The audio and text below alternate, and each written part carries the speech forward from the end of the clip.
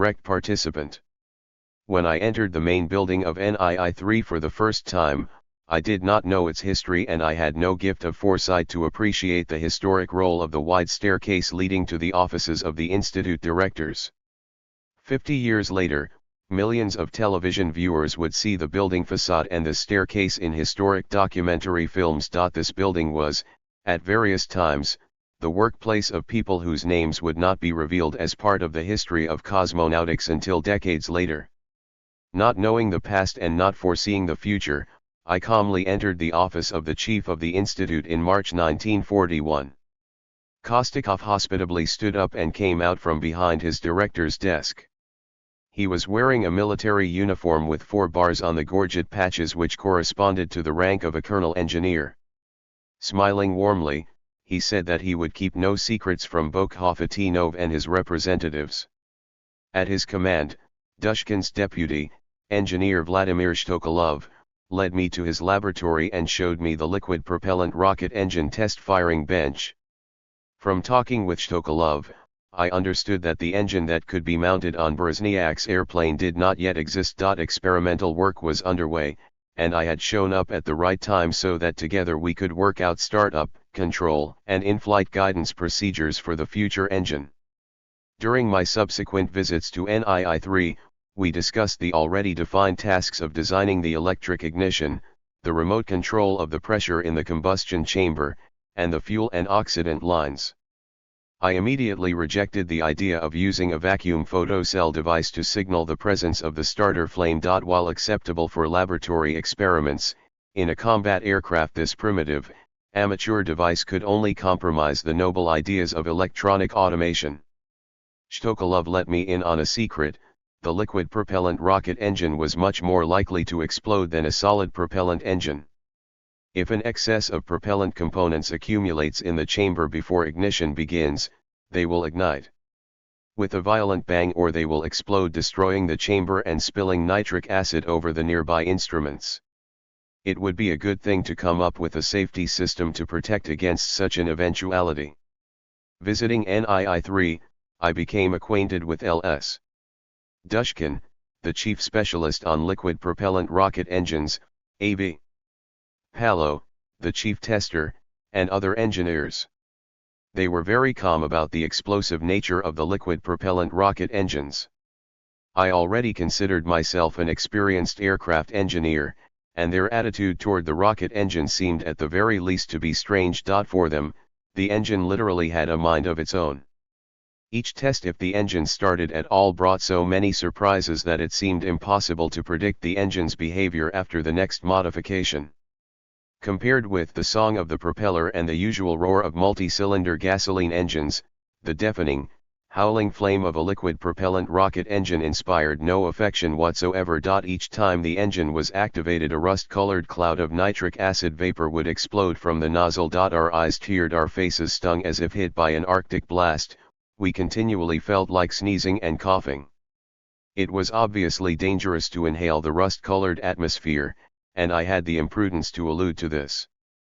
Palo said that the vapor was nothing compared with the explosion of a rocket engine. That was when it was really harmful.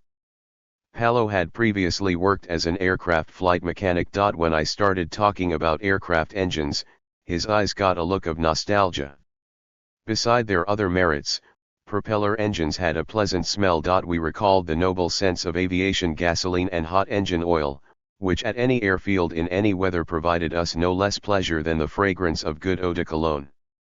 As calmly as I could, I related to Bokhovatinov my first impressions of the rocket engine.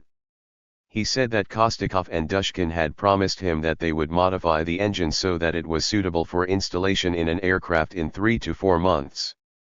During that time, we ourselves still needed to fabricate the airplane and test fly it in glider mode. Brezhnyak and Isaev received my suggestions for automating the startup, but without enthusiasm.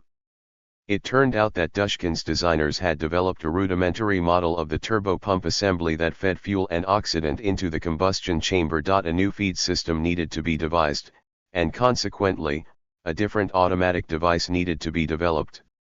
The turbopump feed in Dushkin's engine permitted a thrust of no more than 600 kgf, and we needed at least 1,200 kgf. No electric automatic device was capable of doubling thrust. "I have an idea," said Isaev, "but we will have to redesign and redo the layout of the entire aircraft. Tomorrow, Sunday, I will work all day, and Monday we will go see the patron." That was Sunday, June 22, 1941. A new time of reckoning was beginning. Chapter 11. At the beginning of the war. In the spring of 1941, there was no more hope for the series production of DBA bombers. A 16-aircraft series was set up at the Kazan aircraft factory, but the DBA did not survive the competition with the Tupolev TB-7 in terms of flight performance. Tupolev's enemy of the people status notwithstanding, the TB-7 was still allowed into series production. By late 1940, after 12 aircraft had been released, work on our Anushka had been halted. In spite of a series of modifications that experienced designers Zalman Itskavich and Ilya Flerov had made, the S aircraft did not stand up to competition with Petlyakov's PE-2. After the PE-2 multi-purpose dive bomber was accepted as a standard armament, there was no more hope of series production for the S. The subsequent development of the two tandem engines led to the design of the I aircraft, a two-beam configuration dive bomber with paired pushing engines. Isaev, who was selected by Bokhovatinov to head this work along with Itskavich and Air Force Academy professor Jayuba, introduced a multitude of innovations to the design, including the development of the first pilot ejection seat. I invented many unusual electric drive circuits for the remote control of weapons. After Isaev and Berzniak got caught up in work with the rocket-powered interceptor, work on the I slowed down. After June 22 it was halted altogether. Having restored the joint work with the Air Force Academy professionate that was disrupted in 1937 by his transfer to Kazan, Bokhovatinov revived his idea for a fast, high-altitude, long-range bomber. Provisionally, in place of B, he assigned it the new designation D. This design would be a four-engine, high-speed bomber with two paired engines with tractor and pusher propellers. The crew would be located in pressurized cockpits. The aircraft was to be controlled using electric drives. It was for this aircraft that I worked on an AC electric equipment system, devised remote control circuits for the control surfaces, flaps, guns, and machine guns, and hoped to resuscitate the electronic bomb release. By the summer of 1941, everything to do with the design of the D bomber was still on the drawing board only, except for my work on alternating current generators using permanent magnets, every imaginable type of AC electric drive, reduction gears, and voltage and frequency stabilizers gradually filled up every bit of free space in my special equipment department, prompting my neighbors in the cramped building to joke and gripe to Bokhovatinov and myself. All the resources allocated for the D went towards alternating current. There is nothing left over for the aircraft itself. The latest design of the liquid propellant rocket engine fighter interceptor had been approved by Bokhovatinov and included as non-essential in the schedule of operations in April 1941. Bokhovatinov allocated a separate room for the small team of developers for this preliminary design, which had been assigned the designation by Colonel Engineer Volkov, the factory's chief engineer, who like many other aviation wolves had considered the work of Isaev and Berzniak to be a childish escapade, set aside a 25 square meter room for them. There they began to work on the preliminary design. On the morning of June 21, 1941, I found Isaev and Berzniak in a heated argument in that secret room. I wanted to coordinate the proposals for the automatic start-up control unit for the liquid propellant rocket engine that had been developed after discussions with Shtokolov at RNII, NII-3. I also needed to know the latest version of the weaponry in order to design the electric circuit. Was it 4 machine guns or 2 SHVAK guns? Berzniak informed me that all the machine guns needed to be thrown out and to design for 2 SHVAK guns with 90 rounds each. As far as the liquid propellant rocket engine start-up circuit, I could forget everything that I had agreed on with Shtokolov. Dushkin's turbo pump assembly was in the most deplorable state and there was virtually no hope of getting it developed in the coming year.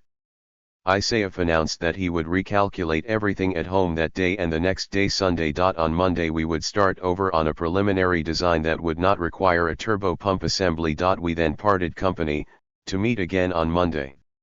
On Saturday evening I left for Udalnaya. 2-year-old Valentin felt more free at the home of his maternal grandmother in the fresh atmosphere of the pine forest than on the factory grounds where we lived with my parents. The morning of Sunday, June 22, carried with it the promise of a hot, sunny day. Katya and I were about to hike to some nearby ponds for a swim and to give Valentin his first introduction to cold water. Just before we left, one of our neighbors shouted, "A government announcement is going to be broadcast at noon." We lingered. All the inhabitants of the nearby dachas gathered by the black dish of the broadcast network, the record loudspeaker. Vyacheslav Mikhailovich Molotov's short speech split time into two epochs: before the war and during the war. Our cause is just. The enemy will be defeated. Victory will be ours.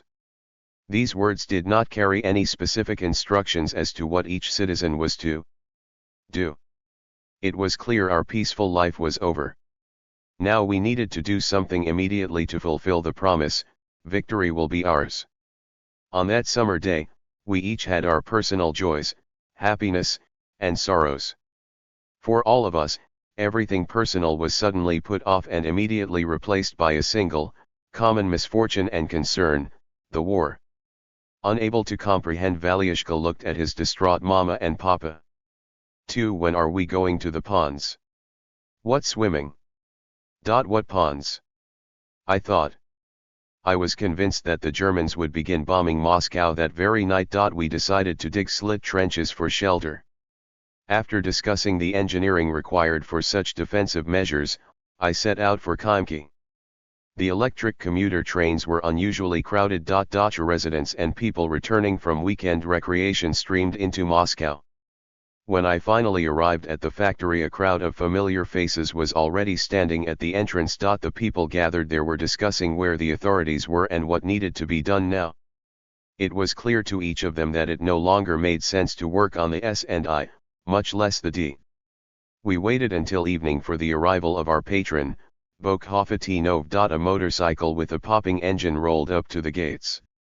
Isaev was driving, and clasping him from behind was the patron himself with his tunic unbuttoned. Without asking permission, everyone entered his spacious office. Bokhofatinov then told us very calmly, in his usual quiet voice, that we needed to revise our plans immediately. The most important work now would be the liquid propellant rocket engine interceptor. Beginning tomorrow, everyone who was not called up for the army would have to adapt to a barracks-like environment. He turned to his deputies. They needed to arrange for beds in the shops and make sure that food was provided 3 times a day, equip reliable bomb shelters, and intensify security. The following day Isaev told his close comrades about his Sunday trip to get the patron. Isaev had labored almost all night over the aircraft's new layout. He decided to throw out the turbo pump assembly and introduce a mechanism to feed propellant components to the engine using compressed air. He needed to determine the total amount of compressed air and the number of tanks, find space for them, recalculate the center of mass, replace the tanks with stronger ones, recheck the weight, and by morning, when it seemed that everything would work out, he fell asleep. Molotov's speech woke him up. When he heard the terrible news, Isaev filled up the motorcycle parked by his house and hurried off to Bokhofatinov's dacha located on the bank of the Moscow-Volga Canal. When he arrived, he learned from the household that Viktor Fedorovich had left that morning in his yacht for the Pestovskoy, Yakromskoy, or Klyazminskoy reservoir. He had no radio receiver in his yacht. What to do? Isaev made himself comfortable on the reservoir banks and continued to improve on the previous night's design while awaiting the arrival of the patron. When the sun-tanned yachtsman finally arrived, Isaev overwhelmed him with the latest news. He suggested that they ride over to the People's Commissariat to see Commissar Shukurin and propose that they immediately make rocket-powered interceptors. Bokhofatinov changed his clothes in order to appear before the People's Commissar in full uniform, took his place on the back of the motorcycle, and tore off with Isaev to Moscow's Ulansky Lane. The People's Commissariat was humming like a swarming beehive. Shukurin found 5 minutes to receive Bokhofatinov. The People's Commissar proposed that the preliminary design be completed in a week and then submitted to him for review. It was not until they were on the road from the People's Commissariat to Khimki that Isaev explained to the patron that we needed to start the preliminary design from scratch. If we did without the turbo pump assembly, however, it would be a lighter machine, it would require less fuel, everything would be simpler, and the amount of time required would be reduced. All we needed from Kostikov and Dushkin was the bottle. 3. Beginning that Tuesday, everyone who did not live near the factory in Khimki really did switch over to a barracks-like regime.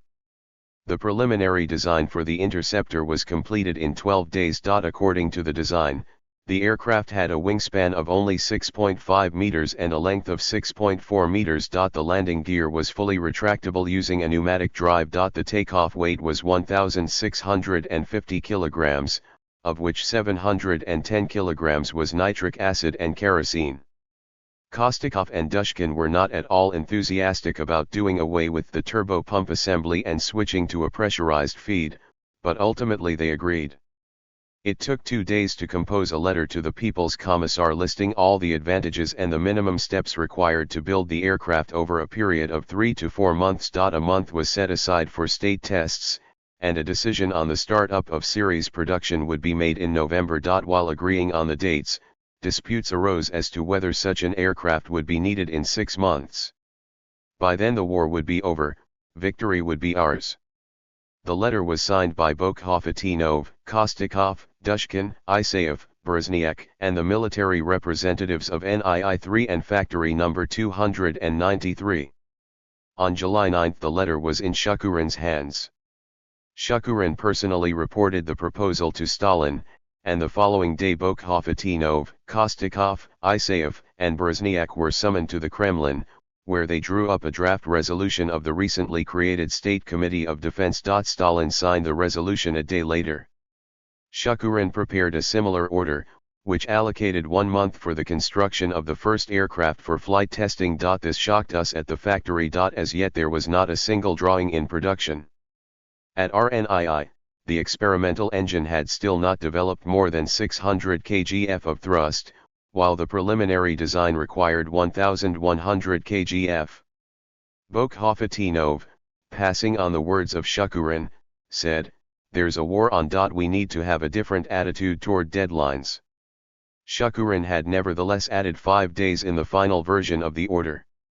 It was good that the aircraft had an all-wood design. Construction began without detailed drawings. The primary elements were traced actual size onto plywood. This was what they called template engineering. Joiners from the nearby furniture mill worked as though they had been building airplanes all their lives. They just needed to know what the designer wanted and had no need whatsoever for drawings. But the steel tanks for the compressed air, the durable welded tanks for the nitric acid and kerosene, the pressure regulators, pipelines, valves, rudder control, landing gear, instruments, and basic electrical equipment all required deadlines for design and fabrication. The war had flared up in a completely unexpected way. No one spoke any more about victory before the end of the year.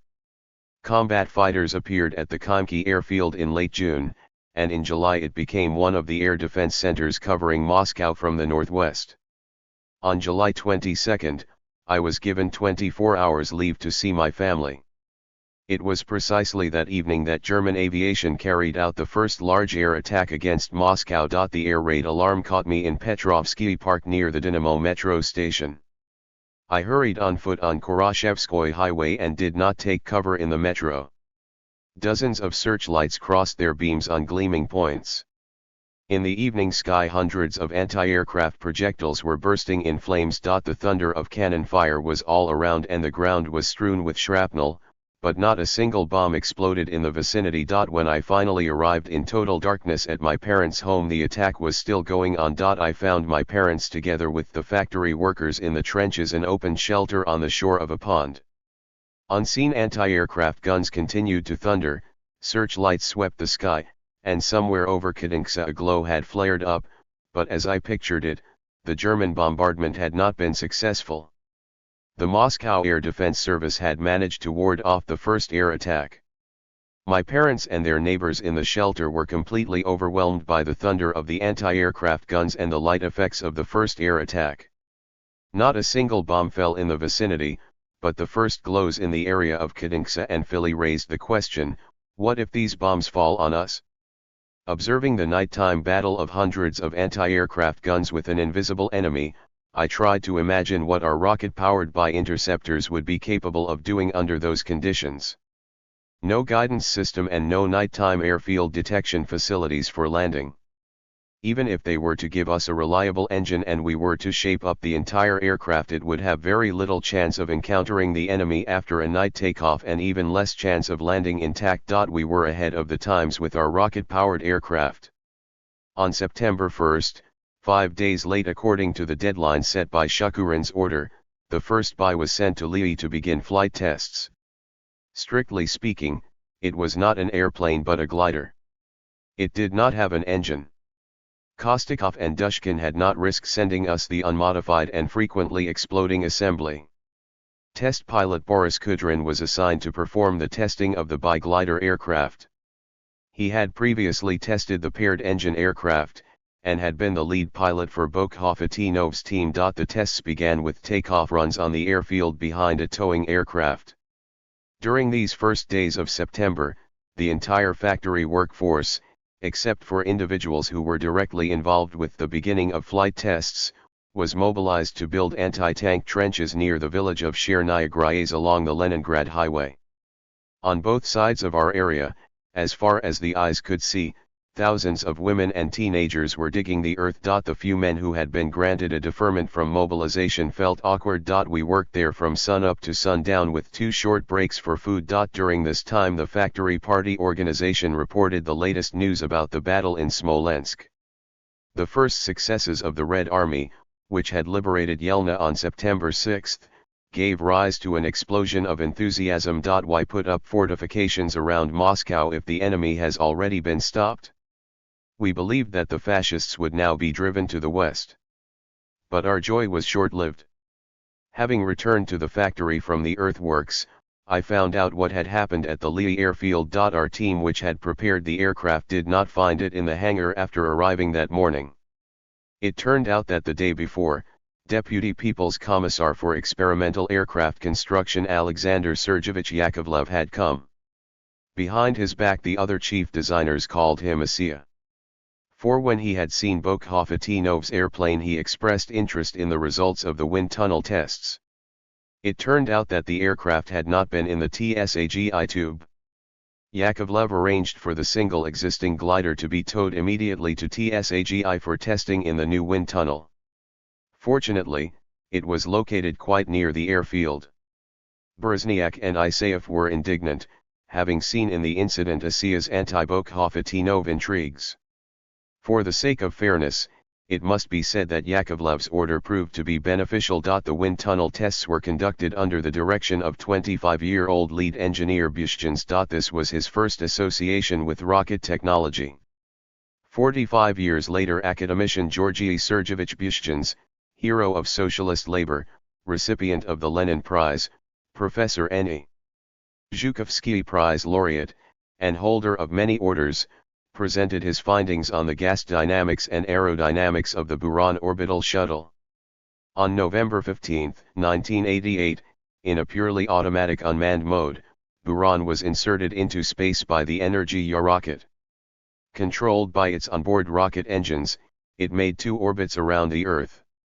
After 206 minutes of flight time, having splendidly executed all the difficult aspects of controlled descent into the atmosphere, it appeared precisely over the landing strip, touched down, and did a landing run of 1,620 meters with a lateral wind of 17 meters/second. The measurement deviated from the theoretical design point by only 3 meters laterally and 10 meters longitudinally. 14 years after this flight, which brilliantly proved the enormous potential capabilities of the systemic combination of rocket, aircraft, and radio-electronic technology, academician Bushchin said in an interview for the newspaper Izvestiya, The path to safety is through the complete automation of the flight during all phases from movement along the takeoff strip and ascent to landing. The human being is needed only for monitoring purposes. The Buran spacecraft flew unmanned around the Earth and touched down precisely at the beginning of the strip, which was only 30 meters wide. The bi-wind tunnel tests showed insufficient directional stability. In flight, the aircraft could yaw off its heading. In spite of Isaev and Berezniak's impatience, Bokhovatinov gave instructions to build up the rudder along the trailing edge, put 2 circular plates on the horizontal fin, and enlarge the skid fairing. In historical photographs taken in 1942, one can clearly see the 2 vertical plates that appeared after the wind tunnel tests. Finally, Kudrin took off in the glider, without engine or guns and towed by a PE-2 bomber. At an altitude of 3,000 meters, Kudrin disengaged and switched over to glider mode. He was an experienced glider pilot. Engineless flight was not a novelty to him. In all, 15 bi-glider test flights were executed with the assistance of a towing aircraft.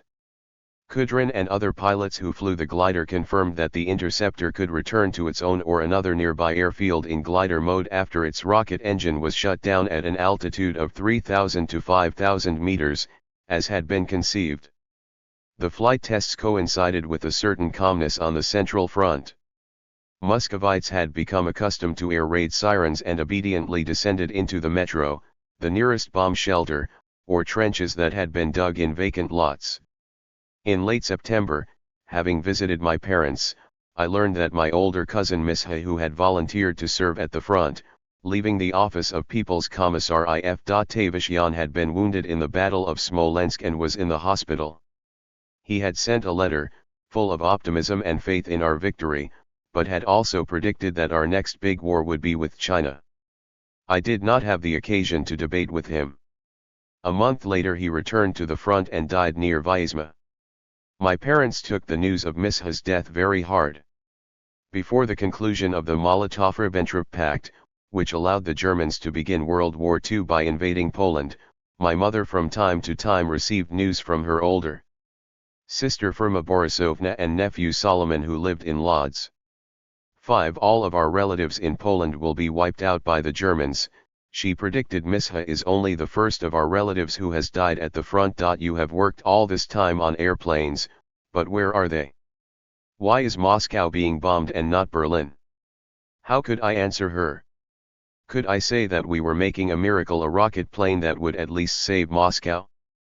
But I did not have enough confidence. A new German offensive against Moscow began on 30 September. Holding our breath each morning, we listened attentively to the reports from the Soviet Information Bureau. An awful chill ran up my spine when they mentioned such nearby cities as Kalyuga, Gzhatsk, Medin, Mozaisk, and Volokolamsk. We gathered around maps and interpreted the Sovinform Bureau reports our own way. Each day it became more clear that Moscow was under a direct frontal assault by the Germans, who were going around it from the north and the south. The Moscow-Volga Canal formed a water boundary covering the capital from the northwest. In the event of a swift breach by the Nazi tank armies, we in Khimki, along with our factory and all the work that had been done on the bi-aircraft, would find ourselves on the German side. Increasingly alarming information was coming to us from Moscow about the evacuation of one military factory after another. After one of these routine distressing reports, Isaev had a confidential conversation with me. He proposed that we create a guerrilla detachment. Isaev spoke with great enthusiasm, as if he were proposing that we take part in a recreational hike. This conversation took place on the eve of the Nazis' breach of the Mozaisk and Volokolamsk lines. On October 15, the State Committee of Defense ordered the emergency evacuation of all Central Party and state institutions from Moscow. The next day, October 16, was the beginning of the mass evacuation that went down in the unofficial history of the war as the Moscow Panic. On that day, the People's Commissariats, the leaders of all central institutions, and all factory directors received a very strict order to evacuate east by any means available to new relocation sites for their institutions and enterprises.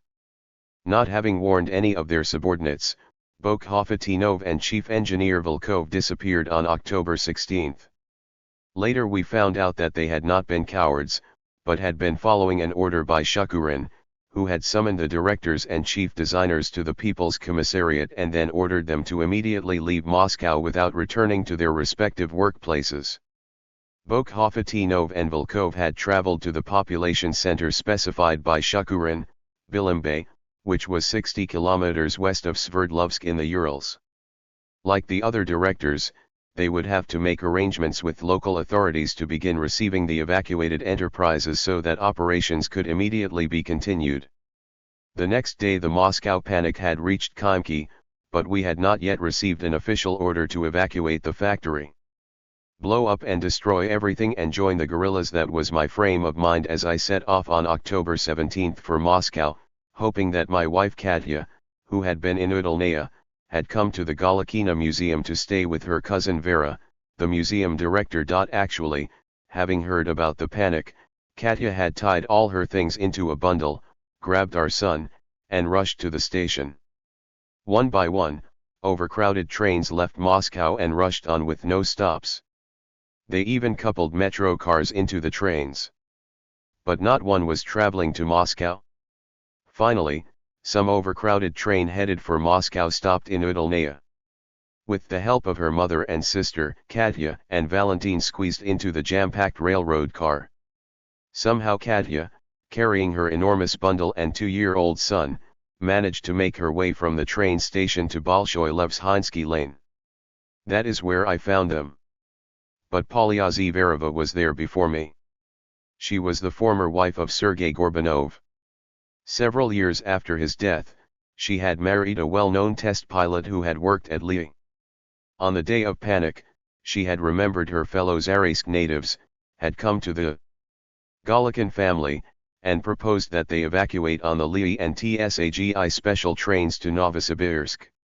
Meanwhile Vera announced that she would not abandon the museum, she was not ready for evacuation. Let Katya and her son take advantage of this opportunity. I agreed with this proposal. In secret I told Katya that Isaev and I were joining the guerrillas and asked her to quickly trim my long lightweight overcoat so that it would be easier for me to maneuver. For some reason she did not fulfill my request. Once I had returned to Khimki, I felt the need to inform the party organizer about Isaev's guerrilla initiative and receive his approval to sign up with a volunteer detachment. Instead of support, I was promised a very severe party reprimand for this unauthorized initiative. But, nevertheless, they took into consideration our sincere patriotic impulse and I received the assignment of convincing non-party member Isaev to put any guerrilla thoughts out of his head. They had just been informed that we were getting a special train for evacuation. We were obliged not to burn or blow up anything, but to carefully dismantle and pack all valuable equipment, property, and documentation. All personnel and their families were to leave in the next few days for the village of Bilimbe in the Urals and continue to work there. All those who had families in Moscow were ordered to quickly bring them to Khimki in preparation for evacuation. Instead of fleeing to the east, we were supposed to quickly bring our relatives toward the advancing Germans. By some miracle, I managed to intercept Katya and Valentin on the platform of the Kazansky train station. They were waiting for the special train to take them to Novosibirsk. Fortunately, the delivery of the railroad cars had been delayed. We returned once again to the Galakina Museum. My parents had also come there. They had had to make their way there on a cart. The closer to the front the more orderly it is, I reassured them. On the road to Khimki, we heard through a loudspeaker the appeal of Central Committee and Moscow Party Committee Secretary Shcherbakov to the capital's residents: we will fight for Moscow tenaciously and bitterly until the last drop of blood.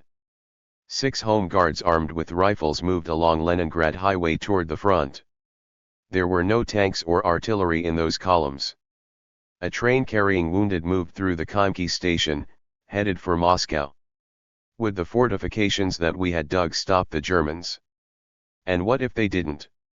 Were the anti-tank hedgehogs on all of the roads leading into Moscow capable of holding off an avalanche of Nazi German troops?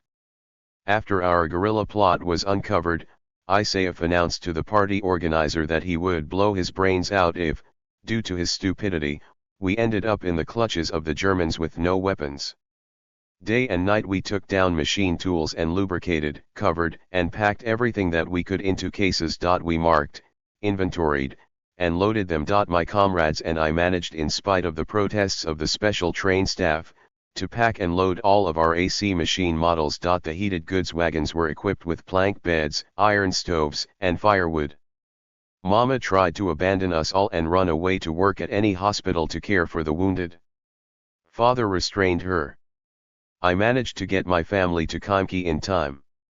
On October 20, Moscow and the areas adjacent entered a state of siege. Traffic on the streets was placed under strict control. A State Committee of Defense resolution stated, "Violators of the order shall immediately be called to account before a military tribunal, and agents, provocateurs, spies, and other enemy agents calling for the violation of the order shall be shot on the spot." We coupled an air defense flat car into our train. On it we mounted the same aircraft machine guns and guns that ISAF wanted to use for the guerrilla war. My family was in the heated goods wagon, together with the Mishin, Shizhikov, and Buzukov families. During the trip everyone was provided with white bread, butter, and groats. In our wagon, having pooled all the stores, we were convinced that we would not go hungry in the next 2 weeks. Our special train was one of the last to evacuate the factories of the Moscow suburbs. On October 25, the special train left Khimki and slowly chugged across the Moscow-Volga Canal Bridge. The forward German units were located that day on the Kaliningrad-Yakromaklin line and were approaching Tula and Kashira. Before our departure, I had conversations with the pilots from our combat airfield who had a better view from above. I got the impression that the Germans were played out and that the offensive was on the verge of being halted. We moved eastward very slowly, always yielding the way to trains heading the other direction. Special trains carrying Red Army soldiers, well outfitted in light-colored knee-length sheepskin coats, were moving westward. "Where are you from?" we asked them at stations where we were getting boiling water. "Siberian troops," the soldiers cheerfully responded. These were real warriors, unlike the Muscovite home guards. The stations were full of factory personnel being evacuated to the east. Families were traveling with the bare necessities, while also carrying all the machine tools and supplies from the factories. We encountered many acquaintances on that trip. It seemed that all of Moscow would move to the east to colonize the Urals, Siberia, and Central Asia. Streaming toward us heading west were flat cars filled with tanks and guns of various calibers. They gladdened us and gave us hope. Our special train made its way east during those rare windows of opportunity that opened in the stream of weapons and troops rushing westward on a green light to Moscow. We did not make it to Kazan until 1 November. Here we finally heard the latest news about the course of the battle for Moscow. It seems that the offensive against Moscow has stopped, we told each other hopefully. Indeed, in the last days of October the Soviet troops' defense along the Western Front had stabilized. We arrived in Bilim Bay on the morning of 7 November. A temperature of 20 degrees C greeted us.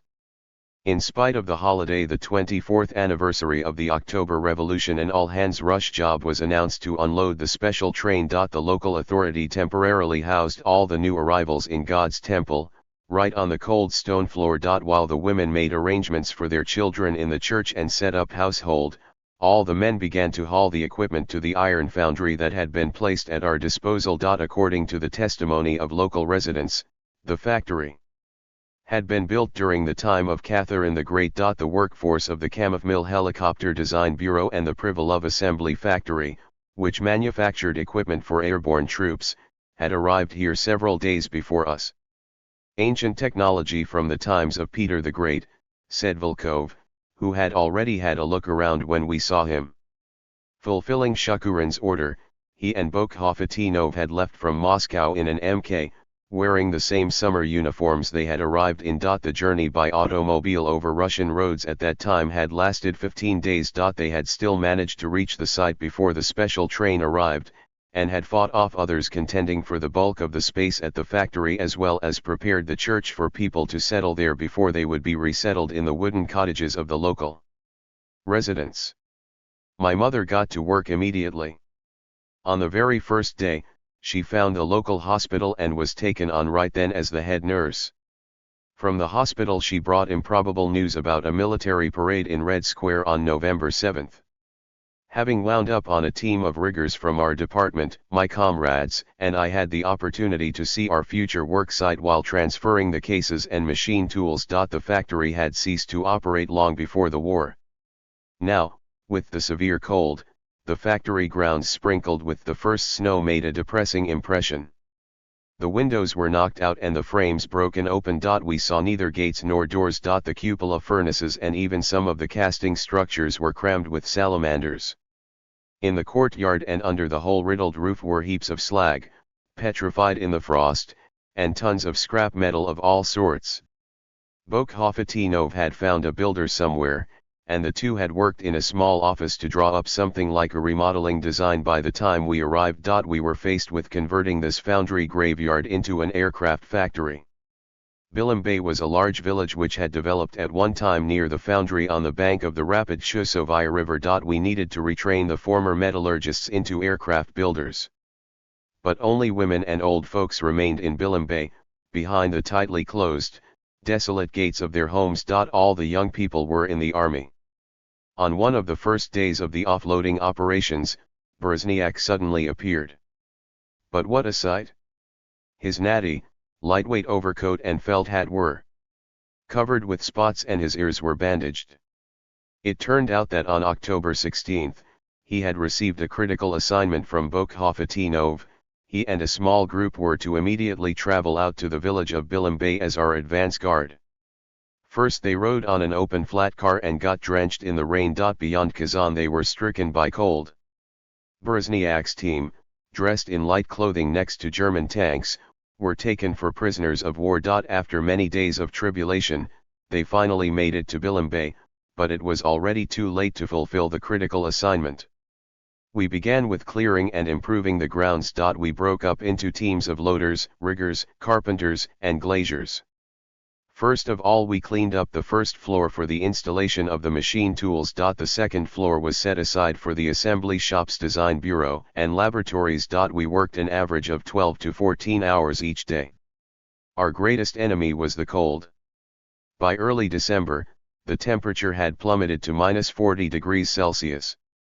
In such bitter cold one had to wear mittens, and it was impossible to do any work other than by using a crowbar and sledgehammer.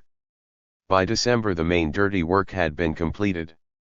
Our party secretary, Neiman, returned from a visit to the local party regional committee, panting with excitement, and reported the latest news about our troops going on the offensive near Moscow. All of us in the depths of our souls had dreamed of such a miracle. Now that it had happened, the joy increased our strength and made us throw ourselves into our marathon project. I was tasked with designing and assembling the factory's electrical equipment and lighting. Semyon Shizhikov headed the team of glaziers. The electricians and glaziers could not work in mittens. Every 20 minutes we ran to the scorching hot stoves, warmed our numbed fingers, and quickly returned to our worksite. Isayev headed one of the most physically grueling jobs, clearing the area for construction and delivering the machine tools to their installation site. Once when we met up for our routine hand warming by a makeshift stove, I did not miss the opportunity to comment, "Moscow got by without our guerrilla detachment." Yes, you're right. It seems Moscow was saved from the German tanks. Now we must save it from being destroyed by German bombers. He pulled on his nicely warmed mittens, lifted the heavy crowbar, and commanded his team, "You've warmed yourselves by the fire. Let's go. We'll warm ourselves building our assembly shop." The team amicably threw themselves at the next heap of old metallurgical slag. In December, our stores of provisions were used up. The primary source for sustaining essential activity was 600 grams of bread per person and hot bilimbayka. Bilimbayka was what we called brown noodles cooked in boiling water without any fat. A plate for our first course, a plate for our second course. We dined on this in a barracks structure that we called the Great Urals Restaurant. Alcohol was a help. It was distributed in small doses among the workers. We saved it and would from time to time exchange it with the locals for milk or meat. They soon managed to set up something akin to a kindergarten at the local school, giving the majority of the women the opportunity to work. Katya was included in a team that set up a test station. This fancy name was given to the primitive stand they set up on the bank of an artificial lake formed by a factory dam on a Chusovaya tributary. The stand was a contraption welded from iron pipes and enclosed by plywood in which the wingless aircraft fuselage, including the pilot's cockpit, would be placed. The primary contents of the fuselage were the tanks of nitric acid, kerosene, and compressed air. The tail of the fuselage containing the engine was pointed toward the lake. The idea was that in the event of trouble during the firing tests, everything tainted with nitric acid would fall into the water. The water was covered with a thick layer of ice. For secrecy, the stand was screened from curious onlookers by a tall fence. They started by performed filling tests rather than firing tests. The snow cover around the bench took on a dirty brown tint. Nitric acid fumes saturated the clothing of those who had worked at the stand.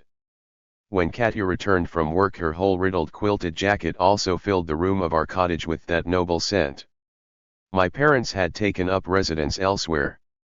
The local residents did not take in more than 2 to 3 evacuees per household. During the very difficult last months of 1941, news about the crushing defeat of the Germans near Moscow was moral support. In the depths of our souls, each of us who had deserted Moscow during her most tragic days believed and waited. Now people started to ask, did we need to evacuate Moscow? Only when we returned to Moscow did we understand how likely it had been that the Khimki region would be captured. At the end of November, the fighting had already proceeded east of Kryakov and the Yakromskoy Reservoir, where our patron had been sailing his yacht on the first day of the war. Only a good 20-minute drive had separated the German tanks from Khimki. But the miracle in which we so firmly believed came to pass. By New Year's we had restored the boiler house and heating system, and heat was flowing into all the workrooms. As a top priority, my team had finished the electrical equipment and run the lighting. The machine tools were humming on the first floor. On the second floor, the designers could work at their drawing boards free of quilted jackets and mittens. In the assembly shop they began fabricating 3 aircraft simultaneously in molding lofts. I formed 3 groups from our small staff of personnel. Anatoly Buzukov made the aircraft's general circuit diagram, Semyon Shizhikov designed and fabricated the pilot's instrument panel, Larissa Pervova converted the aircraft engine spark plugs into glow plugs for the ignition of the liquid propellant rocket engine. The engineers not only designed and drew, but made what they had devised with their own hands. Having been relieved of my worries about industrial electrical equipment, I was sent off from Europe to Asia on a temporary assignment. That's how we referred to my 60-kilometer trip across the Ural mountain range. On the road to Sverdlovsk we crossed the boundary between the 2 continents, which was marked by a stone obelisk. Many scientific organizations had been evacuated from Moscow and Leningrad to Sverdlovsk. I tried to restore contact with the radio engineering organizations, but I achieved no concrete results. With great chagrin, Bokhovatinov reported that our factory test pilot, Boris Kudrin, was in the hospital. The Air Force NII command, which was located at the Koltsovo airfield near Sverdlovsk, had attached a new test pilot to us, Captain Grigory Yakovlevich Bakkovanzy. The pilot was soon introduced to us, and we all liked him immediately. Each of the team leaders was tasked with personally familiarizing the pilot in detail about the aircraft's construction. Brezhniak and Isayev began first.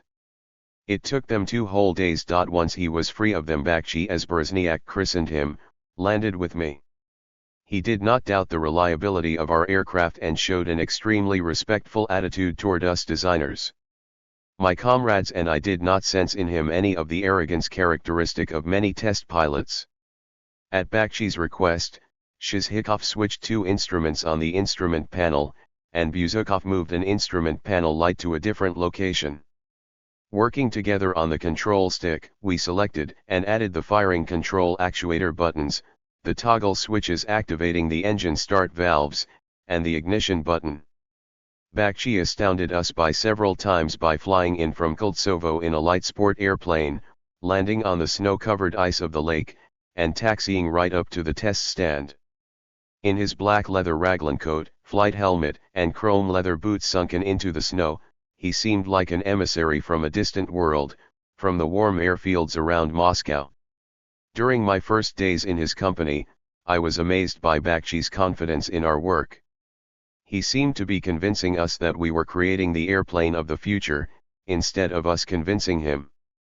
Concentrated nitric acid came into contact with and mercilessly destroyed cables, parts of the electrical equipment, and the wooden structure of the aircraft. When the tanks were being filled for the bench tests, its reddish-brown vapor burned our lungs. Acid leaks occurred at the joints of the pipelines, in the valves, and at the engine inlet. Achieving reliable seals remained one of the most difficult problems in rocket technology for decades.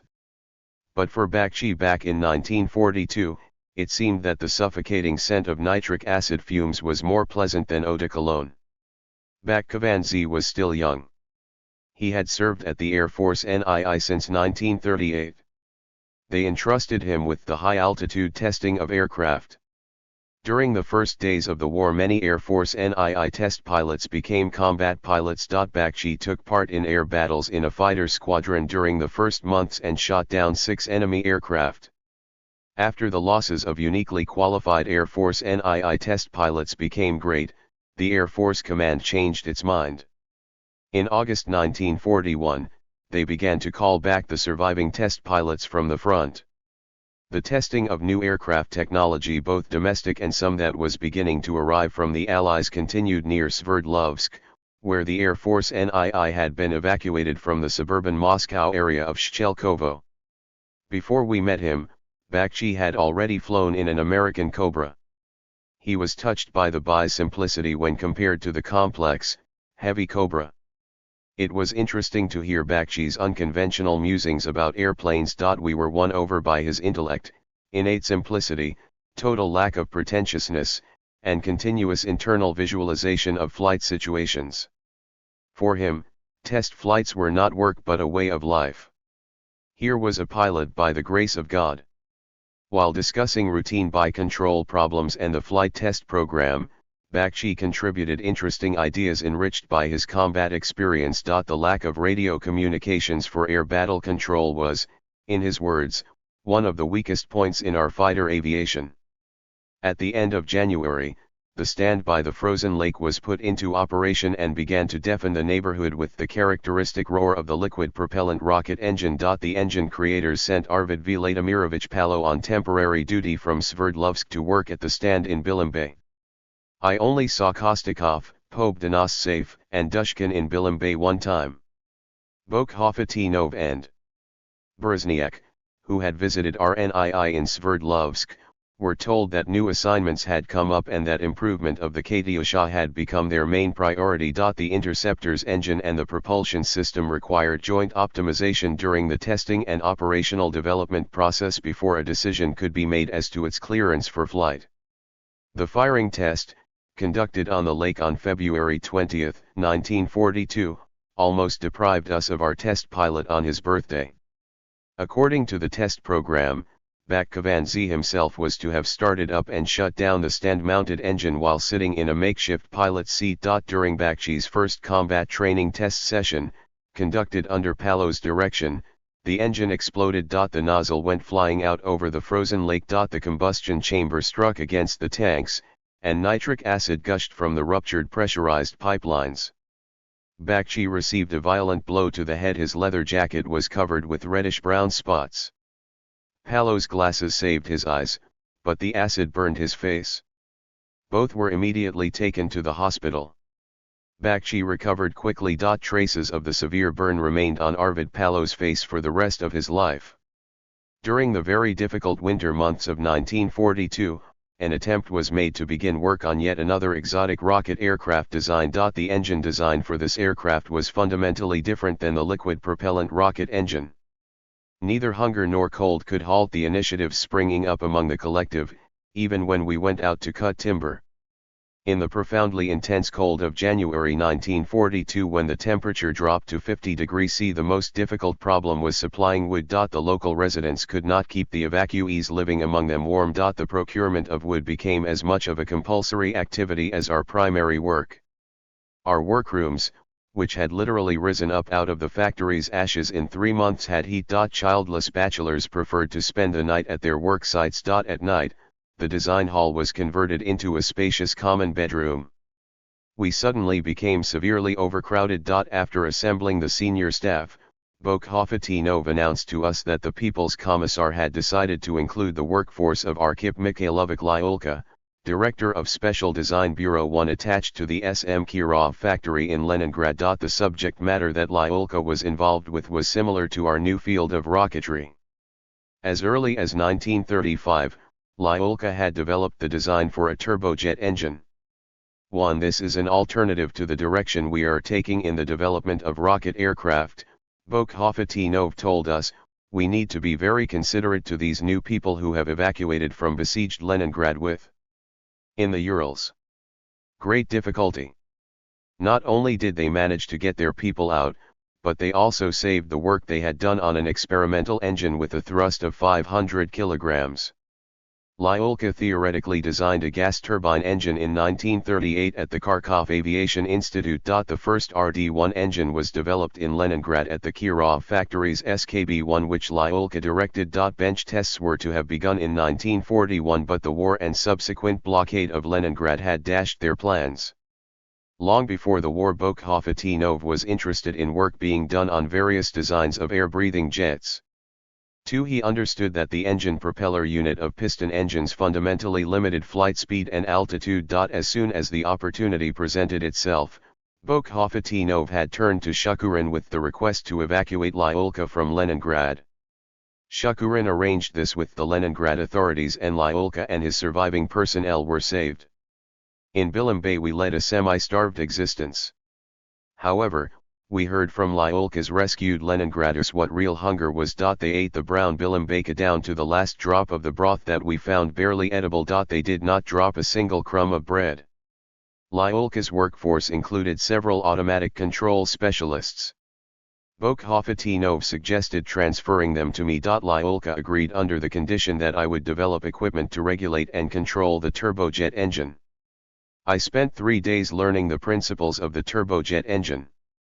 Lyulka personally explained to me the difference between the two classes of reactive engines: liquid propellant rocket engines and turbojet engines. He did not disparage liquid propellant rocket engines, which had to carry their own fuel and oxidizer. But with gentle humor, alternating Russian speech with melodious Ukrainian, of which he had a beautiful command, Arkhip Lyulka proved that everything had its place while telling me about the turbojet engine. The air-breathing turbojet engine uses the oxygen of the air that enters through the aircraft's air intake from the atmosphere. The air is compressed by a compressor and then passes through combustion chambers where gasoline, or better still kerosene, is injected.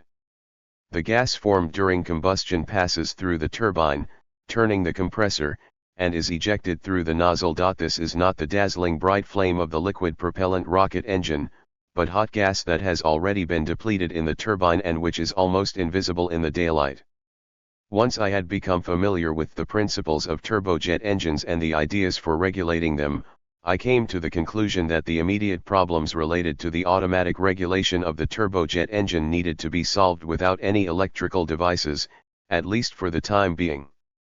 I thought that we should instead use the capabilities of purely mechanical and pneumohydraulic automated mechanisms. Lyulka did not agree, and the debate was carried over to Bokhafatinov. Ultimately, I was relieved of the work on the regulation of turbojet engines, and Lyulka's engineers worked on this independently. Lyulka spent 18 months in Bilimbay, before transferring to Moscow in 1943. He soon thereafter received his own production base beside the Yaza River. The opening of new factories was a rare occurrence during the war. During the first post-war years, our engine-building industry reproduced captured German JUMO 004 and BMW 003 engines for the first Soviet jet aircraft. By 1948, Lyulka's workforce was building domestic turbojet engines that were more powerful than the captured engines. 3. One of the paradoxes of the history of technology is that liquid propellant rocket engines using special oxidizers were developed and broadly applied much earlier than reactive engines using a free oxidizer, the oxygen of the Earth's atmosphere. During that difficult year of 1942, our collective's priority was to produce a reliable engine system for the BI aircraft.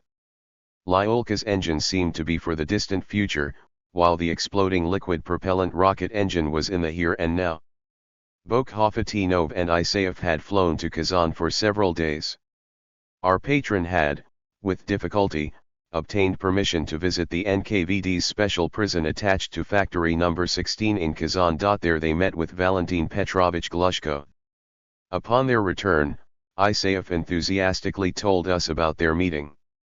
He said that their 2 days with the imprisoned Glushko and his associates had taught them more about the liquid propellant rocket engine than the entire preceding period of dealing with the RNII. These Zeki live better than we do, Isaev told us. They have benches, laboratories, and production facilities that we wouldn't even dream about. They are under guard, so they weren't able to talk openly about their life. On the other hand, they are fed better than we are, who are free. The most important thing is that their engines work much more reliably. This first encounter with Glushko in Kazan in the winter of 1942 determined Isaev's subsequent fate. To the end of his days he remained true to the decision made at that time regarding the development of reliable liquid propellant rocket engines. Upon his return from evacuation, Isaev set up a special engine design bureau. A post-war temporary assignment to Germany profoundly influenced Isaev's engineering career.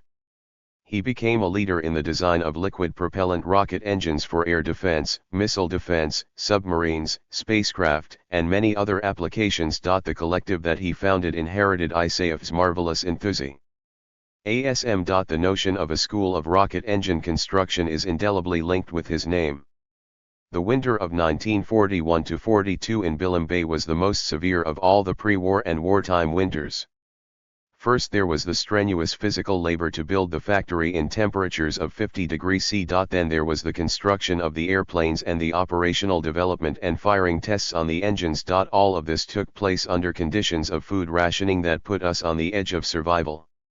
It is amazing that under such arduous conditions no one complained of illnesses that were normal for peacetime.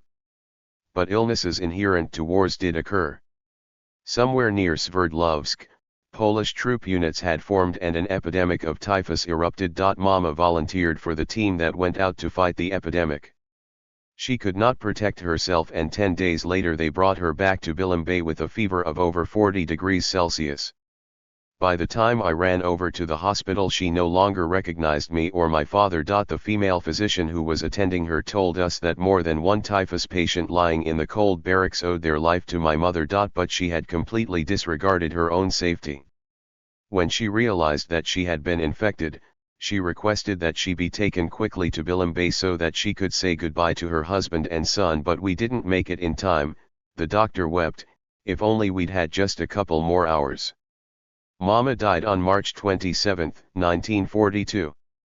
At her funeral, the head physician said that medical personnel were performing feats not only on the front but also in the rear. The selfless labor of Sofia Borisovna is a living example of that. Her death was a terrible blow to my father and me. A week after my mother's funeral, my father and I found out about other painful losses among our relatives. In Sverdlovsk we found our cousin Manasseh Altshuler, whom our family called Nazik. He was a railroad engineer who was my age. Nazik and his wife, both only half alive, had managed to get out of Leningrad by traveling over the ice of Lake Ladoga. He told us how his father, a mathematics professor, his mother, my father's sister, and his younger brother, my namesake, had died of hunger in Leningrad. In April, we sensed that spring might even be coming to the Urals. We sent our first aircraft on 2 trucks to the Air Force NII Air Base in Koltsovo. They assembled it and placed it in the hangar, enclosed it behind a tarpaulin, and posted a sentry. Only those involved in its flight preparation passed behind the tarpaulin. Even before our evacuation, Bokhovatinov had appointed the calm, very business-like Alexey Yakovlevich Roslyakov to be the lead engineer from our factory supervising the preparation of the by-flight tests. Mikhail Ivanovich Tarakanovsky was appointed lead engineer from the Air Force NII. He already had a wealth of experience as an aircraft engineer and tester. When the tests started, all those involved moved into the Air Force NII dormitory in Koltsovo. They began hauling the aircraft behind a truck by tow rope around the airfield for a shaking test. One of the landing gear struts broke. They repaired it. They performed a filling test and found an acid leak in a valve. They drained off the acid and repaired the valve. There were a few minor negative remarks. On April 25, 1942, an order was issued to create a state testing commission. Air Force Academy Professor General Vladimir Sergeyevich Pishnov was appointed chairman of the commission. The state commission approved the program, which called for testing to begin with takeoff runs over the airfield and lift-offs to an altitude of 1 to 2 meters. On April 30, Bakshi performed the engine's first fire tests at the airfield. This was a sensation for the military pilots, who had not understood why such a large number of engineers and high-ranking military officials were bustling about such a tiny little bird of a glider. On May 2, Bakshi executed the first takeoff run of the BI with a working engine rather than being towed behind a truck. By this time it was evening. Darkness had fallen, and the bright shaft of fire and the roar exploding from the tail of the tiny aircraft made an extraordinary impression. During the takeoff run, Bakshi made sure that the tail would lift up when the speed was increased, then revved the engine. The aircraft became airborne. It flew at an altitude of 1 meter for around 50 meters and landed smoothly. During inspection, a steaming gush of acid was found. Once again repair was required. Bakshi climbed out of the cockpit after the liftoff flight, then announced, "The airplane can be cleared for flight." After the takeoff runs and liftoffs there were repairs, adjustments, and repeated leak checks. They tuned the altitude recorder, airspeed recorder, acceleration load recorder, and control position recorder, then weighed and balanced the aircraft. The first flight was scheduled for 12 May. They were aiming for good visibility throughout the flight from takeoff to landing. But we had no luck with the weather. It rained. The aircraft had no radio equipment, not to mention the fact that black boxes did not yet exist. Nor was there a single radar at the airfield. We relied completely on visual control from the ground, a post-landing report from the pilot, and the processing of the recordings made by the delicate recorders installed on the aircraft if, God willing, they remained intact. State Commission Chairman Pishnov conducted a session during which they reviewed the bench test results, the reports on the takeoff runs and liftoffs, and the remarks of lead engineers Roslyakov and Tarakanovsky. They reviewed the flight diagram drawn on a sheet of Whitman paper. Bakshi reported that he was ready for the flight. Finally, on the advice of the Meteorological Service, they scheduled the flight for 12 p.m. on May 15. But by that time, low clouds had once again obscured the entire sky. We cursed the weather and empathized with the hundreds of curious onlookers who, in spite of the secrecy, had climbed onto the roofs of hangars and houses and up into trees, hoping to find out why the airfield had fallen silent since morning. All other flights had been cancelled. For the first time, combat aircraft that used Koltsovo as a stopover airfield on flights from Siberian factories to the front were prohibited to land. After many days of intense work, the wait for a break in the weather created a nervous atmosphere. Bakshi was also nervous. At 4:00 p.m. Air Force NII Chief P.I. Fedorov, who was no less nervous than the rest of us, suggested that Bakhovanzi take off in a training airplane to determine the airfield visibility and reference points from the airpoint. 20 minutes later Bakshi returned from the flight and reported, "The weather is breaking up. I can fly." The day was fading away. It was now or never. They inspected the plane yet again. Arvid Palo sniffed for acid fumes more carefully than anyone else. Everyone reported his readiness status according to procedure. Bokhovatinov embraced Bakshi and gave him the traditional Russian kiss on both cheeks. The pilot adroitly climbed into the cockpit and began to settle himself. He ran his hand over the throttle one more time, rocked the control stick forward and backward, and moved the pedals. Everyone dispersed from the airplane except Paolo, who wanted to check one last time that there were no leaks. Everything was dry on the exterior. Bakshi calmly said, "Away from the tail," and closed the cockpit canopy. He then switched on the propellant component feed and ignition. We all crowded together about 50 meters from the aircraft. Each of us had seen the engine work numerous times on the stand and in takeoff runs here at the airfield, but everyone flinched when the blinding flame exploded from the tail of the tiny airplane. Apparently the nervous tension from the prolonged wait was having its effect. The roar of the engine over the quiet airfield and the bright flame heralded the beginning of a new era. On May 15, 1942, hundreds of people observed as the airplane began its rapid run down the takeoff strip. It easily became airborne and gained altitude very quickly. With its engine firing, the aircraft made a 90-degree turn to one side, then the other, just managing to make the transition from a steep climb to horizontal flight. Then the flame disappeared. Roslyakov, standing beside me, glanced at the stopped chronometer. 65 seconds. The fuel was used up. The BI landed, having approached the ground headlong with its engine no longer running. This was Bakshi's first landing in that mode. It was a rough one. One landing gear strut broke and a wheel came off and went rolling over the airfield. Bakshi managed to get out of the cockpit and climb down from the airplane before Fedorov and Bokhovatinov drove up with a fire truck and ambulance. Bakshi was very upset about the bad landing. Good grief, how awful, the landing gear broke. In spite of his protests, the crowd that had run up to him immediately started to lift him up and carry him in celebration. Later that evening, we all gathered for a celebration dinner at the spacious Air Force NII dining hall. Fedorov, Bokhovatinov and Pishnov sat at the head of the table together with Bakkovanzi. Opening what was for those times a luxurious banquet, Fedorov congratulated Bokhovatinov, Bakshi, and all of us on our tremendous success. The results of all the flight recorders had already been processed. The entire flight had lasted 3 minutes 9 seconds. The aircraft had reached an altitude of 840 meters in 60 seconds with a maximum speed of 400 km/h and a maximum rate of climb of 23 meters/second.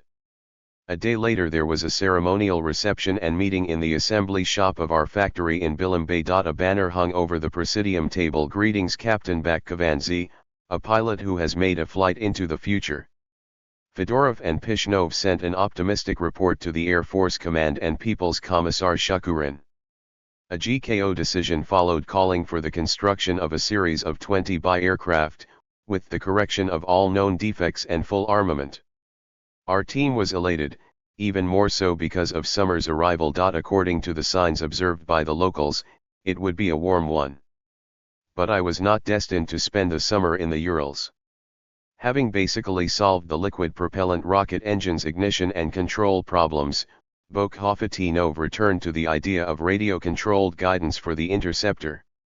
He wanted to solve that problem for the next series, and I was ordered to return to Moscow. The people's commissariats and scientific organizations were gradually reassembling after their evacuation.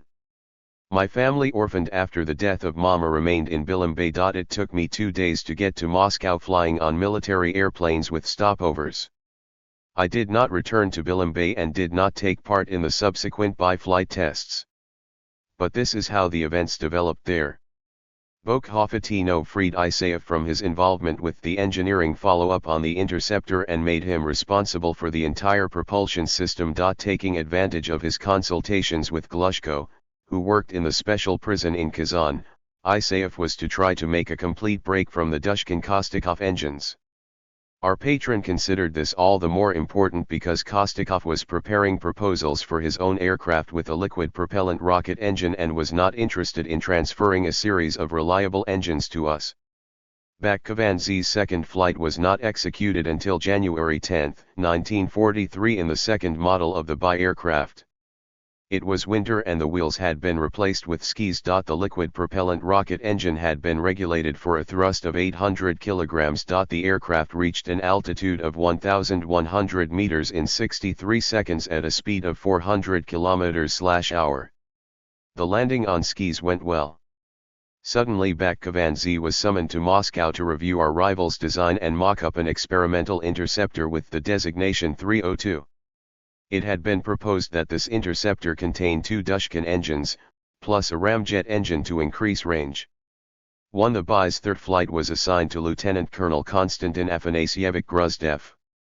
During this flight the engine had a maximum thrust of 1,100 kilograms and the aircraft reached an altitude of 2,190 meters in 58 seconds, having reached a speed in excess of 675 kilometers/hour.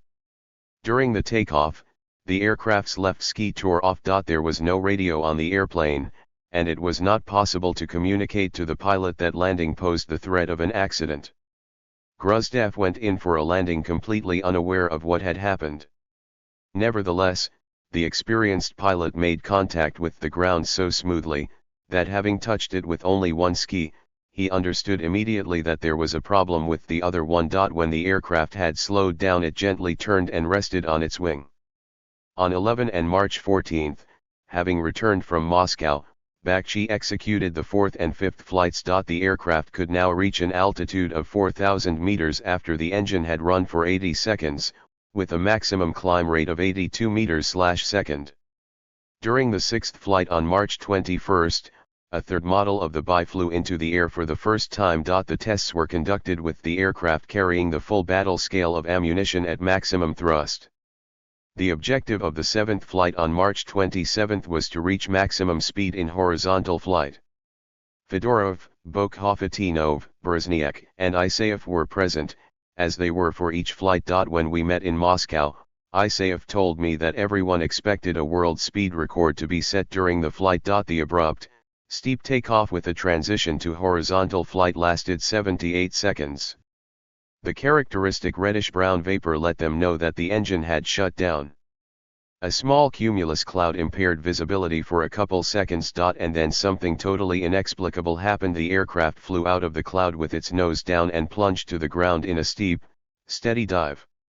I did not witness this flight. According to others' accounts, there was no cloud and the aircraft shifted from horizontal flight at maximum speed into a dive at an angle of around 45 degrees and literally stabbed into the ground 6 kilometers from the airfield. I learned about Bakhkovanzi's death when I was at the People's Commissariat of the Aircraft Industry. They had immediately received the news from Koltsovo. For me, March 27 became a black day. It was the date of my mother's death. A year later to the day Bakhkovanzi died. And 25 years later on that same day, Gagarin died. I have always considered myself a die-hard atheist and materialist who does not believe in any omens or inauspicious dates. But after these coincidences, I have an internal fear with the approach of every March 27 that I will receive bad news. After that accident, Bai flights were discontinued. Gruzdev, the second pilot to have flown in a Bai, also died soon thereafter during a routine flight in an Aero Cobra fighter received from the Americans. Experienced test pilots Bakhkovanzi and Gruzdev were called from the aviation front to the deep rear to perform their testing work. They had survived dozens of air battles, always emerging as victors. Gruzdev's death resulted from the failure of American technology. The Cobra was pretty, but they had failed to perform the proper engineering follow-up required to make it a reliably operating fighter. Bakhkovanzi died having executed a flight into the future. There was much in this future ahead of us that was unknown and dangerous. The special commission that investigated the Bai catastrophe was not able to determine its true cause. They estimated that the aircraft had reached a speed close to 800 km/h. The true airspeed was never documented. The flight recorders were destroyed in the crash and there were no precise ground measurements. It is worth remembering that at that time the official world speed record was 709.2 km/h. The commission determined that the aircraft did not break up in the air. They could only hypothesize that during high speeds in flight new phenomena occur which affect controllability and loads on the controls. 4 years later, tests conducted in the new TSAGI wind tunnels confirmed the possibility of an aircraft being dragged into a dive at speeds of around 800 to 1000 km/h. Bakhkovandzie was the first Soviet man to take off directly from the Earth's surface using the thrust of a liquid propellant rocket engine. After the war, when we were in Germany, we discovered that Willy Messerschmitt had built the Me-163 fighter at about that same time with a liquid propellant rocket engine produced by the Walther Company. Only a small number of these airplanes were manufactured, and they did not take part in any air battles. But the Me-163 was not the first. The very first aircraft to take off aided only by a rocket engine was the He-176 aircraft produced by Ernst Heinkel's company. For a long time, Bakhkovandzie was remembered only within the narrow circle of those who took part in the events of those distant war years. His test pilot friends have done much to preserve his memory. In 1973, 30 years after his death, Bakhkovandzie was awarded the title Hero of the Soviet Union. A bronze bust of the pilot was placed at Sverdlovsk Airport, the former Koltsovo military airfield. In 1984, a monument to Bakhkovandzie was erected in his hometown, the Cossack village of Brinkovskaya on the Kuban River. The history of rocket technology has linked Bakhkovandzie and Gagarin. Both men were propelled into the air by a rocket engine. Both died in airplane crashes at the age of 34 on March 27. In both incidents, separated by 25 years, the investigating commissions could not determine the true causes of the pilots' deaths. In the case of Bakhkovandzie there was no radio. Gagarin and Seregin's airplane had a modern aircraft radio, but the real causes of their death remain unsolved. I knew both pilots and can affirm that they were extraordinary people. Gagarin was never in combat, he never had the occasion to bring down the enemy in mortal battle. But it fell to his lot to be the Earth's first cosmonaut and then to endure the test of fame, which few pass. Gagarin passed. In our dealings with Bakhkovandzie, he also never overplayed his role. He did not consider himself a celebrity pilot of higher standing than the aircraft designers. He did not have a trace of conceit. This was also true of Gagarin, in spite of the fact that his worldwide fame gave him license to conduct himself otherwise. To what extent were the creators of new technology guilty of these catastrophes? The death of test pilots is just as possible as the death of pilots in air battles. But their opponent was the unknown, that very flight into the future about which we knew very little. Bakshi died during the war in an air battle against an enemy that was still unknown to science: transonic speed. Such air battles continued for many years after the final victory on the war fronts. The creators of the new technology were guilty of what they did not understand. This is the law of historical progress. Chapter 14. Back in Moscow. In the summer of 1942, Moscow lived by the laws of a city near the front lines. A strict curfew was observed. Red Army soldiers patrolled the streets. Passes were affixed to the windshields of cars. Strips of paper crisscrossed the windows of houses. The blackout was compulsory. In the evening, hundreds of barrage balloons floated over the city. The use of ration card coupons was strictly enforced and required for purchases in the stores and dining halls. Our existence was far from luxurious, but none of the dozens of people that I met were going hungry. At any rate, it was much worse in Bilimbay. The streets, especially in the center of the city, were kept clean. One did not see the trash, rubble or traces of fires typical for cities subjected to bombing. The main form of crime was the pickpocketing of ration cards, mainly by hungry teenagers. But one never heard of armed attacks for the purpose of seizing ration cards. The November 20, 1941 order declaring a state of siege did the job. The Germans had been pushed back 150 to 200 kilometers from Moscow. Air raid sirens often sounded as darkness fell, but there were no signs of panic. The operation of the metro and above-ground transport was interrupted only during air raid warnings. Metro stations were used as bomb shelters. During the first month of the war, all private radio receivers were turned over to special government storehouses. To make up for this, wired radio relays operated 24 hours a day without interruption. The black dishes were found in every apartment. Powerful loudspeakers hung in the streets and squares. The daily Sovinform Bureau reports provided no comfort. The Leningrad blockade continued in the north, the Battle of Stalingrad was raging in the south and Europe was under Hitler's control. But the British were staunchly holding their ground and had successfully repelled air attacks. America was aiding us with airplanes, canned meat, and powdered eggs. We really sensed this, and were comforted that we were not alone in the world. By all objective indicators it was a very difficult time. But surprisingly, in this very difficult situation, our certainty about our ultimate victory and the security of Moscow was simply understood. This mood distinguished the hungry Muscovites of the summer of 1942 from the satisfied Muscovites in October 1941. On October 16, 1941, all the people's commissars and senior staff of the government institutions had abandoned Moscow in a terrible hurry.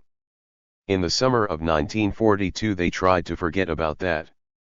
Once again all branches of the defense industry and the restructuring of all non-military industries was being directed from Moscow under the slogan "All for the front, all for victory." At the People's Commissariat of the aircraft industry I could see that all the offices were occupied.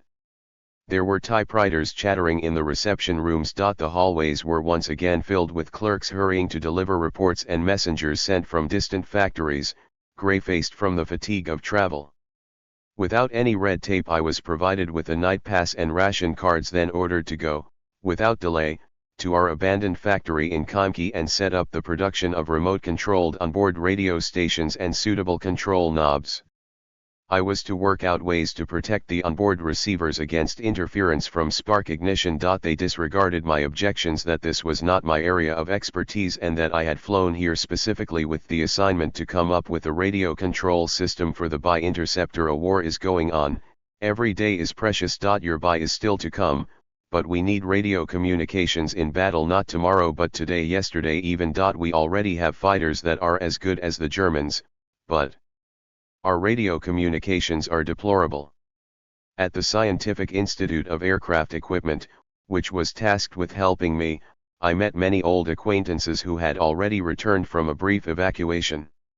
Two among those who worked there were Sergei Lozyakov, my old school chum, his chief Veniamin Smirnov, engineers and avionics specialists Nikolai Kistiakov and Viktor Milstein, and radio communications systems developer Yuri Bykov. They were all subordinate to the extraordinarily dynamic and energetic chief engineer Nikolai Ryazantsev.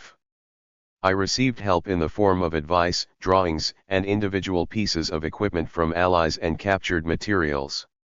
By late summer, at the same factory number 293 we had abandoned in October 1941, a special equipment department was already in operation.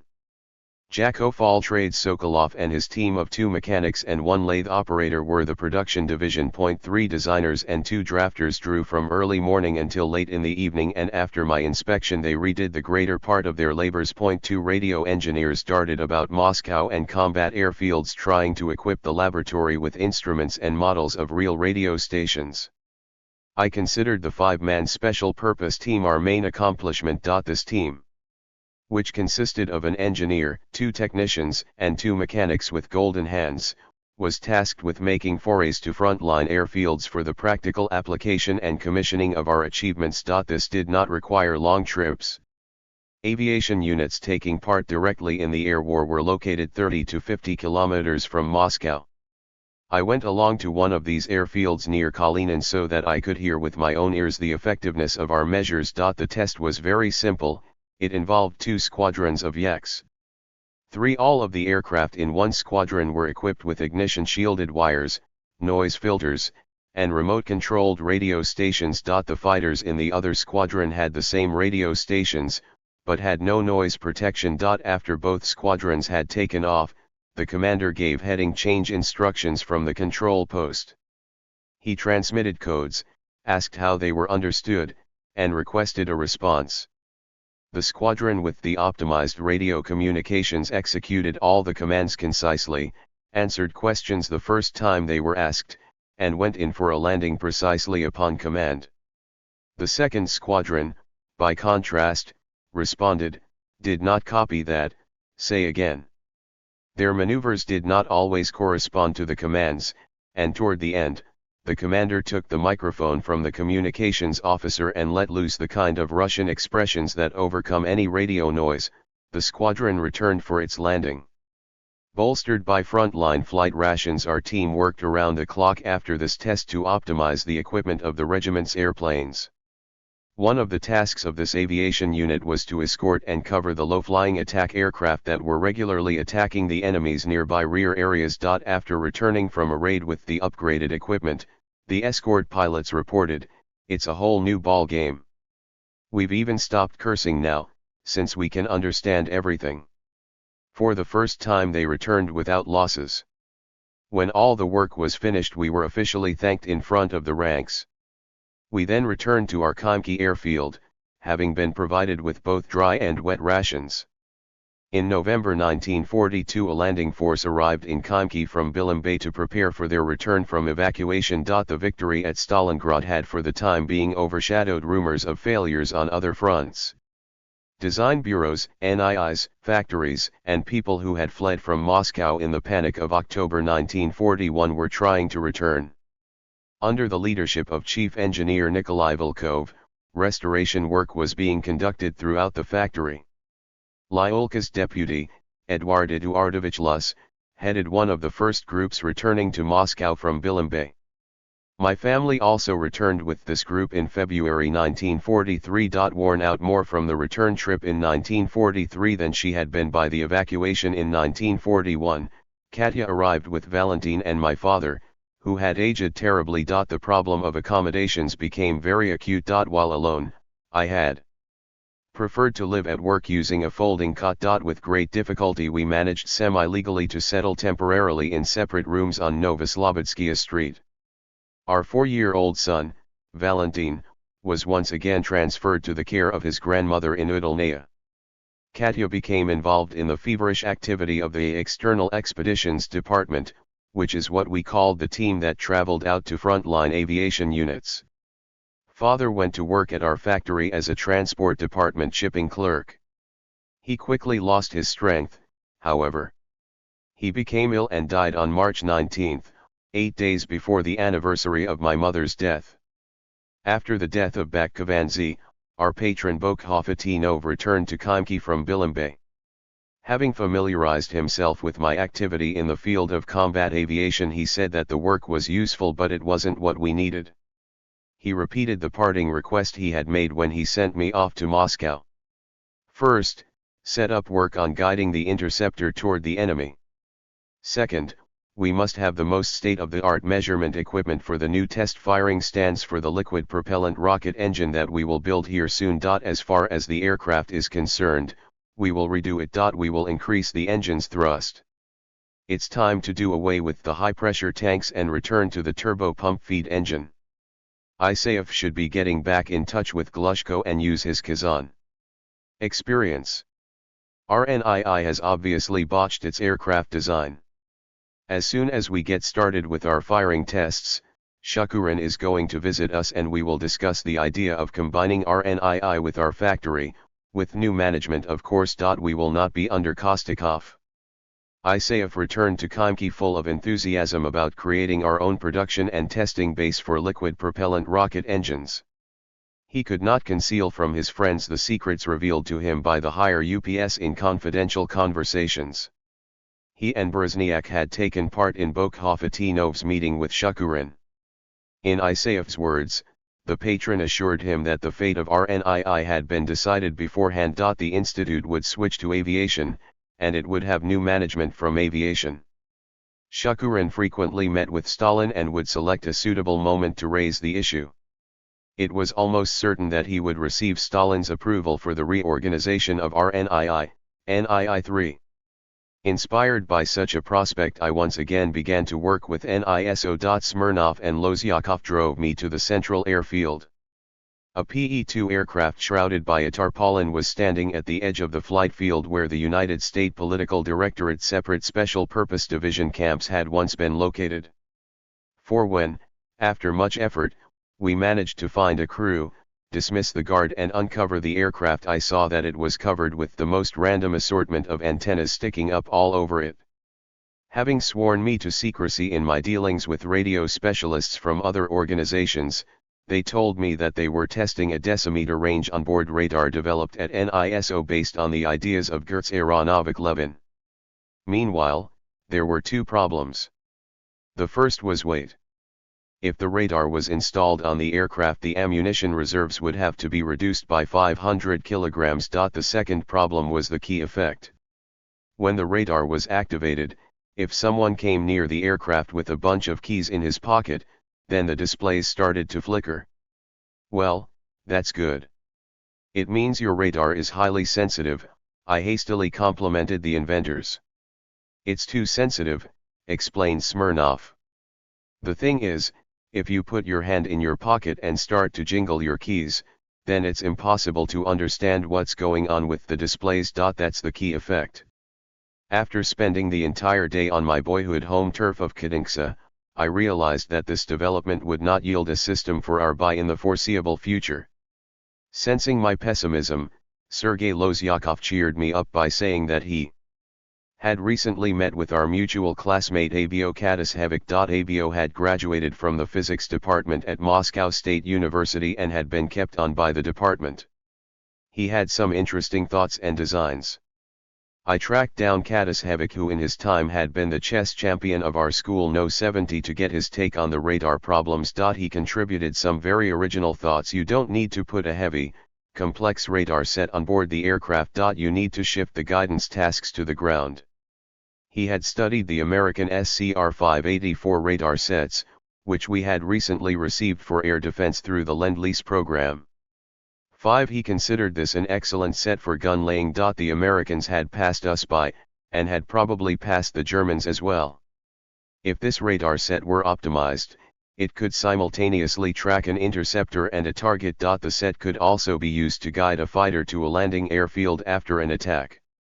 Kadashevich was a talented physicist.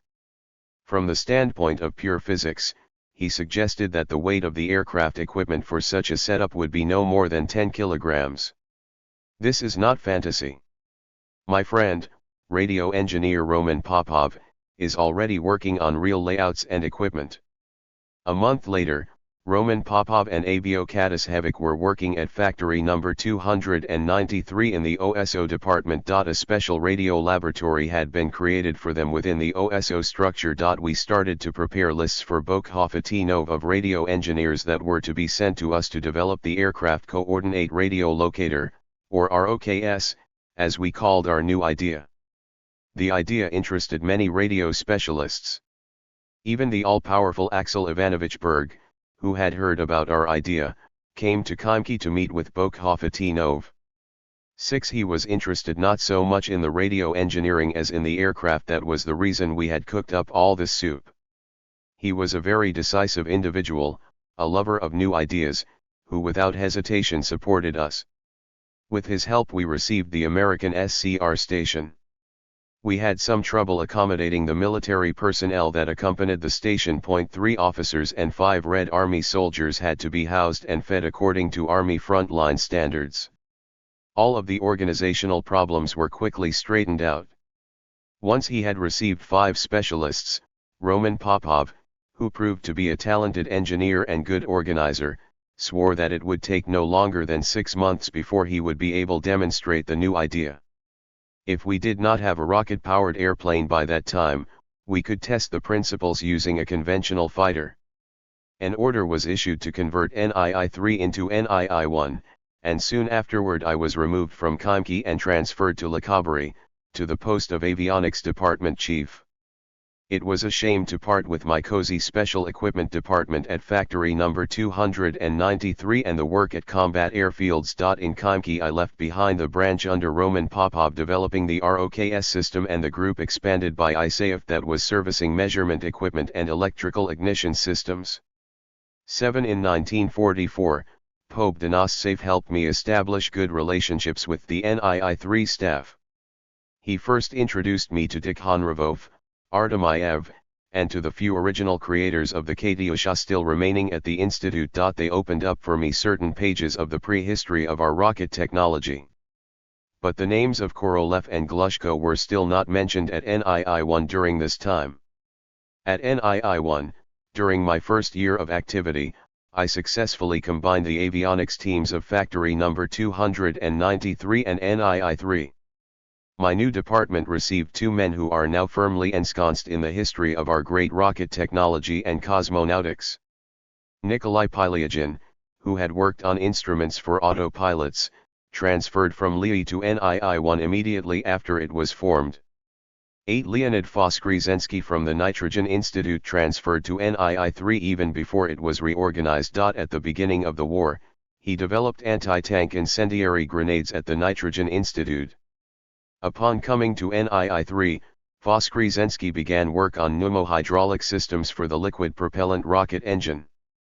9. One of the first creative achievements of the new department was developing a unified avionics system for liquid propellant rocket engines for aircraft. After flying off to Germany in April 1945, I found out that Voskresensky and I had been awarded combat orders of the Red Star for this work. The medals were presented to us in the Kremlin only after our return from Germany in 1947. Immediately after receiving them, we headed to Tverskia Street, in those days Gorky Street, to the Eric V restaurant. Voskresensky went up to the director and asked whether he knew Comrade Chertok, who had just been at the Kremlin. The restaurant director was very sorry that he did not know him but was happy to make his acquaintance. After that introduction, we were afforded the honor of having a banquet set up for us in a separate dining hall. I also recall this evening because it seems it was the last time that all of us who had just returned from Germany, Korolev, Pobedonoscev, Tikhonravov, Pylyagin, Voskresensky, Mishin, and I were in military uniform. We had all come from NII-1, where in July 1944 a real rocket euphoria had begun after information about the Germans' work on long-range ballistic missiles was received. Since about midsummer 1944, Pobedonoscev, Tikhonravov, Pylyagin, Mishin, and I, plus 5 other specialists in various fields attached to us, devoted much time to studying captured German technology. From fragments brought from the German firing range in Poland, and based on prisoner of war testimony and intelligence materials, we reconstructed the appearance of the rocket that was to play an important role in the initial history of rocket technology. Germany's secret vengeance weapon, the V-2, inflicted a very damaging blow against our institute in Moscow before the Germans first began launching them against London. General Fedorov wanted to take part personally in the search for remains of the German technology in Poland. The airplane that was flying him to Poland crashed near Kiev. 12 people died along with Fedorov. 10 among them was Roman Popov. Popov's death practically killed our ROKS development. 10 years later, I found that the ideas Popov was developing then anticipated to a certain extent the principles used to create the Moscow air defense radar systems in the 1950s. The chief conceptualizer of these systems was Alexander Rasputin. 11. My activity at NII-1 virtually ended on April 23, 1945, when Bokhovatinov sent me briefly to Germany as part of General Petrov's Special Purpose Commission. I did not return to NII-1. Thus ended nearly a decade of work, with brief interruptions, in Viktor Fedorovich Bokhovatinov's collective. Returning to those times, I invariably recall Bokhovatinov, whom we always referred to as patron, with a mixed sense of vexation and gratitude. I recall with gratitude that he instilled a camaraderie among his creative team, regardless of their ranks. Chief designer Bokhovatinov was never an overbearing, threatening chief. He was our elder comrade, whom the authorities had vested with the necessary rights and duties for those times. We did not fear him, we simply loved him. The sense of vexation is associated with fate's obvious unfairness towards scientist designers such as Bokhovatinov. In order to be a full-fledged chief or general, in addition to having a certain amount of class, one had to have more of what is commonly called exceptional organizational capabilities. Bokhovatinov loved talented people, and in contrast with others, was not afraid that his pupils were capable of surpassing their teacher and eclipsing his glory. Isayev, Berezniak, Mishin, and Pylyagin, Bokhovatinov's former compatriots and subordinates, became chiefs themselves. To a great extent they owe their successes to the Bokhovatinov school. One of the qualities that was cultivated in that school was the ability to ponder and during work's daily hustle and bustle to synthesize individual facts and events, striving to understand the forces that drove the development of science and technology. However, none of my friends from the war years could imagine the scientific revolution that was about to take place with our direct participation. Although the most unusual ideas were encouraged in our team, the fantastic idea of creating a combat missile capable of flying across the ocean never occurred to anyone. Chapter 15. Moscow, Poznan, Berlin. In early April 1945, military actions raged across a significant portion of Germany. Soviet troops were on a forced march from the east and the Allied troops were advancing from the west.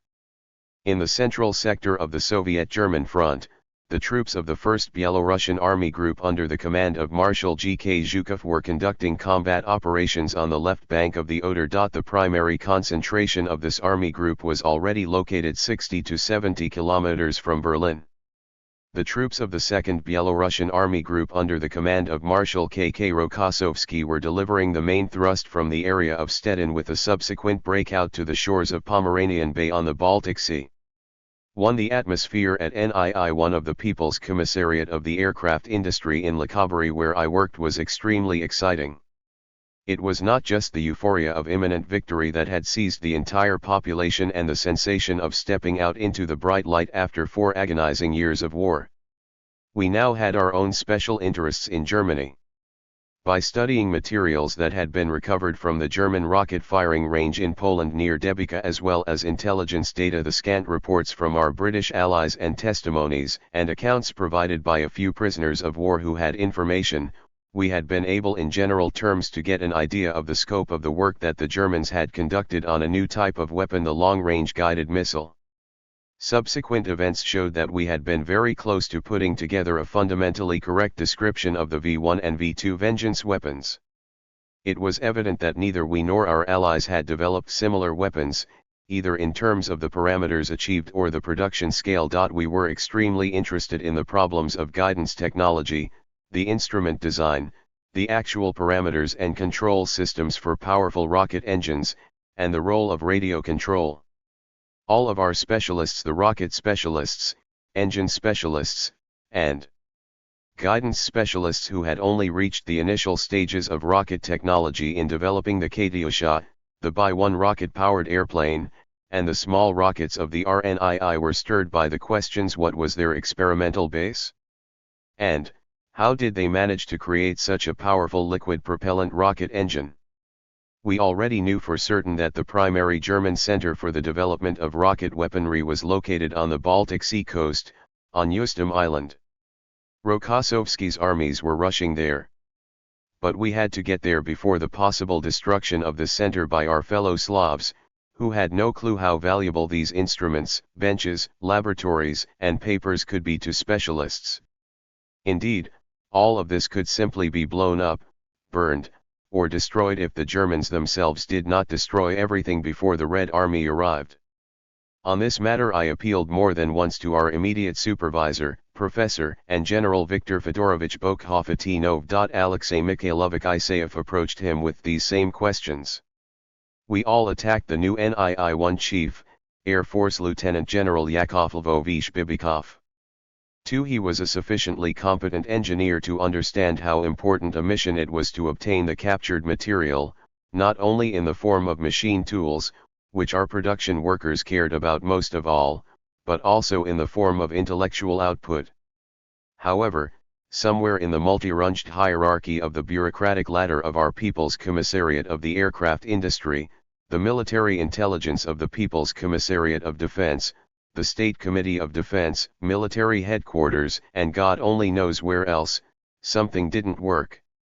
The troops of the Western Allies had already forced their way across the Rhine, they had routed the enemy's grouping in the Ruhr Valley and broken out to the Elbe. Who knew if the Germans showed them no resistance and threw all their forces only at the Eastern Front, then perhaps all the captured rocket materials, including those at Peenemünde and the laboratories and factories in Berlin, would end up in the hands of the Americans and Brits.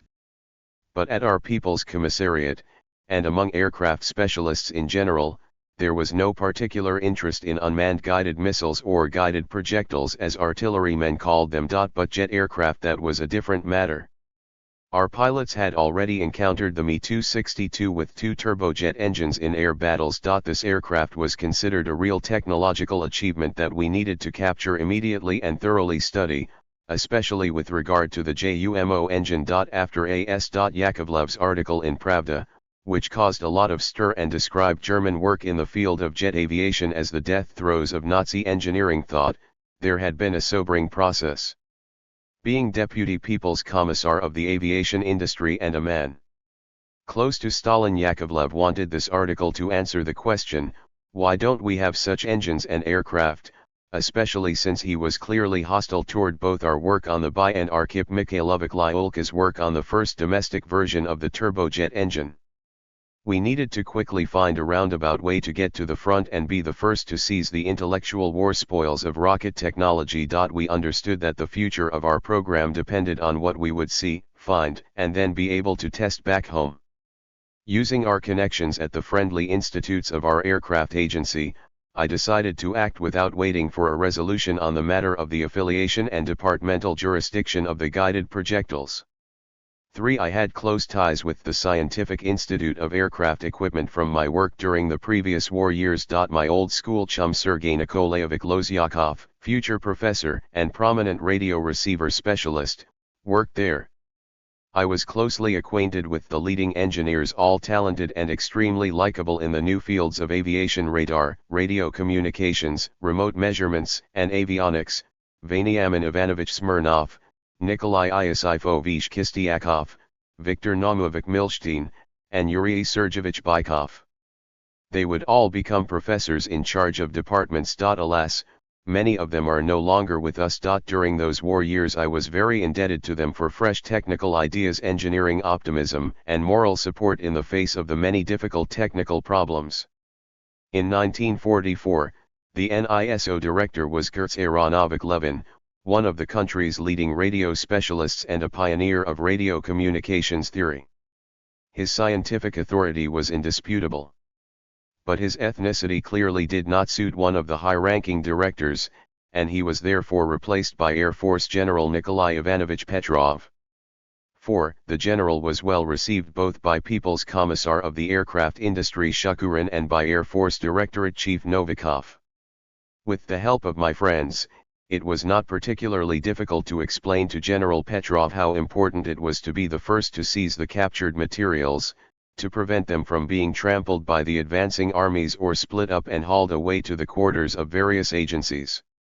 Experienced with such problems, he immediately grasped how vital it was not to pass up this chance, even at the price of a certain risk. And so, on April 17, Bibikov and Bokhovatinov summoned me and announced that I would be part of NISO Chief General Petrov's group that by GKO decision was being granted authority to inspect, study, and when necessary seize German aircraft radar and instrument prototypes and materials. This group consisted of 8 or 10 individuals, including Smirnov and Kistiakov. We formed a troika that was given the special assignment of studying German aircraft instruments, autopilots, special equipment, weaponry, radar, radio navigation, and communications. The range of issues was very broad, but it was exceptionally interesting for each of us. On April 20, I was invited to the Sokolniki Regional Military Commissariat. Here, after checking my name on a secret list, the officer explained that I should immediately obtain a uniform, including shoulder boards with 2 bars and 1 major's star. In the record of service I was listed as untrained private, and now suddenly I was already a major.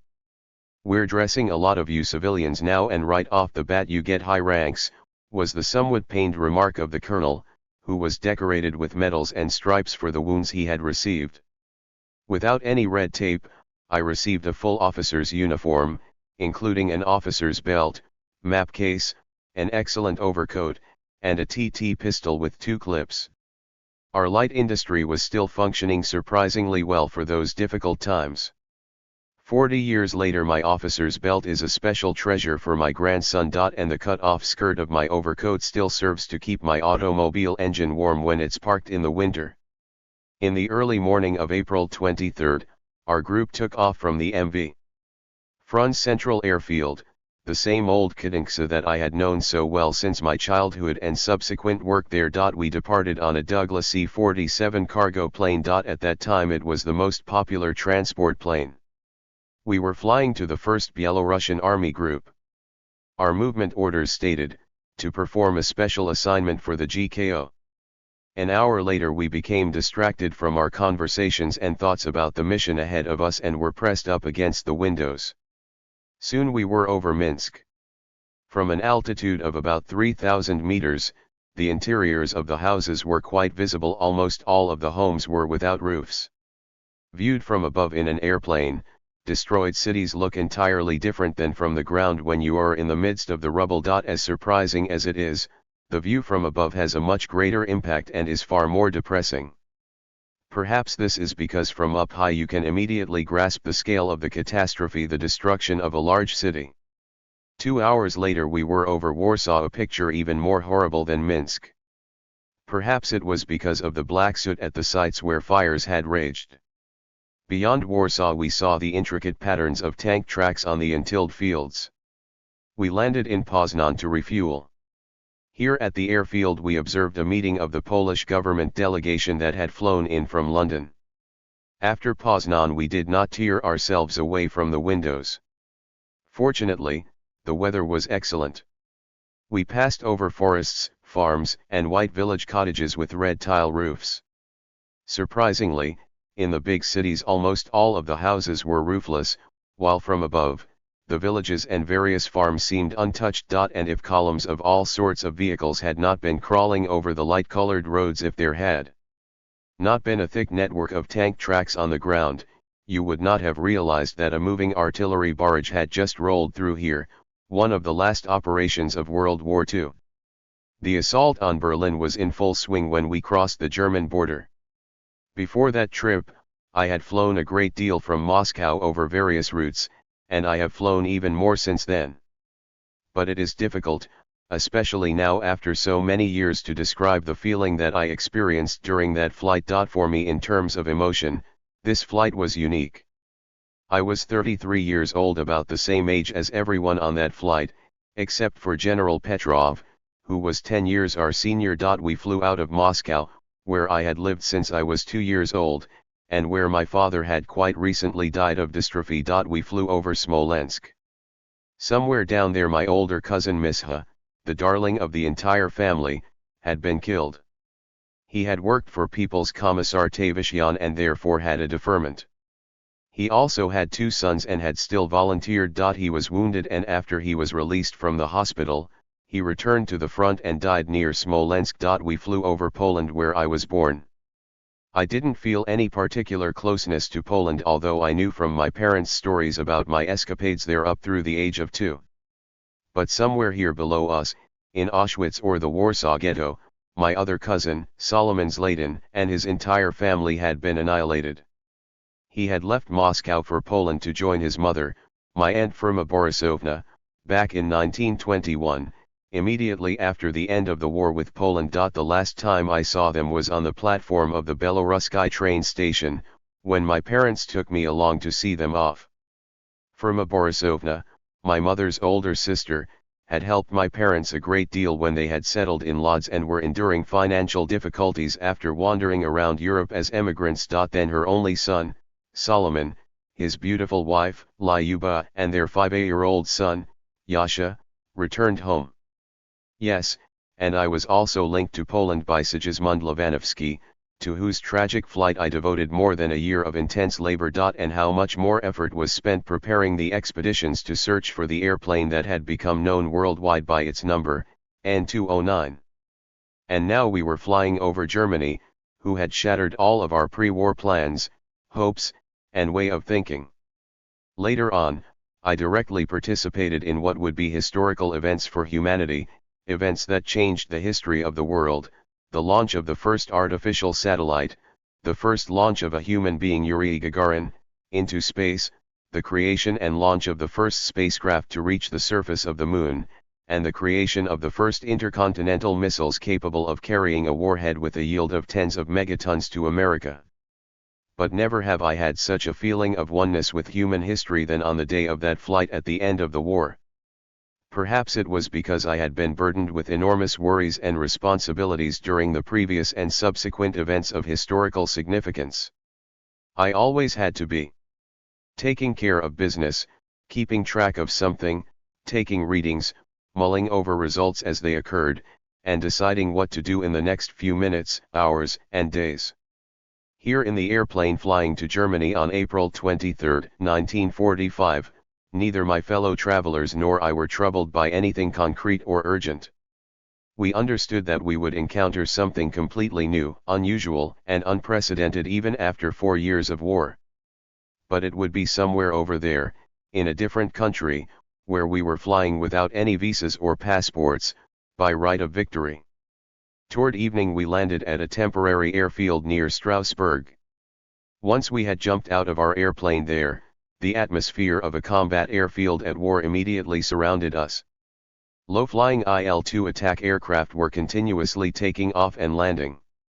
I had previously visited combat airfields and had observed air battles more than once during the war, but this was the first time I had seen such an assembly line process, takeoffs, landings, refueling, the racking of bombs and rockets, and all of this done quickly, continuously, in a very business-like manner. We saw no fighter cover in the air. They were all on business over Berlin. While the general was tracking down the officers in charge of the Army Group's logistical unit, we were mingling with the crews and asking them about their encounters with the new messers. Night fell. In the west, the glow of fires was bright and the continuous rumble of the war, muffled by the distance, was approaching, or so it seemed. Finally, General Petrov appeared. He distributed us among 3 jeeps, and we set out for Strasbourg. We reached the officers' mess hall first. There we found unusual cleanliness, bright light, and waitresses in snow-white aprons and hats. Where were we?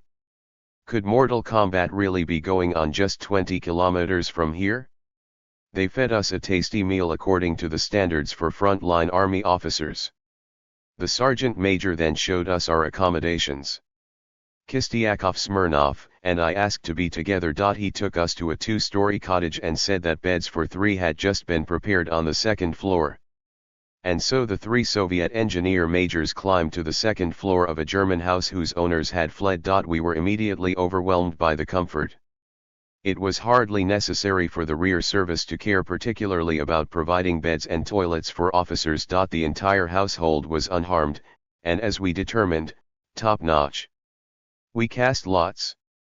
Kistiakov and Smirnov got the bedroom with the wide double bed and adjoining bathroom and toilet. For my part, I got the study with a sofa made up with crisp, clean sheets. In the study, a portrait of Hitler still hung on the wall, and on the desk was a photograph of an officer of undeterminable rank with his wife clinging to him. Before going to bed, wanting to jot down my first impressions, I sat at the writing desk and pulled open the top drawer. Good grief! The former proprietor of the study had left his Iron Cross and Walther pistol with a full ammunition clip in the drawer. With these spoils in hand, I immediately paid a visit to my comrades, who were wallowing in their snow-white feather beds. For them it was quite unusual to use feather beds instead of ordinary blankets. "Give the pistol to our general," advised Smirnov, "and hand over the medal to Smersh." 5 in the morning the general briefed us about the plan of action. Our first task was to perform a thorough inspection of DVL, the German Luftwaffe Research Center in Adlershof. 6 But Adlershof had not yet been taken. In the meantime we had to find maps, and we conversed with the Army Group's intelligence representatives. The general was pleased with my gift. The Walther pistol was much lighter than our TT. The Smersh representative showed no enthusiasm when he took the German medal. "We have quite enough of these," he commented. The Army Group's intelligence service officers did not brief us so much as try to understand what we were interested in and what they needed to look for. They were competent combat officers, but clearly were not in the habit of dealing with scientific technical intelligence matters. We were one of the first official echelons within the military for scientific technical intelligence, which previously had been completely uncoordinated within the combat armies. Subsequently, many detachments of civilian specialists were sent to the occupied zones of Germany and called trade union or civilian officers. The Smersh military intelligence representative posed the following question to us at a meeting: the Germans have issued leaflets that say that we will not take Berlin, and that we will receive such a blow that there won't be any bones to gather. The Führer has a secret weapon in store so that the Red Army will be completely annihilated on German soil. What could that weapon be? Indeed, what could it be? If it were the V2, then no matter how many of them Hitler had in store, this weapon would not bother the Red Army. This much was clear to us. Chemical weapons. Using them in any form on German soil would now be more dangerous to the Germans than to us. We decided that this was pure propaganda. And it turned out we were right. In the United States, Germany, and the USSR, a new, top-secret weapon really was being developed, an atomic weapon. But even we, who had access to top-secret materials, knew virtually nothing about it until August 6, 1945, when the atomic bomb was dropped on Hiroshima.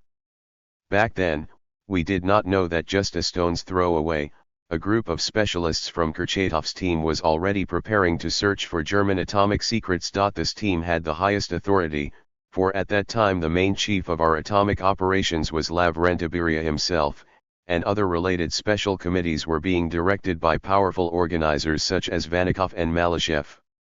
We did not know that in addition to the Allied armies heading toward our troops from the west, there were also special missions being sent out to seize German rocket technology and rocket specialists, search for nuclear physicists, and seize everything that had been done in Germany on the new scientific frontiers, first and foremost in the fields of guided missiles, nuclear fission, and radar.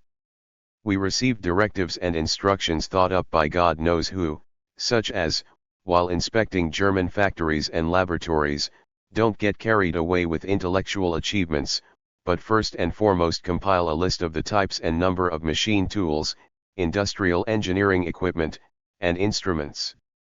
As far as documentation and specialists are concerned, that is a matter of our judgment, and initiative will not be prohibited.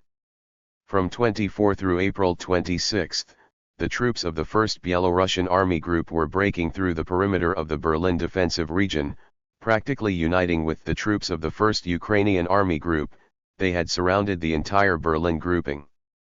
On April 25, we heard about the meeting of Soviet and American troops on the Elbe in the vicinity of Torgau. We intensively studied maps and routes for 2 days, and gathered the addresses of factories and companies of interest to us in the greater Berlin area. Finally, on April 28 we began our sorties along the roads to Adlershof in Berlin. In those days, the roads in Germany east of Berlin were overflowing with 2 streams coming from opposite directions. Heading westward, toward Berlin, were Studebakers filled with soldiers and goods, all sorts of trucks, and columns of tired, but joyous and animated soldiers on foot. To Berlin was emblazoned on tanks, trucks, and artillery pieces in all colors of paint. Eastward bound were trucks and horse-drawn vans with red crosses evacuating the wounded to the nearest hospitals. Along the road were many medical battalions and army hospitals. Crowds of the liberated of all nationalities streamed in disarray toward the oncoming army ranks. We received many shouts of greeting. French, Czechs, and Belgians stood out in particular when they saw our jeeps carrying Soviet officers. A woman with a French flag jumped down from a carriage being pulled by 3 young lads and practically threw herself under the wheels of our car just to shake our hands, and overflowing with the joy of freedom, she shouted, "Vive la Russe!" Our herdsmen were driving pedigreed black and white cows straight down the roads. How were they going to get across Poland? There were many horse-drawn carriages carrying luggage of all kinds. Each amateur conveyance was traveling under its national flag. Sullenly, slowly, and silently, gray-green columns of prisoners of war plodded toward the east. Blankets, brushes, and briefcases on ropes hung all around them, and sometimes a loaf of bread dangled in a string bag. We were surprised that there were only 4 or 5 of our soldiers guarding several hundred German prisoners who had just come from battle. Adlershof, located in southeast Berlin, is part of Köpenick. We remembered from magazine articles that this was an industrial workers' area where German communists and Red Front military detachments had been prominent. The streets and houses had remained intact. Everything appeared to be quite homey. But many buildings already housed Soviet military institutions, General Petrov's unit arrows pointing to the military commandant. Troop units also took up positions without any identifying marks. There were directional arrows on posts that read Berlin Center, Buchow, to Kostrzyn, to Frankfurt. These were used both for advancing and evacuating to the rear.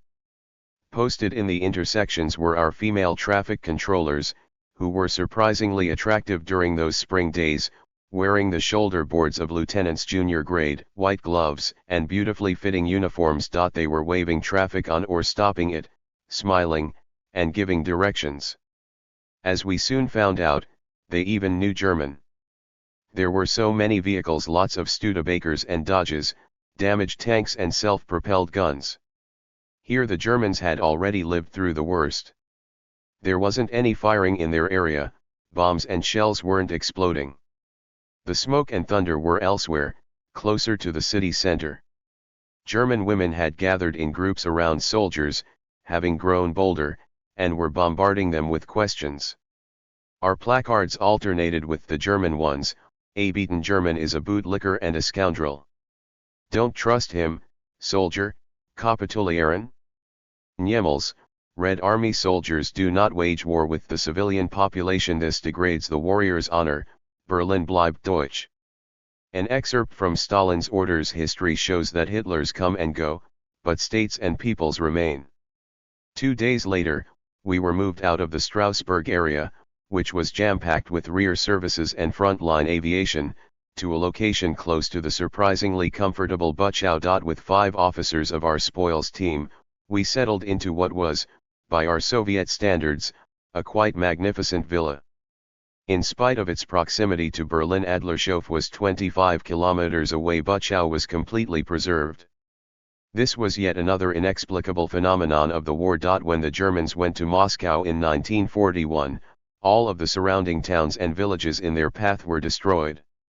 The well-tended appearance of this idyllic resort did not match our programmed conceptions about war and about the condition of the Nazi lair after 4 years of war.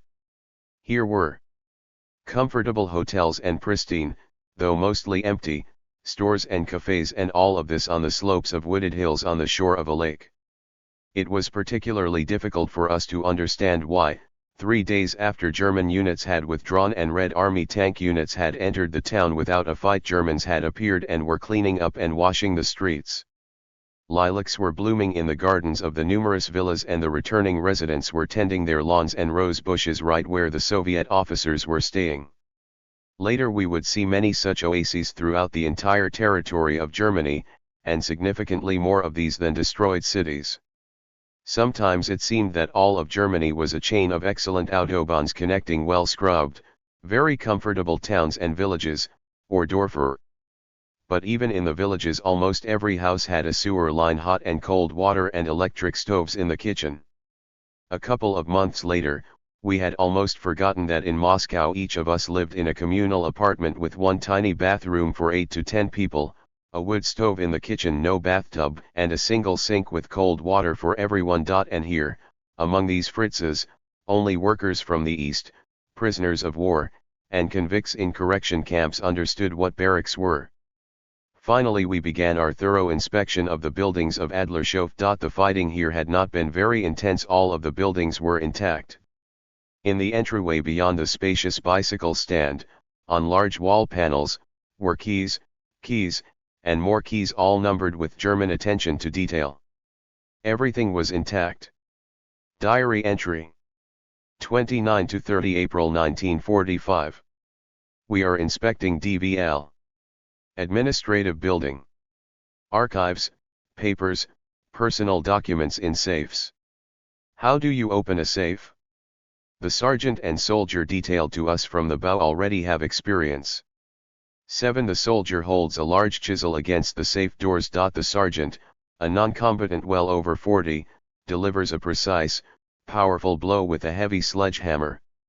Usually it opens the first time. Sometimes if the safe is especially difficult, it takes 3 or 4 blows. The safes are full of reports with a red stripe, geheim or strenggeheim. We leaf through the pages reports about all kinds of tests. DVL. This is, after all, the equivalent of our TSAGI, LEI, and Air Force NII all rolled into one. There is neither the time, nor the physical capability to read and study them. The general has ordered us to list everything, load it into boxes, and send it by plane to Moscow. But where are we going to get as many boxes as we need? It turns out that the rear services and BAU do have them, and can organize everything. But there isn't even time to make a list of the reports. Now let me confess, I sinned. I concealed one report and have kept it to this day. This was the work of Dr. Magnus on the damping gyroscope and angular velocity sensor. But I'll talk about that later. Now I will continue to cite from my diary. Laboratory building. The aeronavigation laboratory is filled with benches for testing onboard instruments. The photochemical laboratory, the laboratory where materials are tested for strength and fatigue, vibration benches. A bombing and firing sites laboratory, accelerometer calibration units. And what magnificent drafting and designing equipment! I am envious of the German designers' workstations. Aside from the nice Coleman drafting unit, the swivel chair and comfortable desk with lots of drawers, it is full of details, and everything has its place. Oh, this German love for details and this exactness, which has ingrained such top-notch work into the culture. The thing that every laboratory needs the most and that is in the shortest supply is the Siemens 4-mirror oscillograph. There we found various models, 2-, 4-, and 6-mirror models. Without them, conducting research on rapidly occurring dynamic processes is impossible. This is a new epoch in the technology of measurements and engineering research. In Moscow, at NII-1 we had only one 6-mirror oscillograph for the entire institute. And these Germans had so many. No, we no longer felt the hatred or the thirst for vengeance that had boiled in each of us earlier. Now it was even a pity to break open these high-quality steel laboratory doors and to entrust these diligent but not very careful soldiers with packing priceless precision instruments into boxes. But faster, faster, all of Berlin is waiting for us. I am stepping over the dead body of a young German Panzerfaust operator that has not yet been cleared away. 8. I am on my way with my detachment from the bow to open the next safe. My middle-aged sergeant has lagged behind. It turns out that he has pulled the body of the German soldier out of the passageway, laid him on his back next to the wall, and placed his unused Panzerfaust beside him. "He's just a kid," he said as if trying to justify himself, "like my youngest. If he had stayed home with his mama, he would still be alive." "And do you still have an elder son?" I asked. "I had one, Comrade Major. A fighter pilot. He died in 1943 in the Battle of Kursk." With no further discussion, we sat down on the boxes, took off our garrison caps, and lit up a cigarette. The electric instrument laboratory was fantastic. There were so many unique instruments of all types and ranges, from the world-renowned German firm Siemens, Siemens und Halske, Rohde and Schwarz, and the Dutch firms Philips, Hartmann Braun, and Lorentz. And again photographic enlargers, slide projectors, movie projectors, chemicals, bulky stationary cameras, cinetheodolites, phototheodolites, and optics of incomprehensible purpose. We christened a separate building the Electrophysics Building because of its contents. Electronic low and high frequency meters, wave meters, precision noise meters, octave filters, harmonic analyzers, nonlinear distortion factor meters, motor generators, and dynamotors for various voltages, even the scarce cathode ray oscillographs. The richest building of all was the one containing radio and acoustical measurement equipment. We are writing the addresses of our firms on the boxes P.O. Box so and so. 9. But what will really happen to this stuff? Who will meet the airplanes in Moscow? After much time had passed, I indeed never found a single report from that mass of secret and top-secret reports that I had sent from Adlershof. They were dispersed over LEI, TSAGI, NISO, and other aircraft industry institutions.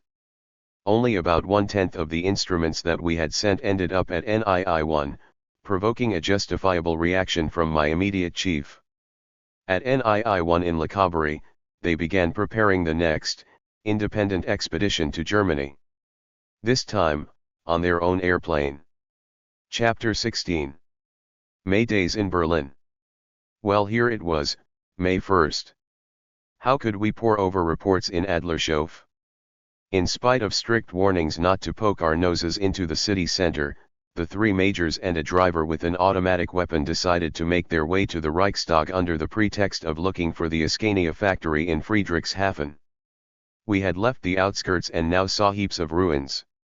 It was an apotheosis of destruction, piles of broken stone, brick, and stucco, very broad streets and extremely narrow thoroughfares. This was primarily the work of Allied aviation.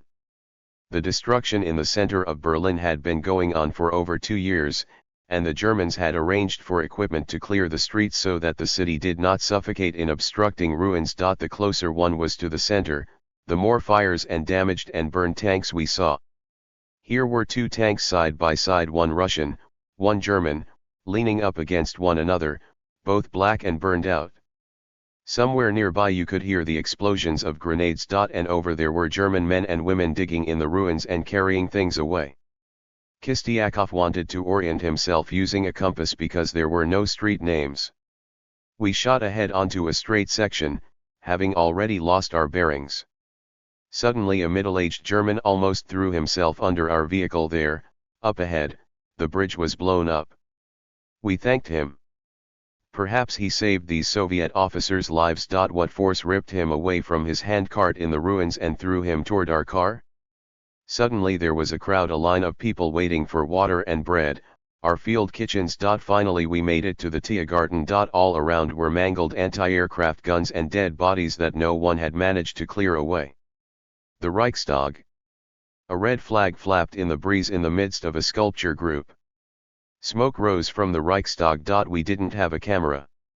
I had gotten a Leica camera in Adlershof, but there weren't any film cartridges. We were silent.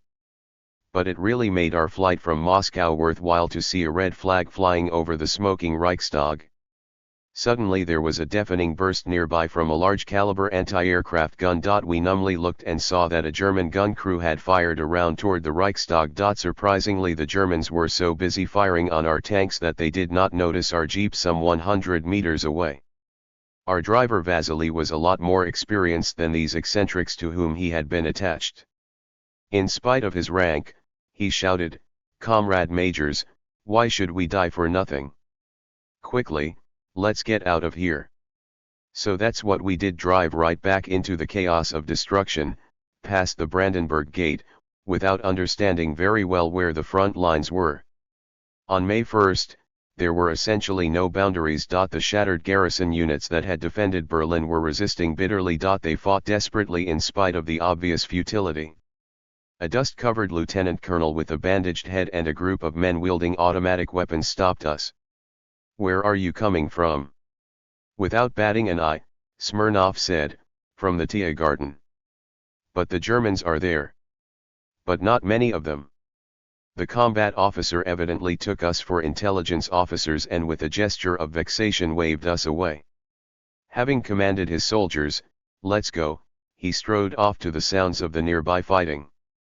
Returning that evening through Karlshorst, we stopped at the headquarters of a random unit to get something to eat and some gasoline.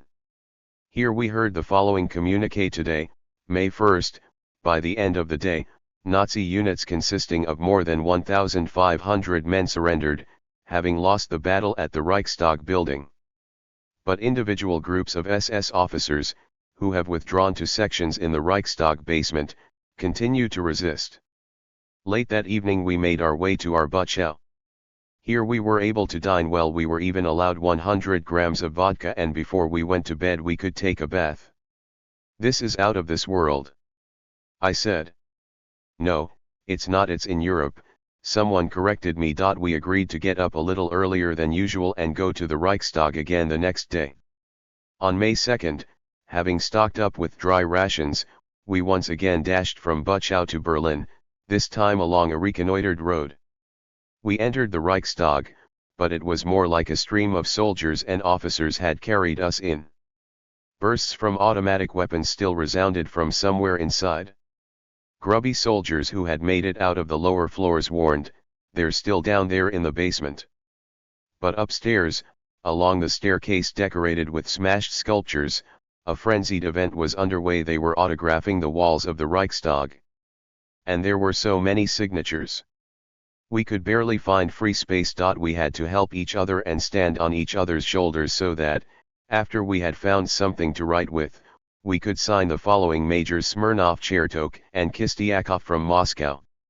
I don't remember now whether we put down our initials. But we signed, and then we circled this memorial inscription twice for good measure.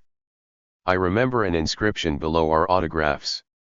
Ivan the Russian has brought order to Germany. Ivan Kochetov. On the steps of the Reichstag and in the square, soldiers were taking group photographs everywhere. What a photo we missed. While we were at the Reichstag, very close by at the Imperial Chancellery, the Nazi leaders were rejecting the demand for unconditional surrender. We didn't know this, of course, and when we were getting ready for the trip back to Buchow, we sensed something was wrong. A cannonade roared with unusual force all around. It was difficult even to determine a direction that was quieter. They were executing the order to wipe out the Berlin resistance as quickly as possible. Our driver, a soldier who had gone through the war from the very beginning in Moscow, complained for the umpteenth time, "With you, comrade majors, stupidity will get us killed a day before total peace." But we nevertheless made our way to the familiar avenue, and finally there we once again saw the traffic controllers and our resting tanks. We then found the already familiar road to Buchow. That evening we decided that we still needed to cover our debt from the day before and make our way to the Askania factory, since our visit had been hindered by the ongoing battles and events at the Reichstag. We had heard a lot about Askania when we were still in Moscow. We had also found traces of the company's multifaceted activity at DVL. And here we were at the factory, though, not surprisingly, it was difficult to find. The regional commandant, who had just been appointed on May 1st, was a frontline soldier, a combat infantry lieutenant colonel. But he was already an active mayor. On his right arm was a band inscribed, Bürgermeister. Having heard us out, he quickly pulled out a map of the area and clearly explained where to look for the factory. It seemed that he knew the area well. But he was surprised. But that's a very small factory. It's only one of Askania's divisions. Indeed, the entire factory was located inside a small two-story brick building and two wooden barracks-like buildings. The administration that had remained in place explained that they had just moved there about a year and a half previously. Nevertheless, the factory was very interesting. It manufactured altitude gyros and heading gyro assemblies for the V1 and had also begun to master the new remote-controlled gyromagnetic compasses based on American models. "What is this, an exact copy of the Sperry?" we asked. "Yes, we're studying American technology we gather from airplanes that have been shot down. We have to admit that they are far ahead of us when it comes to remote-controlled instruments. Per our assignment we inspected and listed the machinery. We particularly liked the precision drilling machine with the broad range of speeds from 500 to 15,000 rpms and very smooth control." The night of May 2nd, we slept very peacefully at our cozy villa in Buchow. At some point after midnight, chaotic firing caused me to jump up. I looked out the window. Searchlights were sweeping the sky and rockets were being fired. I saw the trails of tracer shells and heard bursts of automatic weapons. What was this? I grabbed my pistol. My comrades had already run out into the courtyard. We found Red Army soldiers simply firing into the air. "What's going on?" "What do you mean, what's going on? The war is over." "Well, how could we not join in on such a salute?" For the first time I used my TT pistol, emptying the entire magazine into the air. "It wouldn't be bad to toast such an occasion, but we don't have anything," we complained to each other. but the ubiquitous soldiers. Comrade majors, what do you mean you don't have anything? Hand me a glass. Instantly they hauled out glasses and poured each of us 50 grams of pure alcohol. In celebration we gulped it down, it almost took our breath away. It's a good thing that the soldiers immediately splashed water into our glasses. They had thought of everything. And that is how we celebrated the end of the war, even before the official end, along with the entire Berlin garrison. On 3 May we received information to the effect that we must not postpone our inspection of the western part of Berlin because this portion might be handed over to the 3 Allies by the end of the month, and then we would have no access or restricted access there. At this point there was not a single Allied soldier there. In the morning, having again noted down the Spandau-Truman route, we set out in our jeep through the center of Berlin, which we had already mastered. Again the already familiar picture up until the point where we entered the city center. There were lots of people with handcarts and all sorts of luggage. There were tanks and shifting troop units. Once again we entered the ruins of the city center. The Germans had set up chains of people to sort through the rubble. They were passing stones from one person to another among the formless shells of buildings. Clouds of dust were everywhere. This was the road to Nauen. At one time a ham radio operator's greatest dream had been to pick up Nauen, one of the strongest long-wave radio broadcast stations in Europe, on his homemade receiver. Nauen is about 25 kilometers northwest of Berlin, but we did not get there. On a country highway almost at our destination our military driver suddenly slammed on his brakes, grabbed an automatic weapon, and shouted, "Germans! What Germans? It's peacetime now, capitulation." But our Vasily was right. We jumped into a ditch and watched as a grey-green column of Germans, armed and in full gear, stretched along the road intersecting our Autobahn. The soldiers moved quickly. From time to time they raised their automatic weapons and fired a burst, aiming who knows where. They seemed to be aiming at us. We didn't understand what was going on until tanks began to thunder along the highway behind us, nearly crushing our jeep. They were T-34s, so familiar to us. Belching fire, they moved to cut across the path of the grey-green column. And behind them, standing upright and firing on the march, came Red Army soldiers. A captain with a pistol jumped down into the ditch with us. "Where are you from?" We tried to explain, but he only threw up his hands. "Don't you see, the Germans are fleeing Berlin. They could finish you off just for the hell of it. Now, go to the colonel. Over there on the highway, in the inn, that's our headquarters. They'll figure out what to do with you there." We had ended up in the crossfire of one of the tragic and last fatal skirmishes of the war. The Germans had wanted to break through to the west. It would have been better if they hadn't tried. It was terrible to watch our tanks and infantry come from behind and gun them down almost point blank. They were surprisingly submissive and hardly returned fire. Along the highway where we were standing, another column in Studebakers moved calmly toward Berlin as if nothing had happened. Before their eyes a battle was going on, but they were traveling their own road. This battle had nothing to do with them. Out of nowhere, the captain appeared again, waving his pistol excitedly and swearing a blue streak.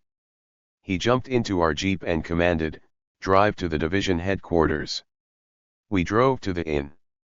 It turned out to be a roadside restaurant named Breakfast at the Tavern. The colonel, evidently the division commander, was sitting at a large table set with all kinds of bottles and hors d'oeuvres. Another 10 or so military men, who were clearly off duty, sat at the table.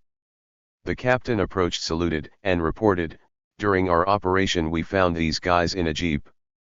We presented our documents to the colonel and explained who we were and why we were there in Truman looking for a factory where they made instruments for the V2. The colonel gave our documents a cursory glance, then broke out laughing, "You're alive, and thank God. And I'm not going to let you look for any factory now. You see what kind of skirmishes there can be. Sit down and have a drink and a bite to eat with us in honor of the victory." I can't say that we protested very much. We returned to our quarters after dark without having found any Siemens factory in Truman. The next day, we found a beautiful Siemens factory in Spandau. This was the Siemens Aperitebo multi-story modern building that had suffered absolutely no bombing damage. It was an aircraft equipment factory. The entrance was open and there was no one at the checkpoint. All of the doors to the shops on the various floors were open. We walked around, there wasn't a soul anywhere. Everything was spread out on the workbenches and machine tools. Everyone, without taking or hiding anything, had left their workstations and run away without taking or hiding anything. We began to feel so uneasy that we walked around the completely empty shops with our pistols drawn. Suddenly we heard a shout from somewhere below, "Hand hock," followed by a burst of automatic gunfire. We ran down the staircase from the third floor and saw an officer wearing captain's shoulder boards facing two trembling Germans in civilian clothes. What happened? I just arrested them. They probably wanted to blow up the factory. Kistiakov took it upon himself to talk with the detainees. They explained that the Burgermeister had sent them to guard the factory until the occupying authorities showed up. They're lying. I have my eye on them. Let's go down to the basement. I'll let them have it with my automatic and we'll be done with it. The captain spoke so clearly that the Germans understood without interpretation. Wait, Captain, why do that? They don't have any weapons or explosives. Come on, let's take them to the commandant's office. I don't have time to mess with them now. And I don't advise you to walk around like that. I can take your weapons away from each of you. I'm a Smersh representative. But we persuaded him. He finally threw up his hands and went back to his captured vehicle, in which we saw what was probably a captured woman. The Germans whom we had saved turned out to be workers at the factory, and we made them guide us through the shops. We saw the most interesting thing on the first floor. In the factory's accounting and cashier's office, the entire floor was strewn with a thick layer of Reichsmarks scattered helter-skelter. How many thousands or millions were there? We kicked them about with our boots like autumn leaves, and without picking anything up, hurried off to look around the factory. I was doggedly searching for traces of the production of V2 gyro instruments which had been manufactured by Siemens, the remains of which had been found in Poland as recently as 1944. We found nothing, however, that was not purely related to aircraft production. On 6 May we had to leave our cozy but remote Buchow and resettle into semi-residential, barracks-type buildings in the immediate area of Adlershof. Here it was not nearly as comfortable. But the main thing was that our officers' mess was not at all the same. The large mess hall, it seems, had been set up especially for trade union officers. It was staffed not by dazzling Muscovite waitresses, but by young women who had been liberated from various camps and were awaiting their hour of repatriation. At that time, neither they nor we knew what awaited them. A kind of semi-starvation existence began. During our expeditions around Berlin, we therefore had no qualms about stopping for a visit at units where they fed starving Muscovites pretty well. In the ensuing days we continued to investigate the Ascania facility. The factory had a broad spectrum of interesting items and competed with Siemens for our interest. We discovered another large factory and design bureau in Mariendorf. Here I finally found intact actuators for the V2, as well as similar actuators for aircraft autopilots.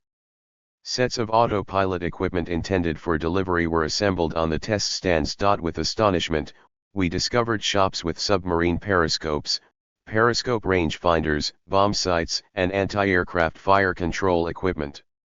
There were special cockpits equipped for crew training and testing where blind flight conditions were simulated. There was a rather large shop that was involved with purely optical production.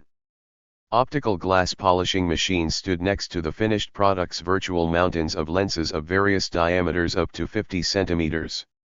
The test laboratories were excellently equipped. They contained pressure chambers, thermal vacuum chambers, vibration stands, and rainfall simulators. Every area was equipped with all-purpose and special-purpose measurement instruments and also with our dream instrument, the Siemens multi-mirror oscillograph. On May 8 we inspected another Ascania factory in Friedenau. Here we met with the firm's technical director. He drew a diagram of the polarized relay for the V2 actuator and told me that their company had the most advanced instrumentation and machinery in Europe. He boasted in particular about their unique set of jig boring machines and optical benches. During later journeys, interagency squabbles began. The first took place that same day, May 8, when we approached the Chrysaldrate factory. 2. There was a sign out front Saburov's unit. What unit? Was Saburov a Gosplan representative? 3. At the entry checkpoint there were 2 men wielding automatic weapons. Comrade officers, we cannot allow you to enter. After some wrangling, one of the men left and brought back a lieutenant colonel, a trade union officer like us. We introduced ourselves. He apologized that he could not admit aviation representatives since the factory had been transferred to the shipbuilding industry. He went off somewhere, then returned with permission for us to enter. This was Zinovy Moiseyevich Tsetsier. We soon made friends with him, and for many years he remained our compatriot in the development of gyroscopic instruments for rockets. Viktor Ivanovich Kuznetsov was in command at the factory. He permitted us to inspect the gyro-stabilized platforms that had already been put into series production. According to the German Kreiselgeräte specialists, they had received an order 2 years ago from Peenemünde for guided projectiles. Only the senior officials who had defected to the West knew precisely which ones were used there. Viktor Ivanovich, the future chief designer of gyroscopic instruments for rockets and spacecraft, academician and 2-time hero of socialist labor, was at that time a lanky colonel in a soldier's tunic that was obviously too short for him. He enthusiastically told us about the design of the gyro platform and especially about the transverse and longitudinal acceleration integrators mounted on it. Kuznetsov explained, "Yes, this is a state-of-the-art product. We already make pretty good instruments for ships, but for rockets? And with these dimensions." Diary entry. May 9, 1945. Our visit to the Telefunken factory in Zeelendorf was very interesting. Originally it was a radio tube factory, but in the last few years it has switched almost completely to radar. In contrast to many other enterprises, here we found almost all of the personnel, including Chief Engineer Wilkie and his immediate staff. Kistiakov and I already spoke German rather briskly. For that reason we did not need an interpreter. Wilkie and the production chief showed us the factory and laboratory. Wilkie directed research in the field of centimetric waves. His laboratory, which is not located within this factory, has been conducting a thorough study of American and British radar installed on aircraft as well as radar sites for bombing and reconnaissance. According to the assessments of the German specialists, the Americans and Brits have been very successful in the field of radar, especially in submarine warfare. Their aircraft detect periscopes from tens of kilometers away. In this regard, they have also worked a great deal on instruments to alert submarine crews that they have been illuminated by aircraft radar. At the factory they were involved in the series production of aircraft radar using American and British experience. The radar manufacturing shops were well equipped with electronic monitoring instruments. The factory turned out to be relatively new. They finished building it in 1939. In all, counting the Ostarbeiter, some 6,000 to 7,000 people worked there. 4 of that number, 3,000 were engineers and technicians. They experienced no shortage of materials or supplies. The Lawrence and Blaupunkt companies provided large television screens for the radar and receivers, but you didn't study Soviet radar. According to information from our military, they did not find radar on a single one of your airplanes.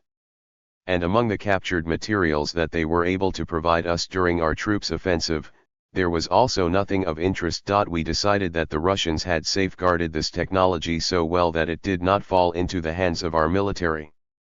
I think that he spoke of safeguarding to be polite. In actual fact they had surmised that during the war we had virtually no aircraft radar and radar sites. Wilkie said that last year they had been fed very poorly. They got a total of 250 grams of bread per day and 200 grams of meat in the dining hall. Very little sugar and fat. At the same time, as a rule, workers were fed better than engineers. Foreign workers worked at the factory, including Russians and French. Supposedly the Russians were fed the same as the Germans. It is true, they did not have the right to live in private apartments, and they spent the night in a camp. He felt it necessary to add, in my opinion, all the atrocities are the result of the SS. They are animals, not people. Did you hear anything about the extermination camps Majdanek, Treblinka, Auschwitz, Buchenwald? About the extermination of 6 million Jews? No, I don't know anything about that. Do you know what a gas wagon is? No, I've never heard of it.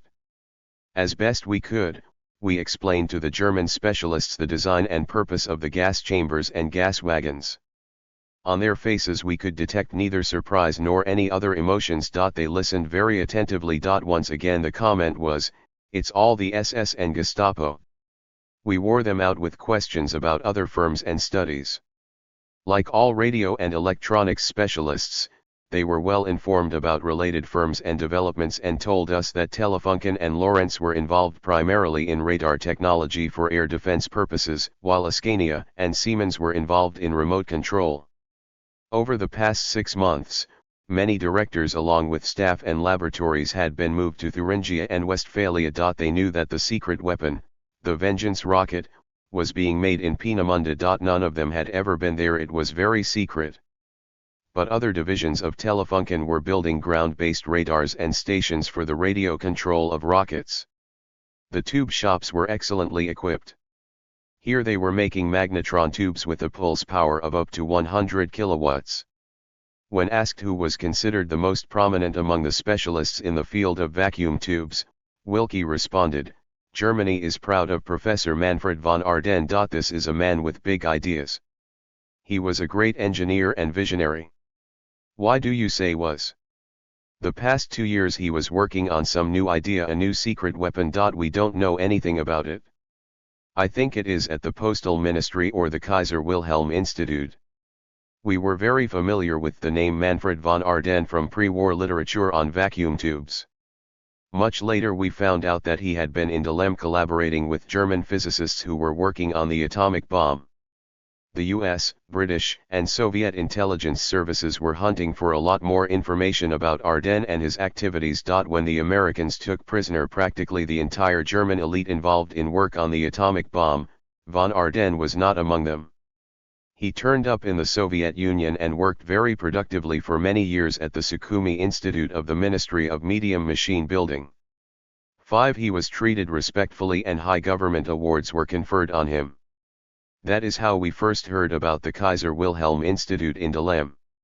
Later, while exchanging impressions about everything that we had seen at Telefunken and then at Lawrence, we mused how in spite of the strictest secrecy scientific knowledge and its progress are ultimately shared between countries. Thoughts are transmitted between scientists over some sort of telepathic channel. Not only did we all toil separately, but we believed, and quite rightly, that the Germans were our mortal enemies. Our allies, out of consideration for secrecy, hardly shared their work with us. Nevertheless, with the exception of small lapses, parallel developments were taking place in the scientific fields of radar, nuclear energy, and rocket technology. In front of the entryway, a large crowd of workers, primarily women, surrounded us. I must say that after G.K. Zhukov's very strict orders concerning discipline and prohibiting offensive behavior toward the population, especially women, the Germans had grown bolder. What is more, there was a rumor that these 3 majors, after spending almost the whole day with the factory management, had even shared their rations. That means you can safely talk with them. Gentlemen officers, we would like to know what's waiting for us.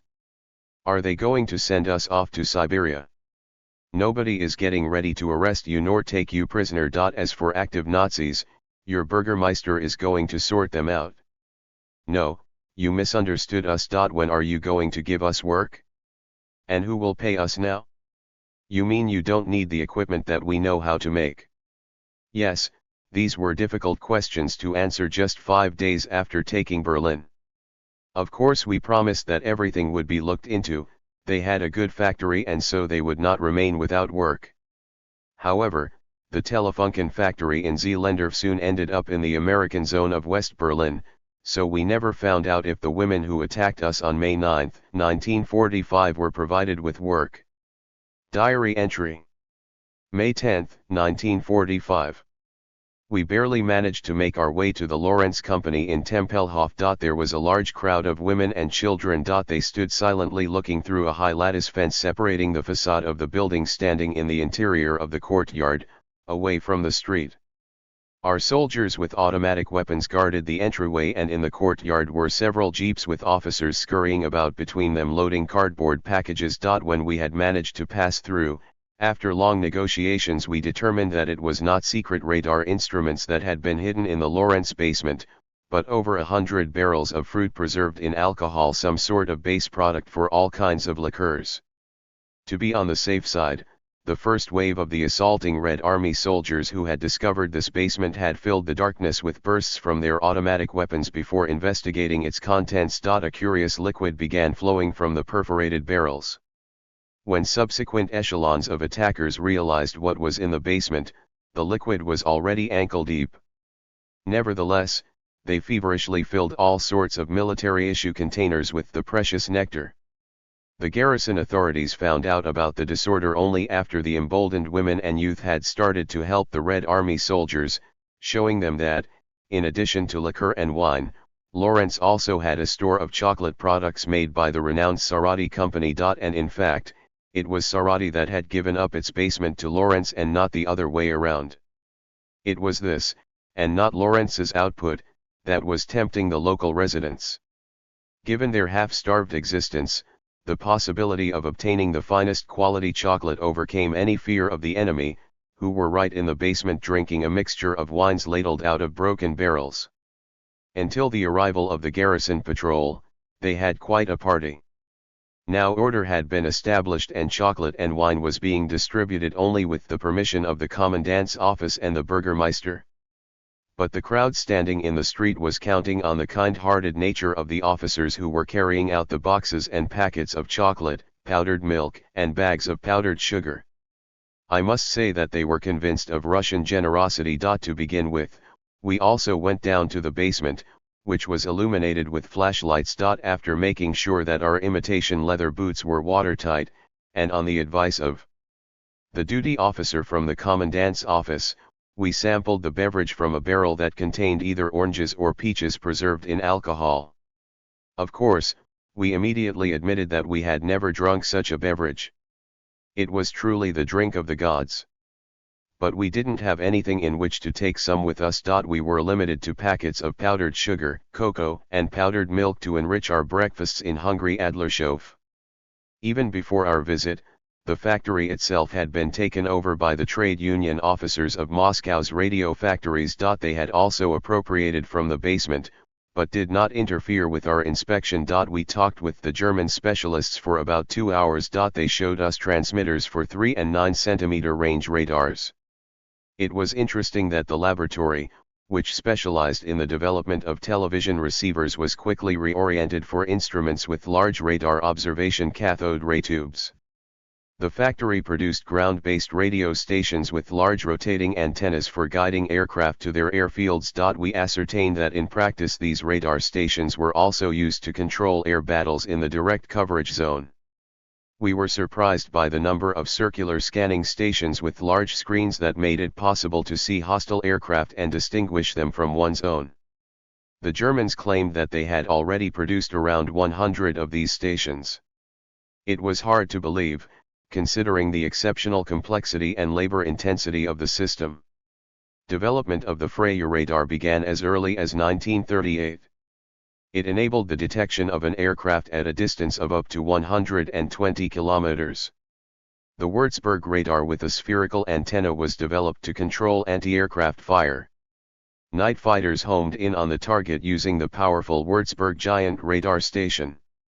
At the beginning of the war, all of the German radar technology was in the decimeter range. The German engineers advised us, our war with the Brits was fought not only on the battlefield and in the air, but also in laboratories. They had already achieved great success as early as 1942 thanks to their daring switch to the centimeter range. At that time we did not have the same tube technology.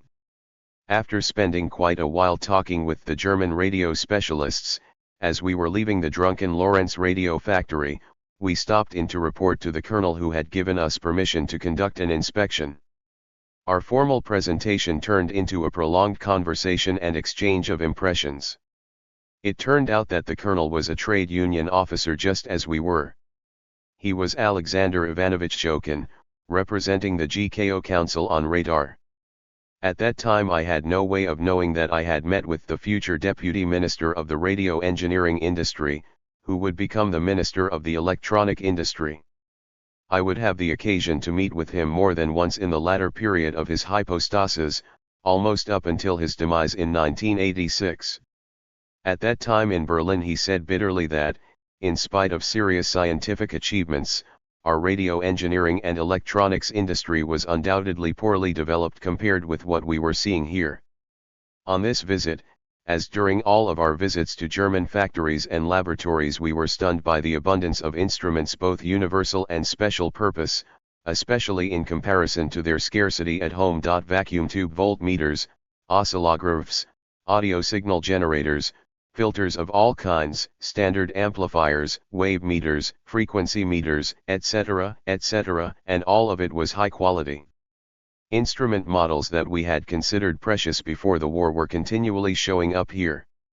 Not one of our institutes, factories, or laboratories could even imagine such abundance. But indeed the war of the laboratories was not only a war of pure intellects. Each intellect had to be armed with the most advanced instruments for scientific research. This required a well-developed instrumentation industry. Alas, even today, 50 years after the war, we do not fully appreciate the strength of the research scientist's laboratory weaponry, much less that of the engineer. Incidentally, one of the burning topics for the past 10 years, our scandalous lag behind in the field of personal computers, has not only economic but also ideological roots, indifference to the specific needs of the human being as an individual, since, in the opinion of the country's senior leadership, above all, we had to be ahead of the entire planet in the smelting of steel and iron, in coal mining, oil production, and in the number of tractors and machine tools produced. These garish indicators got through to the dullest bureaucrats at the highest levels of the party-state hierarchy, but for the longest time they did not comprehend why it was necessary to lead or at least be on the level of an average capitalistic country in terms of providing measurement technology, not to mention expensive computers. And when it suddenly occurred to us, it turned out that we were one of the most backward countries in the world in that field. Well, these are modern issues, but back then in Berlin and its surrounding areas we continued to collect worthwhile literature and send it to Moscow.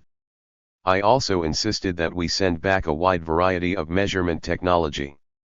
Measurement equipment was my weakness during our collection of spoils. I carefully prepared the cases containing instruments that had been retrieved by Red Army soldiers from the Aerodrome Maintenance Battalion, then, and waited for my airplane to deliver them to my institute. By the middle of May, our troika, reinforced by several more specialists from NISO and LI, including Professor Sergei Nikolaevich Lozyakov, had already put together a more or less clear picture of the instrument and radio industry in Greater Berlin. Our list contained more than 30 enterprises, each of which surpassed our own in terms of technology and production. The most interesting were the laboratories and factories of Askania Telefunken, Lawrence, Siemens AEG, Blaupunkt, and Lowy Radio. For us it was a novelty that the company list, which specialized only in the development and mass production of multi-pin plug connectors, existed and flourished among the Germans.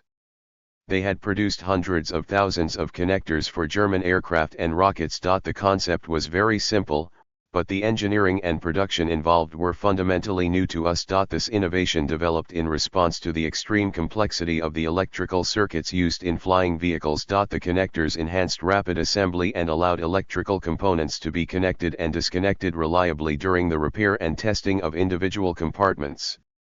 The very term Stecker, or plug connector, made its way into the Russian language from the Germans after the war. Throughout history much has been transferred to the victors from the vanquished. Only after the war did we come to appreciate what a tremendous technical role such a seemingly simple device as the plug and socket connector was destined to play in aircraft and rocket technology. The Germans spent years developing reliable connectors, and introduced into aircraft and rocket technology the standard list Stecker, which had from 2 to 30 pins. We needed 3 years to reproduce connectors that were as reliable. However, during our first years of mastering rocket technology they gave us a lot of trouble. Now our industry produces connectors both tiny and enormous, airtight, onboard and ground-based to connect and remotely disconnect more than 100 electric circuits. Despite all of these achievements, the problem of connector technology remains one of the most complex in the entire world. This is why there are booths at every international aerospace exhibition advertising hundreds of modifications of quick and reliable cable connectors. Dozens of powerful companies in many countries produce them by the millions. We were interested not only in individual factories, but also in the organization and structure of the instrument and radar industry. German companies worked on a lot of technical problems on their own initiative, without waiting for instructions from the top. They did not need the decisions of the Gosplan or People's Commissariats, without which not a single factory of ours could produce anything.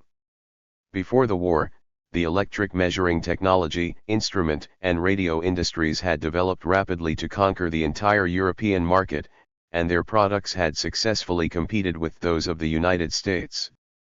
The companies Hartmann Braun, Telefunken, Anschutz, Siemens, Lowrance, AEG, Rohde & Schwarz, Ascania, and Carl Zeiss enjoyed worldwide fame long before World War II. This created a solid technological base, which we simply did not have in these industries on the required scale at the beginning of the war. Our general-purpose electrical instrument industry, our aircraft industry, and also our nautical instrumentation industry were all housed in just a few buildings in Moscow and Leningrad. It is revealing that when we began to reproduce technology for the V-2 rocket after the war and develop our own new rockets, we found out that in our country there was only one factory, Krasnaya Zarya in Leningrad, that was able to manufacture such a mundane device as the multi-contact electrical relay. In Germany, Telefunken had 3 such factories and Siemens had at least 2. This is one of the reasons that German weapons production did not drop, but continuously increased until mid-1944, despite the continuous bombing that Allied aviation inflicted on German cities. Chapter 17. What is Peenemünde? I flew into Peenemünde on June 1, 1945. The wealth of measurement instruments that I had gathered in Berlin and then delivered to Moscow had prevented me from visiting this legendary rocket center immediately after the troops of the 2nd Belarusian Army Group had entered there. But every dark cloud has a silver lining.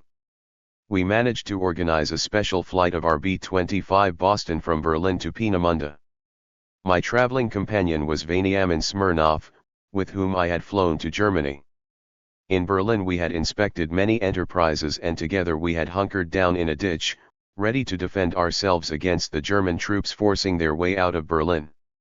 What fascinating collisions history was suddenly producing. Soviet specialists with officers' ranks were leaving Berlin, where only 20 days earlier the document stipulating the unconditional surrender of Nazi Germany had been signed, to fly to Peenemünde on an American bomber piloted by a man who tested the first Soviet rocket-powered aircraft, the Bi-1. At that time I still did not realize that I was flying to the site on the shore of the Baltic Sea that would become the launching pad for the beginning of the 20th century's great missile race. Dozens of nations from all continents would be drawn into this race, and by the end of the century almost every army in the world would acquire missile weaponry in one form or another. We are proud of our fellow countrymen Tsiolkovsky, Kondratyev, and Sander for their work on the theory of rocket flight. The Americans posthumously recognized the theoretical and experimental work of prominent scientist and inventor Robert Goddard. The Germans and Austrians are proud of the works of Hermann Oberth and Eugen Sanger. These lone pioneers who dreamed of interplanetary flight were the inspiration for those who took on the official responsibility for the practical development of long-range ballistic missiles. However, the first authentic, operational long-range guided missiles were developed in Peenemünde not for interplanetary journeys, but first and foremost to destroy London. These days, reports about missile attacks on the front lines of small, localized wars surprises no one. Missile attacks are now common even in numerous inter-ethnic clashes. I don't believe I will be mistaken in predicting that lightweight, portable guided missiles will be as accessible as Kalashnikovs to terrorists, saboteurs, and guerrillas at the beginning of the 21st century. but in those days we could not imagine the prospects of such a historical turn in weapons technology. We were drawn to Peenemünde purely by our professional engineering curiosity and a sense of duty to our country. I had been somewhat prepared for what I might see from the detailed impressions of Alexei Isaev and Arvid Palo, who had flown into Berlin from Peenemünde just the week before. But when at our request the airplane flew over the entire island, I was so delighted by everything that I saw that even a half-century later, I still see the broad beaches, the white caps of the surging surf, and the forested hills in my memory. I didn't want to tear my eyes away from the sights of this wonderful natural preserve. The landscape contrasted sharply with the ruins of Berlin which we had grown accustomed to over the past month. Among the pines at Peenemünde we could see the outlines of buildings and the enormous iron structures of raised drawbridges along with some other structures that I couldn't make out from the air. They were clearly production facilities. A network of roads, practically concealed by the shade of the pines, connected the entire island. To the right the forests reached into the distance and one could see patches of lakes. To the left was the grey sea. We flew again over the developed area of the island, and saw attractive white, pink, and multicolored villas and hotels peeked out from under the green of the pine trees. Simply put, it looked like a resort. From the air, we saw no traces of the brutal bombings that the Brits had reported to us. The airfield that received our Boston proved fully suitable. It had been designed for the landing of high-speed bombers. Our arrival had been expected and we were driven immediately to the Schwab's Hotel after we landed. Seeing the area surrounding Peenemünde, everybody's first impression had less to do with rocket technology than the natural beauty of the Baltic coast. This is where the elite of the German rocket specialists had lived, worked, and played. Now the best of the hotels, the Schwab's Hotel, housed the headquarters for Peenemünde research headed by Major General Andrei Illarionovich Sokolov, who during the war had been the deputy commander of the Guards mortar units. While they were looking for people in Moscow who would supervise German rocket technology, the main artillery directorate entrusted Sokolov with studying and safeguarding Peenemünde. One has to give him credit, he organized this work very well. Virtually no competent German specialists remained on Usedom Island. General Sokolov's group had gathered several ill-informed specialists from among the local residents. With their help and with the speculations of Soviet engineers, they compiled a report on Peenemunde's former state before our army arrived. Former being the key word. Allied aviation had damaged most of the buildings and laboratories, but they had not been totally destroyed. The firing rigs were bigger than anything we could have imagined. Near the rigs, the Germans had built bunkers which had remained in good condition. From the bunkers they controlled and observed the testing of engines and rockets. The facilities in total occupied several tens of hectares which were connected by excellent roads. Tens of kilometers of power measurement and signal cables had been run in cable ducts that the Germans had not had time to dismantle. All of the equipment down to the last instrument, even the machine tools in the large factory whose building was almost untouched, had been dismantled and removed. What they did not manage to evacuate before the arrival of Marshal Rokossovsky's troops had been rendered useless by SS Sonderkommandos. To a significant degree, General Sokolov had managed to restore the old order in the residential area of the Zinnowitz resort. Arvid Palo had already prepared me for this. Back in Berlin he had warned me that Peenemünde was on par with fashionable pre-war resorts. It was as if there had been no war with all its horrors. At the Schwab's Hotel restaurant they served a table d'hôte for the entire officer staff. It was covered with a snow-white tablecloth and each place was set with numerous utensils, clearly exceeding the number of dishes. The deft waiters presented the plates with a modest appetizer so that the hotel's logo was positioned in front of us just so. None of the officers dared sit down at the table d'hôte until the general had entered. Then began a ceremony known to us only from the movies. A line of waiters in black suits, white shirts, and bow ties, led by the maitre d'hôtel, marched in solemn procession around the table, beginning with the general, and then proceeded around by rank. In this process the first waiter ladled soup, the second placed a potato, the third showered the plates with greens, the fourth drizzled on piquant gravy, and finally the fifth trickled about 30 grams of alcohol into one of the numerous goblets. Each person diluted his drink with water according to his own taste. To some extent this entire spectacle revived the protocol that had reigned at the Schwab's Hotel when distinguished guests had visited Peenemünde. According to the maitre d'hotel, almost all of the top brass of the Nazi Reich had stayed there except for Hitler himself, but of course, added the maitre d'hotel, at that time I served the best wines. When Dornberger and von Braun evacuated Peenemünde, they took all the food and wine stores with them. We were introduced to the general in the dining hall and with honor upheld the rules of etiquette prescribed for high society, in spite of the provocative smiles and remarks of the old residents. I need to write about Peenemünde from a historical standpoint. For that reason I have singled out only the basic results of the work in Peenemünde.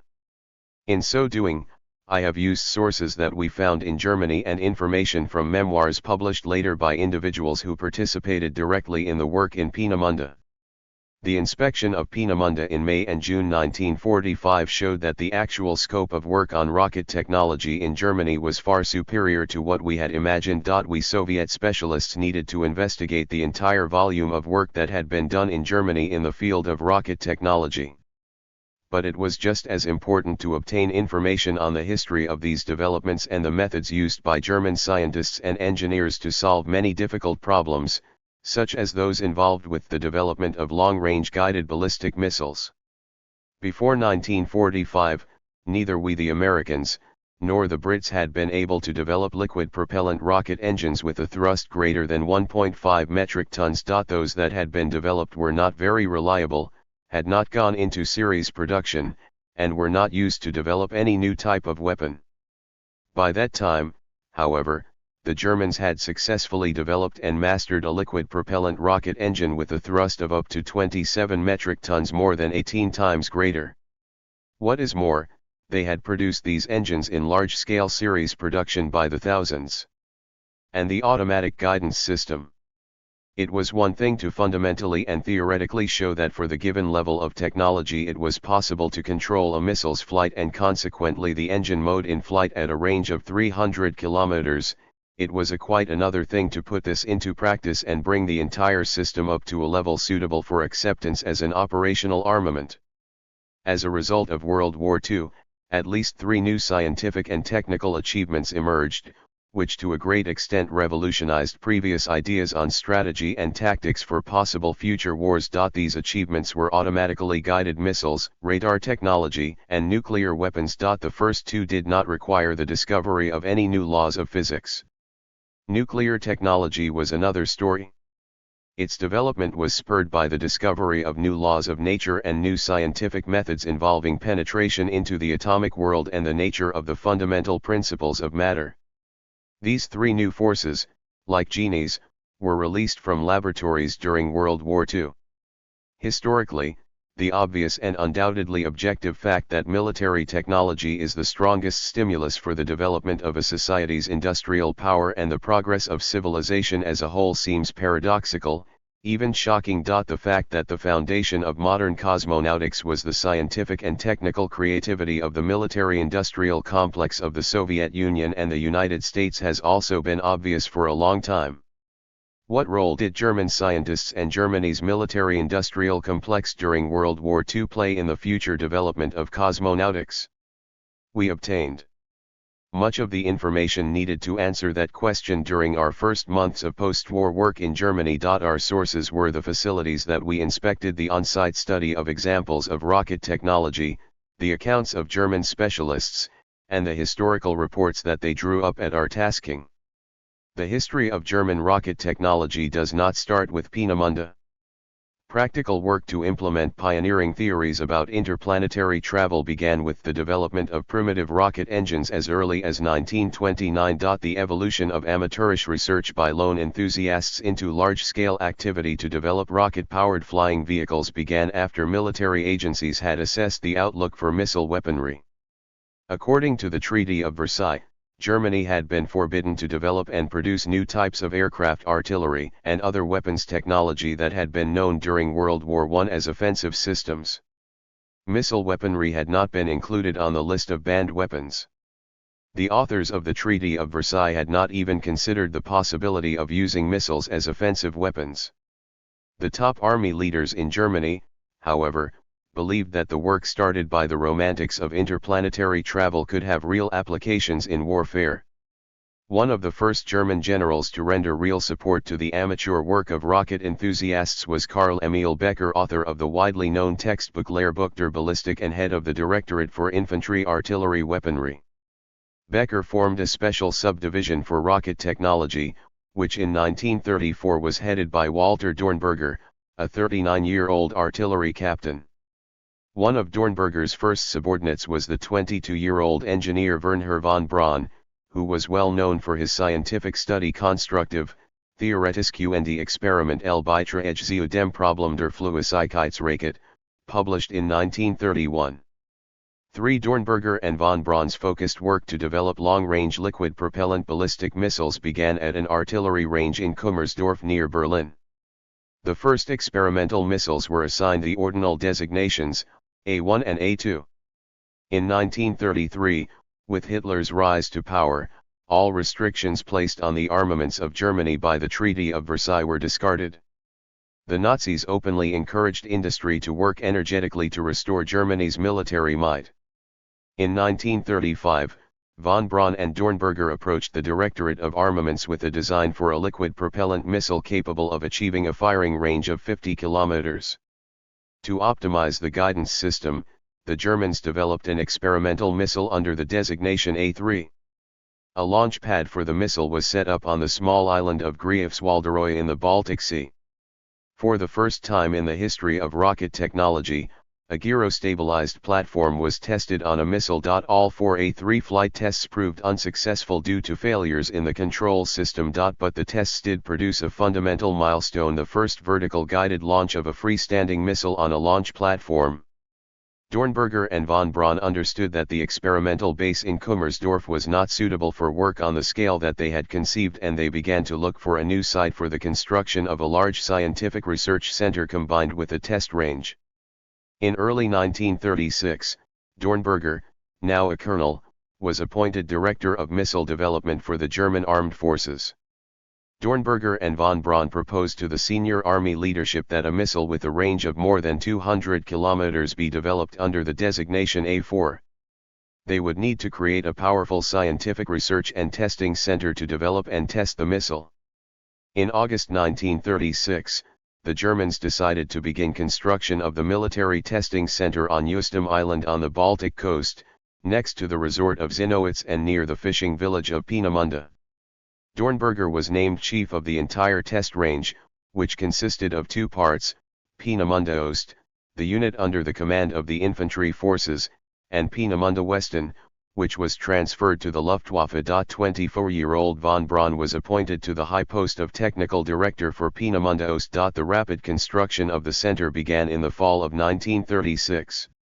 In 1937, the first 90 employees moved to Peenemünde to the infantry's research center. Development, research, and testing were conducted simultaneously with the construction, which was more or less complete after 3 years. The company that carried out the primary construction operations in Peenemünde was headed by the future President of the Federal Republic of Germany, Heinrich Lübke. For even in 1945, after the brutal bombardments of the war, we had no reason to complain about the quality of the construction. In Europe, preparations for war were underway, but none of the Allied intelligence services, including the celebrated British intelligence, had imagined the objectives and scale of work being conducted at the Peenemünde Center. On September 1, 1939, World War II began. In November 1939, an unknown anti-fascist dropped a detailed report concerning the scope, objectives, and tasks of the Peenemünde Center into the mailbox of the British Embassy in Oslo. By that time, more than 3,000 individuals were working in Peenemünde, not including the construction workers. It is astounding that it took 4 years for the British to react. In March 1940, the first firing tests began on chambers of the 25 metric ton thrust liquid propellant rocket engine intended for the A4. This was the first time the Germans used a turbo pump feed to deliver alcohol and liquid oxygen into the combustion chamber instead of the pressurized system using compressed nitrogen that was used on the first engines in Kummersdorf. With the onset of World War II, the scope of the research and development activity at Peenemünde rapidly expanded. New services were created and a large number of new specialists needed to be recruited and quickly mobilized to the center, many being summoned from the army. The schools of higher education in Darmstadt, Berlin, Dresden, Hanover, and later Vienna and Prague were also enlisted to support the research activity at Peenemünde and conducted their work on assignment from there. From 1937 through 1940, the Germans invested more than 550 million Reichsmarks into the construction of the Peenemünde Center, an enormous sum for that time. All of Germany's leading electrical and radio engineering firms provided the center with special testing equipment and the latest measurement instruments.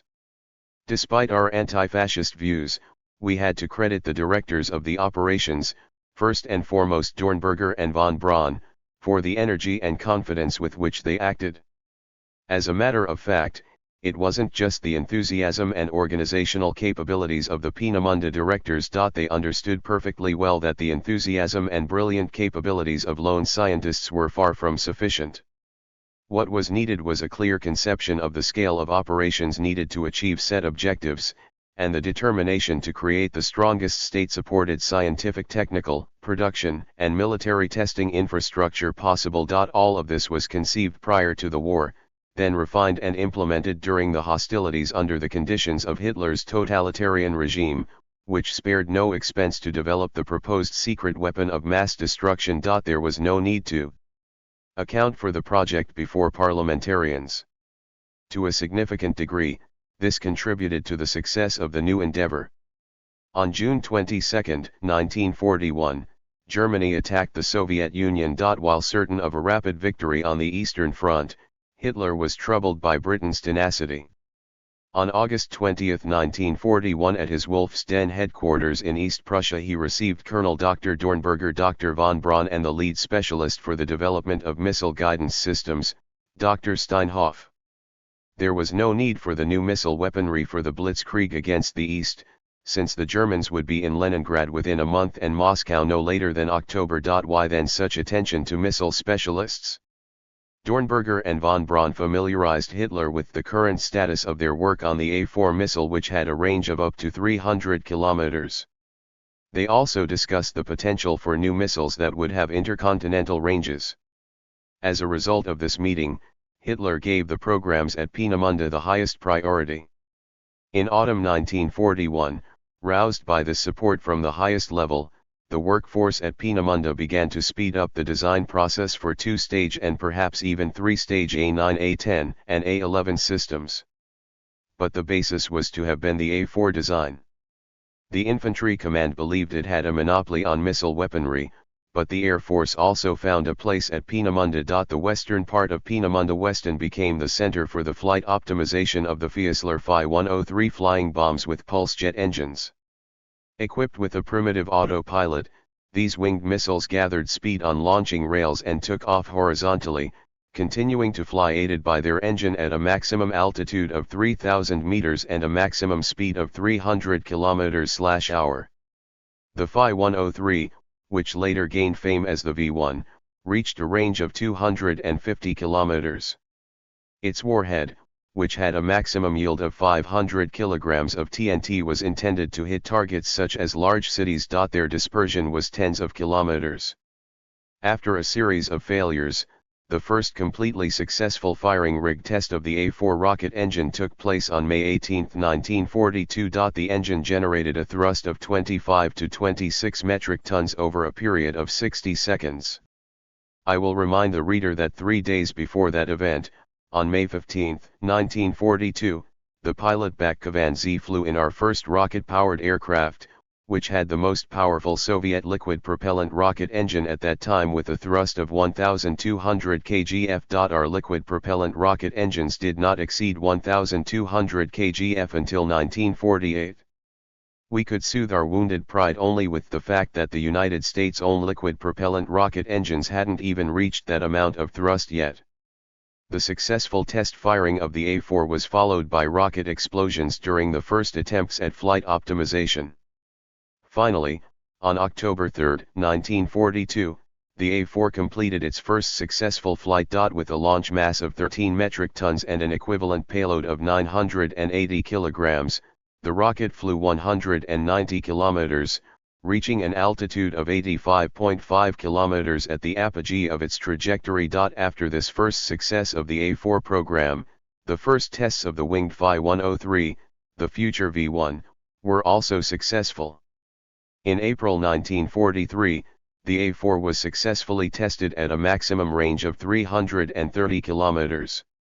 Having later been given the name V-2, the A-4 rocket program and the V-1 were competing. Meanwhile, on the Eastern Front there was no blitzkrieg. The rout of the Germans near Stalingrad was followed by another defeat at the Battle of Kursk. The German Air Force no longer had overwhelming air superiority on the Eastern Front and proved incapable of withstanding the air raids by British and American bombers against German cities.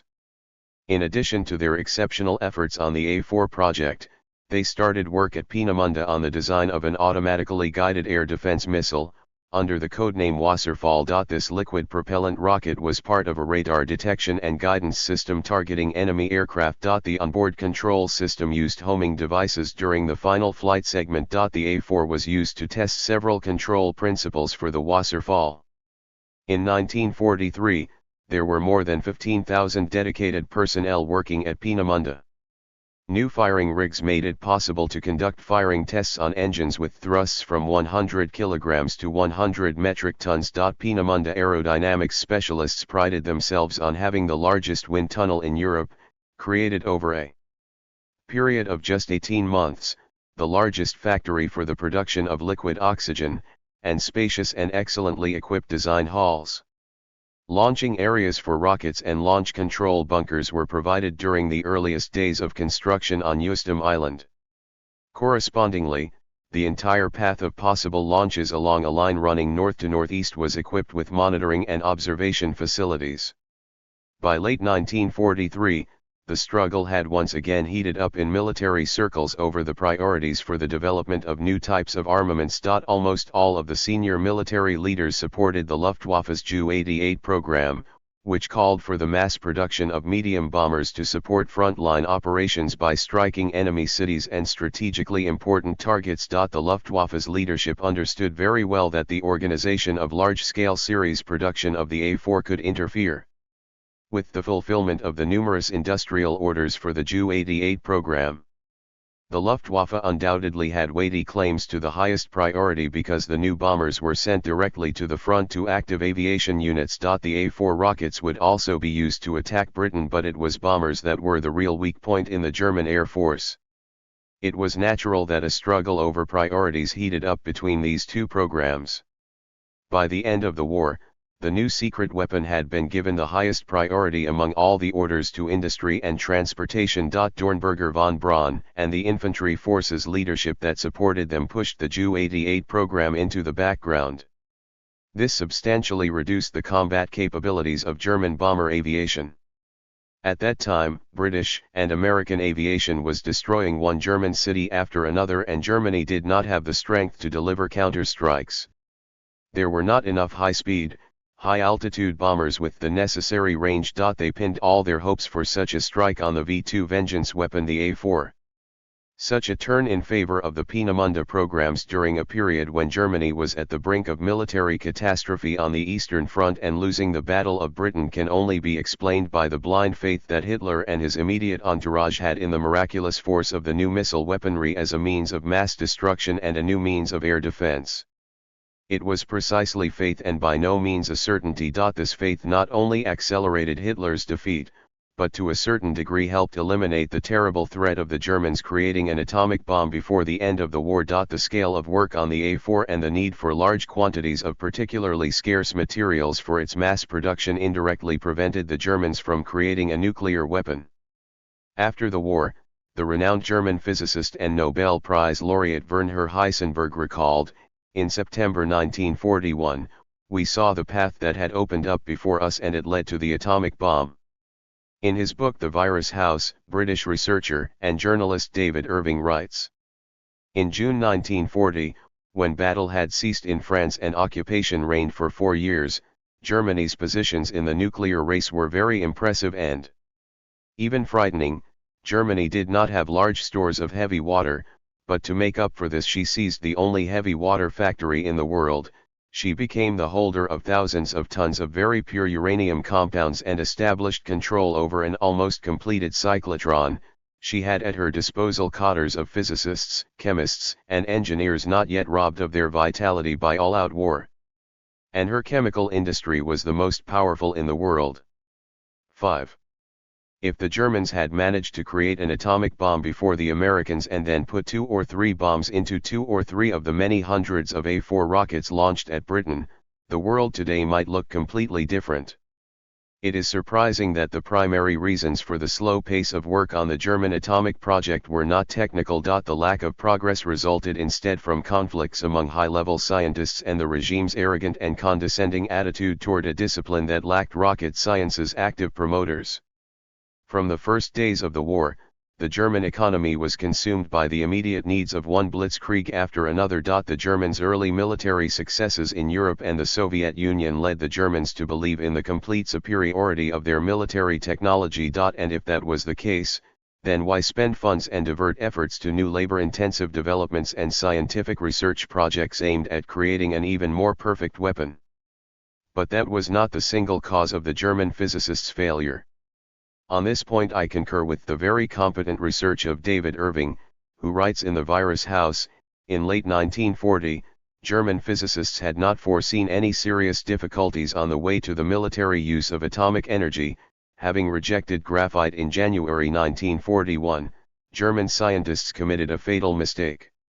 Now it is well known. This error worked to the advantage of missile specialists because there clearly was not enough graphite in Germany for both fields of endeavor. We and the Americans also used graphite control surfaces to control missiles up until the mid-1950s. Now it is well known that it is better to use other methods instead of control vanes of any material. But more than 10 years of persistent work by specialists from the USSR and United States were required to switch to this method.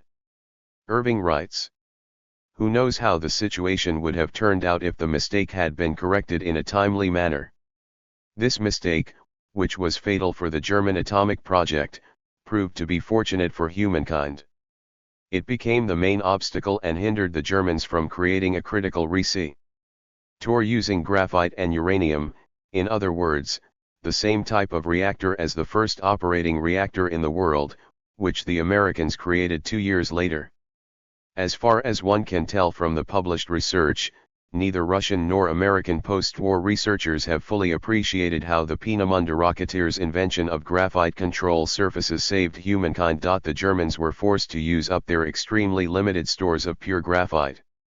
In August 1945, when we were in Thuringia, we heard on the radio about the dropping of atomic bombs on Hiroshima and Nagasaki. We first of all tried to understand what they were talking about. There were no Soviet specialists among us at that time who had the slightest involvement in atomic research. Nevertheless, our knowledge of physics helped us, in a group discussion, to assume that the Americans had succeeded in creating a bomb by converting part of the mass of a substance into energy, in accordance with Einstein's famous formula, E = mc2. There and then, we started to question Helmut Grotrup about what had been known in Peenemünde regarding German work on the creation of an atomic bomb. To what extent were the German directors of the long-range missile program, in particular Dornberger, von Braun, or their closest assistants, familiar with the possibilities of creating an atomic bomb? Long conversations with Grotrup enabled us to understand that work on some sort of super-powerful explosive had been conducted in Germany. Grotrup was well acquainted with the names Heisenberg and von Ardenne, which I mentioned as possible scientists who could have been working on an atomic bomb. Moreover, he said that in the summer of 1943 the Peenemünde directors had, under great secrecy, talked about some new powerful explosive. For the specialists at Peenemünde this was very important. They understood that the ordinary TNT used in A4 warheads in quantities of 700 to 800 kilograms per warhead would produce an effect no greater than a conventional 1,000 kilogram bomb dropped from an airplane. British and American aviation had already dropped countless such bombs on German cities. Nevertheless, Germany had continued to fight and had even expanded its development of new weapons. Grottrup recalled that he had heard about the new explosive when von Braun had been sent to Berlin to consult with the infantry command about the prospects of increasing the power of missile warheads. Upon his return, von Braun did not say with whom he had met in Berlin.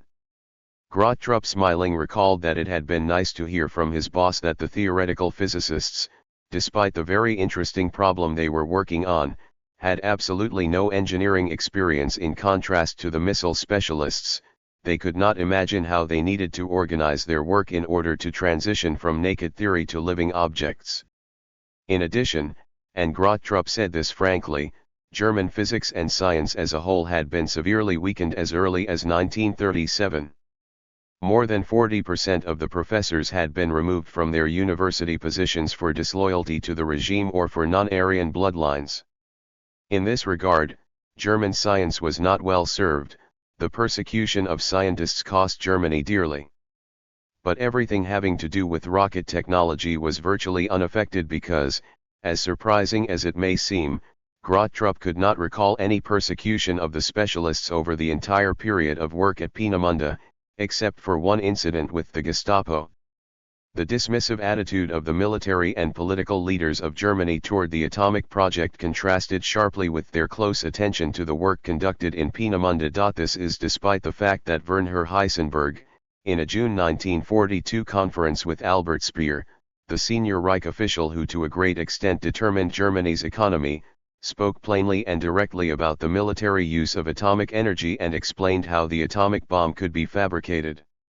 6. For military leaders, evidently, the authority of world-famous physicist Heisenberg was not sufficient for the atomic project to be given the same priority as guided missiles and flying bombs. Heisenberg's report did not make the proper impression on Field Marshal Erhard Milch, who was responsible for aircraft armaments. Milch shortly thereafter authorized series production of the new Vengeance weapon, the V-1 flying bomb, while not giving Heisenberg the support he needed. The well-known general skepticism emerged with regard to the new incomprehensible sciences. The V-1 was the brainchild of aviation and the V-2 was the weapon of the infantry troops. This was clear, intelligible, and obvious. You could look at it, put your hands on it. But converting mass into energy, this was abstraction. Better to wait. But serious technical problems continued to occur even in work that had been conducted at Peenemünde on a broad scale. I have already mentioned that the first launch that could be described as a success took place on October 3, 1942. In order of construction, this was the fourth A4 rocket. Oberth himself, who was in Peenemünde at that time, congratulated von Braun and the other rocket developers. The engine and the control system worked comparatively normally for the first time.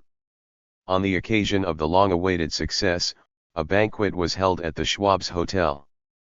A huge boulder with the inscription "On October 3, 1942, this stone fell from my heart, Werner von Braun" was placed near the launch pad. A series of failures followed afterward, however. There were explosions during launch, explosions in the air, and failures of control surface actuators, gyroscopes, propellant and oxidant line valves, and the onboard electrical power circuits.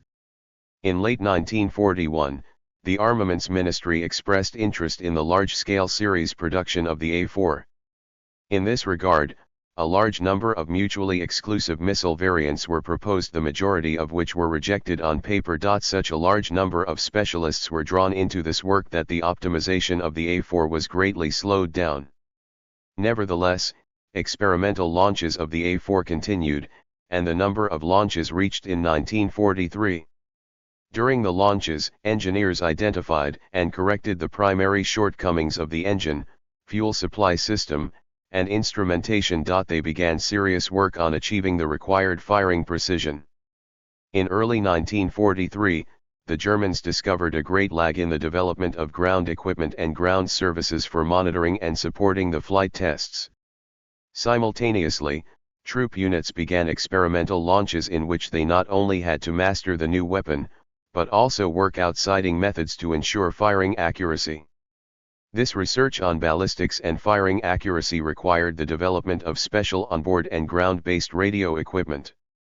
In addition, Optical devices were stationed on the flight path to monitor the trajectory. The launches exposed many shortcomings in the electrical circuits and control system equipment design.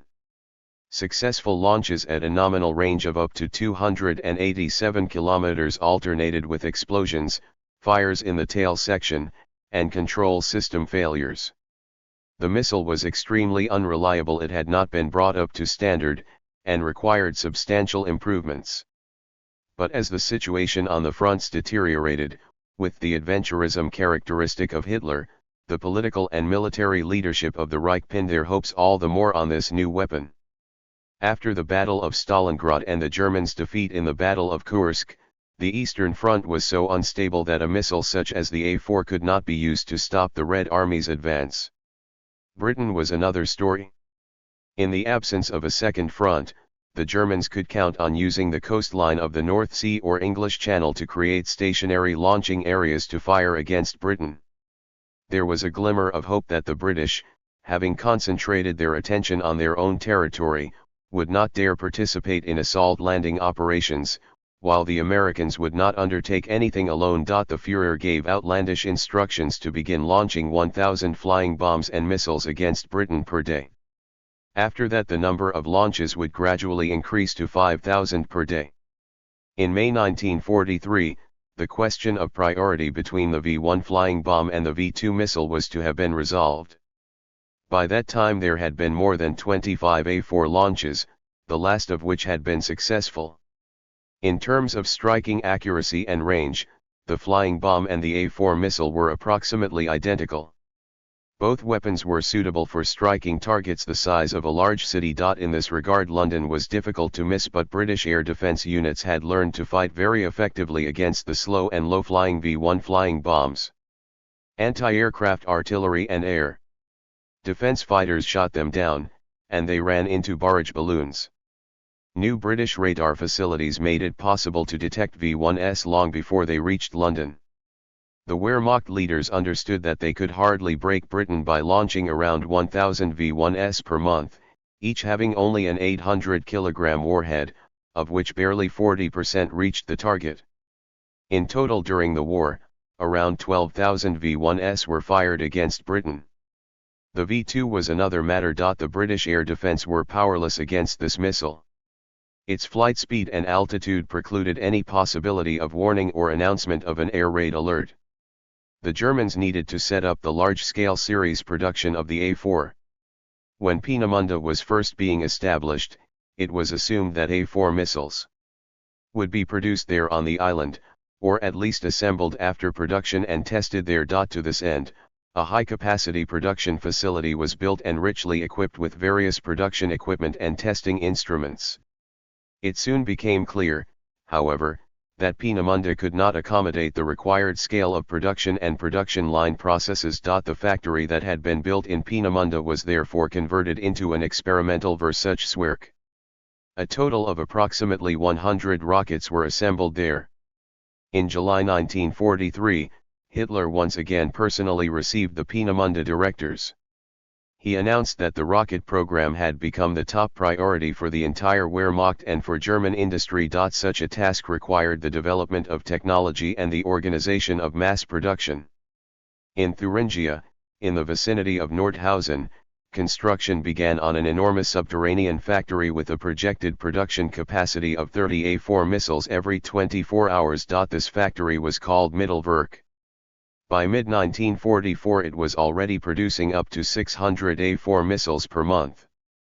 The construction and production of A4 missiles at Mittelwerk near Nordhausen was perhaps one of the darkest and most tragic pages in the history of German rocket technology. Foreign workers, prisoners of war, and concentration camp prisoners were used to build and produce the missiles under the supervision of German specialists and Gestapo overseers. Before work began underground, the workers were brought to the Dora concentration camp, which had been set up especially for this purpose next to a picturesque wooded mountain. Inside the mountain factory, the most rigid regime was established. The slightest violation of order and discipline was punished by death. Smoke billowed from the chimney of the crematorium at the Dora camp around the clock. Camp workers died from beatings, torture, diseases, exhaustion, and execution for the slightest suspicion of sabotage. Very few of the Dora prisoners who worked on the top-secret vengeance weapon would get out alive. Nevertheless, an underground center of the anti-Nazi resistance was active at the camp.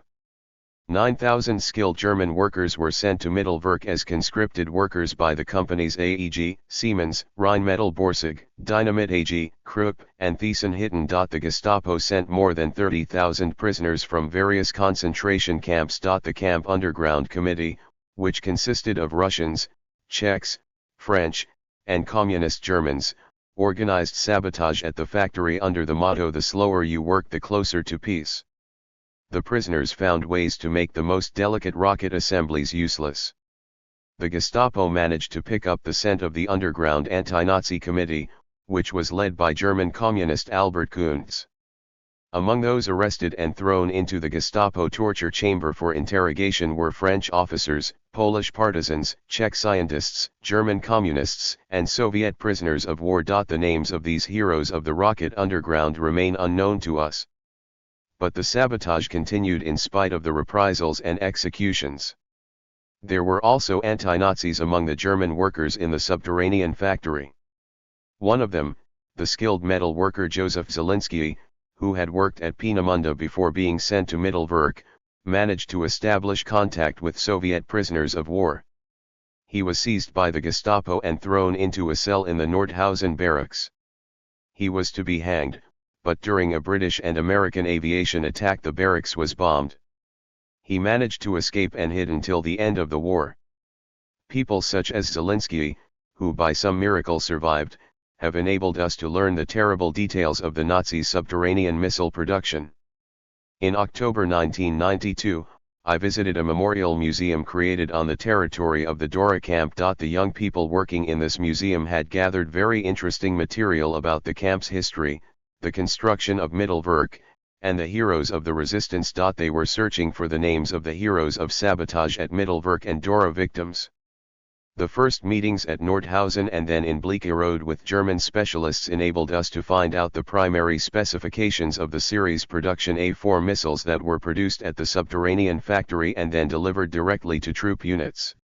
Launch weight: 12.9 to 13 metric tons maximum engine thrust on the ground. 26 metric tons maximum engine thrust at high altitude. 30 metric tons total length. 13.9 meters diameter. 1.6 meters warhead mass. 900 to 1000 kilograms maximum flight range. 250 to 300 kilometers propellant mass. 3.6 metric tons oxidizer mass. 5 metric tons engine operation time. 64 to 65 seconds maximum speed. 1,500 meters/second maximum altitude above the ground. 95 kilometers speed at contact with target. 800 meters/second. In spite of the free labor coerced from prisoners, the cost of the A4 was over 300,000 Reichsmarks per missile. And this only included cost of the propellant and oxidizer and the pay for troop units. It did not include the cost of the ground equipment. In September 1944, the Germans began firing A4 missiles on London, as well as liberated Paris and Antwerp. The V2 attacks caused great terror among the Brits. The missiles closed in without any warning noise and were like bolts from the blue. The approaching missile with its fiery exhaust could only be observed by accident, several seconds before it exploded. Immediately after the combat use of the V2 had started, the Brits conducted reconnaissance and then organized air attacks against the rocket launchers, which were difficult to camouflage. There was no other way to fight against V2 missiles. Launch positions proved to be the weakest link of the missile strategy.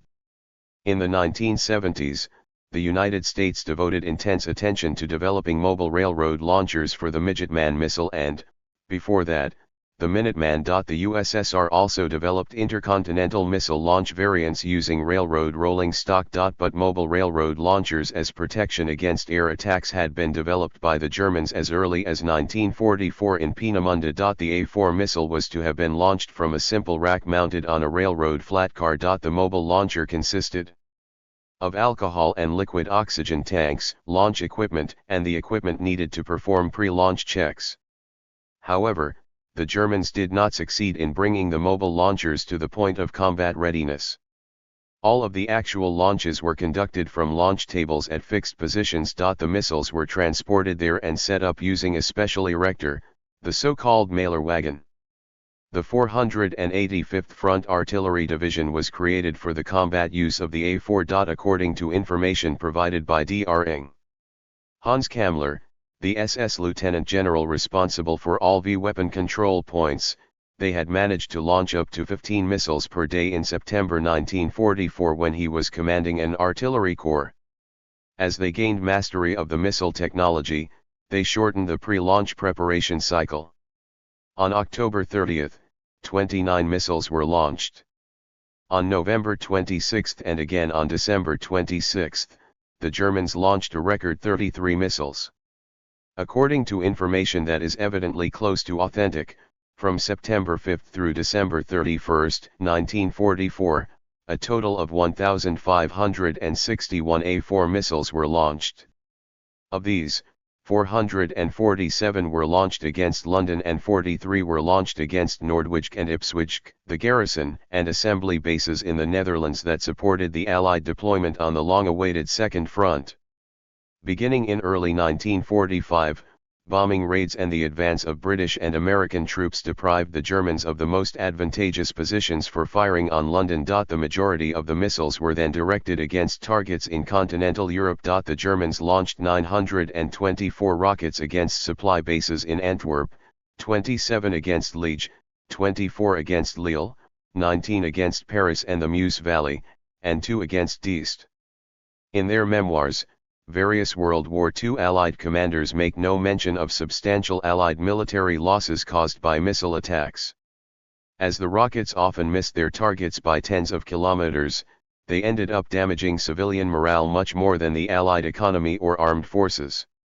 According to various sources, the 2,000 missiles launched against London over a 7-month period killed over 2,700 people. There is no other reliable information from other locations concerning the casualties of A4 rocket fire. But if you extrapolate based on the London statistics for the average number of deaths per launch, then one can assume that approximately 7,500 deaths resulted from the A4 missiles. Those who were burned in the crematorium of the Dora camp or annihilated during the construction of Peenemünde and the rocket firing range in Poland should be added to these direct victims of missile technology combat operations, along with the anti-Nazis who suffered in the torture chambers and were executed. Their number far exceeds those who died as a direct result of the A4's use as a weapon. Such are the tragic pages of the history of the first operational long-range, guided ballistic missile. What were the Allied and Soviet intelligence services doing during these years? One can forgive our intelligence service for their ignorance of the scope of operations in Germany on missile armaments. The service had been crushed twice, first under Yezhov, and then again under Beria. But the celebrated Western intelligence services had also overlooked a secret project that engaged tens of thousands of German civilians and military specialists. Orders from Peenemünde and Middelburg were fulfilled by dozens of companies scattered throughout the entire country. Experimental launches of missiles into the Baltic Sea had been conducted since 1940 and at the firing range in Poland since 1943. It seems improbable, but nevertheless before May 1943 neither reports provided by agents, nor information from prisoners of war, nor air reconnaissance, nor any other type of intelligence gathering had provided reliable information about the true scale of operations to develop the new secret weapon. There is a plausible legend that in May 1943, in London, a meticulous aerial photograph interpreter, Royal Air Force officer Constance Bobbs Babington Smith, discovered a small aircraft without a pilot's cockpit in one of the photos of Euston Island. This was the Fieseler 103 flying bomb, later called the V-1. Other aerial photos taken afterward revealed the A4 little cigars. Only then did the British General Staff begin to analyze related information provided by agents in France, Poland, Norway, and Sweden. From these agents, the British learned that in December 1943 they could expect an attack on Britain by new weapons, flying bombs, and some sort of enormous rocket. Aerial photographic reconnaissance had already detected 138 possible launch pads on the northern coast of France and the Netherlands.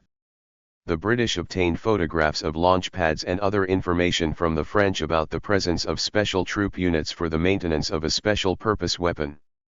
These materials, which British intelligence did not assimilate until 3.5 years after the previously mentioned letter from anti-fascist engineer Kulmarov, finally compelled the British to act.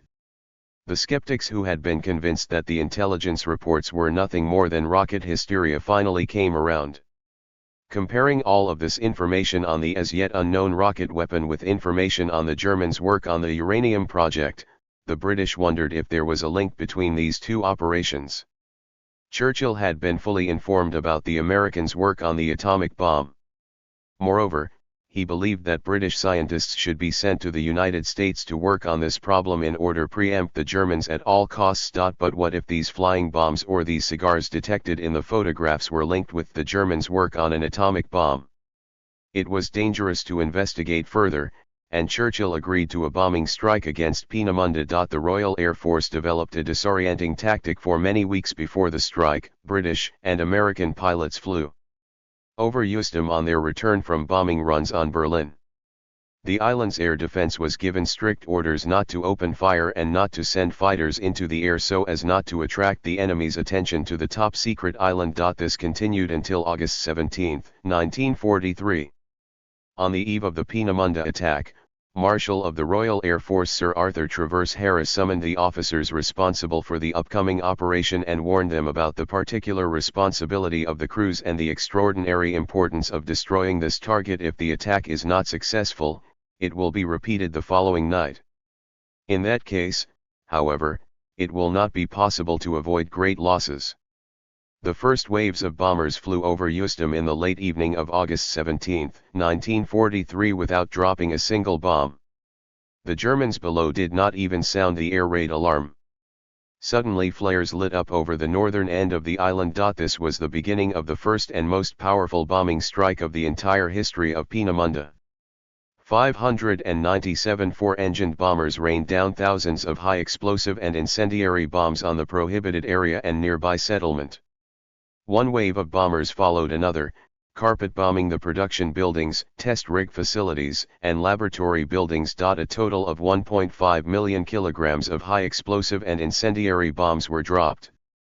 The local air defense proved powerless, but night fighter aircraft urgently called in from Berlin shot down 47 American B-25 flying fortresses. 735 Peenemünde residents were killed. Among them were many leading specialists, including chief engine designer Dr. Walter Thiel. After hearing of the scale of the attack, Luftwaffe Deputy Commander Colonel General Jeskonek, who was directly responsible for the air defense system of that area, committed suicide.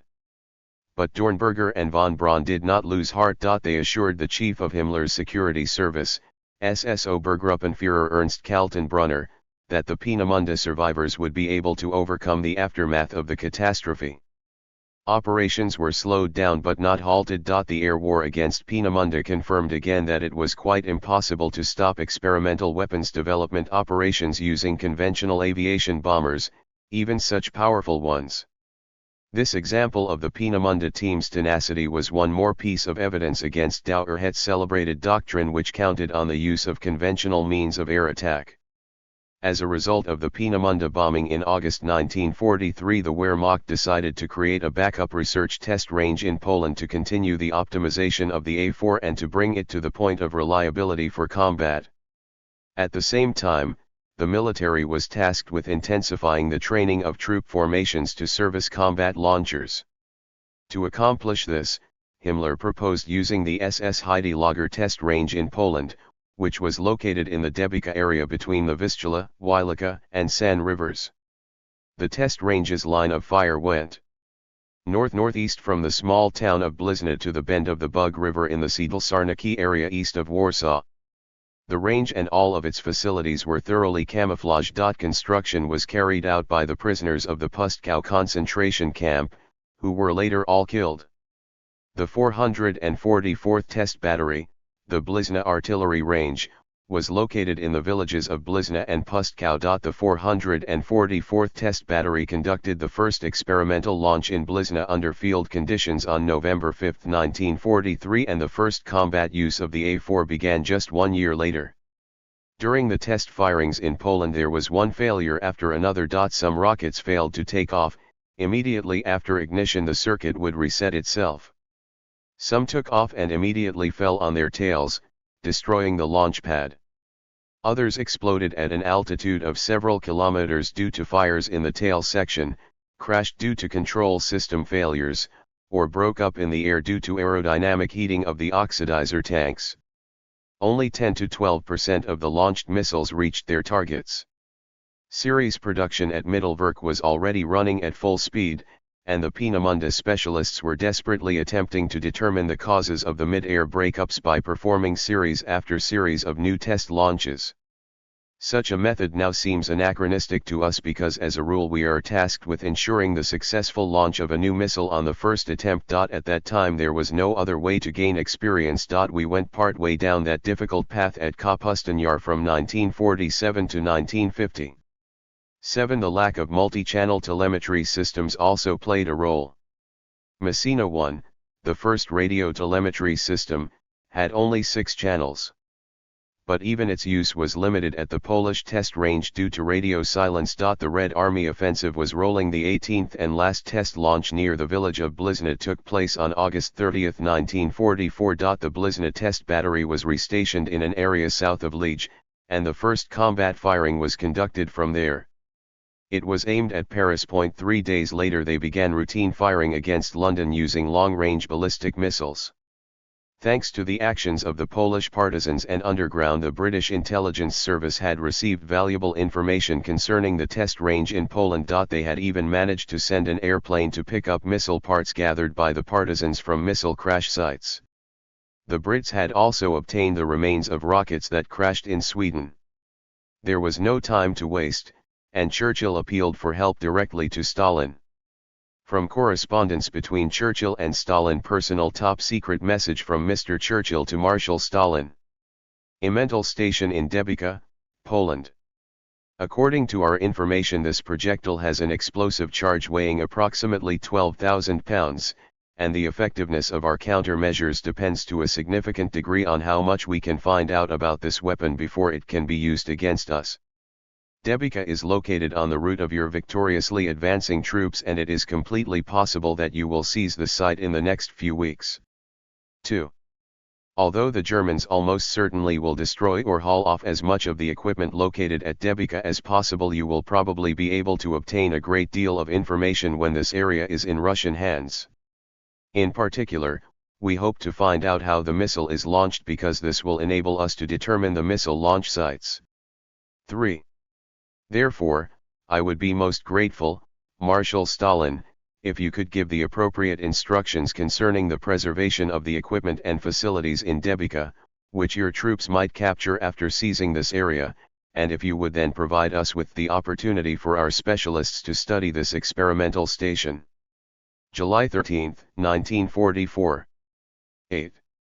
Churchill and Stalin exchanged 6 telegrams in 1944 on the participation of British specialists in an expedition to the German test station in Debicka. Stalin gave instructions to allow the Brits to inspect the test range, though not as quickly as Churchill would have liked. Due to the particular secrecy of the correspondence between Churchill and Stalin, the texts of the letters were not accessible until long after the deaths of both leaders.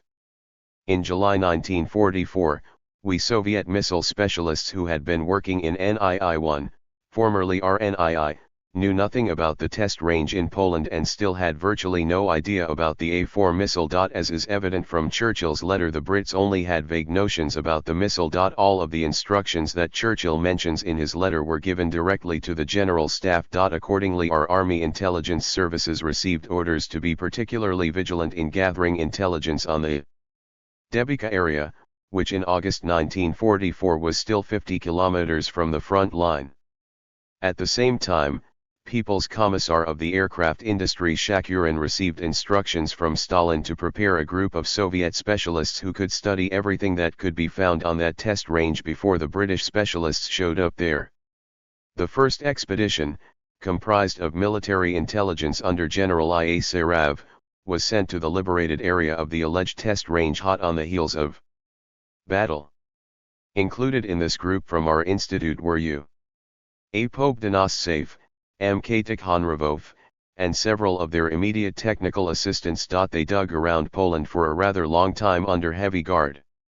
After our group had been working in Poland for about a week, the British specialists arrived, including a representative of British intelligence who had a detailed map of the area showing the coordinates of the launch site and numerous sites where the missiles had fallen.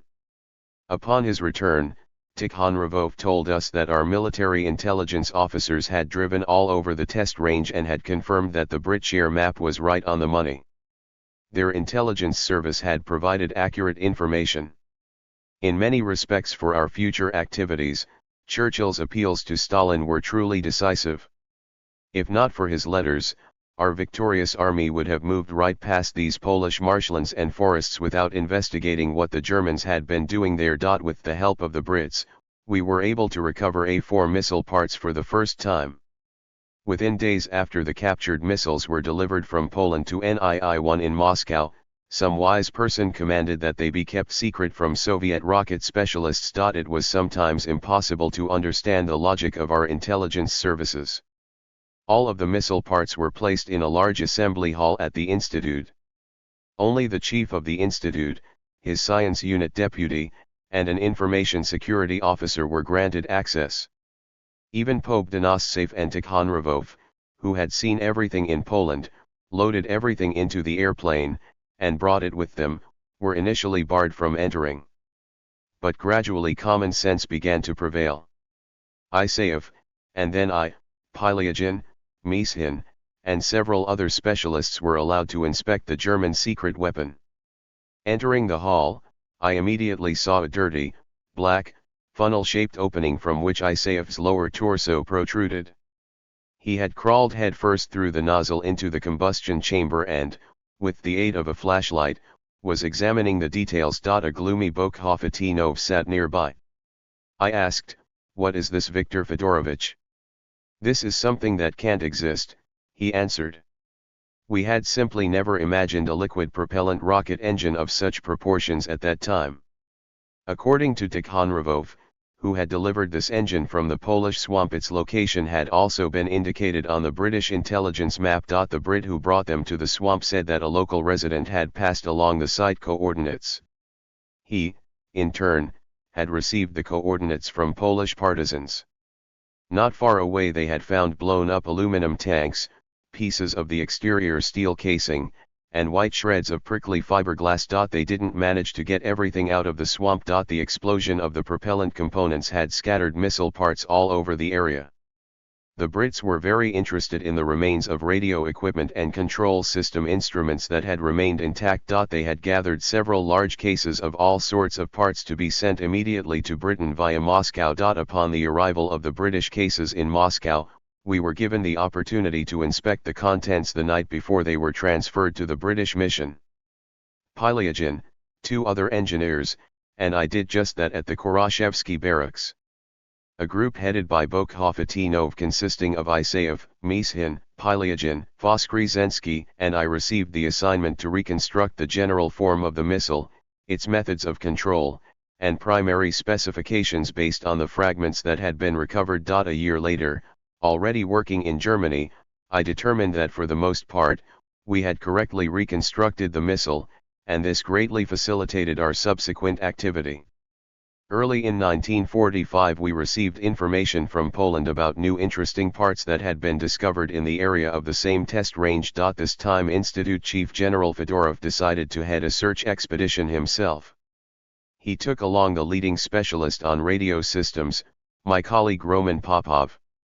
His group also included the leading specialist on solid propellant missiles, Colonel Leonid Emilyevich Schwartz. They flew out of Moscow on February 7, 1945 in a Douglas. Near Kiev the aircraft became cloudbound, evidently lost its bearings, and then crashed. All 12 passengers and crew perished. For me, the loss of the remarkable radio engineer Roman Popov was particularly painful. His death effectively ended our work on a radio-guided target location system for rocket-powered interceptor aircraft. During the first months of 1945, we put together an approximate representation of the A-4 missile, but we still had no concept of the true production scale or the combat effectiveness of this vengeance weapon. Specialists from the Air Force who were working with us at NII-1 were particularly interested in the reliability of the missile, a drone aircraft that was fully automatically controlled. We did not resolve these questions until after we arrived in Germany. In December 1944, General Kammler conducted a review of the A-4 missile's reliability. Over the review period, 625 missiles were delivered to troop units. Of these, 87, or 12.3%, were immediately returned to the factory due to defects in the control system. Of the 538 remaining missiles, 495 were launched.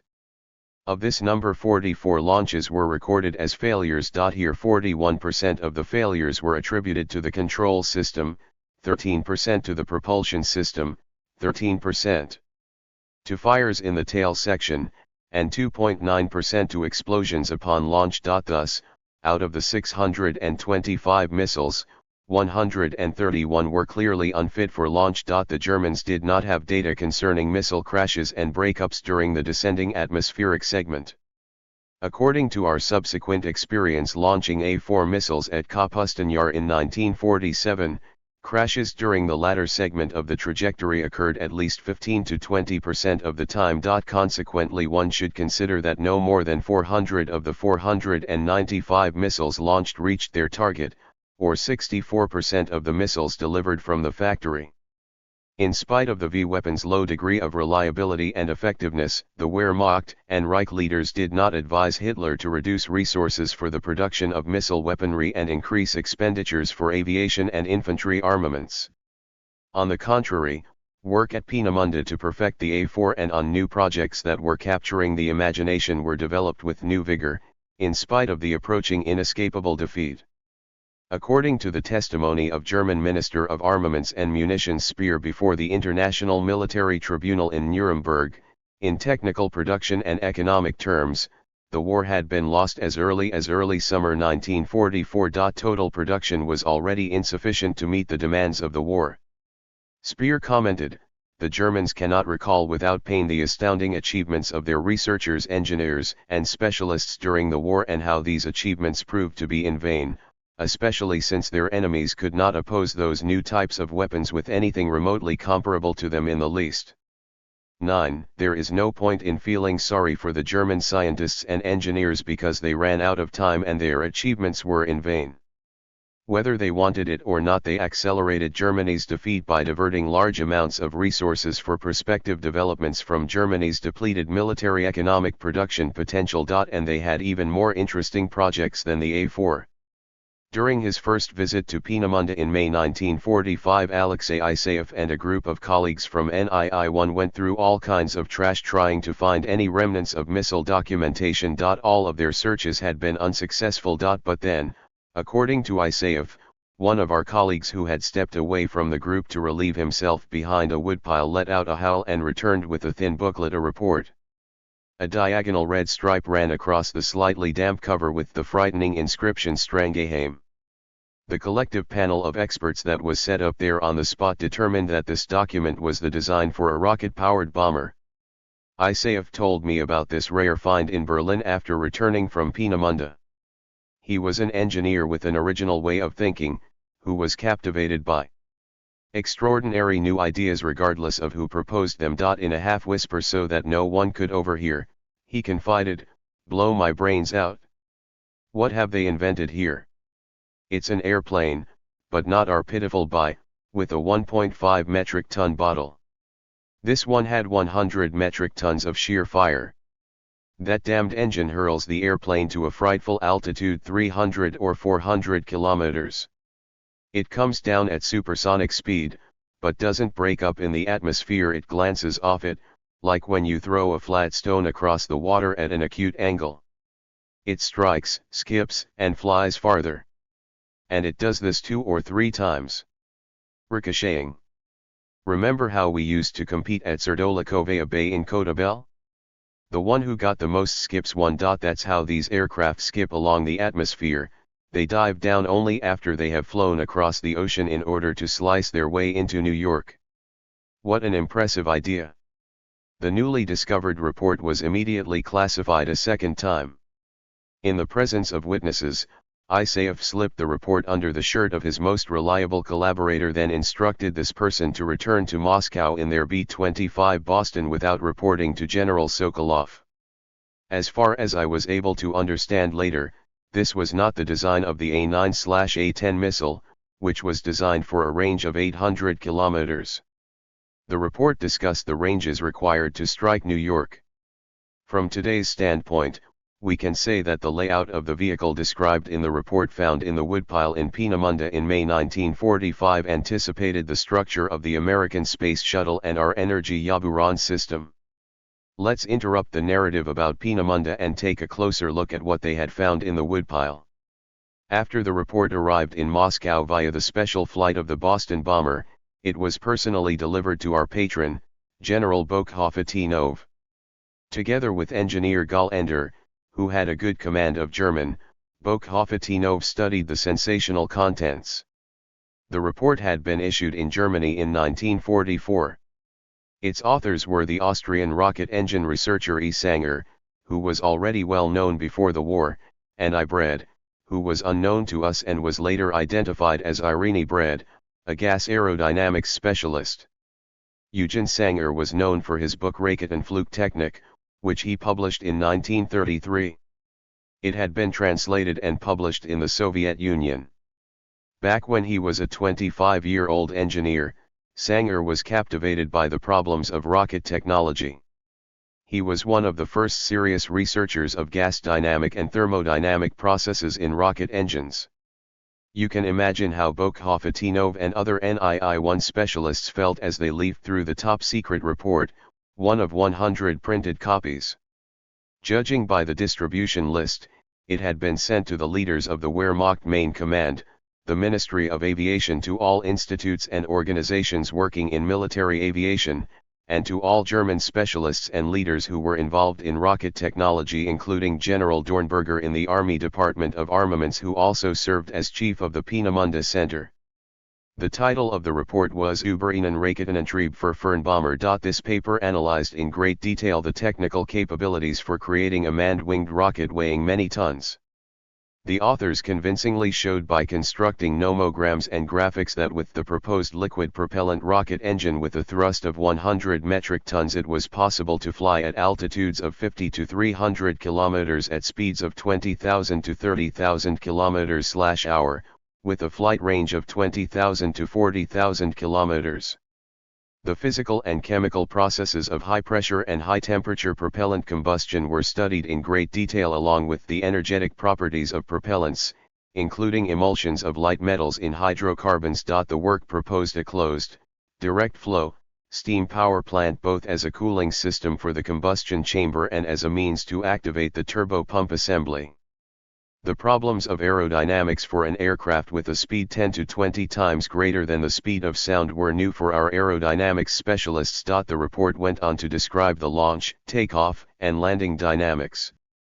In an apparent attempt to interest the military, the report included a highly detailed examination of bombing issues, considering the enormous speed of a bomb dropped from such an aircraft before it approached the target. It is interesting that Sanger had already shown by the early 1940s that launching space aircraft without auxiliary means was unacceptable. He proposed launching space aircraft using a catapult with a horizontal track that would enable the aircraft to reach a speed greater than the speed of sound. Commenting on the calculation and visual graphics of flight, Sanger and Bred wrote, "Takeoff is conducted using a powerful rocket complex fixed to the ground and operating for approximately 11 seconds. Having accelerated to a speed of 500 meters/second, the aircraft lifts off from the ground. With the engine at full power, it climbs to an altitude of 50 to 150 kilometers on a trajectory that is initially at an angle of 30 degrees to the horizon, and then becomes lower and lower. The ascent lasts from 4 to 8 minutes. During this time, as a rule, the entire fuel supply is consumed. At the end of the upward phase of the trajectory, the rocket engine shuts down. Using its stored kinetic energy and potential energy, the aircraft continues its flight in its characteristic glide along a wave-like trajectory with attenuating amplitude. At a previously calculated moment, the bombs are dropped from the aircraft. Tracing a large arc, the aircraft returns to its airfield or to another landing pad, and the bombs, which are flying in the original direction, come down on the target. This tactic makes the attack completely independent of the time of day or the weather over the target, and deprives the enemy of any capability to counteract the attack. The problem that we posed, which until now no one anywhere had solved, entails firing on and bombing targets located 1,000 to 20,000 kilometers away. A formation of 100 rocket-propelled bombers within the course of several days would be capable of completely destroying areas approaching the size of world capitals, including their suburbs, located anywhere on the face of the Earth. The total takeoff weight of the bomber was 100 metric tons, of which 10 metric tons was the weight of the bombs. The landing weight was assumed to be 10 metric tons. If the flight range were reduced, the weight of the bombs could be increased to 30 metric tons. They proposed that the subsequent work to implement the design of the rocket-propelled bomber be divided into 12 stages, in which the bulk of the time would be devoted to firing rig optimization of the engine, rig testing of the interaction of the engine and aircraft, launcher testing, and finally, all phases of flight tests. In 1945, the work of Sanger and Bread was translated, and in 1946 it was published under the title Survey of Captured Technology by the Military Publishing House of the USSR Armed Forces Ministry, under the editorship of Major General of the Aviation Engineer Service V.F. Bokhovatinov. A large number of copies were printed. Being in Germany at the time, and I had no idea that this report had caused quite a stir after its delivery to NII-1 in May 1945. We could only imagine the feelings experienced by our patron, who was considered a dreamer in higher aviation circles, but who was respected for his enthusiasm in the face of extremely bold proposals, a quality that was very unusual for a chief designer. Together with the engine specialists from RNII, we had only obtained a reliable liquid propellant rocket engine with a thrust of 1.5 metric tons in 1943. ISAF dreamed of bringing the engine up to a thrust of 2 to 3 metric tons in a year or two. But then, in 1944, a V2 engine with a thrust of almost 30 metric tons was recovered in Poland. Added to this now was Sanger's report, which outlined the design for an aircraft with engine thrust of 100 metric tons. When Bokhovatinov's deputy, my professor Genrikh Naumovic Abramovich, flew into Berlin from Moscow in June, he was already familiar with Sanger's work. Being a very erudite theoretician, he said that such an abundance of gas kinetic, aerodynamic, and gas plasma problems required a profound scientific analysis. He believed it would take 10 years, God willing, before it came down to the business of designers. It's easier to make rockets than that airplane. Yes, that proposal was at least 25 years ahead of its time. The first space aircraft in the form of the Space Shuttle flew in 1981. But it launched vertically as the second stage of a rocket. To this day there is no authentic aerospace vehicle with a horizontal launch. In modern-day Germany, they have designed an aerospace system that is called Sanger in honor of the pioneer of this idea. The largest German aircraft firms participated in the work on this program. The spacecraft was designed on the basis of forward-looking, but realizable technology and was intended to transport various cargoes into space while lowering costs and ensuring safety, reliability, and all-purpose use. It differs fundamentally from the 1940s design in that horizontal acceleration is not achieved by a catapult, but by a special booster aircraft that carries the actual spacecraft, which will be capable of inserting 10 metric tons of payload into near-Earth orbit, the same amount specified in Sanger's original design at an altitude of up to 300 kilometers. Working in 1944, Eugen Sanger certainly could not have imagined the materials, engines, and navigation and control methods that German Scientists with access to advanced space technologies are working on now. In 1947, in conversations with Chertok, we were trying to determine Peenemunde's attitude towards Sanger's design during the war. The gist of his response was something like the following: first, the consensus was that work on Sanger's design might hinder the A4 program and the other programs at Peenemünde that were purely rocket-oriented. Second, they believed that such a design would require at least 4 to 5 years of intense work before the first flight, and third, it was an aircraft the design interested the Luftwaffe, but rocket technology was under the management of the infantry command. Even here institutional partiality was at work.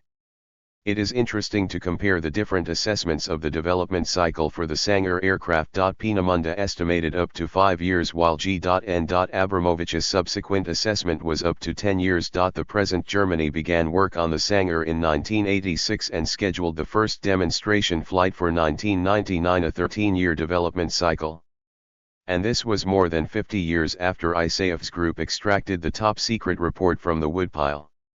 Currently, work on the project has been practically halted due to the European Space Agency's lack of funding. Though Eugen Sanger would never see an aircraft bearing his name, he nevertheless received international recognition during his lifetime. In 1950, he was elected the first president of the International Academy of Astronautics, and in 1962 the USSR Academy of Sciences awarded him the Yuri Gagarin Medal. In Peenemunde, there was serious work underway on another large cruise missile. By December 1944, the territory of Germany had been invaded by the Red Army from the east and the Allies from the west. The defeat of the Nazis was inevitable. Nevertheless, the stubborn specialists in Peenemunde launched an A-9 cruise missile under the designation A-4B on 27 December. The launch was unsuccessful. From our vantage point today, the failure can be easily explained. It was simply unavoidable. The knowledge and experience to realize this design did not exist. They started this work with the particular courage that comes with ignorance. The time for the realization of such designs had not yet come, especially since it was already too late to be working on them in Peenemunde. One had only to glance at a map of the military situation. Nevertheless, in 1944, Dornberger decided to consolidate in Peenemunde the projects for the development of automatically guided anti-aircraft missiles that were scattered among different agencies and companies. The combat use of air defense missiles had been scheduled to begin in 1942-43. The existing types of radar at that time, Burund, Hansa, Brabant, Percival, and Lohengrin, were used to support launches, guidance, and monitoring. The launch area design was codenamed Vesuvius. Each Wasserfall anti-aircraft guided missile battery consisted of 1 radar and 4 launchers. The utopian plan for the protection of Germany called for 870 Wasserfall batteries and 1,300 Schmetterling batteries. It is astounding that this pipe dream was considered possible.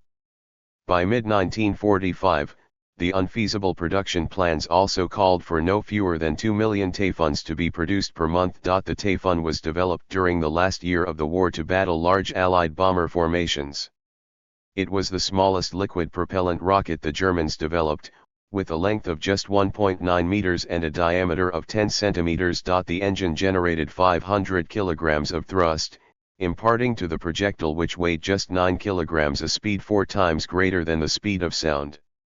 The Tayfuns were supposed to be launched in salvos from a launcher with 46 launching rails. Here the influence of Arcadia Shaw was clearly evident. But the Tayfun engine had not been optimized, and the Germans had not yet mastered the technology of solid propellant rockets. In contrast to the Allies and us, the Germans understood that a guided missile capable of generating supersonic speed is the most effective means of combating aircraft.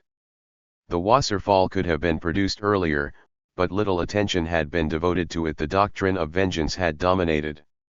The Wasserfall required very large expenditures. They believed that a battery of 8 launchers using 35 rockets could repel an entire bomber squadron. The Schmetterling was an air defense missile produced by the company Henschel, with tests conducted in Peenemunde. The Rheintochter was still in development. It was a 2-stage, solid propellant rocket produced by the company Rheinmetall Borsig, but it possessed only subsonic speed. The anti-aircraft guided missile Enzian was developed on the basis of the Mi-163 rocket-propelled fighter at the research center in Oberammergau. 38 of these missiles were fired. It used a Walter engine with a thrust of 1.5 metric tons and Rheinmetall Borsig solid propellant launch boosters. The Enzian is one more example of the transfer of scientific technical ideas through super-secret barriers, even during wartime. While we were developing the ideas of radio guidance for the Bi-1 aircraft in early 1944, Roman Popov Aviokatasevic and I arrived at the idea of making this aircraft automatically guided. Popov and Katasevic worked on using the newest American radar for this purpose, and I attempted to create a small workforce to develop an autopilot. The work proved to be considerably more labor-intensive than we had imagined at that beginning stage when an interesting idea entices inventors into the meat grinder of problems. The discontinuation of work on the Bi-1, the virtual elimination of the danger of German bombings, and then the tragic death of Popov halted further work. The Germans discontinued similar work because the ideas of the Wasserfall were more reasonable. The development of the Wasserfall anti-aircraft guided missile went farther than the rest. Greater efforts by control systems specialists were diverted for this work because the problem of hitting an airplane proved to be much more complex than firing A-4 missiles against areas. To optimize the Wasserfall control system, its equipment was installed on an A-4 and an experimental launch was conducted in March 1944. The launch was conducted vertically from the island of Greifswalderøy. Due to a failure of the control system, the missile turned to the north and fell in the south of Sweden. Fragments of the missile were delivered to Britain and provided the Brits with the first more or less accurate notions about the A-4 missile. At that time, no one in Britain knew that this launch was a control system test for an air defense missile. By December 1944, only the Wasserfall and Schmetterling remained on the list of air defense missiles that had been kept for production and testing in Peenemünde. Counting on dragging out the war, the Germans developed plans for their series production during 1945 and 1946. But it was impossible to oppose the Allies' powerful bomber strikes from the west and the complete air superiority of the new models of Soviet aircraft. Nevertheless, over the course of a year the Germans managed to conduct around 100 experimental launches of the Wasserfall. According to Grottrop, the Wasserfall and Schmetterling documentation was completely destroyed during the evacuation of Peenemünde. In Germany, we were certain that the Brits were most interested in the Wasserfall. Work on the A-9, the winged version of a long-range missile, continued in spite of the catastrophic situation on the eastern and western fronts. On January 24, 1945, a successful launch of the A-4B finally took place. This was the first launch of an experimental long-range missile with wings. In December 1944, Hitler awarded the Knight's Cross, one of the highest Nazi decorations, to 5 Peenemünde scientists, including von Braun, for exceptional service in the design, manufacture, and use of V-2 missiles. 11 On February 14, 1945, the last A-4 missile was launched from Peenemünde. The eastern front of Hitler's Reich was collapsing. After their decorations were conferred, the Peenemünde directors received no more orders and began to prepare for evacuation on their own initiative. All of the equipment and documentation was packed into cases marked EU. The accompanying documents noted that this was the property of an electrotechnician's work. Convoys of automobiles and special trains carrying specialists, archives, and equipment, headed by Dornberger and von Braun, left Joostem Island on February 17, 1945. They evacuated to the areas of Nordhausen, Bleekerode, Sonderhausen, Lehiston-Witzenhausen-Werbis, and Bad Saxe. The primary archives with the results of 13 years of research and work were hidden in the tunnels of Mittelwerk and nearby potassium mines. The main group of Peenemünde directors was sent to the Bavarian Alps. On May 4, the troops of the 2nd Belarusian Army Group entered the area of Peenemünde.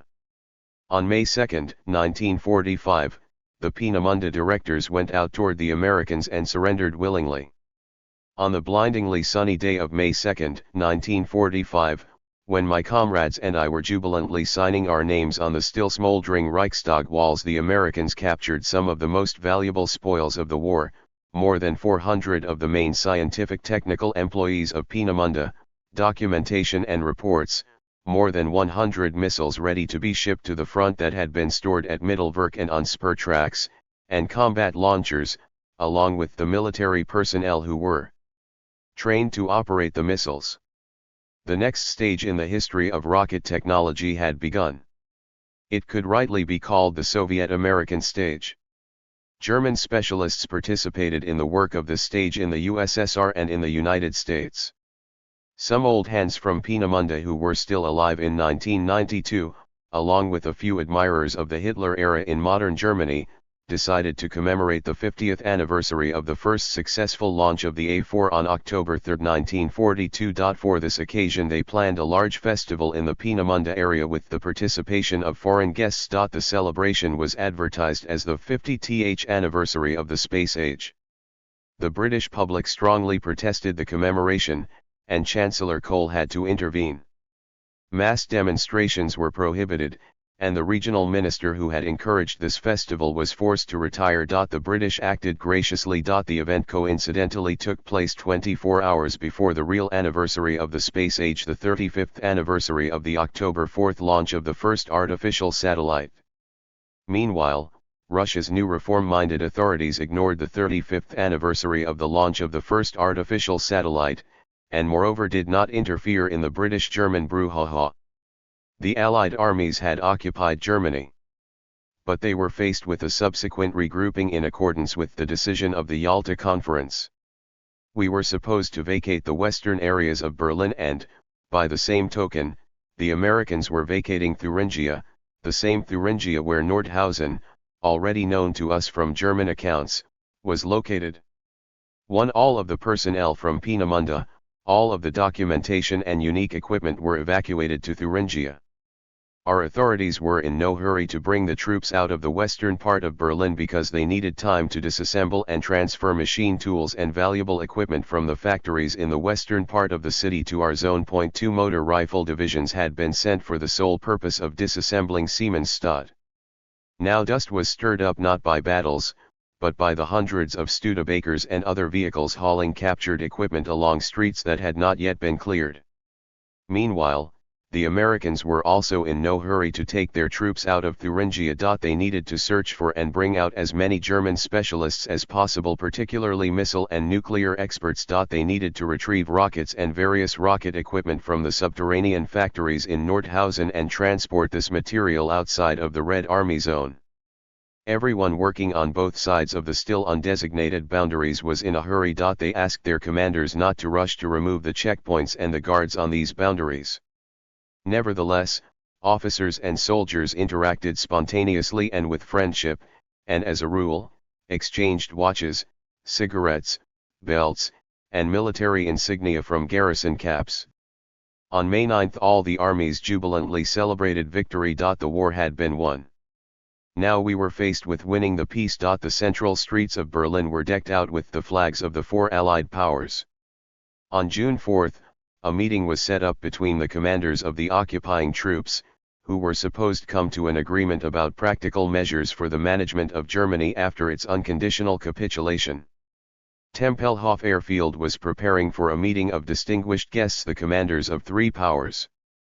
Our commandant's staff had restricted the passage of Soviet officers through the western portion of Berlin. But after some wrangling we obtained the necessary passes, and June became a very hectic time, especially for me.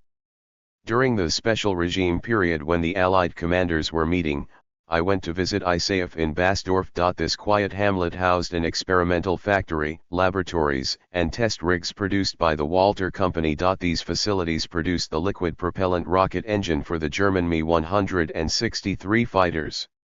Early in the war, Messerschmitt was developing a fighter interceptor that was very similar in specifications to our Bi. The Germans had also, before this, tested the Heinkel He-176 with a Walter engine in Peenemünde. They had even executed a takeoff. Several dozen of these aircraft were manufactured, but they saw virtually no action in air battles. The Walter engine was very reminiscent of the engines that Dushkin and Shtokolov had begun to develop at RNII, that Isaev further developed, and that Glushko, working independently in his Shereshka in Kazan, was making more reliable than any of them had been able to do. Korolev was testing engines developed together with Glushko on PE-2 airplanes in Kazan. In this field our developments and those of the Germans were running in parallel. It was therefore not surprising that Isaev, after getting a look at deserted Peenemünde, had settled down for a long time in Basdorf with an entire team of Muscovite and Khimki engine specialists. Isaev had clearly gotten bored in Basdorf and his mood was somber. Isaev's compatriots, the expansive Ivan Raykov, the imperturbable Anatoly Tolstov, and Arvid Palo, who had joined them, enthusiastically told me about their interactions with the German Walter employees. Before our troops showed up they had managed to bury the most technologically complex and original parts of their engines, chambers, and turbopump assemblies. The ones who buried them have taken off for the West. We had to track everything down using persuasion, bribery, and sometimes threats. After they had determined that we were engine specialists, the Germans restored their test rigs and conducted several firing tests with us. We achieved a thrust of up to 1,500 kgf and there is still some in reserve. Everything they've got is really high quality. So what's the point? Asked Isaev, interrupting his compatriots, who were captivated by the detective story. I know now that we and Sasha Berezniak, our dear patron in Bilimbay, the brilliant Glushko in Kazan, Kostikov and Tikhonravov in Lekaburi, and completely independent of us, the renowned Messerschmitt and Walter have gotten off track. Rocket aircraft such as our Bai and the German Mi-163 aren't needed. In 9 out of 10 cases the pilot doesn't have time to attack the enemy. Our engine will burn up all its fuel and die at the most critical moment. Bakshi, may he rest in peace, was a hero and an enthusiast. But for hundreds of young pilots, one single thought will pulsate in their minds from the moment they take off at night: how and where will I land in order to save the aircraft and my life? Our developers need to find another application. It seems the Germans have found it, and we simply have not matured. We don't need a rocket-powered fighter with a pilot, but an unmanned rocket. I heard about the Wasserfall in Peenemünde and a little bit here in Basdorf. This rocket is an aircraft fighter. That is precisely what our engines will be needed for. But we, the engine specialists, won't be the most important contributors. It will be you, the guidance specialists. The engines, they're a given. The design of a rocket, the body, that's much simpler than for an airplane.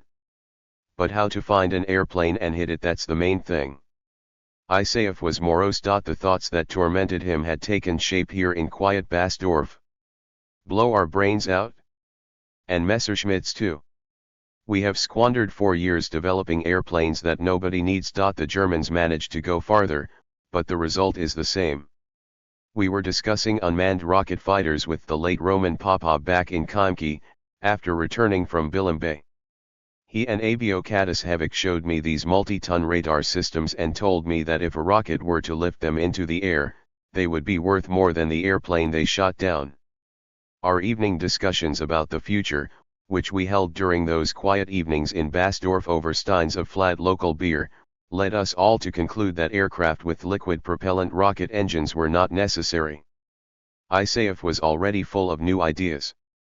He asked me to get in touch with Moscow upon my return to Berlin and arrange for him to be recalled to the NII-1 Institute, otherwise we would form an expedition and make our way west to Nordhausen without waiting for orders. After returning to Berlin, I discovered that our headquarters in Adlershof had been greatly expanded. I received orders to fly to Moscow for a brief report and to receive new instructions. Our NII-1, which was enjoying friendly relations with the Air Force Command, had received an American Boston B-25 TOW engine, high-speed bomber as a gift. It was much more pleasant to fly in than the Douglas transport planes. The view from the navigator's cockpit was magnificent and it was faster. The flight from Berlin to Moscow took just a little over 5 hours. I was in Moscow for just 2 days. I managed to meet with Bokhofatinov, who sounded depressed. There was an opinion in the People's Commissariat that the NII-1 leadership should be replaced and the NII should be reoriented to pure science, to areas such as gas dynamics and air-breathing jet engines. Viktor Fedorovich asked me to immediately familiarize myself with Nordhausen and return to Moscow. I was trying to understand who in Moscow would be conducting work on subject matter that was purely rocket-oriented, in other words, who needed the V2 and all the German secrets immediately. His opinion was, nobody needs the V2. We need jet aviation, and as fast as possible. Rockets are the future, but at the People's Commissariat they don't think that's the business of aviation. I met with Pylyagin and Voskresensky. Neither objected to joining me in Germany, but Bokhofatinov would not let them go for the time being. Pylyagin grumbled, "Why are we rummaging in packages and papers and racking our brains over what's what? We need to be there, on site, to understand it." I spent one night at home in Sokolniki on Korolenko Street. I saw our newborn child, my second son, for the first time. He was only 2 months old. Katya had cares that I had already managed to forget: firewood, kerosene, redeeming ration cards and new quota books. Bathing the baby was quite an event. You had to heat the water in the kitchen on a kerosene stove and haul it to the tub in the other room. But the mood of my resilient wife and all Muscovites was joyful. Victory. Now everything would be different. On June 14, I was joined on the flight to Berlin by NII-1 Chief Engineer N.V. Volkov and G.N. Abramovich, Bokhofatinov's deputy, who was a professor at the Moscow Aviation Institute and already a well-known scientist in the fields of gas dynamics, thermal processes, and air-breathing jet engines. 3. But as Abramovich explained to me, his interests in Berlin would be broader. I need to take a look at how their scientists are working in general. Back in Berlin, I was once again involved with packing up and shipping cargo to Moscow. By June 28 I had polished off all the Adlershof leftovers. I spent 2 entire days loading the Douglas with cases filled with measuring equipment. At that time, I still did not know that this shipment was being sent to an institute to which I would not return. Nevertheless, 10 years later I was pleased to learn that Roskenbach's group, which worked at NII-1 with M.V. Keldysh, had put this rich arsenal of measuring technology to good use. While I was involved with loading and shipping and acting as tour guide for the higher UPS who had flown in, Abramovich caused quite a stir in Berlin. Having landed in Germany with the rank of an engineer colonel, he had managed with the assistance of his aviation connections to secure his own personal vehicle with a military administration license plate. It was a light grey Mercedes in excellent condition. The Mercedes came with a German driver, whom everyone called Alfred. As a soldier, Alfred had made it as far as Smolensk before being demobilized due to illness. Before serving in the army, he had been a circus performer. His part was to ride a motorcycle around a vertical wall. He drove the Mercedes magnificently. After much wrangling, Abramovich managed to obtain a document certifying that citizen Alfred Hessler was serving as a driver in the Soviet military administration. For the now official driver wore his old circus costume, leather jacket, leather breeches, and gleaming gaiters, and looked very impressive in the Mercedes. Alfred was always correcting us when we were talking about the car. It's not pronounced Mercedes, but Mercedes. That's how real automobile connoisseurs say it. It turns out that that was the name of the Benz automobile firm's founder's daughter. 5. In late June, we learned that the orders had finally been given to the American troop units to clear out. Consequently, our troops would now occupy Thuringia. Professor Abramovich was a very sophisticated man. He was captivated not only by his professional activity in Germany, which involved studying problems that were dear to him, but also by the country, its old culture, its people, and their post-war psychology. Without much trouble he talked me into traveling to Nordhausen by car. We would mix business with pleasure by making a 2-day trip from Berlin to Nordhausen through the cities of Dresden, Annaberg, Au, Zwickau, Gera, Jena, and Weimar.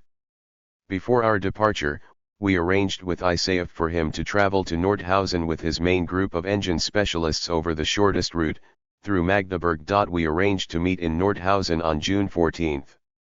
Our journey really did prove to be interesting. I strolled through the already cleared streets of Dresden. It was astonishing how rapidly peaceful life had been restored in the city. Streetcars were beginning to run between heaps of majestic ruins. In places where by some miracle the first floors had been preserved, work was starting up again in stores, cafes, and pharmacies. There were many signs proclaiming, "Check no mines." The air in the suburbs was fragrant with roses.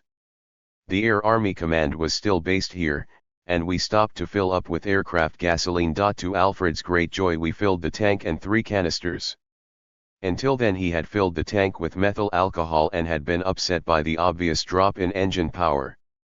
After Dresden, Alfred drove the Mercedes confidently while we monitored the route using an excellent tourist guidebook. We were surprised that it contained so many unclassified details. We had the maps of Germany that our general staff had issued to troop units, but the readily available German maps were much more informative. Just over a month had passed since the war's end, and we were cruising along through villages and towns without seeing any destruction. If it weren't for the passing columns of our shifting troop units, the swing beam barriers on certain roads, and patrol guards checking documents, one would have wondered, was there really a war? At the military commandant's office in Annaberg, we stopped to have dinner and find a place to spend the night. We were warned that up ahead on our route there was a blown-up bridge and a village that had been wiped off the face of the earth. We would need to bypass both. What had happened there? We learned the answer to that question there and then. After a good dinner with Rhine wine, we heard about the episode in the village from an elderly man who turned out to be a Russian displaced person who had worked in SVA as a translator. To him, this characterized the American method of combat and the basic tenet of American military operations: above all, save the lives of your own soldiers. An American mechanized column was moving deep into Thuringia, meeting virtually no resistance. After entering this unfortunate hamlet, I don't remember what it was called, the advance guard was suddenly fired on by automatic weapons and hunting rifles. Later it was determined that a small detachment of Hitlerjugend had settled in that village. They had responded to Goebbels' appeals and decided to become werewolf guerrillas. Their fire did no harm to the Americans. If a Red Army unit had been here, these werewolves would have been annihilated on the spot or taken prisoner. But the Americans didn't want to risk the life of a single one of their guys. Without firing a shot, the powerful mechanized formation withdrew several kilometers. The werewolves decided that their village had been saved from the occupying forces, but they were sorely mistaken. The commander of the American unit reported the situation in such a way that a bomber formation was sent to his aid. It turned the ill-fated village and all of its inhabitants into formless heaps of smoking ruins. Only after this treatment from the air did the Americans continue their victorious advance. We made a small detour to get a look at this demolished fortress and discovered an intense reconstruction project at the site of the former village. Chapter 19. Nordhausen, City of Missiles and Death. We arrived in Nordhausen the evening of July 14. The 77th Guard Division, part of the 8th Guard Army, had just taken over the city from the Americans and had already been billeted in the city and surrounding areas. The offices of the Commandant and the Burgermeister were already in operation. With some difficulty we found ISAF's team of engine specialists. They had arrived a day earlier and had taken up residence in a remote and devastated villa close to the site we were most interested in, Kohnstein Mountain, where the subterranean Mittelwerk factory was hidden. ISAF had already managed to establish contact with Division Intelligence and SMERSH. The division command had already placed guards at all the obvious entrances to the subterranean factory and also at the Dora death camp. The Burgermeister promised to find and gather any Germans who had worked at the factory and have them meet with us. Meanwhile, we wandered around the city and discovered that American military jeeps were still tearing around at breakneck speed, carrying obviously tipsy soldiers with heavy pistols dangling from their broad belts. During their 2-month stay in Nordhausen, the American soldiers had acquired a lot of girlfriends. In spite of orders about the demarcation of the occupation zones, It wasn't easy to back out of the next date, and our patrol received these strict instructions: no conflicts with Allied servicemen until border guards have been set up. Half the night we talked with ISAF about our impressions and adventures. In spite of our fatigue here in this dark ravaged villa hidden in the middle of an overgrown, mysterious garden, we felt very uncomfortable. The city of Nordhausen had been largely destroyed by Allied bombers. The British and Americans, with assistance from our aviation, had tried to prevent missile production. While they succeeded in destroying the city, the brutal bombing attacks had not inflicted any damage on the subterranean factory and the neighboring Dora concentration camp. In the morning, we found that a whole line of people wishing to offer their services had assembled at our villa after being summoned by the local authorities. We began with a Soviet officer who introduced himself as Shmargun, former prisoner of war liberated from the camp by the Americans. According to his statement, he was a first lieutenant and a political commissar who had been taken prisoner in 1944. After being moved to various places, he had been sent through Buchenwald to Dora. Outfitted in the uniform of an American soldier, he did not look at all like the walking skeletons usually seen at death camps. We asked the expected question: why did you survive? Before the Americans arrived, there was a lot of work. We were ordered to gather up and burn more than 200 corpses that were delivered from the factory to the camp. They needed us to be alive for that work. But we didn't manage to burn them all. About 100 bodies were still lying around when the Americans forced their way in. The Germans fled. The Americans fed us and gave us clothes. Some of the skeletons and I refused to leave with the Americans and decided to wait for our own troops. Now I can show you around the camp. I know some Germans who worked at the factory and didn't leave. They have agreed to help in investigating everything that was going on there. I can be in contact with that side. There were a lot of good guys among the American officers. There are also a lot of Russian girls in town. They were domestic workers and worked on farms. They know the language well, and can serve as interpreters until they are repatriated. I know places where the SS hid the most secret V2 equipment that the Americans didn't find. We prisoners knew a lot. This helper immediately won us over, but our entire previous upbringing made us vigilant. Might this be an American agent? ISAF and I decided that if our Smersh hadn't bothered him, then in the interests of the work at hand, to hell with vigilance, let him work and help us. After all, we had come here for secrets. We didn't bring the secrets with us. We began by inspecting the horrible Dora death camp. The Americans had already put things in order here. All of the dead had been buried, and those who had survived had been treated and fed. The living dead were back on their feet. Special troop units were preparing the camp for Russians who were former prisoners or had been driven off into Germany. They would be sorted out and then repatriated. Shmargun led us to a distant wooden barracks hut, where in a dark corner, after throwing aside a pile of rags, he jubilantly revealed a large spherical object wrapped in blankets. We dragged it out, placed it on a nearby cot, and unwrapped the many layers of blankets. I was stupefied. It was a gyro-stabilized platform of the type that I had seen for the first time in Berlin at the Kreiseldraht factory. At that time, civilian Colonel Viktor Kuznetsov, who was also seeing the instrument the first time, explained its layout to me. How had a gyro-stabilized platform, which still hadn't become a standard V2 instrument, ended up in this death camp prisoner's hut? Shmargun could not give me a clear explanation. According to what he had heard from others, when the camp guards fled, some Germans who were neither guards nor Mittelwerk personnel brought a beautiful case to the barracks, covered it with rags, and quickly fled. By the time that the Americans arrived, the surviving prisoners had discovered the case and opened it. One of them said that it was very secret. They decided to put it away until the Russians arrived. They used the case to pack up various things that they had begun to acquire after liberation, and when they found out that Shmargun was staying to wait for the Russians, they revealed the secret to him and packed everything up in dirty blankets so that the Americans would be less suspicious. As we could see, the operation went brilliantly. Now ISAF and I were responsible for this priceless windfall. We wrapped it back up in the blankets, since no other container was available, transported it to the division headquarters, and asked them to store it there until we could take it to Moscow. Approximately 6 months later there was a struggle over the possession of the Skiro platform that led to the first rift in the relationship between Viktor Kuznetsov and Nikolai Pylyagin, the friends that I made shortly after the instrument's discovery. But we'll get to that later. After a brief inspection of the horrible Dora camp, we hurried off to inspect Mittelwerk itself.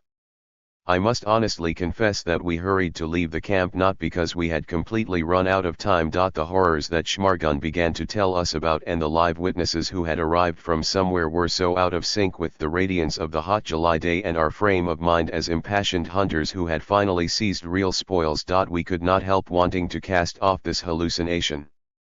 They showed us the area where the bodies had been placed before being fed into the crematorium and where they had raked out the ashes. Now there were no traces of ashes anywhere. When the Americans had been here, a commission had been at work documenting atrocities and war crimes.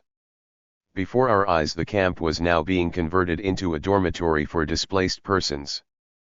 But the ashes we could not see were beginning to pound both in our hearts and in our temples. A group of Germans was waiting for us in front of the entrance to Mittelwerk. They had turned up as a result of the Burgermeister's efforts. A young, thin German with delicate facial features separated himself from the group. He boldly approached and introduced himself, Engineer Rosenplanter from Peenemünde. He explained that everyone had been evacuated from Peenemünde to Nordhausen, and they had settled not far from here in Bleekerode. At first von Braun and Dornberger, whom he knew personally, had lived there. They had left Bleekerode and moved farther west. Before the arrival of the Russians, the Americans had sent almost all of the specialists to the towns of Werbis and Witzenhausen.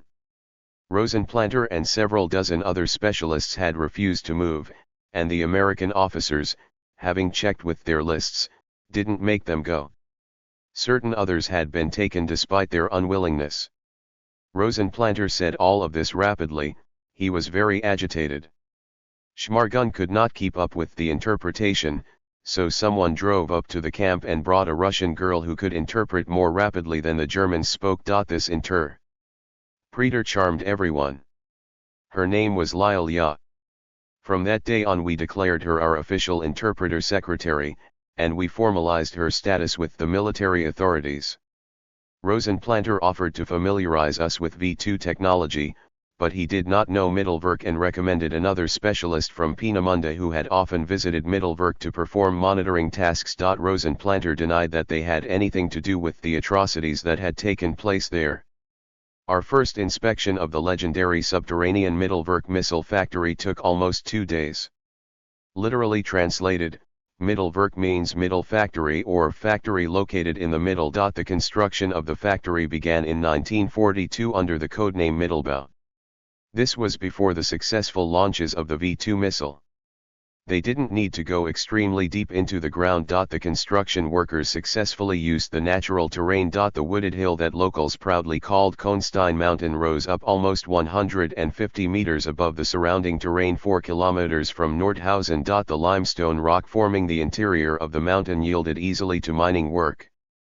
4 opened galleries had been cut in the mountain along the diameter of the base. Each was a bit longer than 3 kilometers. 44 transverse drifts connected the 4 galleries. Each gallery was a separate assembly factory.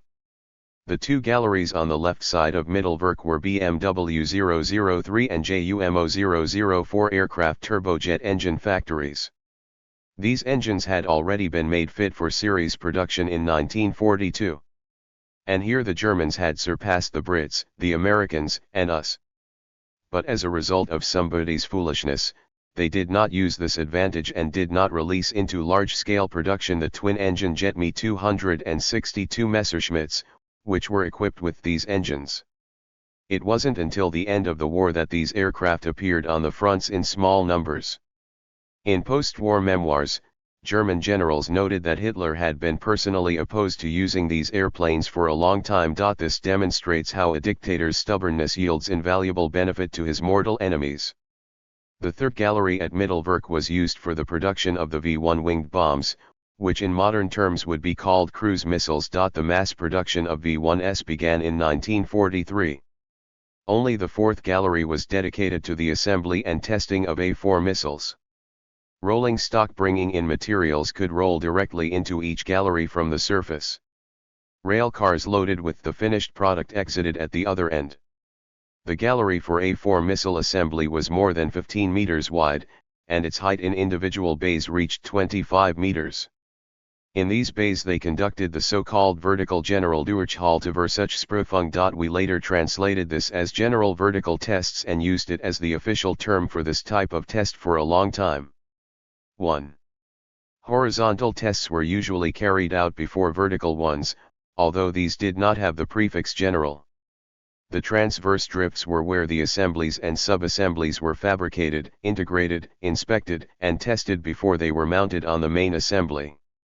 Our inspection of the galleries and drifts was hampered by the fact that the lighting had been partially damaged, from what we were told, by order of the Americans. Only duty lighting was on. We had to be very careful while walking around the factory to not fall into some processing pit or hurt ourselves on the remains of missile parts that hadn't been cleared away. We noted the large number of missile components scattered around in disarray. It was easy to count dozens of tails, side panels, middle sections, and tanks.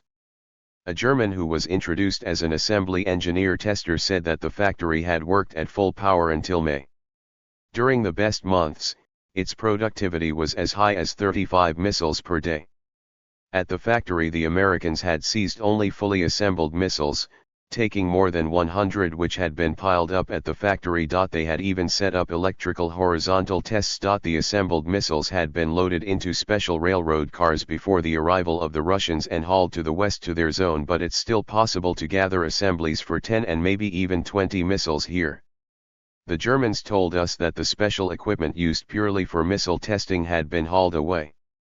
But the ordinary machine tools and standard, general-purpose equipment in the shops had remained untouched. Even the most state-of-the-art metal-cutting machine tools had been passed over by the wealthy missile secret hunters from across the Atlantic. In the gallery, Schmargun directed our attention to the overhead traveling crane that covered the entire width of the bay. It was used for the vertical tests and for the subsequent loading of the missiles. Two beams were suspended from the crane over the width of the bay. They were lowered when necessary to a human being's height. Nooses were secured to the beams and placed around the necks of prisoners who were guilty or suspected of sabotage. The crane operator, who also played the role of executioner, pressed the raise button and immediately an execution of up to 60 people was carried out via mechanized hanging. Before their very eyes, the Polazatiki, as the prisoners were called, were given a lesson in obedience and fear under the bright electrical light 70 meters below ground. Hearing this horrible story, Isayef nudged me and pointed at the Germans. Earlier they had crowded closely around us, but now they huddled in a bunch and retreated into the darkness.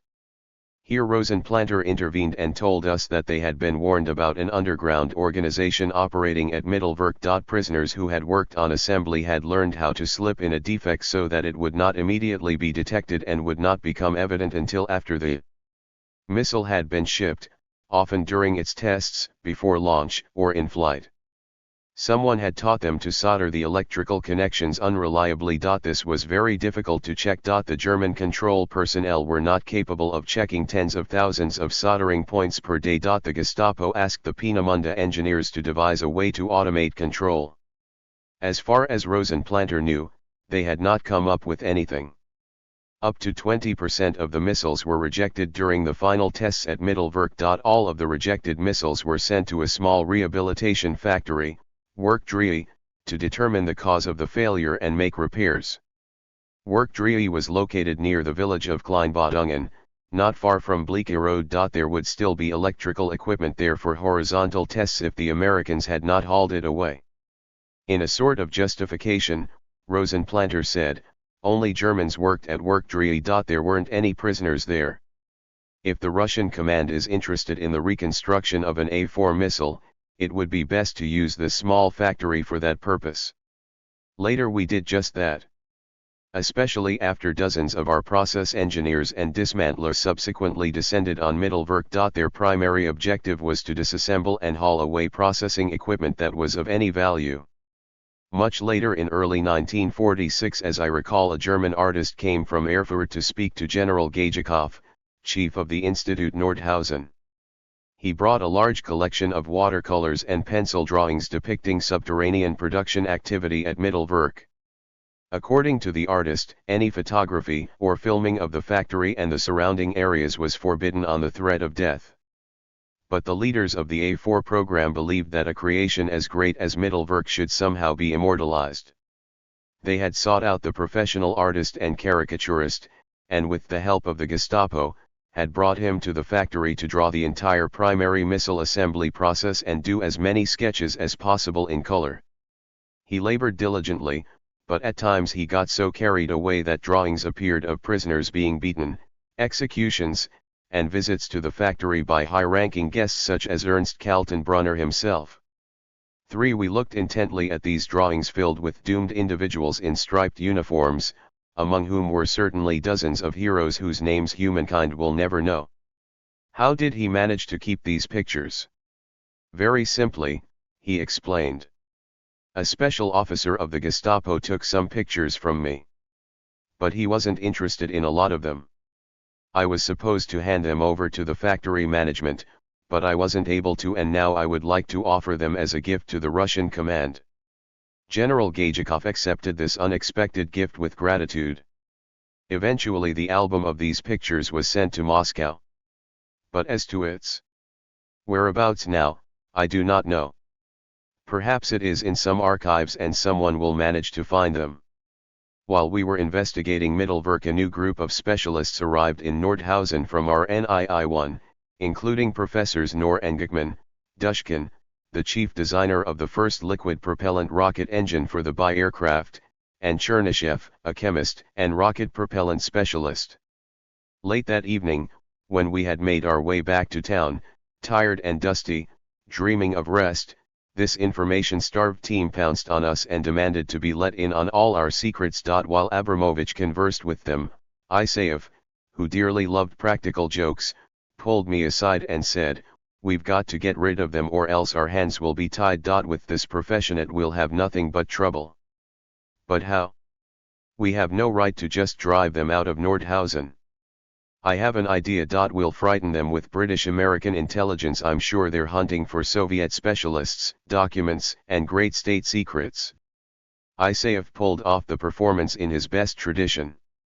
In the middle of the night, the entire host of scientists was invited to our dark, mysterious villa. There Isaev announced to them that in 20 to 30 minutes, an agent, whom we had recruited from British intelligence, would arrive, having crossed the border to discuss secret documentation for the Wasserfall missile and provide information about where these missiles had been hidden. Moreover, he knew where von Braun himself was.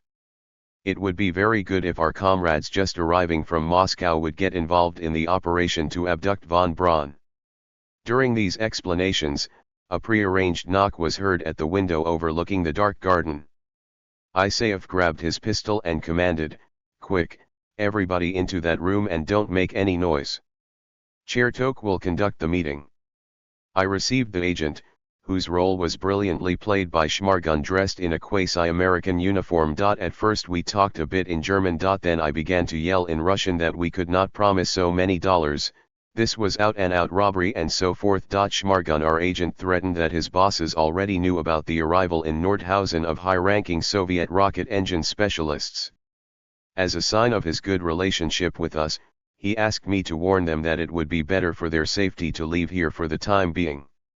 I thanked him for his valuable information and said that this service would be paid for.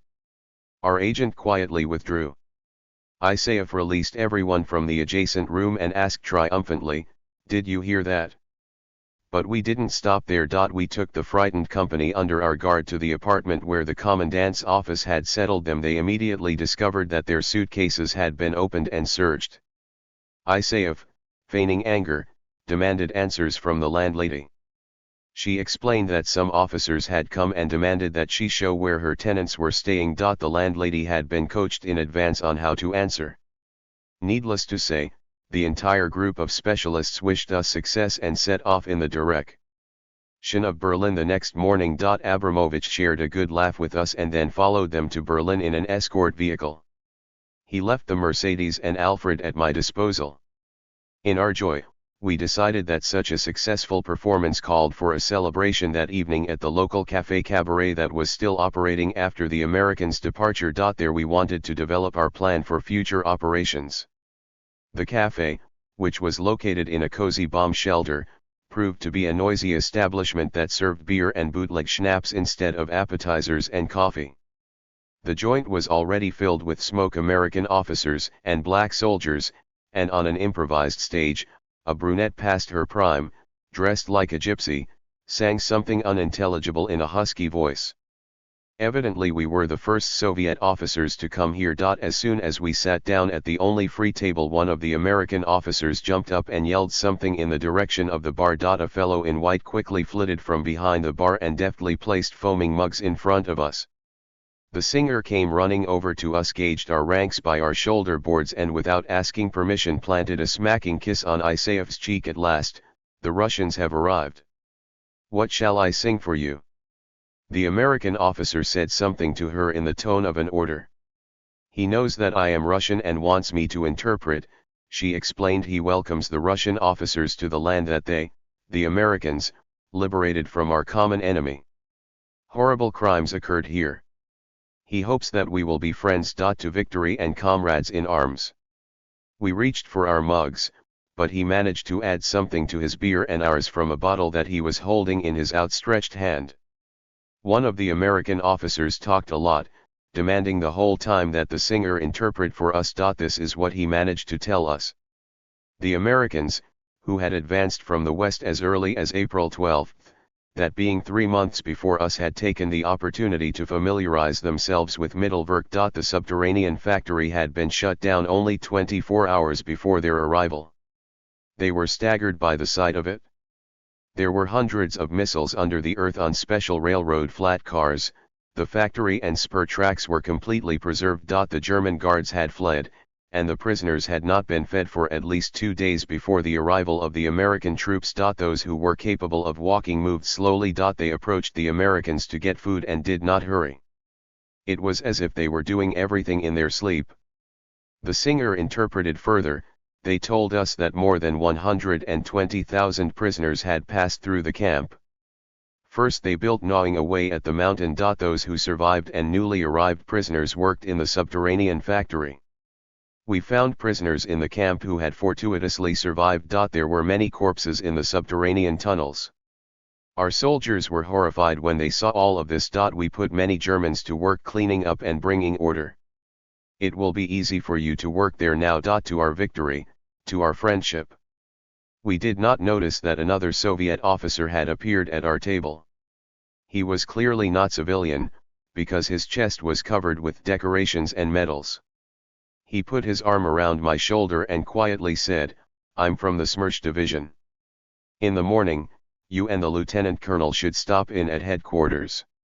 I had to wake up Isayev a little early the next morning. We managed to conduct some blitz strategy and work out a plan of action. Do not under any circumstances make excuses, demand and attack. This was our frame of mind when we arrived at headquarters. But they weren't even thinking about dealing with us for our improper behavior the previous night. The deputy division commander's political commissar, the executive officer, and the Smersh officer we had spoken with the night before very kindly explained, the headquarters of the 8th Guards Army is located in Weimar. It is under General V. Ichewikov, who for the time being has been assigned to head the Soviet military administration in Thuringia. You are obliged to coordinate your future actions on the use of German specialists, and especially contacts with Americans, with Soviet military administration in Germany representatives.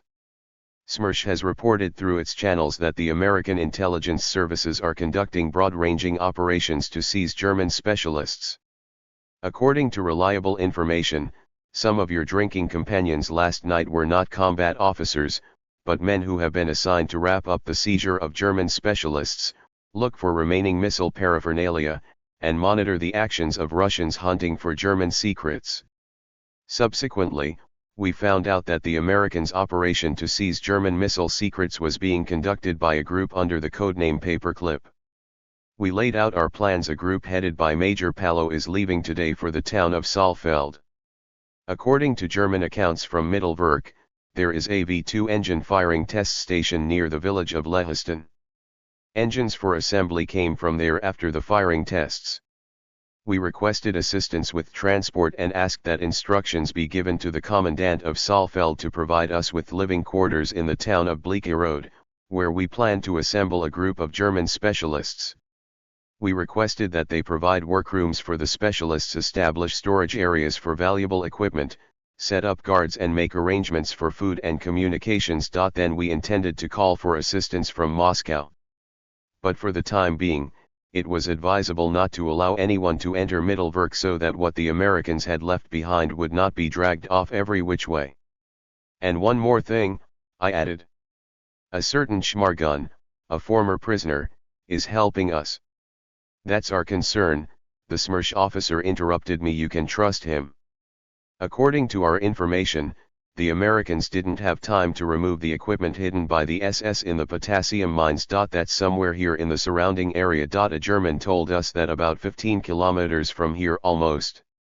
At the border, there is a lot of secret equipment hidden in a forester's cabin. The forester, an ardent Nazi, has fled, but supposedly there are local forestry lookouts guarding this cabin. We do not advise going there alone. If you come up with something, we will help. But be careful, the other side is also conducting a hunt. After our dressing down at headquarters, I saved and I seated Rosenplanter in our Mercedes and gave Alfred the command onward, to Bleekerode. That was the morning of July 18, 1945. Chapter 20. Birth of the Institute Rabi. The route to Bleekerode went first through forests on a narrow road, then along the steep and dangerous curving lanes of the villages of Pustleben, Mitteldorf, and Oberdorf. The very picturesque road climbed up into the forested mountains and, leaving the forest, crossed a railroad and entered a pristine little garden hamlet. This town, Bleekerode, became my workplace for more than a year and a half. Right on the central square the red flag showed us the location of our commandant's office. He came out to meet us, introducing himself as Captain Solodiankin. He was a typical frontline veteran with decorations and medals, around 45 years old, with a face that showed great fatigue, though one could just barely see a kind smile. He had already been in charge of the town here for 2 days, and was overwhelmed. I don't know the language, and there's a long line of Germans coming to me. I got rid of the Burgermeister. They said he was a Nazi. Some have shown up and introduced themselves as communists and social democrats. But who the hell knows? I appointed one of them the new Burgermeister. He is selecting his police department and various other services. I have already received the instructions about helping you, but I don't have a lot of people. I advise you to go to the division headquarters. General Gorishny 75th Guards Army is billeted nearby. We took his advice. It turned out that the general had also been notified of our arrival. He gave us a very warm reception. The commandant is arranging for your accommodations and you will be provided with meals according to all the norms for officers in the division. As far as gasoline, your Germans and guards will also take care of that tomorrow. We returned to the commandant's office. There Rosenplanter, who had come with us, having seen the respect with which they received us, was conversing in a rather harsh tone with the new Burgermeister. He explained to us, the best villa in town is on Lindenstrasse, the Villa Franca. Werner von Braun lived there for some time after Peenemünde. Now a German pilot lives in part of the villa. He is ill, which is why neither the Americans nor the Russians took him. I told the Burgermeister that they should resettle him, but he doesn't know where. Let's go and have a look. 287. After a 5-minute drive on a cobblestone road going up a hill, we got out of the car on a small square by the main entrance to a 3-story villa. The massive doors, plate glass behind ornamental wrought iron bars would not give. The Burgermeister ran off somewhere and brought back an elderly German woman, Frau Storch. She was a maid here. She knows everything and is prepared to help you. Frau Storch had the keys. We entered. But where was the German pilot? Suddenly we were almost run over by a little kid about 5 years old on a tiny bicycle. He turned out to be the pilot's son. We learned that the villa had another half with a second entrance. Isayef was outraged that part of the residence was still occupied. Rosenplanter rapidly muttered something. I announced that the house suited me and let Alfred unload our meager luggage. The villa was magnificent. The first floor had a large drawing room. It was a library with bookcases made of dark wood. There were deep armchairs in front of an elaborate fireplace and a separate smoking room with ashtrays of varying sizes. Passing from the drawing room through heavy doors, we entered a fragrant garden. There were magnolias, roses, and a pool with a fountain, which for the time being was not functioning. Alexei, I said, the fountain, that's your bailiwick. Let's get some rest and then you can fix the jet. Isayef promised he would. A marble staircase led from the vestibule to the second floor. Here there were 4 bedrooms, 2 bathrooms, and 2 half-baths equipped with various lavatory sanitary facilities, 4 toilets in all. The floors were covered with large carpets, and the walls were decorated with ornamental rugs and paintings of local landscapes and scenes of nature. Heavy red velvet curtains hung at the wide windows. We entered the largest bedroom. The bed was mahogany and designed to accommodate, as we determined, 4. It had snow-white feather beds instead of blankets. And the ceiling? The ceiling was a mirror. Lying blissfully in bed you could admire yourself in the mirror. Isayef could not contain himself. He threw back the feather bed and plopped onto the bed, sinking just as he was, in dusty boots and full uniform, into the froth of feathery white bedding. With a leisurely attitude, he pulled out a soft pack of his favorite Bielomorai cigarettes, which were in short supply here, and lit up. You know, Boris, it's really not all that bad in this fascist beast's den of iniquity. At that moment, alarmed by our long absence, Rosenplanter appeared, accompanied by Frau Storch and the Burgermeister. Finding Isayef in the bed, they were completely dismayed. Is Herr Officer very ill? Should we bring a doctor? We calmed them down and announced that we would take the villa. We asked only that the other half be made available. We are going to have a lot of guests. Joel, was the response, to which we had already become accustomed. The third floor turned out to be a mansard. Frau Storch said that sometimes the maid or guests spent the night there. We asked, why isn't there any hot water? Oh, for that you need to go down into the basement and heat up the boiler. Isayef could not restrain himself. Come on, let's go light it now. In the basement there was a large bunker filled with coal. We heated up the boiler and each of us luxuriated in a separate bathroom. Next, wrapped up in fluffy bathrobes, we went down into the library and celebrated our new digs over an improvised lunch. For almost a year Villa Franca in Bleaky Road was converted into an officers' club and headquarters where we summed things up, developed plans of action, broke bread together, and celebrated holidays. It is difficult to remember who came up with the idea of calling our breakaway group, which for the time being consisted of 12 Germans under the command of Lieutenant Colonel Isayef and Major Chertok, an institute. The Germans were delighted with this idea and announced that they could quickly put together specialists and an entire staff. But what should we call this new invention? After a brief Soviet-German discussion, we came up with a name, the Institute Rabi. The precise translation of the German word Rabi is raven. Our acronym stood for Raketen Bounde Entwicklung Bleaky Road. Our cover had emerged. We became a place where German specialists scattered by the war could take refuge. This was clearly a guerrilla operation on our part that could lead to diplomatic complications with the Allies, especially since the border was only 6 kilometers away, and immediately beyond the border was a town where, according to our birth of the Institute Rabi intelligence, the American command had assembled several hundred German specialists. Isayef and I visited Division Commander General Gorishny in order to get his approval for our guerrilla operations. The general honestly confessed that he was not in a position to advise us in this business and that we needed to go to Weimar, to the SVAG for Thuringia being set up there. He then asked us to give a lecture about missiles to his division officers. Then my people will be more than willing to help you. Soon thereafter, At his command, around 100 officers from his division and the attached artillery brigade assembled to hear us speak.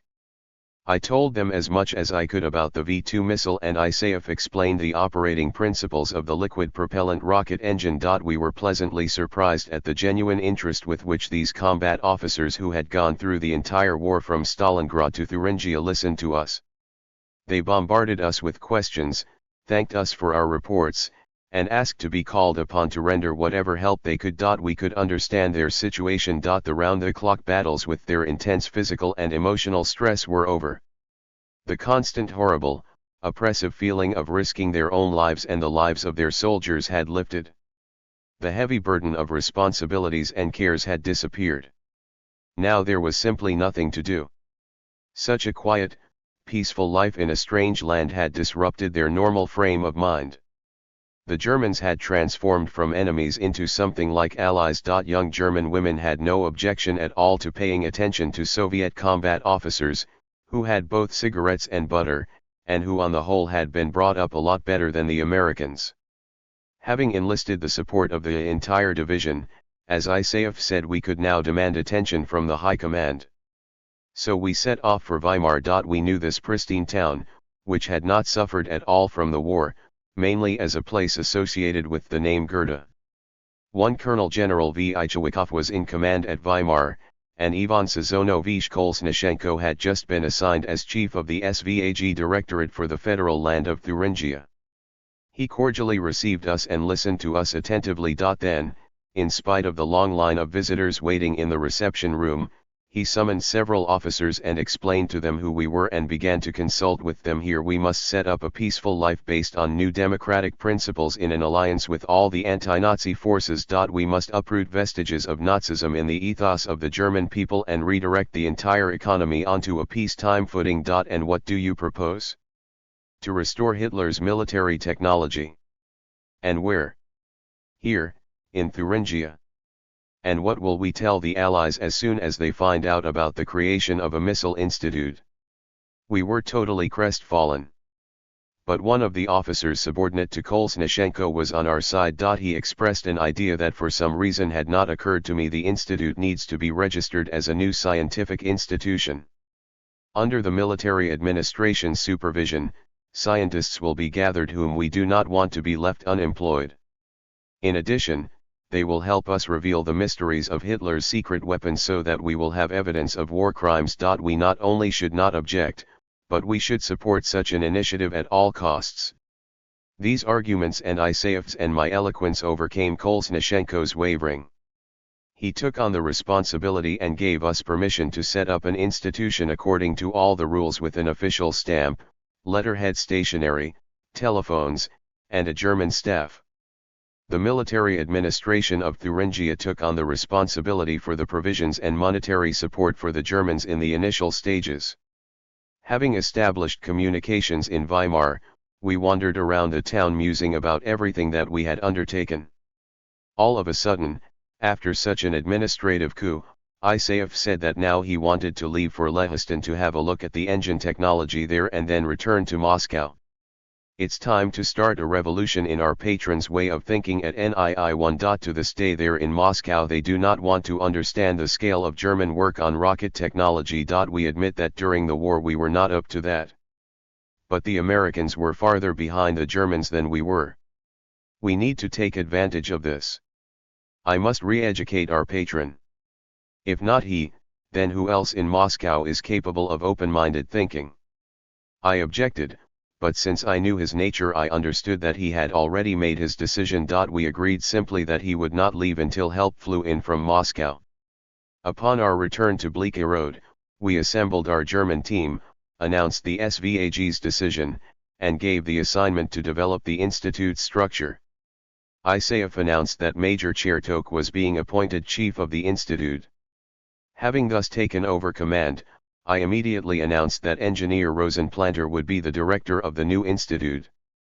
His deputy for general matters would be Engineer Muller, whose duty it would also be to establish conditions suitable for scientific research work. The priority task for all personnel would be to restore, first on paper, the technology that had been developed at Peenemünde. To do this we needed to search diligently for everything that had been hidden or left behind after the Americans' withdrawal and recruit rocketry specialists who had worked in Peenemünde or other places. Everyone set about their work with great enthusiasm. Within 24 hours the former employees of the company that managed the regional electrical power grids vacated their 3-story building. We began our hectic preparations to move in. Each Institute Rabi employee received a photo identification pass in accordance with all the rules. Trucks rolled up to the building and the rooms were outfitted with workbenches and stands for the laboratory equipment that had not yet been acquired. My office was luxurious, even by modern standards. The desk had deep leather chairs. There were watercolor landscapes on the walls, and a bouquet of fresh roses on the conference table. Telephones were provided for internal and local communications and communications with Berlin. A couple of days later, a field telephone appeared providing us with direct communications to the military administration and the commandant's office. A typist stenographer appeared in the reception room, which led into the office of the German director. She introduced herself simply as Fräulein Ursula. Several days later, I tracked down the interpreter Lilia, who had found refuge in the division political department. She had helped us during the first days of our stay in Nordhausen, and I placed her in the reception room as a backup and supervisor for Ursula. But Lilia showed character. She proclaimed herself chief secretary of the office of Major Chertok and Director Rosenplanter, and no one dared enter our offices without her consent. We soon restored peace among the female staff and the Russian-German Secretariat began to operate efficiently. By agreement with the division, we were allocated a guard service, and no one could enter the building without presenting his or her pass to a soldier wielding an automatic weapon. From Nordhausen they transported the priceless windfall that had been stored there, the gyro-stabilized platform. But our staff still did not have anyone who would dare start studying it. Therefore, they placed it in the future gyroscopic instruments laboratory, which they locked and sealed. Every day, first thing in the morning, Rosenplanter would report to me and present newly hired leading specialists. Though many of them were good engineers, judging by their documents, they had a weak understanding of what they were supposed to be doing at the institute. Nevertheless, I agreed to accept them on a wait-and-see basis while operations were beginning. It wasn't until the end of July, after the hectic days of establishing the institute, that we returned to the search for secret treasure. In Nordhausen, they were still talking about the potassium mine and the forester's mysterious mountain cabin. We consulted with the town commandant and concluded that for such operations it would be best to obtain a car with a driver-gunner from the division or commandant's office. The potassium mine was well known in the area and was located quite near Bleake Road. Our driver arrived and I headed over to the mine in the division jeep, whose driver was armed with an automatic weapon and proud of it. In the yard we came upon some sort of meeting. The miners were wearing their helmets with lights mounted on them, but they weren't the least bit dirty. After all, this was a white potassium mine, not a coal mine. They were all quite surprised at the arrival of Soviet officers.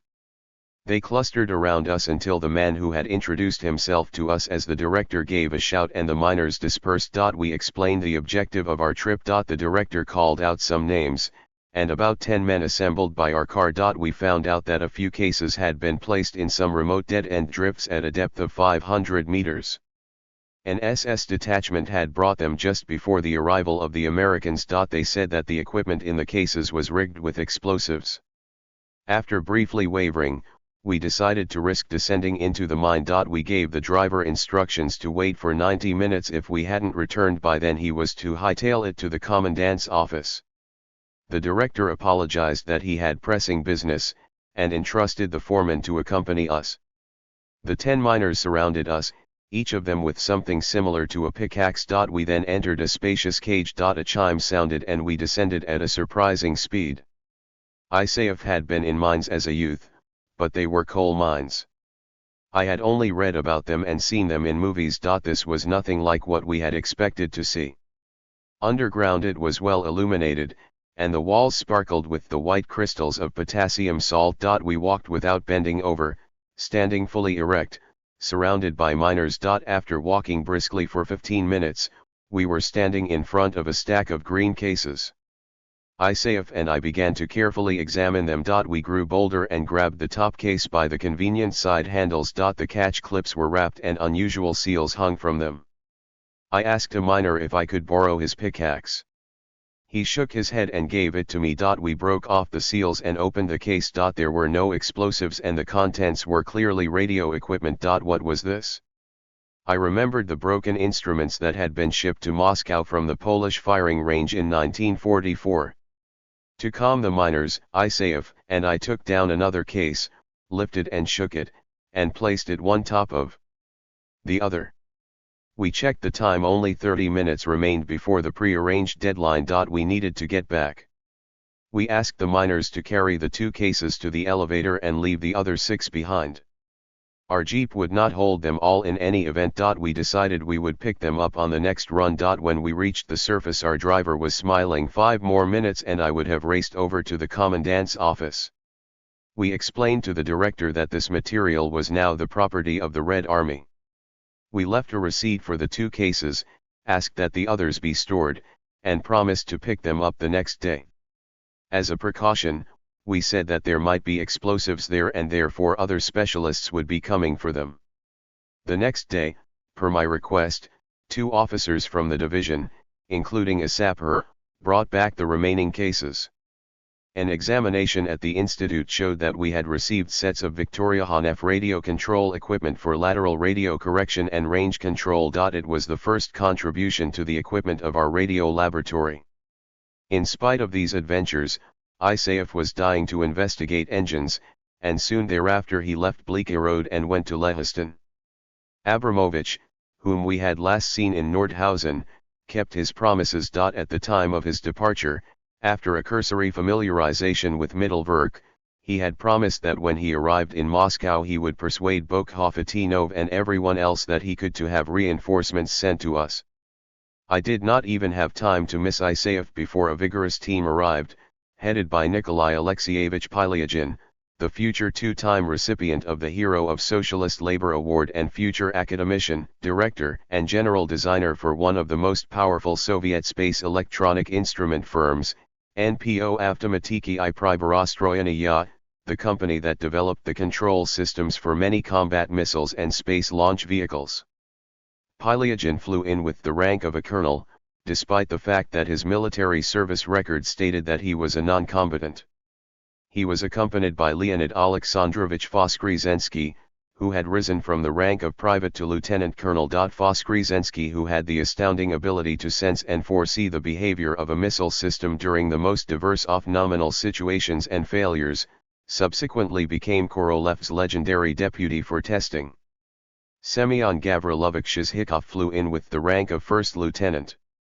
Designer Shizhikov was my longtime comrade from the Bokhovatinov OKB, Factory number 22, Factory number 293, and also the factory in the distant Ural village of Bilimbay where the bi-interceptor was built during the difficult war years. Among the new arrivals there was only one real service officer engineer, First Lieutenant Vasily Ivanovich Kharkev. He was the youngest member of our group, having graduated from the N.Yet. Zhukovsky Air Force Academy in 1944.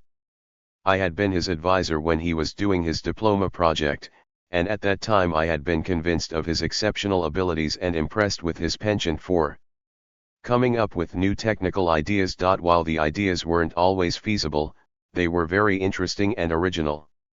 2 weeks later, Vasily Pavlovich Mishin, Alexander Yakovlevich Berzniak and Yevgeny Mitrofanovich Kurilo appeared. Vasily Mishin, who was inclined toward integrated design and theoretical work, immediately set about obtaining materials from the Germans concerning the theory of rocket flight. He later became Korolev's first deputy, and after Korolev's death in 1966, he became the chief designer of Korolev's firm and was selected as a full member of the USSR Academy of Sciences. Sasha Berzniak was the initiator of bi-development, an enthusiast only for the winged versions of missiles and the future chief designer of cruise missiles. After surveying our work in Bleaky Road, he announced that he was leaving because there was nothing for him to do, but said he would join us again after Isayef returned from Lehiston. I set about distributing duties among the new arrivals. In spite of his high rank, I appointed Pyliagen as the first deputy chief of the Institute Rabi and chief engineer.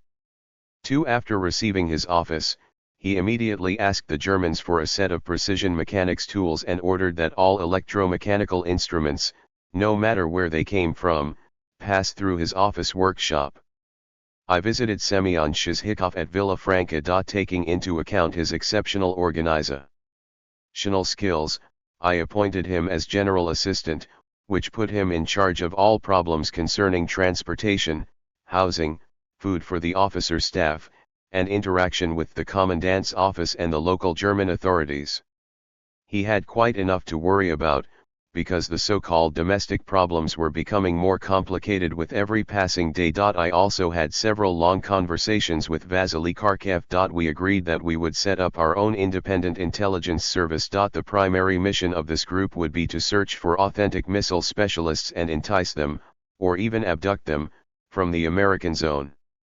By the end of August, our institute was already becoming, by provincial standards, a robust large-scale institution. We created laboratories for gyroscopic instruments, control surface actuators, electrical circuits, ground-based control consoles, and radio instruments.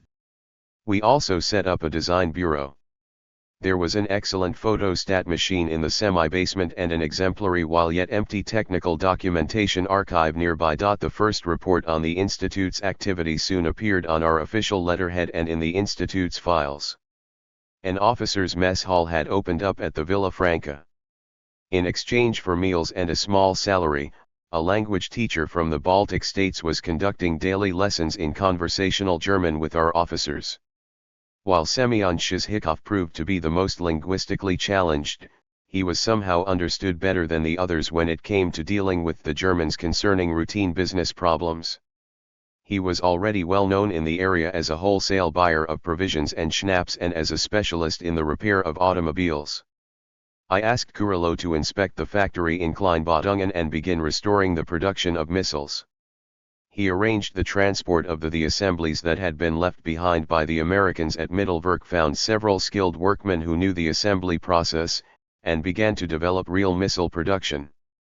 When we had made a list and tallied up the riches, it turned out that out of all the tail and middle sections, tanks, instrument compartments, and nose sections, we could assemble at least 15, and maybe even 20 missile bodies.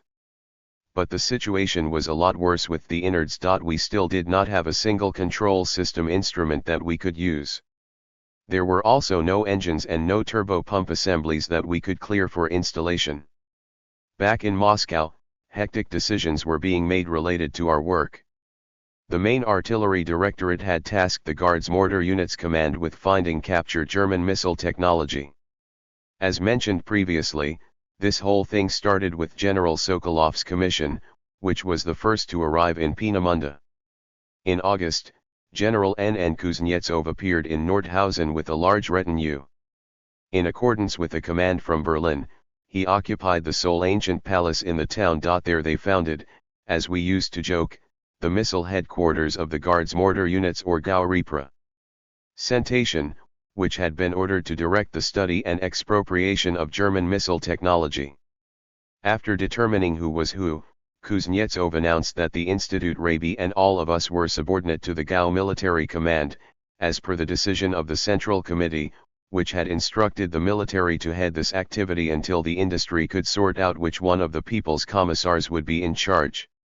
Having discussed these problems in our own aviation circle, we decided that it wasn't worth it to put up a fight. After all, in Germany at that time, the military were our masters. The aircraft industry had really abandoned us or forgotten us, and no one else had picked us up yet. Soon thereafter we made the acquaintance of General Lev Mikhailovich Gajikov, who had arrived for an inspection. He was a member of the Guards Mortar Units Military Council and also a Central Committee department manager.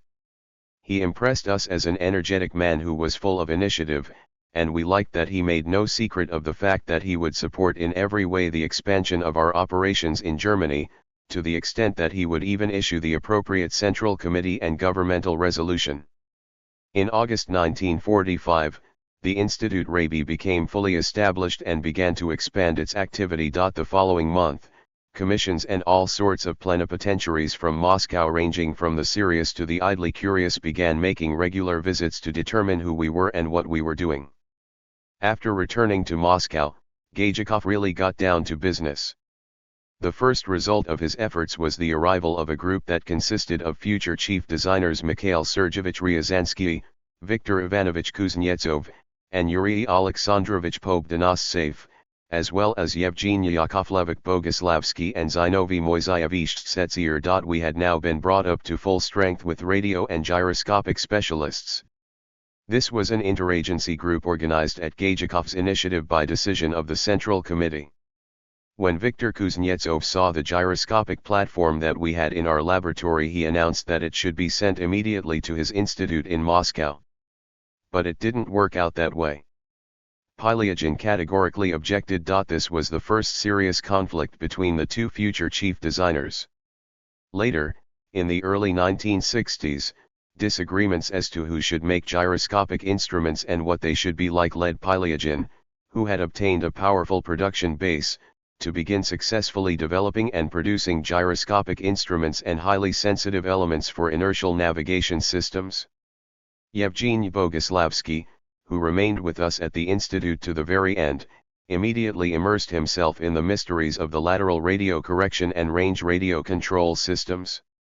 To consolidate its policies, the GAU sent cadre officers from its staff and troop units. And so, the following people turned up: first in Berlin, and then at our place, Georgy Alexandrovich Tyulin, who would later become director of the Head Central Institute of the USSR Ministry of General Machine Building, and then MOM's first deputy minister, Yuri Alexandrovich Mozorin, who also became director of the Head Institute after Tyulin, Colonel Pavel Yefimovich Trubachev, a future first regional engineer and chief of military acceptance at the Head Institute NII-88, and Captain Kirimalievich Kirimuov, a future chairman of state commissions.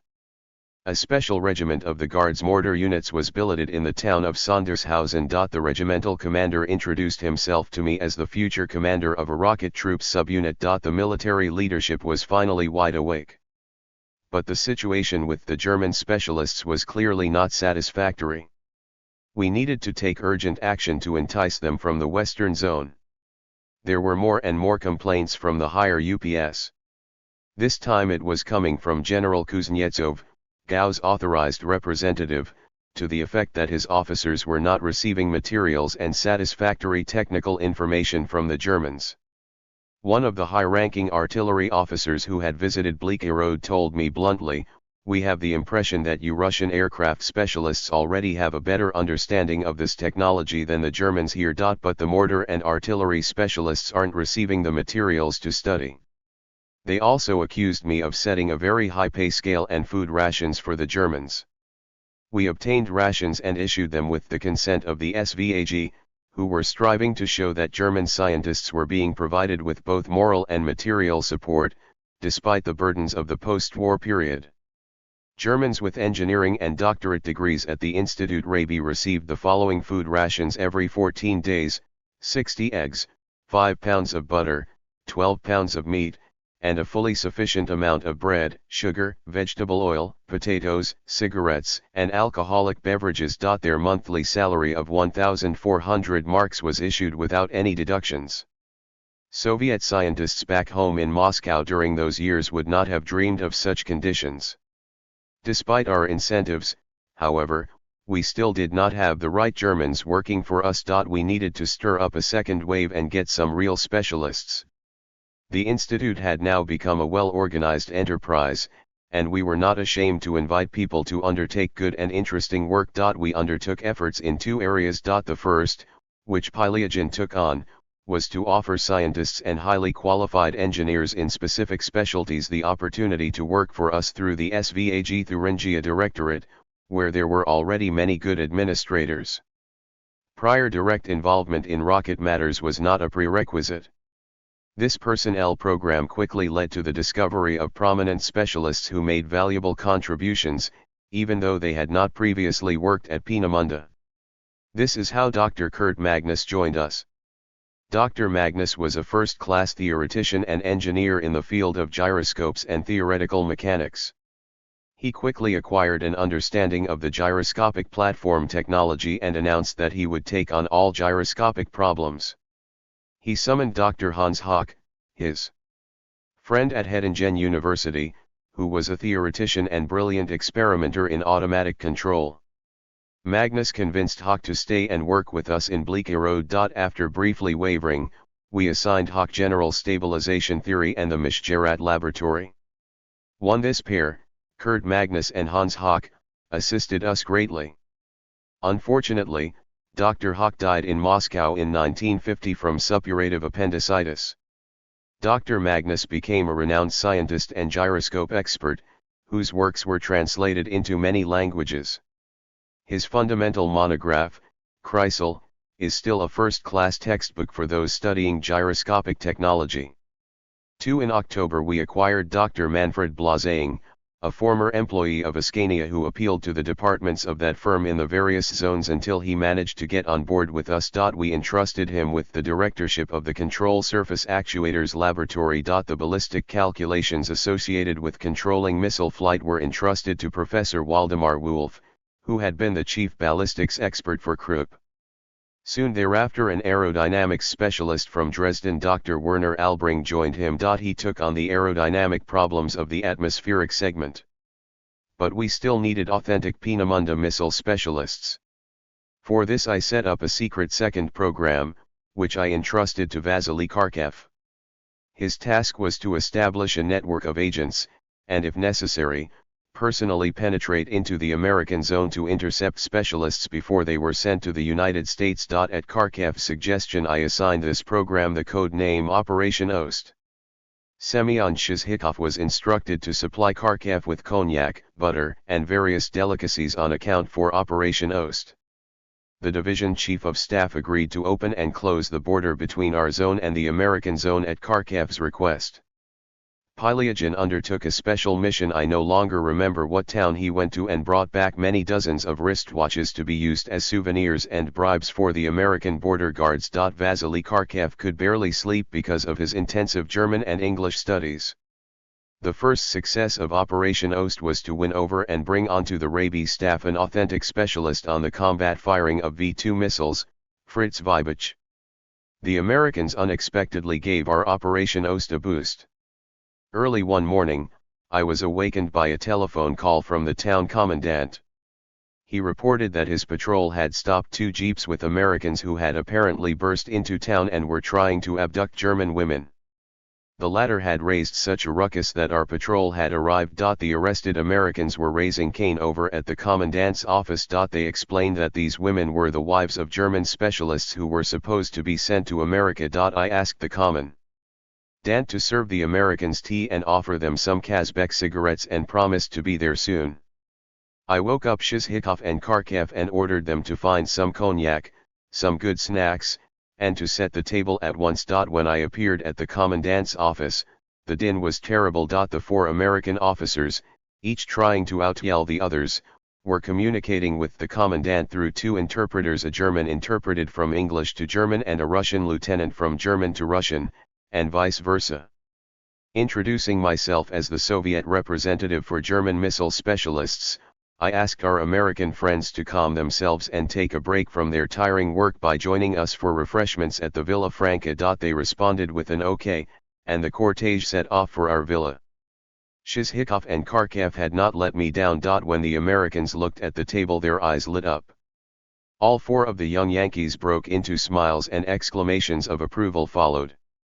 After numerous toasts, the Americans were quite tipsy. Excitedly slapping each other on the shoulders we declared our friendship and found out that in September and October all of the German specialists that the Americans had named as war criminals would be sent from Witzenhausen via France to the United States.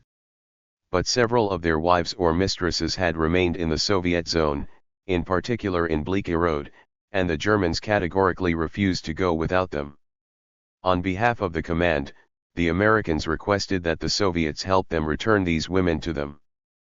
Finally we came to an agreement. The American representative would present the commandant of the town with instructions as to which women he wanted transported from Bleaky Road and the surrounding areas. This list would include the names of the German specialists associated with the women. We said that we would permit the transfers, but only under the condition that an officer of ours be present to hear each woman voluntarily agree to leave, especially if she had children. Then and there we composed a protocol in Russian and English and signed it. It is now difficult to say to what extent the two texts were identical. First Lieutenant Vasily Kharkiv was introduced to the American major who was taking part in the transfer. The operation to send off 5 women and 3 children took place peacefully, without any yelling. Kharkiv explained to the alarmed women that they were free to act as they wished. He said the Soviet command was prepared to petition for their return to Bleaky Road if they did not like it in the American zone. What could these women do? After all, they were not indigenous, but had been evacuated from Peenemünde, and their landlords were glad to see them go because it was considerably more profitable to house Russian officers. Kharkiv quickly befriended the American officers guarding the Germans in the border towns of Werbis and Witzenhausen, and established a rapport with the women. Just a week later, we received a report through our new female network of agents that Frau Grottrup, the wife of a German specialist, wanted to meet with us. The meeting was set up near the border. Irmgard Grottrup, a tall blonde in a light-colored sportsuit, appeared with her 8-year-old son. If we run into any trouble, I'll explain that we were out walking and got lost. She immediately made it clear that she would make the decision, not her husband. She supposedly hated fascism. She had even been arrested on a number of occasions, and her husband, Helmut, had been as well. They wanted to know what the Russians would promise them. She said that Helmut Grottrup was von Braun's deputy for missile radio control and for electrical systems as a whole. He was prepared to come over to us under the condition of complete freedom. I said that I needed to receive the consent of a general in Berlin before we could give her an answer, and we would first like to meet with Herr Grottrup. Frau Grottrup said that we should hurry because they might be sent to America in a week or 2. 3 days later, we pulled off the transfer of the entire family, Papa, Mama, and the 2 Grottrup children without the consent of Berlin, of course. The Grottrups settled in a separate villa and were offered a very high salary and food rations compared with those of the other Germans. But there was one condition: to keep order and to take part in the creative work of restoring missile technology. Our specialist Colonel Kudinikov, who had a good knowledge of German, would live with them at the villa. The primary interaction with the Soviet management should go through him. The Institute's German directorate and staff were not happy with this arrangement. They were unhappy that the institute that they had created was being transferred to an associate of von Braun who would drive out everyone who disagreed with him. Grottrup was clearly better informed than the others about the operations at Peenemünde. He had been close to von Braun and he spoke very skeptically about the German contingent at our Institute Rabi, except for Kurt Magnus and Hans Hock. The others he simply did not know. To avoid stirring up passions, we agreed that we would create a special Grottrup Bureau at the Institute. Its first task was to compile a detailed report on the development of A4 missiles and other projects at Peenemünde. In retrospect, I would say that we were right on the money with Grottrup. It is true, however, that Frau Grottrup, who had grown bolder, proved to be not nearly as modest as she had seemed during our first meeting. Soon thereafter she acquired 2 cows, for the children and to improve the nutrition of the Institute's Russian management. She managed to obtain orders for products in extremely short supply, which Semyon Shizhikov grudgingly had to pay for and deliver. But an unexpected report from Colonel Kudinikov sent us into a state of shock. Attached to the villa where we had settled the Grottrup family was a stable. The Frau was impatient to put it to use as originally intended. And so one night 2 rather decent horses appeared there. Colonel Kudinikov, a man already advanced in years, evaluating the situation from all sides, reported that the Frau wanted to go horseback riding, not with her husband, but escorted by himself. Or another Soviet officer. After all, they might otherwise be detained at the nearest checkpoint. When Colonel Ryazansky heard about this, he said sardonically, Colonel Kutenikov's mother is a ballerina and his father is a dancer.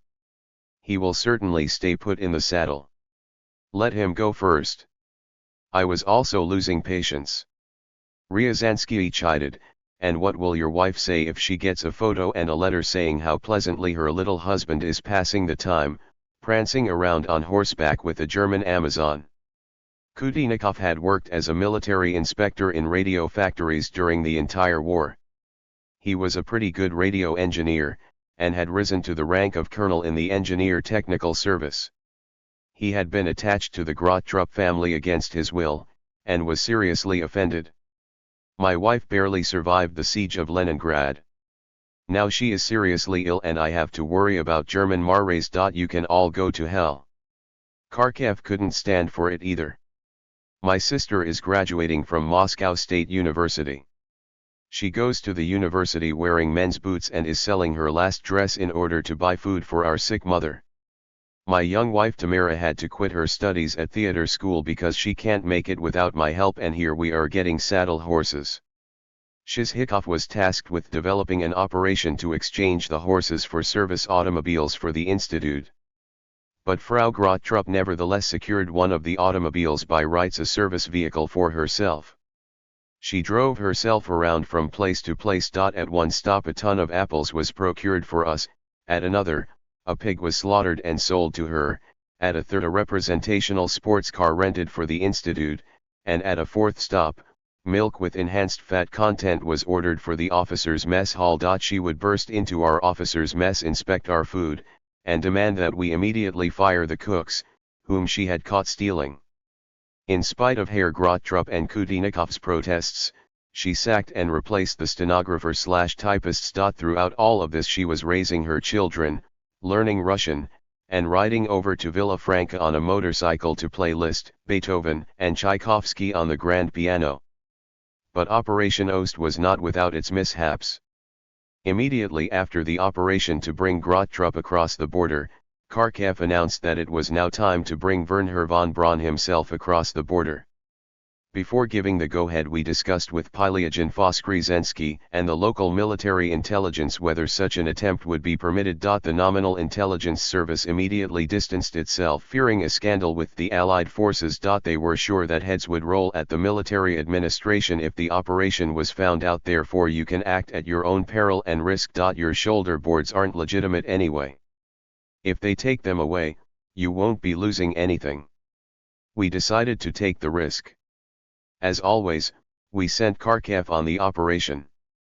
Driving up to the border checkpoint early in the morning, Kharkiv greeted the Americans and announced that he needed to cross into Witsenhausen to meet with the American officers who had visited our villa. They all exchanged wrist watches and Kharkiv parted with the only bottle of genuine Moscow vodka in our entire garrison.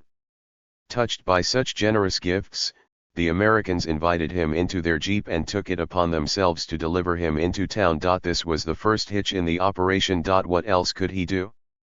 Instead of taking Kharkiv to see his acquaintances, they drove him to the American commandant of the town.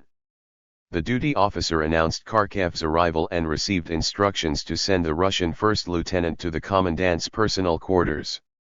We asked Kharkiv to repeat many times the story of what happened next, especially in the evening after dinner, expecting new exciting details on each retelling. So they take me into a big bedroom. The commandant himself is lying there in the big wide bed, just like the one here at the Villa Franca on the second floor. And on the other half of the bed is this beautiful woman. And between them is a German shepherd. It looks like they're having breakfast. There are bottles and all sorts of food on the bedside table. He throws off the feather bed, shoos the dog away, and tells me to climb into bed. For a Russian officer, my border neighbor, I begrudge nothing. At this point in the story, we usually asked questions, and did the beautiful woman throw off her blanket too? Kharkiv, red with indignation, would usually get all muddled and lose his train of thought. But he always firmly insisted that he did not accept the invitation, and that in broken English had confirmed that he was there on business. Kharkiv told us that, finally, after throwing on a robe, the commandant went out with him into the adjacent study. There they drank whiskey or something else. 304. From the author's archives. Irmgard and Helmut Grottrup with their children. For a long time, Kharkiv argued that they needed to share the German specialists because they were war spoils. The commandant explained that a special assignment was in charge of guarding them. Kharkiv then tried to turn the conversation to von Braun. The commandant said that he was the most important war criminal and was being very heavily guarded. After the conversation, they put Kharkiv back into that same jeep and as quick as the wind they drove him back to the checkpoint, where he hopped into his own vehicle and an hour later reported this adventure to us. When we let him go rest and sober up, Pylyagin reproachfully said to me, "He's your ward. What would have happened to us all if he had given in to temptation? The commandant or somebody else there would have taken pictures of him in bed and then presented the photos to the right people." Several months later, when Korolev was working in our company, he just about split his sides laughing over that story. But in contrast to Pylyagin, he said, "What a fool Kharkiv was not to accept the Americans' offer." As regards von Braun, Korolev was pleased that the operation had failed. He did not conceal this. Having seen the conditions in which Grottrup lived and worked among us, he could imagine what would have happened if the most important German missile specialist had also showed up. Korolev thought that von Braun clearly would have gone against the ideas that he was developing here, and changed the plans he had made through all his suffering during the last years in Kolyma and in the Kazan Cherishka. Having heard somehow about our attempt to make contact with von Braun, Grottrup was quite amused. He said something to the effect that it was out of the question to think that von Braun would voluntarily come over to us. Von Braun was, of course, a very good engineer, a talented designer, and an effective organizer of ideas. But he had also been a baron, a member of the Nazi Party, and even a Sturmbannführer. 3. He and his mentor, General Dr. Dornberger, met several times with Hitler and received high state honors. Reich leaders Goebbels and Kaltenbrunner kept close tabs on his work. In his youth, Wernher von Braun had dreamed of space travels under the influence of Hermann Oberth's works, but life forced von Braun to use his talent for purely military objectives. We asked Grottrup to discuss the beginning of von Braun's career. He agreed, but with great reluctance. It ended with his wife inviting a small, select circle to coffee with whipped cream. She promised that Helmut would tell us a bit about the very beginning of their work. Von Braun's story is no longer novel thanks to numerous publications by American, German, and Soviet researchers, and even television documentaries. For that reason I will not cram my memoirs with yet another version of von Braun's biography. Grottrup said that one of von Braun's very good traits was his striving to attract the most talented people. In doing so, he did not take age into account, and he was not afraid of competition. Von Braun had been named technical director of Peenemünde Ost at the age of 25. For Germans this was quite unusual. But this shows how highly they valued his talent, initiative, and rare intuition. According to Grottrup, von Braun was very attentive to senior, experienced specialists. He made fundamental decisions after having first gathered and listened to diverse opinions. There was no voting, von Braun always had the last word, but he managed not to offend the other staff. In spite of his youth, his authority was not called into question.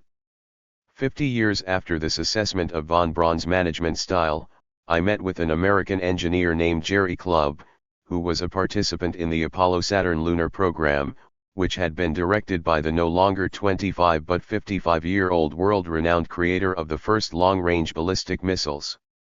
The American talked about von Braun's working style in the United States in the same way that I had heard Grottrup describe it in 1945 over a cup of coffee with whipped cream. We did not manage to pick up Baron Wernher von Braun through Operation Ost, and I think that this was good both for us and for him. Despite all of his capabilities, what he achieved in the United States would have been impossible for him to achieve in the Soviet Union.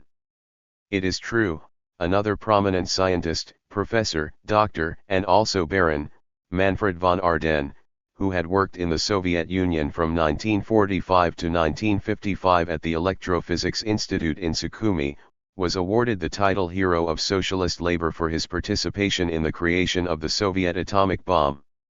It should be noted, however, that von Ardenne had not been a member of the Nazi Party, and he had not created weapons of mass destruction under the Nazis.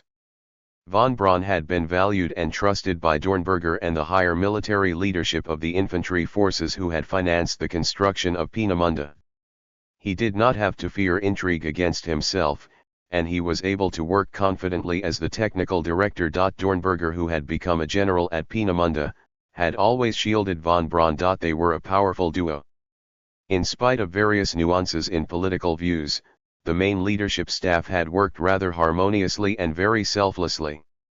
Everyone understood that it was too dangerous to express one's innermost thoughts. Any conversations concerning the possibility of using rockets for space travel were also dangerous because the Gestapo had ears everywhere. Such conversations were viewed as sabotage, the diversion of efforts from the Führer's most important assignment. While we were talking with Grottrup, the conversation somehow turned to the forced labor at Mittelwerk and the atrocities that had been carried out there. What was your attitude toward the production of missiles using people condemned to death?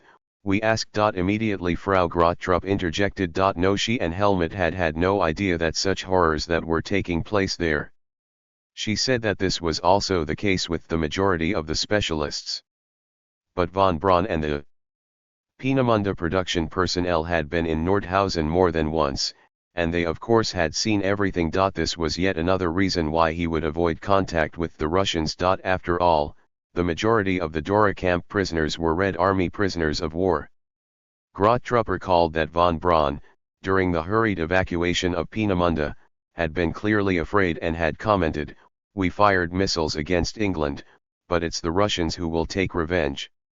Grottrup said that he had been arrested by the Gestapo because of indiscreet dinner conversations, but von Braun and Dornberger's intervention had saved him. A report Grottrup wrote toward the middle of 1946 was the most complete and objective account of the history of Peenemünde and the technical problems that were solved during the development of the first long-range ballistic missile, the A-4.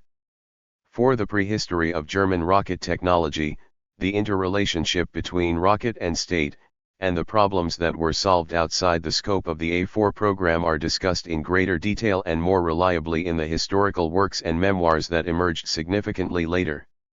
In this regard, I would refer the reader to the memoirs of Walter Dornberger, V2, Der Schuss ins Weltall, which was published in the United States in 1954, and the richly illustrated book, Werner von Braun, Crusader for Space, a biographical memoir by Ernst Stullinger and Friedrich I. Ordway, von Braun's co-workers in Germany and the United States. 5. Michael J. Neufeld, a professional space historian working in the United States, has most completely and objectively researched the history of Peenemünde. In 1996, I was in Washington giving a lecture related to Raketi Ilioidai at the Smithsonian Institution's National Air and Space Museum. On this occasion, Neufeld, who at the time was the curator for World War II history at that museum, presented me with a copy of his book, The Rocket and the Reich, Peenemünde and the Coming of the Ballistic Missile Era, published in 1995. 6. This is truly a very serious scientific historical study. Chapter 22. Special Incidents. The energetic but uneventful activities that characterized the formation of the Institut Rabi were punctuated by a few strength tests. There were many conflicts among the town's indigenous residents, the German specialists enlisted for work, and Soviet military and civilian specialists arriving with special assignments from Moscow. In most cases, these conflicts had to do with the forced reduction of living space. More than 1,000 new residents had converged on the small quiet town, and there had been no new construction. The housing conflicts were for the most part successfully resolved through the personal efforts of the military commandant's office, the administration of the town burgermeister, and the Institut Rabi administration. Transport was more difficult. Sometimes high-ranking envoys from Moscow appeared who hampered work and who for some reason wanted to join in and get some benefits. They demanded personal automobiles, private apartments, and guides to show them local points of interest. Isaev and I, and later Pilyagin, had to take on the task of throwing them out of Bleak Road as quickly as possible. But there were incidents that we categorized as critical. Approximately 2 weeks after the official founding of the Institute, Rabi, a SMERSH lieutenant colonel from the division that had been billeted in Nordhausen, appeared in my comfortable office. He reminded me of our meetings during our first days in Nordhausen and was interested in what we had turned up using the information we had received from SMERSH about possible hiding places of secret equipment that the Americans had not discovered. It turns out that we had forgotten about the Forrester's cabin. According to information that we received from the Germans in the first days after we entered Nordhausen, he said as he unfolded a large-scale map of Germany, somewhere in the area of the forest preserve, which used to be strictly guarded under the pretext of protecting the wild animals, there is a forestry base that locals called the Forrester's Cabin. We haven't been able to find anyone from among the locals who has been at that base. The new German authorities have found forestry service employees who themselves did not have access to that base. They said that in actual fact there wasn't a Forrester's Cabin there, but a comfortable house with all the conveniences that was used for recreation and hunting by high-ranking officials of the Reich. Eyewitnesses, who are not always trustworthy, told us that they suspected that a bigwig was visiting the cabin when the normal police patrol on the roads was reinforced with a special SS motorcycle patrol. But the big shots didn't feel like hunting during the last year of the war. There were increasing numbers of wild boar, wild goats, and roe deer in the forests, but the law-abiding Germans never did any poaching for meat. Someone reportedly saw a column of trucks escorted by an SS motorcycle patrol on the road to the cabin just before the American troops occupied Thuringia. The SMERSH officer continued, "I think that the Americans visited these areas, but did they find everything? I won't be able to help you. We're being transferred to the east. They're about to begin the demobilization and reduction of SMERSH. According to our information, the last vestiges of Vlasov's men are hiding somewhere in these forests. They are considerably more dangerous than the German Nazis. If you go looking for the Forrester's Cabin, I'd advise you to arrange an armed escort with the Commandant's office or the 75th Division. Just in case." "Are you sure," I asked, pointing to the map, "that the alleged secret cabin is in our zone and not the American zone?" "I can't say for sure. They still haven't laid a precise border over the hilly forested terrain. Our border guards and the Americans are posted on the roads, but there are no checkpoints, barriers, or soldiers in the forest." That very same day at the Villa Franca I convened an improvised military council to develop a plan to uncover the secret of the Forrester's Cabin. Isayef was certain that there would be nothing there to do with engine technology. Everything that the Germans had in that field he had already studied at the Walter Company in Basdorf, and now it was time to settle down in Lehiston. Therefore, he had no intention of wasting a day on some mythical Forrester's Cabin with the added risk of ending up in the American zone. But the others supported me, and we formed a 2-car expedition. The division command allocated a jeep and driver, an unemployed combat intelligence officer, and a soldier with an automatic weapon just in case. Accompanying me in my Mercedes was my German guide, whom the military commandant and Burgermeister had recommended, an engine specialist Ivan Rakoff, who joined us despite Isayev's objection. "1 automatic weapon and 3 pistols is quite sufficient to defend ourselves against an attack of wild boars," I commented. We left early in the morning. Soon thereafter, on the gravel road that dodged around the forested hills, I was no longer able to orient myself using the map and had to completely trust the guide. After about an hour of driving, that was 310. For the Mercedes, Alfred hinted that the motor was overheating and said we might not have enough gas for the return trip in these road conditions. As if in response to his apprehension, having ascended to the top of the next hill, we came out of the dark forest into a sunny clearing. The road ended at the open gates of a small country estate, in the middle of which stood a small 2-story house with a double-gabled, red tile roof. Along the edges of the clearing stood haystacks and mangers for the forest animals. Everything appeared to be well kept. But the most unexpected sight was the jeep parked in front of the house. The division intelligence officer yelled out, "Turn the cars around. Drivers stay in the cars. All others stay by the vehicles." He turned to the soldier with the automatic weapon, Petro. Cover me in case something happens. I'll go alone first to investigate. Evidently having seen or heard our procession, an elderly woman came out of the house. She was waving her arms very aggressively, making it clear to us that we were to beat it. Summoning every shred of my knowledge of German, I emerged from where I had taken cover and tried to communicate with her. "This is a nature preserve," she yelled. "You are scaring the animals." The American soldiers came here and went off into the forest to hunt. They took away my husband's car. He walked to Nordhausen 2 days ago to ask for help. Now you've come to hunt too, and we are going hungry, but we never shoot the wild animals. The Jeep had a military license plate and the stars and stripes marking. How did it get here? We thought, through our zone? As if in response to our musings, a burst of automatic fire resounded in the forest, followed by several single shots. We lit up cigarettes and decided to wait for the hunters. Soon thereafter, 4 Americans emerged from the forest. We couldn't figure out what their military ranks were. They were carrying a roe deer by the legs and dragging the carcass of a wild boar along the ground. When they saw us, the Americans were not embarrassed but greeted us gregariously. In Russian, German, English, but primarily pointing with our finger at the map. We showed them that this was our zone and they didn't have the right to kill animals here. In response, the Americans guffawed, slapped us on the back and offered us the pick of the roe deer or the wild boar. After loading their booty, the Americans departed, rolling down the road that went over the other side of the hill. We understood then that we were located somewhere on the border. I attempted for some time to explain the objective of our visit to the distraught proprietress. After we had handed over our entire supply of cigarettes for her husband, she led us to the barn, moved aside a pile of some sort of brooms, and pointed to a trapdoor in the wooden floor.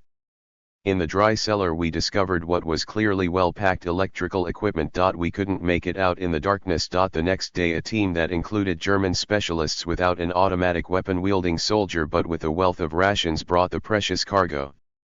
Special incidents. From the Foresters' cabin. It turned out to be 2 sets of relay boxes and control panels intended for pre-launch tests and the launching of V-2 missiles. I managed to find the Smersh officer who hadn't yet left Nordhausen and thanked him for steering us to the cabin. He said that we had been marvelously lucky. Subsequent clarification had shown that the Foresters' cabin was considered part of the American zone.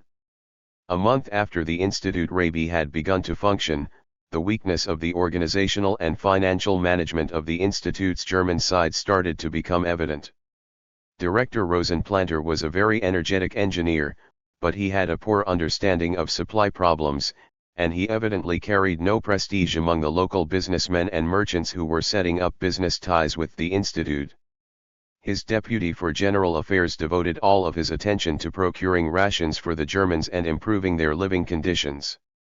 I was therefore very glad when, on the recommendation of the SVAG, Herr Schmidt, a former director of the Peenemünde Supply and Cooperation Service, came to us from Weimar. Obviously no spring chicken, stout and nattily attired, his sincere manner and pleasant smile instilled respect for the institution he represented. We appointed Schmidt to the post of commercial director, and put him in charge of transportation, supply, equipment for the buildings, and what later came to be called social welfare. He energetically set about his business and immediately showed his competence by outfitting the laboratories with first-class instruments and excellent standard benches. A broad range of electrical power sources. 3. Appeared and new top-notch metalworking machine tools began to arrive at the factory in Kleinbadungen and in the Institute's shops. In early September 1945 Pileogen and I went to Dresden for 3 days to place orders for gyroscopic instruments. When we returned, we found Isaev in a gloomy mood. He was chain-smoking his favorite Bielamar cigarettes, and finally he told us about what had happened in our absence. In the middle of the workday Schmidt, who was usually very polite and respectful, literally burst into Villa Franca where Isaev was resting after returning from Lehiston. He yelled at Isaev, "Your soldiers are raping German women." After calming down a bit, Schmidt explained that the woman he was living with was strolling with a female acquaintance in the forest. A Russian soldier had attacked them, raped his friend, and disappeared. There was nothing for Isaev to do but to report Schmidt's complaint to the military commandant. Captain Solodyankin, remembering Marshal Zhukov's threatening orders, reported the incident to the commander of the division billeted in the area of Bleaky Road. There they quickly determined that they should look for the perpetrator in the artillery brigade attached to the division, which was getting ready to return to the Soviet Union. To wipe away the division's shame, the brigade commander ordered all of his men to stand in formation in the town square. He led the victim past them to identify the perpetrator. She pointed at a Kazakh soldier, who was arrested on the spot. The accused confessed during interrogation that his goal was to get revenge against the Germans for his two brothers who died at the front. He himself had never gotten the opportunity to kill a German in combat. Having learned of their impending evacuation from Germany, he decided to avenge the death of his brothers in that way. The next day a military prosecutor was to arrive from Erfurt, and a military field trial would be held. Iron discipline was now being restored in the army, and it was not out of the question that they would sentence him to be shot. And it's all my fault, Isaev said. I don't know what possessed me to hurry over to the commandant with that report. I needed to calm Schmidt down. Maybe we could have agreed not to take the matter to the military tribunal. The next day there really was a trial and they sentenced the soldier to be shot. I reported this to Schmidt over the telephone. He immediately rushed over to Villa Franca along with his girlfriend, the victim. She was not young, and was tall and well built. She seemed to be a woman who could stand up for herself. Schmidt and his girlfriend shouted over each other that they were shocked by such a harsh sentence. They were prepared to forgive the soldier and asked me to intervene to save his life. I immediately called the division commander and asked if something could be done to save the soldier, since the victim was stunned by the severity of the sentence, wanted to petition for a pardon, and had forgiven him. The general was silent for a moment and then said that he would call me back in a half hour. 30 minutes later, he reported that he had talked with Berlin. They had explained to him that Moscow had given instructions to establish rigid order. Special incidents among the occupation troops. Our critical incident had already been reported to the commander, and the sentence would be carried out for the edification of others regardless of the German woman's petition. Schmidt and his girlfriend were stunned by this message. That evening, after a hard day, we gathered by the fireplace in the spacious hall at Villa Franca. It had come to pass that several officers of the 75th Guards Division billeted in Bleaky Road who were hungry for cultured society had joined our informal officers' club. Our circle in Germany, which consisted of trade union or civilian officers, somehow attracted real officers who were decorated with combat ribbons and medals, but who had grown tired of the war. The combat officers explained their interest in our activity.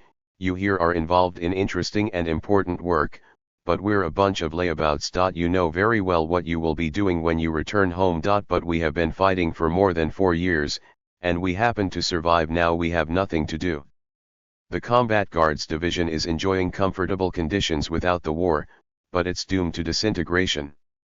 On those evenings when we gathered by the fireplace, the souls of our society were the Hussars, Isaev's name for Voskresensky, Boguslavsky, and Rudnitsky, who lived in the Villa Margaret on the highest hill in Bleaky Road. Somehow, it turned out that Guards Captain Oleg Badarev, a combat officer, became the latest member of our Hussars squadron. He had marched to Thuringia all the way from Stalingrad with his combat girlfriend Myra, a guards captain in the medical service. Pilyagin called military physician Myra and Oleg Badarev our guards' lovebirds, and we included them among the welcome members of our evening meetings and fireside chats, where we would share fragrant kirsch and precious packs of Kazbek cigarettes purchased at the Central Berlin Military Exchange. We, including Oleg, Myra, and their combat friends, traded stories about our everyday life in the war for hours, constantly interrupting each other. Sometimes Oleg would stop himself and say, "Let's not talk about that." To distract us from any bad memories, he would pick up his guitar and perform songs that he had composed himself. Oleg was also a poet and the editor of the division newspaper. His poetry was very unsettling to the political department, which made it difficult for him to get promoted. Myra explained, the political workers consider his poems to be demoralizing and decadent. Not once does he mention the party or Stalin in them. The tribunal sentence stunned Oleg and Myra as much as it did us. I was ordered to examine the condemned soldier and to certify that he was in the proper state of health to be shot. It turns out that some regulation or another calls for that. He was very calm and said that he was no longer disgraced before his two dead brothers. As a doctor, I doubt that he was capable of overcoming a powerful woman if she resisted. He was 19 years old and had been in the army for a year and a half. All the way from Stalingrad to Berlin, I have signed so many death certificates that I can't keep count. This is the first time I have had to sign a certificate of health before an execution. Isaev had smoked an entire pack of Bielamar cigarettes that evening. After Myra's story, he announced that there was nothing left for him to do in Bleaky Road. The Institute Rabi would get along without him, and he had already seen and understood everything he needed to in Lehistan. It was time for him to return to Moscow. The soldier's death was especially hard on Myra. She took Isaev's arm, grabbed the bottle of kirsch, and they retreated to the garden. Voskresensky turned to Oleg, "Be careful that we don't make off with your beautiful wife. Who knows, we might haul her off to Moscow." "I'm not afraid. They didn't make off with her on the front lines, and I'll return with her to Moscow before you. I just got my orders. Our division is being temporarily redeployed to the area of Wittenberg, and from there back home. Tomorrow we begin the evacuation." Our party broke up late. When they said goodbye, Myra gave Isaev a long embrace and kissed him. We had a proper celebration of Isaev's departure soon thereafter. On September 10, 1945, he went to Berlin and soon thereafter flew back to Moscow. He never returned to Germany. 2 weeks later, I took a trip to Wittenberg with two of our hussars, Voskresensky and Boguslavsky. We sought out Myra and Oleg. They had not unpacked their suitcases and were preparing to load onto a special train that was heading back to the motherland. I jotted down a possible address and phone number for Myra in Moscow. It wasn't until the spring of 1947 that Katya and I were able to host a gathering of old friends in Moscow on Korolenko Street. Myra and Oleg and two hussars, Boguslavsky with his wife Yelena and Voskresensky with his future wife also Yelena, squeezed into our cramped communal apartment. Isaev did not come to the party. Myra arrived in a stylish wool suit.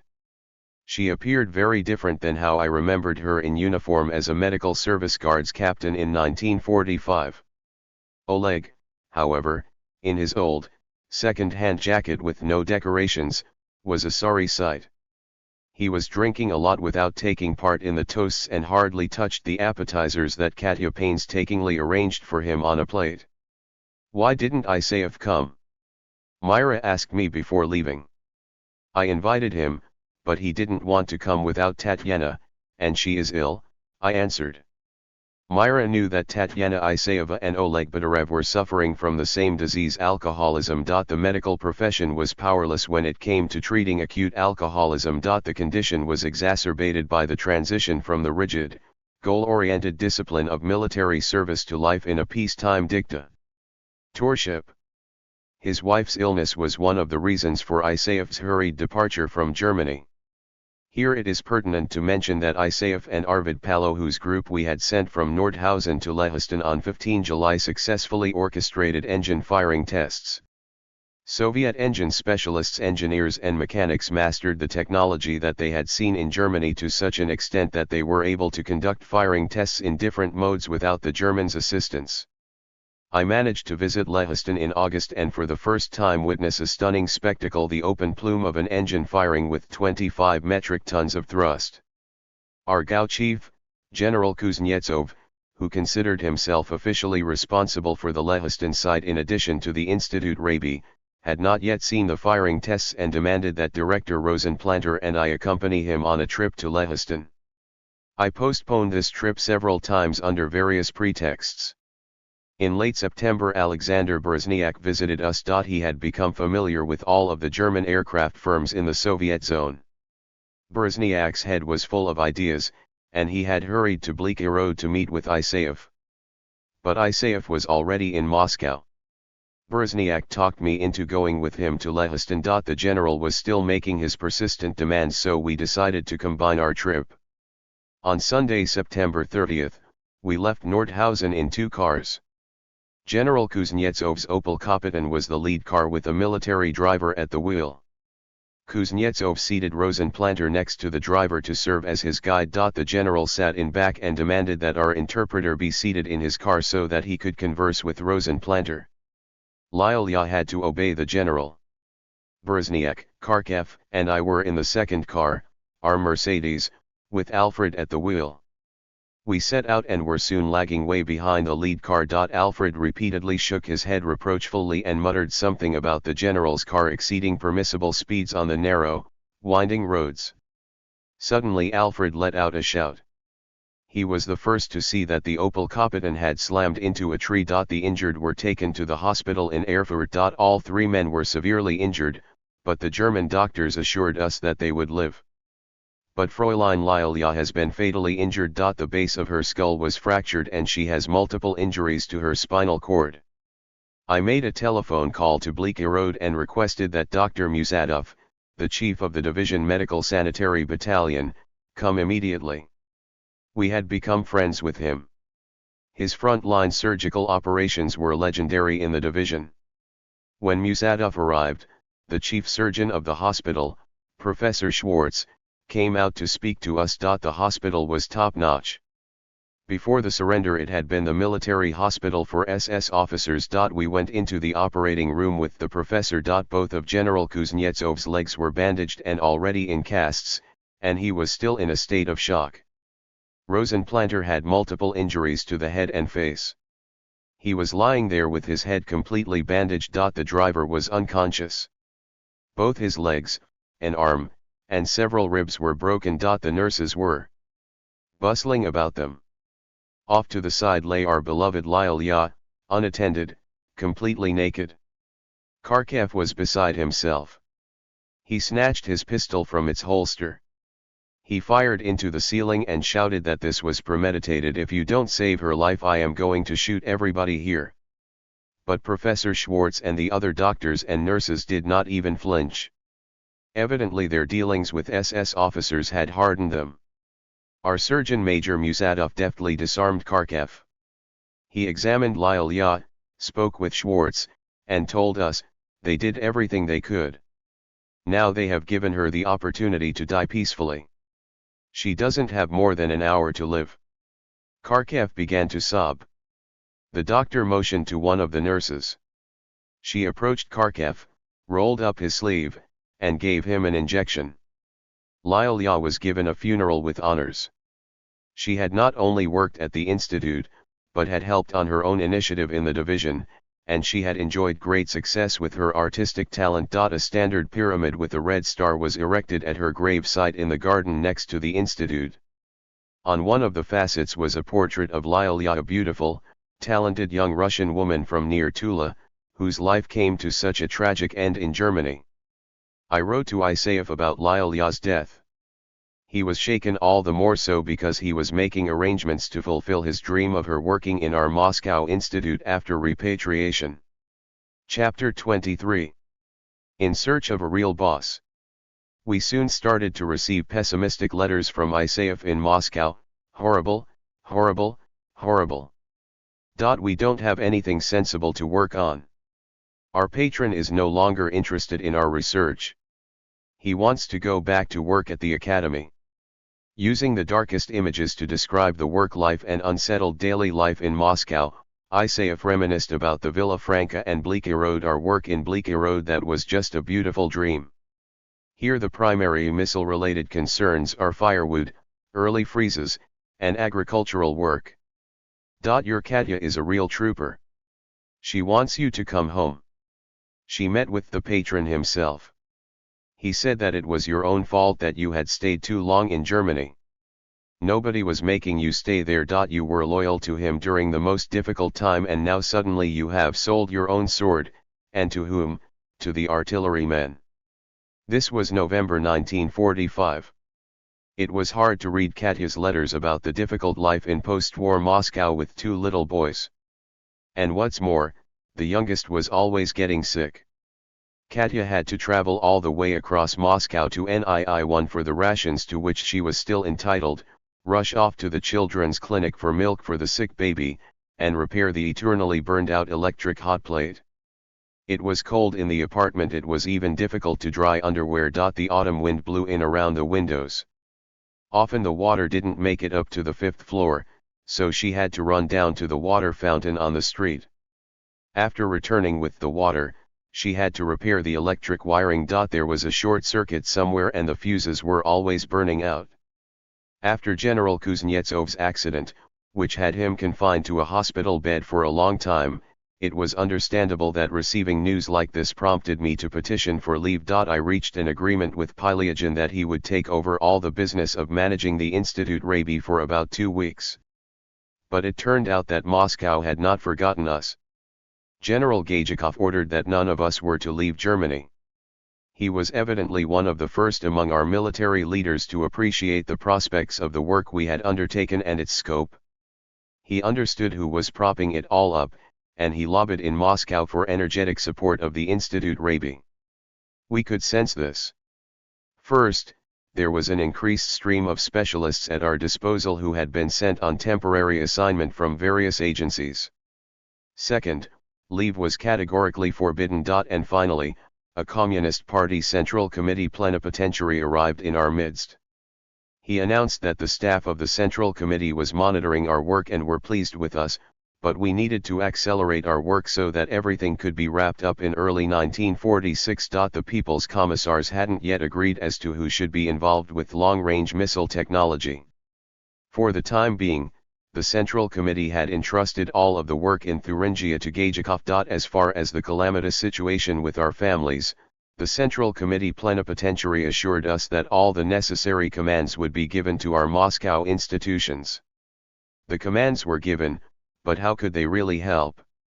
All they could do was provide financial support and rations for the wives and children. In this situation, Gajikov made the only correct decision, which had exceedingly important consequences for the future development of missile technology in the Soviet Union. In order for missile technology, which had been rejected by the aircraft industry, to acquire a real boss, it was necessary to report to Stalin and request his instructions. But regardless of Stalin's instructions, the specialists who had already immersed themselves in these problems needed to be retained. And to prevent them from being dragged off to various agencies, the best scenario was to gather them all into a single collective in Germany and let them work together there until the necessary decisions had been made in Moscow. One could not report to Stalin empty-handed. He needed to be reminded of his correspondence with Churchill in 1944, and we needed to show that we had thoroughly investigated the secret V weapon and that our specialists were already working in Germany. But that was not enough. Sometimes the decisive actions of a single individual, especially if they have been covered for many long years by a top-secret stamp, go unmentioned by historians or publicists. To prepare for his meeting with Stalin, Lev Mikhailovich Gajikov studied the history of RNII and assessed the previous work of Korolev, Glushko, and other repressed specialists who were still alive. He determined their whereabouts and prepared a list of those whom he believed needed to be dragged out of the special prison where Beria had driven them. The majority of these specialists had been officially freed in 1944, but they were still working in the same Sheriga. Wise people advised Gajikov to get to Stalin in such a way that Beria would not find out about it ahead of time under any circumstances. It is difficult to determine how Gajikov managed to do this, but somehow he did. Gajikov reported to Stalin about the work going on in Germany and the need to begin working on this program in the Soviet Union. Stalin did not make a concrete decision regarding whom he would entrust with this work, but he authorized Gajikov to personally familiarize the People's Commissars with his proposal to take on the responsibility for the development of missile technology. Whoever among them agreed could prepare the necessary draft resolution. In conclusion, Gajikov requested that Stalin free the specialists on the list that Gajikov had placed before him on the desk, so that the rocket efforts could be intensified. Stalin's decree, which contained the list, determined the fate of Korolev, Glushko, and many other people for many years. Being in Germany in 1945, we of course had no way of knowing about this behind-the-scenes activity. Many years later, Yuri Alexandrovich Pobedonosttsev's fragmentary hints led me to assume that he was one of those who had helped Gajikov prepare the list and develop his tactics. One false step could have halted the development of missile technology in our country for many years. It is also evident that Malenkov helped arrange Gajikov's meeting with Stalin. Malenkov had been Gajikov's mentor when the latter had been a Central Committee staff worker under his jurisdiction. At that time Malenkov was still the chairman of the State Committee on Radar and Air Defense Technology, which made it his duty to be interested in the anti-aircraft guided missiles that had also been developed in Germany in Peenemünde. One way or another, Gajikov had received instructions directly from Stalin to meet with the People's Commissars. There were three choices: Shukurin, People's Commissar of the Aircraft Industry; Vanikov, People's Commissar of Ammunition and Director of the First Main Directorate which was in charge of the atomic problem; and Ustinov, People's Commissar of Armaments. All of the People's Commissariats were preparing for conversion into ministries. Gajikov knew this could also mean changes among the directors. Stalin might recall some blunders in the development of wartime technology and not approve a particular People's Commissariat becoming a ministry. Such a danger threatened Shukurin. During the war he had been considered Stalin's favorite. He had reported to Stalin more often than the others, and to a greater degree than the other People's Commissars had enjoyed Stalin's help in organizing the mass production of new aircraft technology, which by the end of the war had surpassed German technology both in quantity and in quality. Stalin had then received a report about our jet aircraft construction lagging behind, and this had affected his attitude toward the leadership of the People's Commissariat of the Aircraft Industry. Turbojet technology became a priority task for Shukurin. All of his chief designers were tasked with creating jet aircraft. Under these conditions it was impossible to also put the missile noose around the neck of the aircraft industry. In response to Gajikov's appeal, Shukurin refused to participate in the missile weaponry development program, in spite of the fact that missiles, in their design, production process, instrumentation, and electrical equipment were closer to aircraft technology than to other types of weaponry. This refusal was the beginning of a confrontation between aircraft and missile technology that would last many years. Aviation had the advantage until strategic missiles with nuclear warheads emerged. But Shukurin's refusal also had other direct consequences for those of us who had worked in Germany. In late 1945, the Deputy People's Commissar of the Aviation Industry, Dementayev, ordered all specialists from the aircraft industry, including Pilyagin and myself specifically, to stop our work in Nordhausen, Blecherode, and Lehiston and return to Moscow. Gajikov protested this order, and told us bluntly that no one would be released. Only Isayev was allowed to travel, and later his colleague Raykov. For the time being we had gone our separate way from aviation. Gajikov's appeal to People's Commissar Vanikov had been motivated by the fact that a missile is also ammunition. It's the same thing as a projectile, just big and capable of being guided. But Boris Lvovich was not born yesterday. His son Rafael, who had served in the 1st Military Rocket Unit at Sondershausen, had enlightened his father to the fact that a guided missile was anything but a projectile. It was a large and complex system. Moreover, Vanikov explained to Gajikov that he was now responsible for developing atomic weapons. Now that's a real piece of ammunition and they had better things to do than deal with missiles. Gajikov needed to keep looking. That left People's Commissar of Armaments Dmitry Fedorovich Ustinov. Neither he himself nor his deputies had had anything to do with missile technology during the war. They had been responsible for artillery, the god of war, infantry, small arms, and machine guns and large caliber guns for aircraft, tanks, and ships. They hadn't even been involved with the Guards mortar units, Katyusha rocket launchers. Nevertheless, Ustinov thought about it. What kind of prospects did this field have? He knew that being a perpetual supplier of armaments for aircraft, tanks, and ships meant always playing a supporting role. The aircraft, tank, and ship specialists would play the starring roles. Classic conventional artillery had practically reached its limit for all parameters: range, accuracy, and rate of fire. No qualitative leap was foreseen there. And anti-aircraft artillery? The experience of the war had shown that thousands of rounds were needed to shoot down a single aircraft. Ustinov had received a report about German anti-aircraft missile programs, and he could foresee that sooner or later they would supplant anti-aircraft guns. In addition, the People's Commissariat of Armament had been instructed to develop fire control radars in place of optical instruments to control anti-aircraft fire. This was something similar to missile technology. What is more, even a hardcore artilleryman such as GAU Chief Artillery Marshal Yakovlev had now become interested in missile technology. If GAU was to be a customer, as it had been during the war, then the commissariat needed to preserve its strong military friendship in the new field. This was very important. Ustinov gave his preliminary consent to take guided missile weaponry into his commissariat, but asked that no final resolutions be prepared for Stalin's signature for the time being. The problem needed to be studied in greater depth. He gave this assignment to his first deputy Vasily Mikhailovich Ryabaikov. In the initial period of Soviet missile technology development, we were fortunate to have devotees and individuals with initiative and daring. Despite the fact that the Germans' massive use of missiles against London had not yielded the anticipated effect, the Guards mortar officers were able to quickly appreciate the prospects for a completely different qualitative leap. The few NII-1 aircraft employees who had been in Nordhausen converted to the new missile religion. They refused to follow the orders from their immediate and very highest superiors to curtail their activity in Germany. Finally, after the usual post-war delays, we had found a strong boss in the industry for the new technology.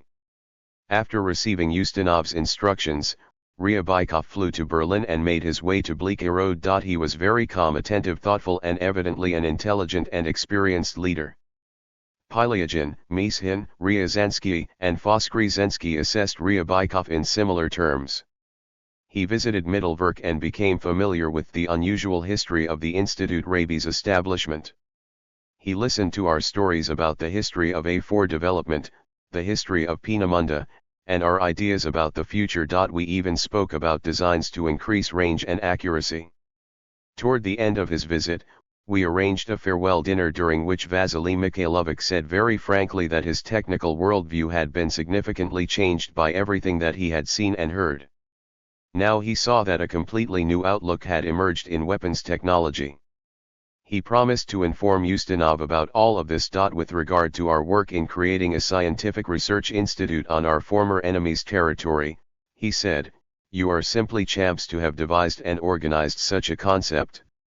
I will support you everywhere." Ryabaikov's visit inspired us all. We were assured that in addition to having military guardians, we could also rely on a solid scientific, industrial and technological base and strong industry leadership. Chapter 24. Korolev, Glushko, and our first encounters in Germany. We were always glad when new people arrived from the Soviet Union to expand the common front of our operations. When Yuri Alexandrovich Pobedonostsev called me in late September from Berlin and asked me to receive Sergei Pavlovich Korolev and tell him about our work, I did not associate Korolev with any previous events. I told Pobedonostsev that a lot of officers came to see me at the institute, and if they were specialists in the business, then we didn't begrudge anyone, everyone found work. In the daily commotion of work I forgot about this conversation. Several days later, Lieutenant Colonel Georgy Alexandrovich Tyulin telephoned from Berlin. He was there as the GAU representative in charge of receiving and dispatching to various locations the military and civilian specialists sent to Germany to study technology. His mission, under the appellation Tyulin's domain, was located in Oberskenweid and was well known by the military administration. The Institute Rabi's example proved to be infectious. In September 1945, Tyulin began to assemble a group of specialists in Berlin to study anti-aircraft guided missile technology. These specialists would later become the core of the Institute Berlin, which was similar to our Institute Rabi. When Tyulen reminded me about Pope Danassaf's phone call in connection with Lieutenant Colonel Korolev's upcoming visit, I concluded that Korolev must be one of those honored combat commanders who was being sent on special assignment from the Guards mortar units, the artillery, or aviation. Lately those three branches of the armed forces had been the primary suppliers of seasoned specialists from the troops stationed in Germany. Many years later, when Korolev's name had gained worldwide recognition, recalling our first meeting, I asked Pope Danassaf and Tyulen why they had not told me who this Korolev really was, who was traveling from Berlin to Blecherode. They had not even indicated, as they usually did with senior officers, whether he was being dispatched on special assignment by industry or the army. The reply I received from both of them was essentially, "Why do you ask such a naive question now? Back then we were forbidden to explain anything to you." Pope Danassaf knew Korolev very well because he had worked with him at GERD and RNII starting in 1930. Their families had lived in the same apartment building on Koniushkovskaya Street in Krasnaya Prishna. They had worked and socialized together almost every day until Korolev's arrest on June 28, 1938. I first met Pope Danassaf in 1942 when he, A.G. Kostikov, and L.S. Dushkin arrived in Bilimbay to observe the firing tests of the liquid propellant rocket engine developed at RNII. After the annihilation of the first RNII chiefs, Klaimanov and Langemak, Pope Danassaf was saddled with the heavy burden of organizing the program on solid propellant rocket projectiles and launchers. In 1944, Pope Danassaf and I often dealt with each other on projects at NII-1 under our common patron Bokhovatinov. I met with Pope Danassaf almost every day at the big dining table in the mess hall for the NII-1 managerial staff. This dining hall was a meeting place for the NII-1 employees who had known Korolev very well throughout all of his previous work. Among them was Mikhail Klavdievich Tikhonravov, Korolev's collaborator on the first rocket programs at the Moscow GERD. But never during that time, not at the table, or anywhere else, did I hear the names of Korolev or Glushko mentioned. In Germany I associated with Pope Danassaf very often, but here as well Korolev's name had never been mentioned, until the telephone call from Berlin. Some unwritten law had placed a taboo on the names of those who had been repressed. One could mention them and speak of them only during closed party meetings and at various political activist meetings that came out immediately after their arrest. Here one was obliged to say, we had failed to notice that we had been working side by side with enemies of the people. Good form at that time required that everyone stigmatize enemies of the people, and in doing so, in a fit of self-criticism, list all the shortcomings that one could possibly think of in the work of one's group, department, or entire institute. Then, having pledged our allegiance to the great Stalin, who warned us in time about the acute situation of the uncompromising class struggle, we were supposed to say that we would rally around the great cause, we would correct the shortcomings that had been committed, we would strengthen, and we would fulfill and overfulfill the plan ahead of schedule.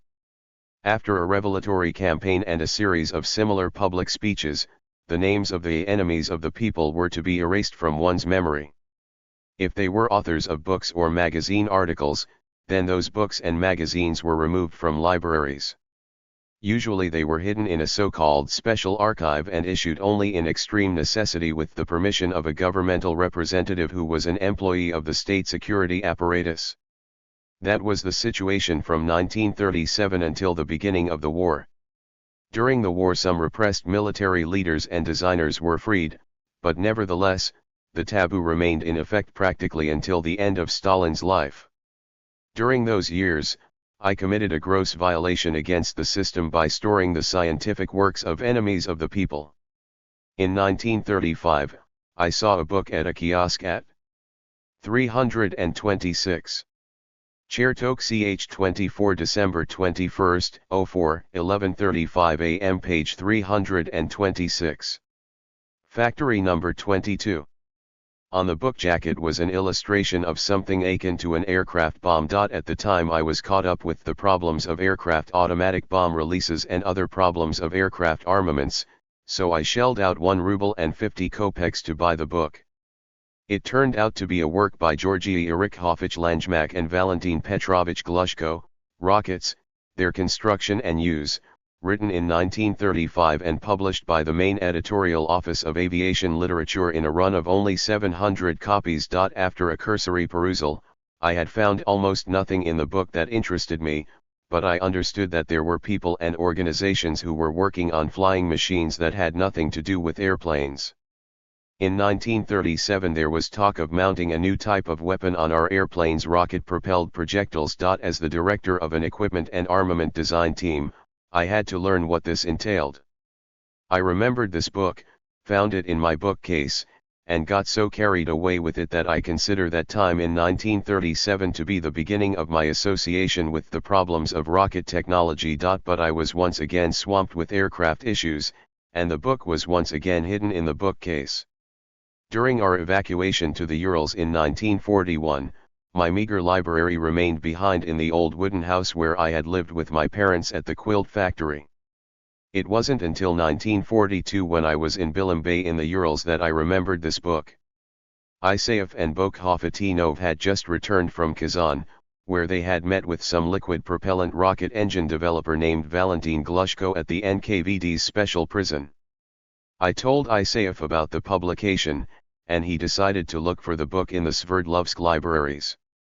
It didn't turn up. As soon as I returned to Moscow, I checked my library and found to my great joy that it was still intact. Only one volume of my unique pre-revolutionary 8-volume collection of Gogol's works had disappeared. Langemak and Glushko's book was still there. In 1944, when our OKB-293 was combined with NII-3, I used that book to supplement my knowledge on the principles of rocket technology. Having allowed my vigilance to slip, I once brought the book to work at NII-1. One of my new employees, an old hand from RNII who had known Langemak and Glushko personally, saw their book on my desk and was seriously worried. He warned me that I should take the book home and never bring it back to the institute. They shot Langemak. Glushko is alive, but convicted. This book is in the special archives in the institute library and is impossible to obtain. You are violating the rules. If any unpleasantness gets started, you risk losing a good book. Naturally, I once again hid this book behind other books. But I can boast that, having retained this book, I am now the owner of a rarity. Thus, we all knew about Glushko as early as 1942 after Isayev's trip with Bokhovatinov to the special prison in Kazan, which the initiated called a sherishka. I learned about Langemak from reading his and Glushko's book, but I had no information about Korolev before the phone call from Berlin. Pobedonosiv knew all about Korolev, but in his dealings with the uninitiated he piously observed the rule of the taboo. Tyulin later told me that before Korolev, Glushko, and the other Ziki freed in accordance with Gajikov's list arrived in Berlin, he was strictly warned by the security apparatus that a certain group would be flying into Berlin, but that no one under any circumstances was to know that they were former prisoners.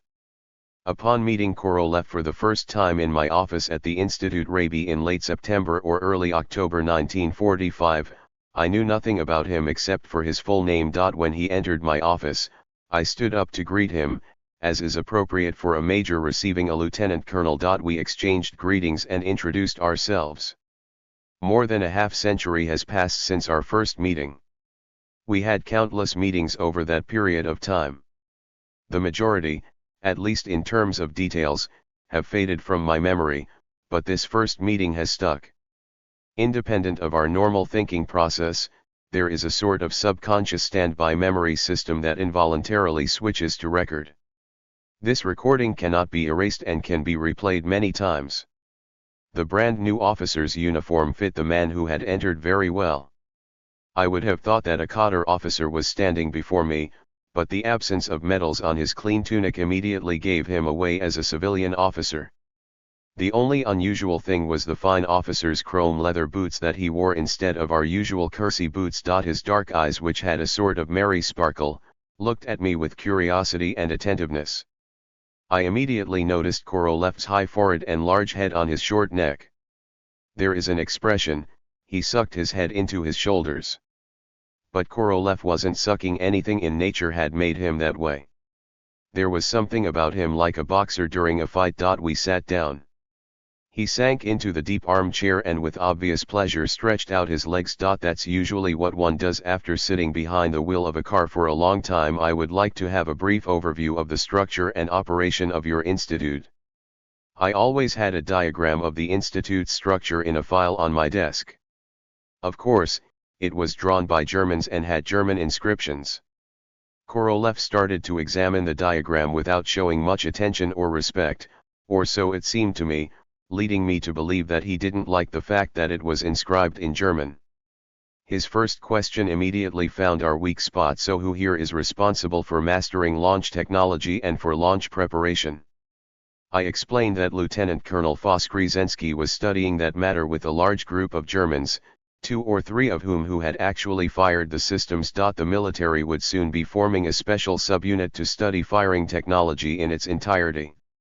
For the time being we had concentrated all of our efforts on having something to fire. We needed to recreate the missiles themselves, and the chief problem was the control instruments. As far as the engines were concerned, we had found many of them in Lehiston, and firing tests were already being performed successfully there. He looked at me merrily and decided to open up just a bit. Yes, I have already been in Lehiston. The people there, including my old friends, are doing excellent work. Aha, I thought, so you're an engine specialist. But from where? Several trivial questions followed, evidently more out of politeness. I proposed to Korolev that he visit the laboratories. No thanks, Korolev declined. He added in parting, I'm returning to Nordhausen today. But I have a feeling that I'll be working with you quite a bit. He then shook my hand much more firmly than he had when we met. Korolev went out into the reception room and lingered a bit, thoughtfully scrutinizing the secretary tapping away on her typewriter. Turning to me he asked, she's German, of course. Yes, of course. He quickly descended the soft carpet runner down the stairway. I returned to my office and approached the window. Korolev was sitting behind the wheel of an Opel Olympia. The car had not been washed for a long time and was therefore of indeterminate age. He turned sharply and zoomed down the road to the exit from town. Now that I know about Korolev, based on everything that I have been able to learn from him personally, from his friends, acquaintances, and biographers, it seems to me that he had little interest in our institute and the details of our work that day. Yes, he had already thought over a plan of future actions, and his meeting with me was meant to confirm certain ideas of his. But the main thing that excited, stimulated, and inspired him was the freedom of movement. Behind him were just over 5 years as a Soviet Zek at Butyrka, a transit prison, Kolyma, Butyrka again, the Chertok in Moscow, and then Omsk and Kazan. And then suddenly Korolev was in Thuringia, the green heart of conquered Germany, in the uniform of a lieutenant colonel, with documents that opened every checkpoint, alone behind the wheel of a trophy car racing like the wind. He could drive wherever he wanted over such good roads. He could stop and spend the night in any town in the Soviet occupation zone. The military authorities would always give him refuge, and even if they weren't around, a good local Gasthaus would take him in. Freedom. How beautiful! That is how many years later, I imagine the feelings that must have overcome Korolev. He wasn't yet 40 years old. He had so much yet to do. But he had the right now to take something from life for himself. Soon after that memorable first encounter with Korolev in Blecherode, Pobedonostsef arrived. He had spent a great deal of time in Berlin, and was now well informed about the organizational problems that troubled the Guards Mortar Unit's command, the Party Central Committee Military Department, the Industry People's Commissariats, and our institute. He reported that for the time being in Moscow, there was total confusion at the top as to who would become the actual boss of missile technology in the country. Meanwhile, all of the power was in the hands of the military and the Central Committee apparatus. We would therefore be working according to the principle, he who pays the piper calls the tune. Pobedonostsef told Pylyagin and me in detail who was who at RNII and who Korolev was. Pobedonostsef was the first to tell us that Korolev had been Glushko's deputy in the special prison. Glushko had been sentenced to 8 years in a prison camp for participating in the Klaimanov-Langemak sabotage organization. he was retained to work at the NKVD 4th Special Department Technical Bureau. In 1940, they transferred him Aircraft Factory No. 16 in Kazan to develop aircraft jet boosters.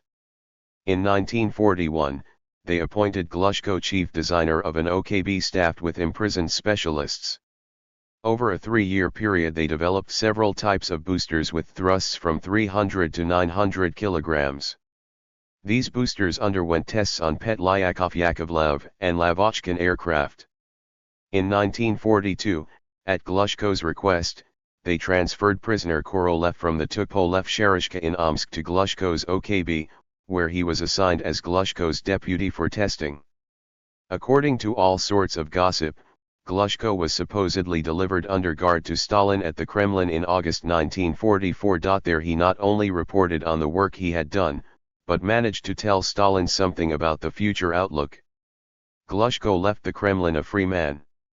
Without a guard, he initially experienced some difficulty getting settled. In 1944, the authorities decided to free Glushko and 35 other specialists who had worked in his OKB before their sentences had been served out, and their previous convictions were expunged. Korolev was also freed somewhat later. In 1944, after both Glushko and Korolev were freed, they stayed on to work in Kazan, and Korolev tried to set up an independent rocket OKB there at Factory No. 22.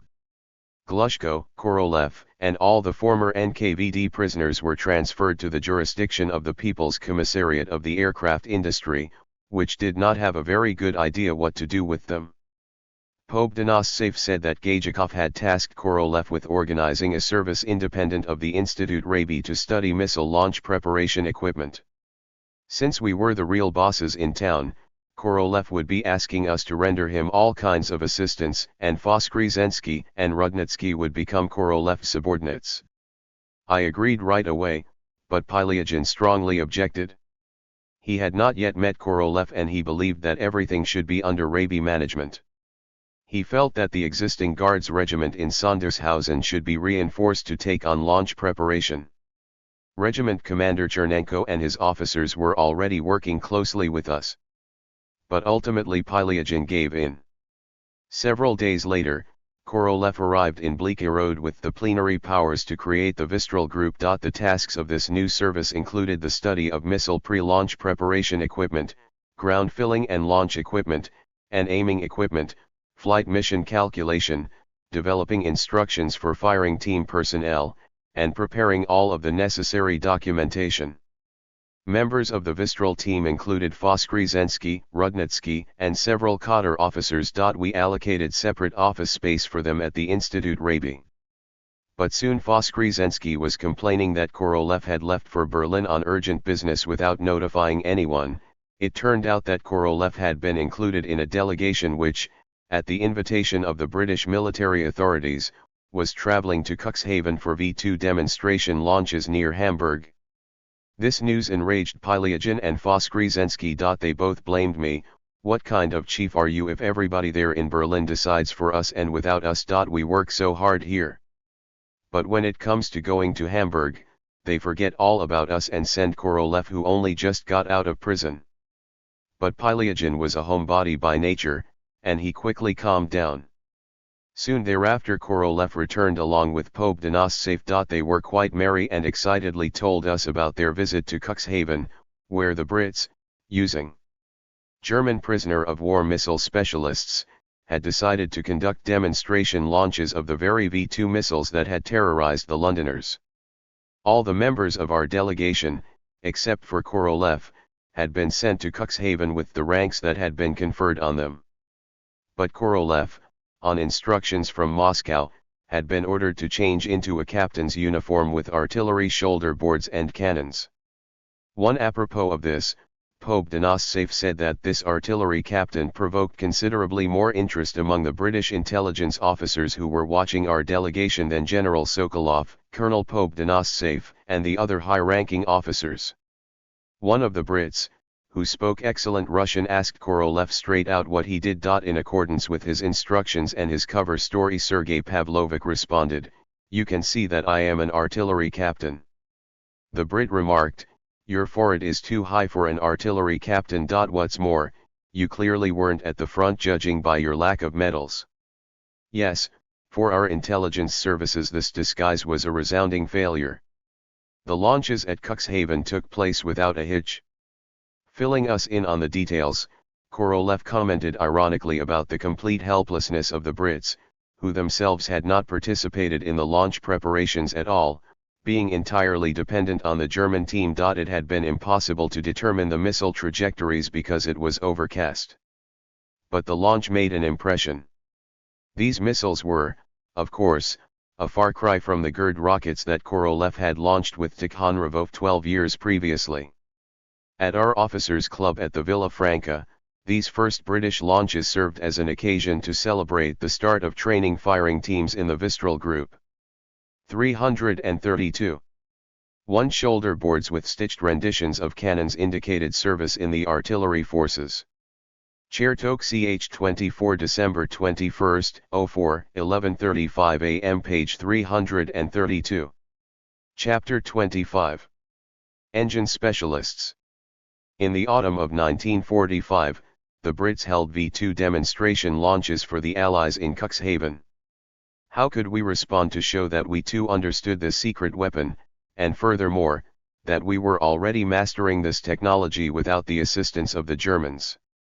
Our Russian-sized plan proved to be far more grandiose by propagandistic design. We were not ready for missile launches from German territory even with German assistance. We certainly weren't capable of doing that on our own territory in 1945. The Brits and Americans had managed to get their hands on fully tested missiles, an oxygen plant, and filling and launch equipment, along with a whole set of launchers and a troop detachment that had a great deal of experience firing against Britain. I cannot recall who made the suggestion, and perhaps it was even a collective idea.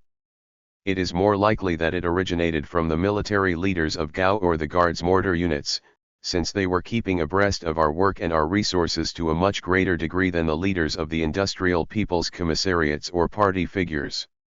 During the war, a large exhibition of all sorts of captured technology was set up on the grounds of Moscow's Central Park of Culture and Recreation. The exhibition was very successful and had tremendous propaganda value. It elevated the people's spirits during the most difficult years. After the victory, they added extensively to this exhibit. Someone came up with the idea of bringing a V-2 to put on display. In September, our Institute Rabi received an assignment to quickly prepare 2 missiles.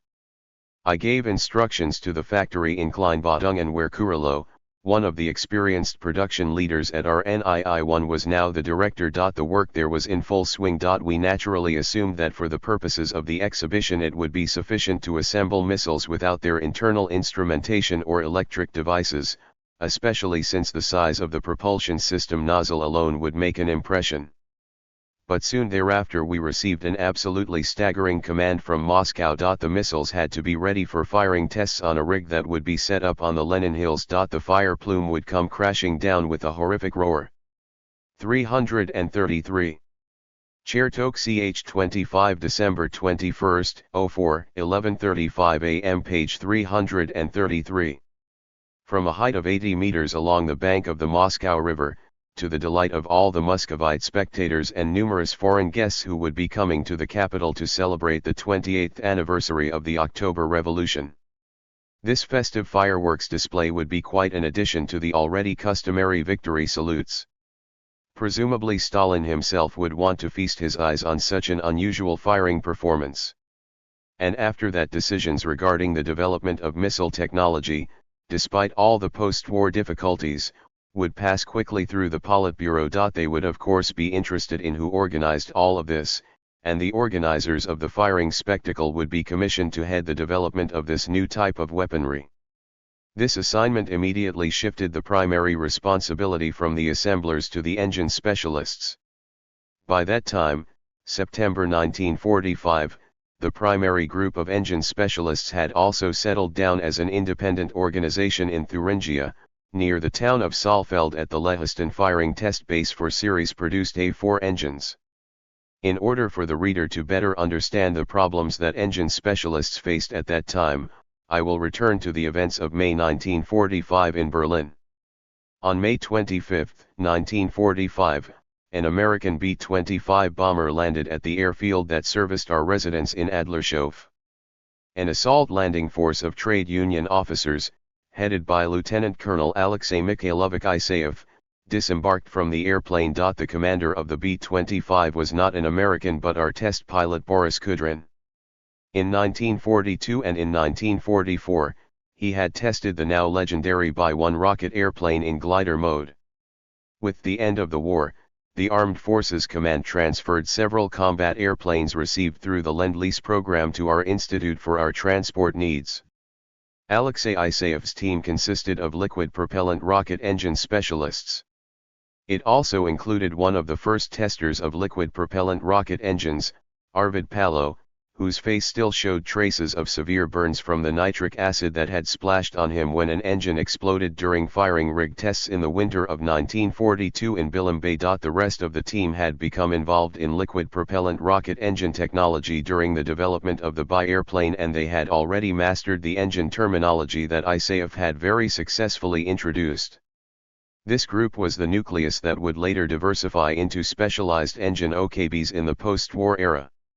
During the first years of work on missile technology in the Soviet Union, and during the same period in Germany, the creators of liquid propellant rocket engines did not have any theoretical works at their disposal that were suitable for practical application to enable them to design a liquid propellant rocket engine on a reasonably scientific basis.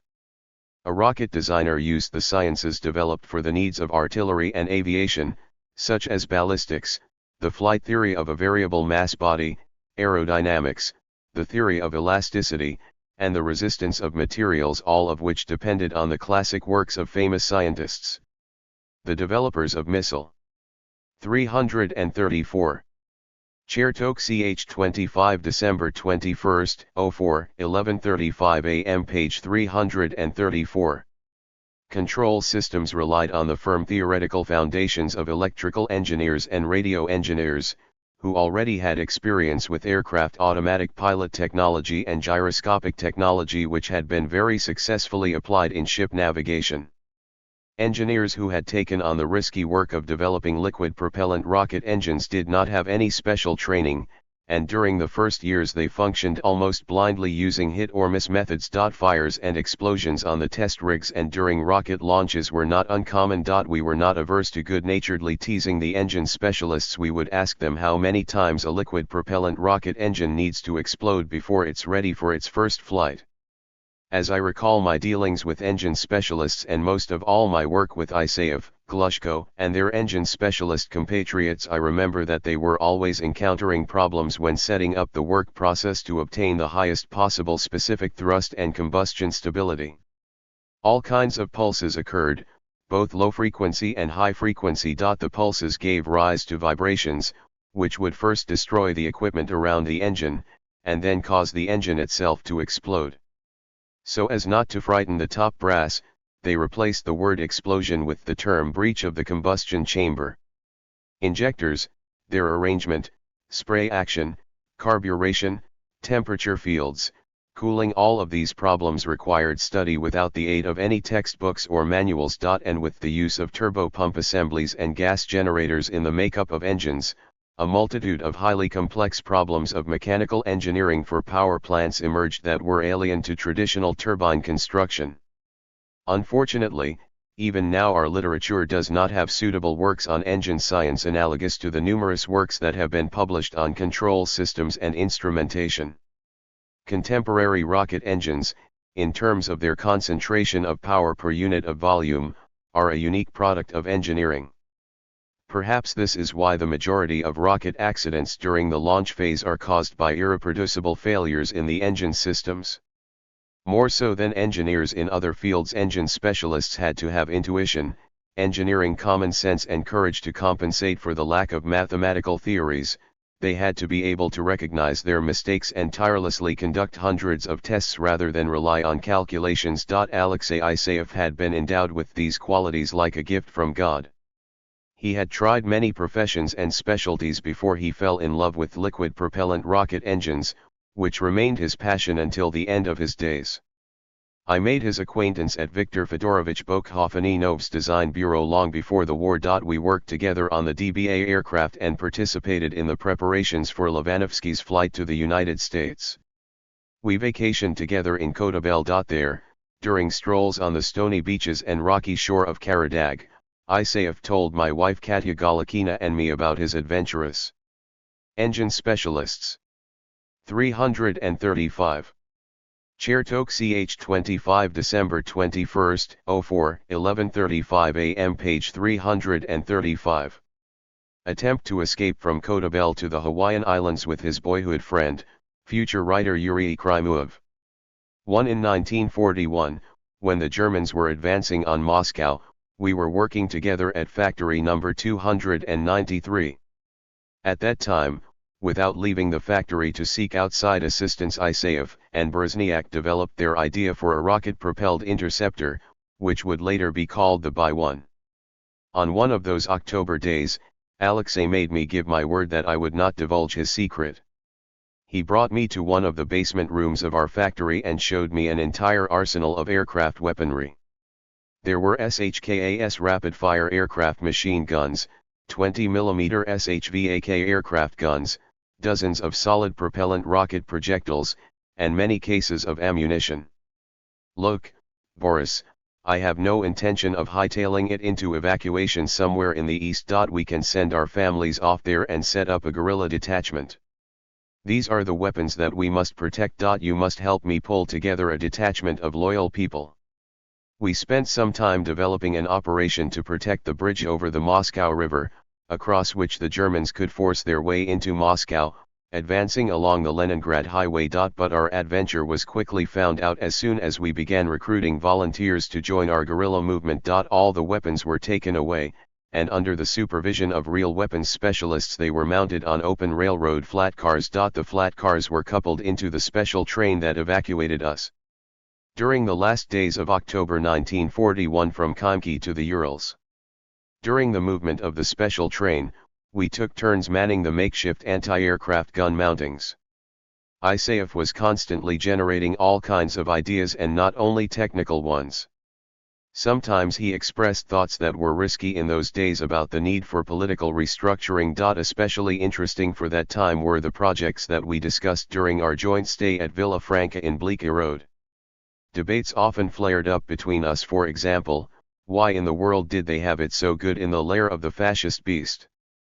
After all of this luxury and comfort was evidently generated before the war. How did they get such resources in Germany after losing World War I? Now Germany had also lost World War II. A myriad of damned issues needed to be discussed. But we were afraid to plunge too deeply into the heart of politics and history because there was the danger of shaking the foundations. We agreed that ultimately, engineers and scientists should rule the world. Then there would be no National Socialism, chauvinism, and anti-Semitism, no racism, and no national enmity at all. In our conversations we jumped from the Dora camp to the Russian camps, about which we knew a great deal less, and firmly concluded that it couldn't continue like this any longer. Power should be in. 336. One Soviet writer Yuri Solomonovich Krymov wrote under the pen name U.S. Bekelmishev. Chertok Ch25 December 21, 04, 11:35 a.m. Page 336. The hands of wise, talented, and honest scientists.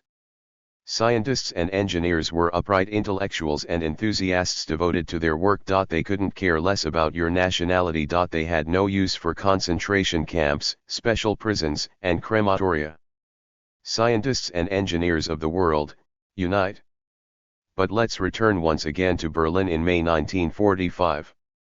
Isaev, Palo, and their fellow travelers, including Raykov, Tolstov, and other engine specialists who would become Isaev's future compatriots, had not been in Berlin very long before they set out for the Walter factory in Basdorf. This was the factory laboratory base where the Germans had developed and fabricated the liquid propellant rocket engine for the Me-163 rocket-propelled fighter plane, which was functionally very similar to our Bi. I will annotate my previous discussion of this factory with some details from Arvid Palo that I believe are pertinent. Having settled in Basdorf, ISAF and Palo's team began searching for specialists who could restore documentation and hardware. Our troops had not fought with anyone here and hadn't damaged anything. But, in contrast to the Berlin enterprises, everything here had been carefully cleared away. The spindles and chucks had been removed from the machine tools. They couldn't even find everyday tools. They were not able to find engines or valves or any technical documentation. After a thorough inspection of the grounds, they finally discovered well-camouflaged above-ground storehouses containing concentrated hydrogen peroxide, Tonka rocket fuel, and concentrated nitric acid which had been used as an oxidizer. After lengthy questioning of the local inhabitants, they managed to find out the home addresses of several engineers from this firm, and using the successive approximation method they managed to find the chief engineer in Berlin and one of the lead designers. They did not crack immediately. But after a certain amount of time they wrote a report about the firm's work and drew diagrams of the engine's construction. They claimed that the SS Sonderkommandos had taken the missing equipment and materials. Nevertheless, one of the Germans, a test rig mechanic, directed Palo's attention to a pipe sticking out of the ground and hinted that someone should dig there. They dug and found carefully packed and conserved liquid propellant rocket engine combustion chambers, turbo pump assemblies, and propellant component feed mechanisms with all of their valves. After they had laid this entire windfall out on tables in the shop and called the former directors to provide explanations, the latter announced, "Everything that we told you and wrote for you had nothing to do with reality. Everything was false. Now we see that we are not dealing with army officers but with real specialists, and we are ready to collaborate with you." With the assistance of the German mechanics, our real specialists installed the engines they had found on test rigs and conducted a series of firing tests, taking down all the necessary specifications. When I arrived in Basdorf from Berlin, ISAF was distressed that he had previously made me invent the most exotic methods of electrical ignition to set alight mixtures of kerosene and nitric acid. Engine specialists. 337. Chertok Ch25 December 21, 04, 11:35 am page 337. The Germans had used a fuel called Tonka instead. 2. When it was injected into the combustion chamber and mixed with nitric acid there was instant spontaneous ignition and it doesn't require any of your horns and hooves. In 1943 in Kimki, I had indeed proposed an electric arc type of discharge system for reliable ignition. This required a special mechanism that set up 2 arc-shaped horns in the engine nozzle before launch. At the required moment, a blinding electrical arc appeared between the electrodes, or hooves, secured to these horns. Theoretically, the kerosene and nitric acid mixture had to ignite and then form the steady plume characteristic of a liquid propellant rocket engine. We achieved ignition only half the time. Under my command, engineer and physicist Larissa Pervova worked on getting this capricious system to work right. The mechanics on the test rig joked in this regard, with some vexation. Larissa still hasn't learned how to give anybody horns. A threatening telegram addressed to ISAF arrived from Moscow from the Deputy People's Commissar of Aviation Industry, accusing him of dawdling, and demanding that he return to make a report. In response, ISAF invited the directors of the aircraft industry to Basdorf in Germany. Macher Lukin, who was in charge of engine production in the aircraft industry, flew in and attended several firings. The engines generated 1.5 metric tons of thrust. Lukin praised them, "You guys are champs, what you're doing is fine, and for the time being you don't have to go to Moscow. Keep up the good work." Each firing rig was provided with a technical description, then disassembled, carefully packed, and shipped to our institute, NII1. And what about the dismantled machine tools and drawings? Eventually the Germans showed us that steel barrels with machine tool parts and instruments had been buried in a small grove under young birch trees. All of the technical documentation was discovered in an aluminum tube that had been buried in a bomb crater. Having made a complete study of liquid propellant rocket engines designed for aircraft, ISAF and Rakoff headed by way of Magdeburg to Nordhausen, where we had come together to start joint work. The team of the remaining engine specialists headed by Pallo traveled to the A4 engine firing test base in Lehiston near Saalfeld. On the way Pallo visited Kummersdorf. The history of German liquid propellant rocket engines began in Kummersdorf. Here, von Braun and other future leading specialists of Peenemünde began their work and developed a series of engines with various combustion chamber geometries. The Germans expended a great deal of effort on developing combustion chamber head designs with injectors that provided the best mixture of alcohol and liquid oxygen. In Lehiston, our engine specialists easily tracked down the directors of this unique engine testing base, including engineer Schwartz, director of the Hase. 338. Two-tonka was a common term used by the Germans to refer to a mixed hydrocarbon fuel.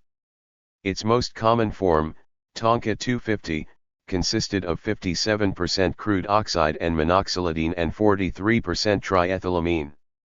Chertok ch 25 December 21, 04, 11:35 am page 338. Oxygen plant, and many other specialists whom the Americans had not deemed necessary to take into their zone. Lehiston was an enormous sand quarry with a firing rig set up on one of its slopes. In this same quarry was a subterranean plant that produced liquid oxygen for tests and a subterranean ethyl alcohol storage facility. Each engine slated for a V-2 missile underwent a preliminary firing test run using the propellant components fed under pressure from enormous, thick-walled tanks. In order not to disrupt series production at the subterranean Mittelwerk factory, they lit up more than 30 engines per day in Lehiston. All of the firing test equipment was in very good repair. The Americans, for unknown reasons, did not take anything away from the site. The engines that had undergone firing tests at Lehiston, after being dried out and subjected to preventive maintenance procedures, were sent to Mittelwerk in Nordhausen. Turbopump assemblies that had undergone tests on a special test rig were also sent to Nordhausen, where they were connected with the engine during missile assembly. This process was forced on them and was not fruitful. In our production process, the entire propulsion system, the engine coupled with the feeding system, was provided for assembly from the very beginning of missile production. In essence, the propulsion system output parameters as a whole are determined during their joint operation. Arvid Pallo became the Lehiston firing boss in July and began to debug the firing tests. Over 50 brand new combustion chambers ready for testing had been discovered in the subterranean warehouse. They had also found fully preserved freight cars on spur tracks containing property transported from Peenemünde. There were 15 railroad cars containing A4 engines, flat cars with ground equipment including Mailerwagen erectors, carriages for transporting missiles, tanks for transporting and filling liquid oxygen, alcohol filling units, and many other items from the ground facilities. These were very valuable finds. Pallo arranged with the military authorities to have them guarded. In Lehiston, they started having regular visits from high-ranking guests who did not mind tasting rocket fuel since it was ethyl alcohol of the highest purity. Engine specialists. 339. From the archives of Arvid V. Pallo. A4 rocket firing tests in Lehiston, September 1945. Chertok ch 25 December 21, 04, 11:35 am page 339. Our engine specialists spent the entire period from July through September studying and mastering the technology for testing and adjusting the engines. They conducted over 40 firing launches in various modes. To the Germans' surprise, our testers proved to be more daring and went far beyond the limits of the thrust regulation modes that had been permitted. In doing so, they discovered that the A4 engine could be substantially boosted to a thrust as high as 35 metric tons. They worked out new processes for the firing tests. These included processes to measure thrust parameters, calculate and select blends, flow test oxygen and alcohol injectors, and perform quick analyses of the chemical and physical properties of both the fuel for the combustion chamber and the propellant components for the steam gas generator. The command to prepare for the firing launch on the Lenin Hills in Moscow interrupted the testing work. The documentation of the testing work had filled 22 report files. All of the prep work for the Moscow firing was supposed to be completed in 1 month. Arvid Palo made the right decision, which was then approved by Valentin Petrovich Glushko, who appeared in Lehiston in October to equip the missile that was being assembled in Kleinbotungen with the combustion chamber that had undergone firing tests in Lehiston. A special rig was being designed and fabricated in Lehiston for the missile's installation in Moscow. It would be outfitted with the necessary equipment for pre-launch preparation and launch, high-pressure tanks, tanks for alcohol and oxygen, pipelines and valves, and remote control panels to control the engine start-up. With the assistance of the Soviet military administration in Thuringia and the local authorities, they managed to design, fabricate, and test everything within 1 month in Saalfeld. We sent 2 assembled missiles without engines to Lehiston. There they completed work on the missiles, fully equipped them, and fit them to the rig. The special train carrying all of the equipment to set up firing tests in Moscow consisted of 16 railroad cars. Palo himself was in charge of this crucial expedition and heroically made his way through Poland and Brest, which was jammed with railroad cars. Finally they made it to Moscow's Byelorussky train station. Here the military authorities took over the entire train and relieved Palo and those accompanying him of their sensitive cargo.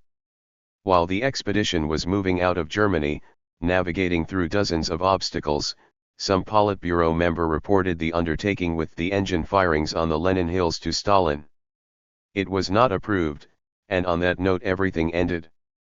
With the departure of Isaev, and Palo's subsequent journey to Moscow, Glushko took on the directorship of all the engine-related work, and Shabransky, who would later become his deputy for testing, became the immediate chief of the Lehiston base. Valentin Petrovich Glushko flew into Berlin with Korolev. They had worked together at the NKVD special prison in Kazan. There Glushko had been chief. 340. Chertok Ch 25 December 21, 04, 11:35 am, page 340. Designer of aircraft power units, and Korolev had been his deputy for testing. Neither of them liked to recall this period of their joint work. After the prohibitions placed on historical aerospace technology publications were partially removed, Glushko exerted a great deal of effort to publish historical and popular literature.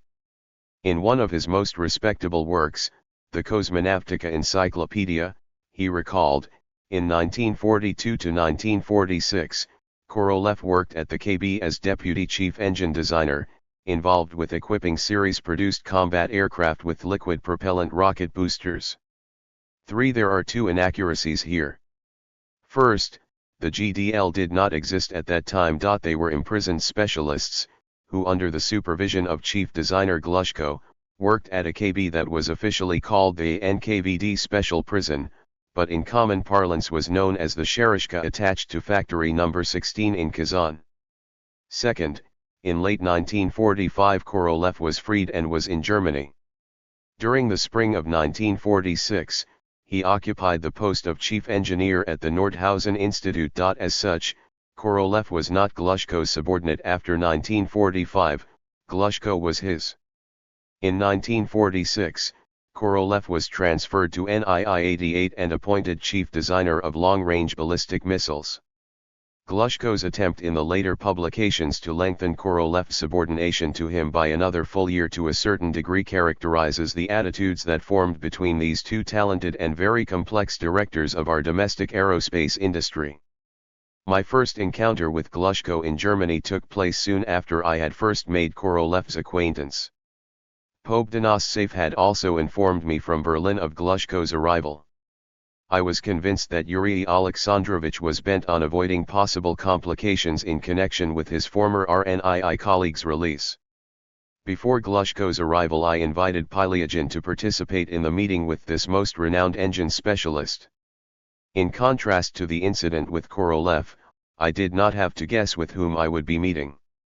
First, Langemak and Glushko's book, Rockets, Their Construction and Use, which I had studied thoroughly, had declared in the foreword that Glushko was the most outstanding specialist in rocket technology. Second, the opinions of people whom I considered high-ranking authorities in that field, such as Bokhafatinov, Isaev, and Pope Denissev, were in and of themselves sufficient to instill my respect for the most important specialist in the field of rocket engines. But there was one more reason why Glushko was for me a great authority.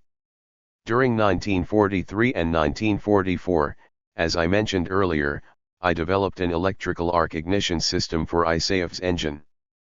In the process of this work, we decided to use an electrical arc not for ignition, but for generating thrust.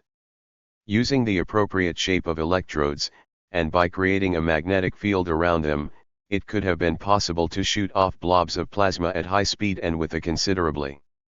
Engine specialists. 341. 3 VP Glushko, ed. Kosmonavtika Encyclopedia. Chertok ch 25 December 21, 04, 11:35 am page 341. Higher specific thrust than in engines using chemical propellant. In literature searches at the NII-1 library, I found secret Leningrad Gas Dynamic Laboratory reports from which it followed that as early as 1929 VP Glushko had invented electric rocket engines. My passion for electric rocket engines ended there at that time.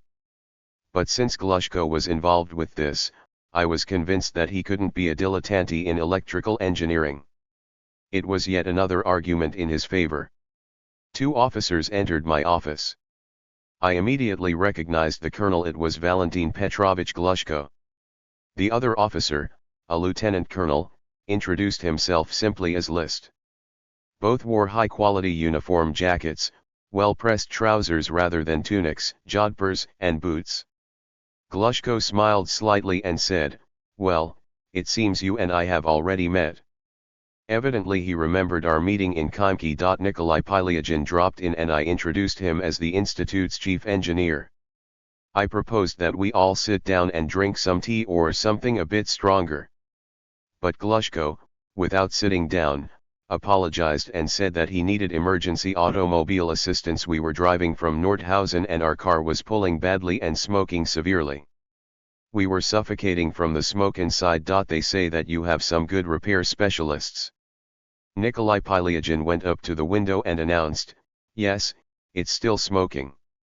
Did you turn the motor off?" Suddenly in a calm, quiet voice List began to speak. He removed his service cap, revealing a shock of completely grey hair and sank demonstratively into the armchair. "Don't worry. The brake pads of the handbrake are burning out. We drove from Nordhausen with the handbrake engaged." Pylyagin and I were flabbergasted. "Why didn't you release it?" You see, Valentin Petrovich stipulated that if he was at the wheel, I was not to dare suggest anything to him. Later we found out that before his arrest in 1938, Grigory Nikolaevich List had been the deputy chief designer at the IV. Stalin automobile factory. For in terms of outward appearance, his manner of speaking and holding himself, List was a typical old generation intellectual. Nevertheless, he understood automobiles in all their subtleties and drove them beautifully. He drove the car from Berlin to Nordhausen. But in Nordhausen, Glushko demanded that the wheel be turned over to him. And this was the result. Pylyagin and I didn't know whether to laugh out loud or to sympathize. But there was not a trace of indignation or surprise on Glushko's face. He too sank calmly into his armchair, pulled out a pristine handkerchief and wiped off his forehead. I called our repairs department, and after explaining the situation, requested that they quickly replace the Olympia's handbrake. And that was our first meeting with Glushko at the Institut Rabi in Germany. 342. Forzistsavod imena Stalina. Chertok ch 25 December 21, 04, 11:35 am page 342. This incident was characteristic both for Glushko, who sometimes exhibited incomprehensible obstinacy and did not tolerate suggestions if he had set a certain goal for himself, and for List, who had worked at the Kazan Sharishka under Glushko's authority. List now dreamed of breaking free from him, but Glushko was still his boss and would not let him go. Later, under the pretext of checking and revising the technical documentation on a propulsion unit, List nevertheless did break free from Glushko's daily surveillance. I set up a workstation for him at the Institute Rabi, and here he serenely worked until the end of our activity in Germany. But upon his return to Moscow, List nevertheless returned to Glushko and worked in his Energomash Design Bureau, OKB 456, until he retired. 5. Glushko and List did not stay long in Bleakirode. Glushko complained that Isaev had left for Moscow without waiting for him. The thing is, I was given great authority, and I wanted to enlist all of the engine specialists for prospective developments in this field. With the hint of a smile he added, I was appointed chief of the engine section of a special governmental commission. When we sent Glushko and List off to their hotel to rest until their trip to Lehiston, Pylyagin muttered, so over in Moscow they are setting up special governmental commissions that will be boasting about our work, and we are going to start working for some other chief of the control section. And if it weren't for us, this special commission wouldn't even have anything to do. We lit up our favorite Kazbek cigarettes and moved on to pressing business. When Glushko and his people arrived in Lehiston, the work there got a new boost. The large amount of experimental material for the optimization of the engines and their series testing, plus the statistical data on thrust, temperature, and flow rate parameters, was extremely valuable for our engine specialists. In addition to the combustion chambers that had been stored in Lehiston itself, they found 58 railroad cars in the surrounding area containing A4 combustion chambers, 5 railroad cars carrying A4 launchers and transporters, and 9 liquid oxygen transport tanks. This wealth of equipment gave the engine specialists tremendous advantages over specialists in other fields, including control specialists such as ourselves. Engine specialists. 343. 5. Glushko's Design Bureau, OKB 456, was renamed KB Energomash in 1966. Chertok Ch 25 December 21, 04, 11:35 a.m. page 343. Chertok Ch 26 December 21, 04, 11:37 a.m. page 370. Chapter 26. The Institute Nordhausen. In early 1946, with Ustinov's support, General Gajikov managed to reach an agreement in the Party Central Committee in Moscow and in the Soviet military administration in Berlin for a significant expansion of operations in Germany. This had not been easy to do. A considerable portion of the party and state apparatus involved with policy in Germany had demanded that the work in occupied Germany to restore German technology be curtailed and all Soviet specialists be called back to the Soviet Union. No later than January or February 1946. Gajikov and Ustinov, as well as Artillery Marshal Yakovlev, who supported them, did not agree. They insisted on expanding operations. At the same time, the Institute Rabi was becoming the foundation for a significantly more powerful organization.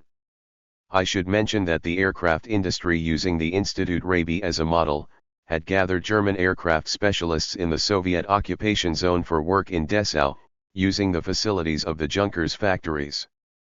Only the atomic experts immediately brought Professor Manfred von Arden and a small group of specialists to the Soviet Union. The Institute Rabi had a clearly pronounced emphasis in the field of electrical control systems because the institute management consisted of specialists in electrical equipment and control. Korolev, who had taken charge of the Vistral Group, Glushko, who was directing the study and testing of engines in Lehiston, Kurilo, who was assembling missiles in Kleinbadungen, and other smaller groups were functioning more or less independently, often duplicating rather than complementing each other. Korolev accused Pylyagin and me of not paying proper attention to the general matters of missile construction, to its warhead and operation.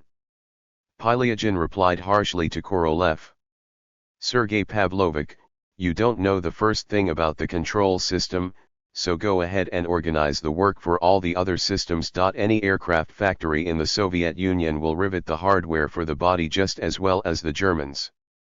345. Chertok Ch 26 December 21, 04, 11:36 a.m. page 345.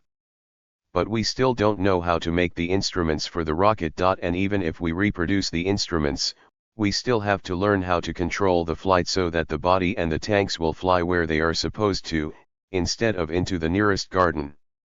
And as for which explosive to put in the warhead, it's better for you and the artillerymen to look into that without us.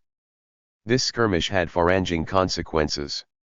In February 1946, Korolev was summoned to Moscow. He returned in early March, cheerful, hale and hearty, radiating exuberant energy, and now a colonel. Thus, Korolev, if only outwardly in terms of military insignias, was now equal to Glushko, Pobedonoscev, Ryazansky, Pilyagin, and Kuznetsov, who had flown to Germany wearing colonel's shoulder boards. A day or two later General Gajikov arrived, also in an excellent, jubilant mood, and he asked me to assemble all the civilian specialists. He would be responsible for military specialists. At a large meeting of Soviet specialists, Gajikov announced the decision to create a single organization. Based on the Institute Rabi and all of the various and sundry functioning groups. It would be called the Institute Nordhausen. Gajikov was commissioned as director of the institute and Korolev was appointed his first deputy and chief designer. Next they reviewed and approved the general structure of the new institute. Our Institute Rabi became a part of the new conglomeration as an institute for control systems. Pilyagin, Ryazansky, Boguslavsky, and I remained in charge. 346. From the author's archives. Entrance to the Institute Nordhausen Directorate. Chertok ch 26 December 21, 04, 11:36 a.m. page 346. But we were advised to prepare for a large number of new specialists who would be arriving from the Soviet Union shortly. They tasked me with helping to organize the Institute Nordhausen until the new staff was formed. We agreed that Rabi would make room the new institute's headquarters and its management would also be located in Bleakirod. To do this we needed to commandeer some baron's private residence, which was located next door. This was no problem for the local authorities. In addition to the Institute Rabi, the following organizations became part of the Institute Nordhausen and were directly subordinate to Gajikov and Korolev: the Montania factory in the vicinity of Nordhausen, which was used as a production base for engines and turbopump assemblies and a base for engine firing tests in Lehiston near Saalfeld. Glushko was put in charge of the general management of Montania and Lehiston, and Shabransky was appointed chief of Lehiston in place of Palo, who had gone back to Moscow. The production facility in Kleinbadungen, which was officially named Factory No. 3. Kurilo was appointed director. The factory's objective was to restore the production process and assemble as many missiles as possible from everything that remained at Mittelwerk, the Olympia Design Bureau, for the restoration of A4 documentation and processing equipment that had been fabricated in Samardagh at the Rheinmetall-Borsig factory. First Budnik was the head, and then Mishin.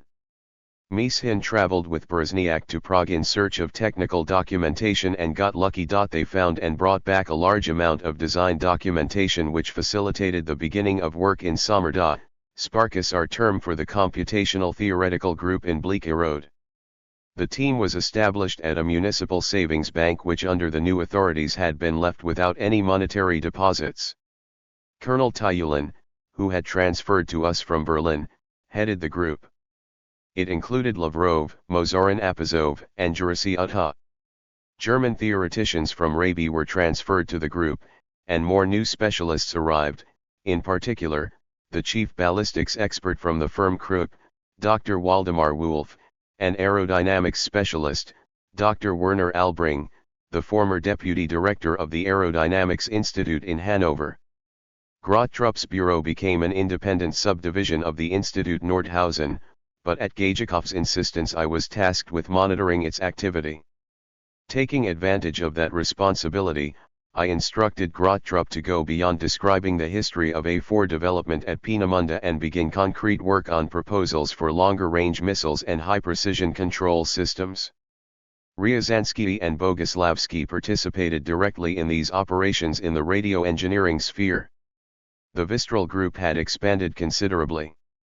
Now Voskresensky headed it in place of Korolev. This same group included Rudnitsky, who had been tasked with the Institute Nordhausen. 347.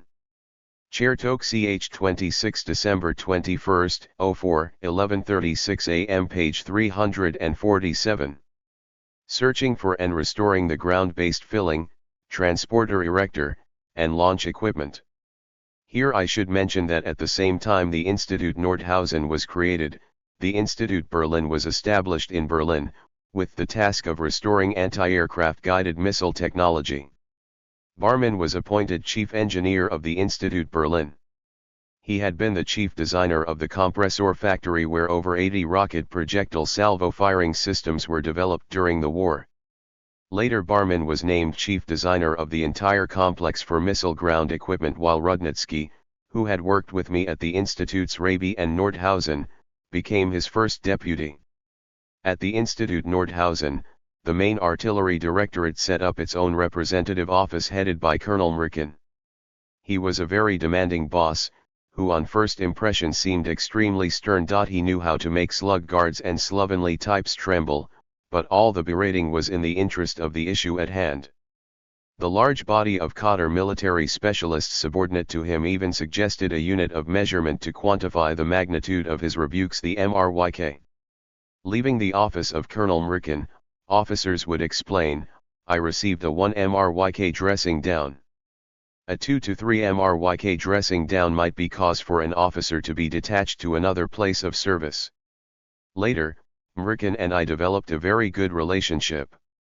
I was convinced that his outward sternness and his not always pleasant, exacting nature did not prevent him from being a 348. From the author's archives. Vladimir Pavlovich Barman, chief engineer of the Institute Berlin from 1945 to 46 and future academician and chief designer of rocket launching systems. Chertok ch 26 December 21, 04, 11:36 a.m. page 348. Wise, objective, and keen manager who respected every honest specialist, both military and civilian. More than once I had the opportunity to witness Mrkin's indubitable decency.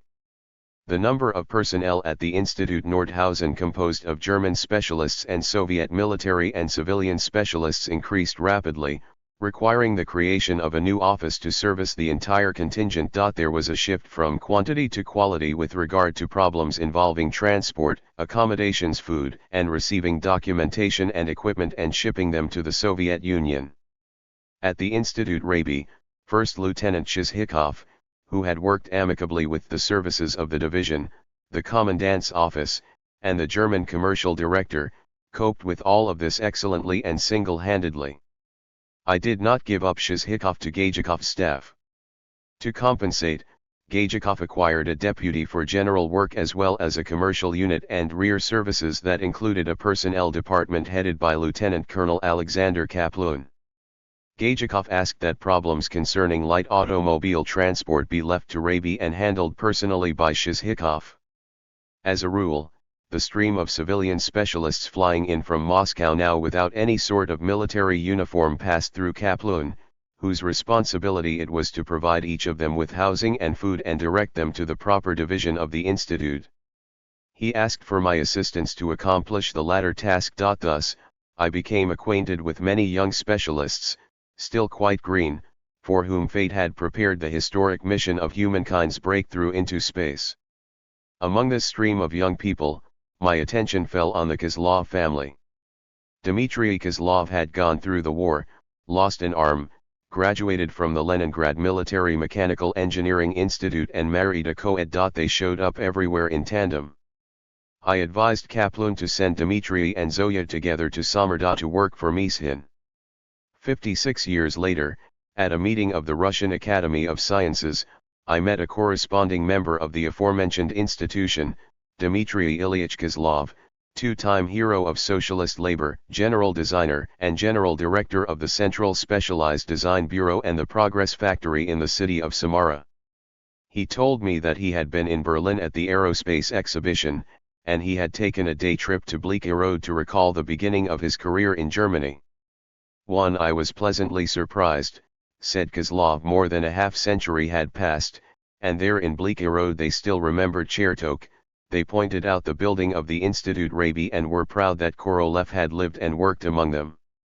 Due to his new appointment, Korolev, as before, devoted a great deal of time to the subject matter of the Vistral group and to organizing work on documentation in Samar.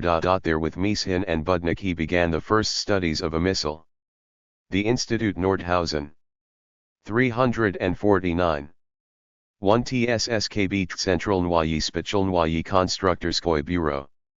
Chertok ch 26 December 21, 04, 11:36 am page 349. Variant with a range of up to 600 km. The future R2 missile. In place of the Opel Olympia, which lacked prestige, he acquired a powerful, sporty, dark red Horch. This car clearly suited Korolev's taste, and he never missed a chance to praise it. He offered to take his friends out for a drive but did not trust any of them behind the wheel. I didn't pass up the chance to go out for a drive in the Horch. I already had a driver's license and had coped well with the Mercedes and the Opel Olympia. Korolev did not trust me behind the wheel of the Horch because he knew about the loop that I had executed in the Olympia with 3 passengers in the car. Korolev drove through the narrow streets of Bleaky Road and the village of Kleinbodungen in a way that made me plead with him, Sergei Pavlovich. Your Horch is beautiful, but it's not a fighter plane, and we are in a populated area, not the sky. Korolev's fitting response to that statement was, but I have both a driver's license and a pilot's license. But I don't want to end up in heaven before my time, even in a Horch.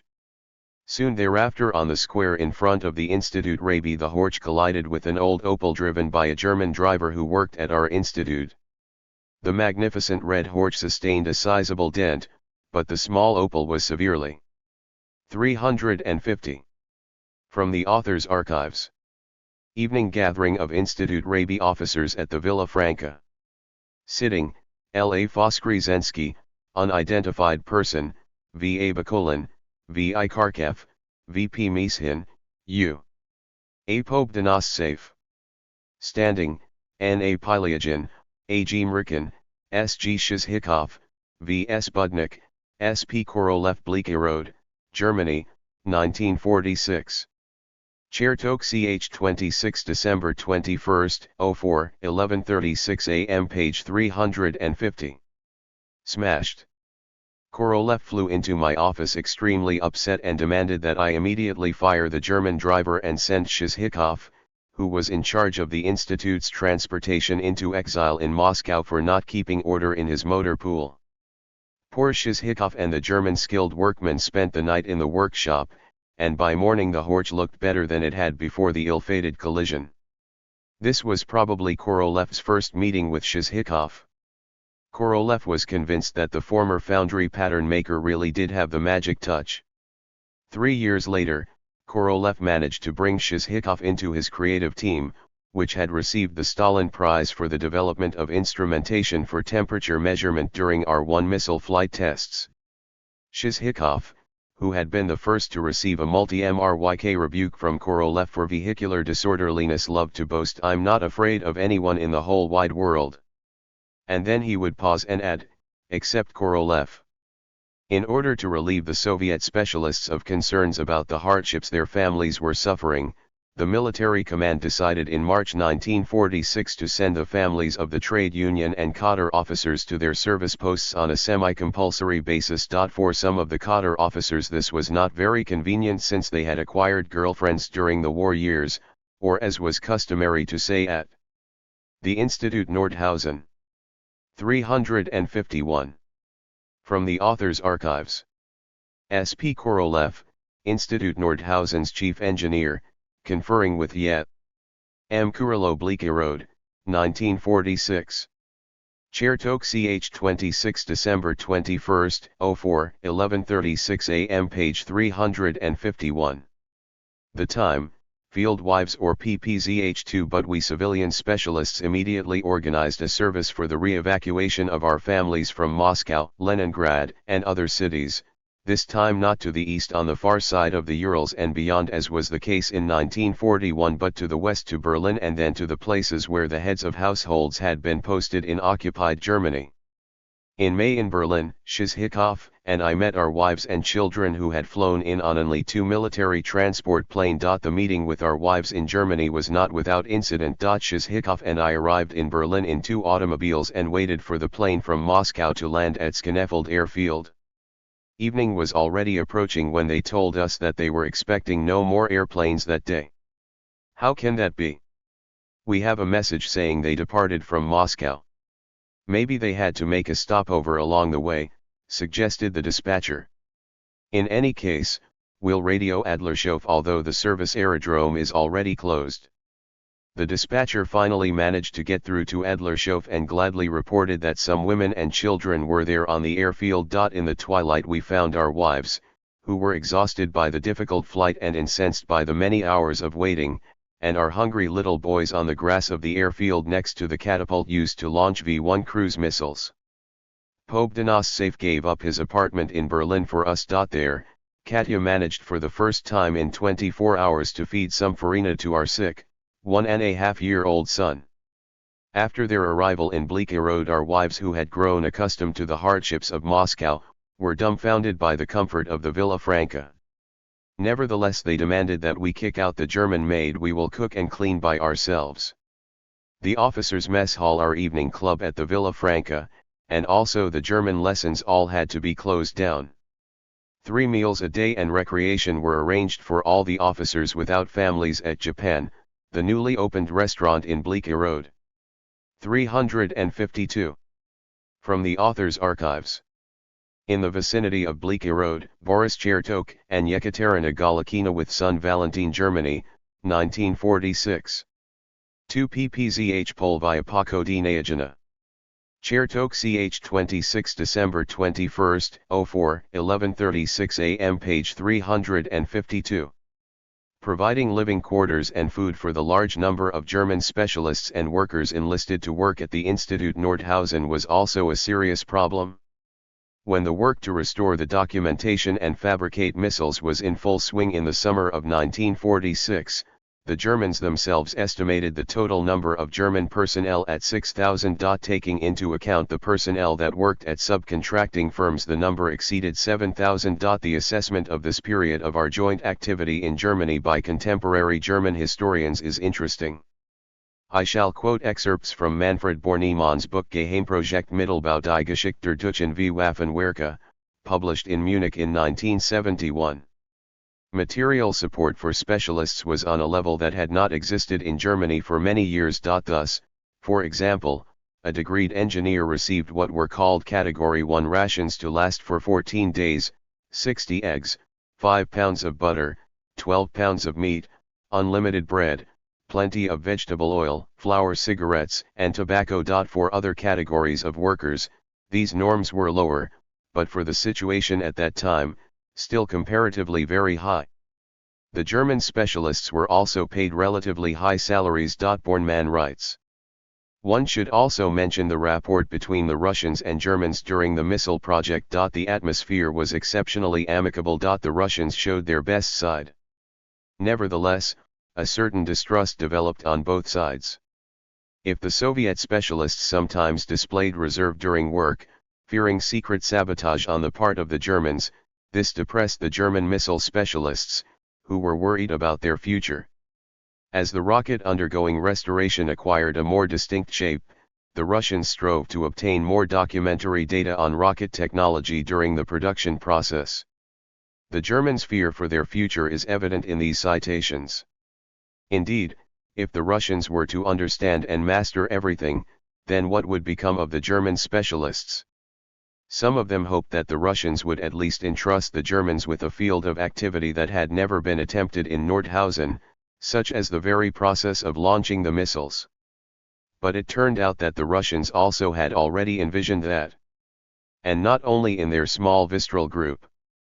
The May 13, 1946 decree of the Party Central Committee and Soviet People's Commissariat called not only for the creation of a missile industry, but also for the creation of a special missile state central firing range and specialized troop units.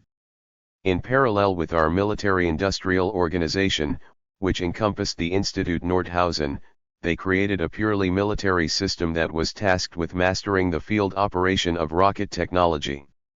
The Institut Nordhausen. 353. Chertok ch 26 December 21, 04, 11:36 a.m. page 353. Using Colonel Chernenko's Guards mortar unit, which was stationed in the village of Berga near the town of Sondershausen, they began to form the Reserve Special Purpose Brigade of the Supreme Commander-in-Chief. 3. Combat General Alexander Fedorovich Tverdsky was appointed brigade commander. Along with Korolev Voskresensky and Pilyagin, we set out for Sondershausen, where the entire Bone officer staff was located, to familiarize ourselves with the new military organization and its commander. Korolev was afraid that the new complex technology would fall into the hands of martinet commanders. Our work might be discredited at the very last stage.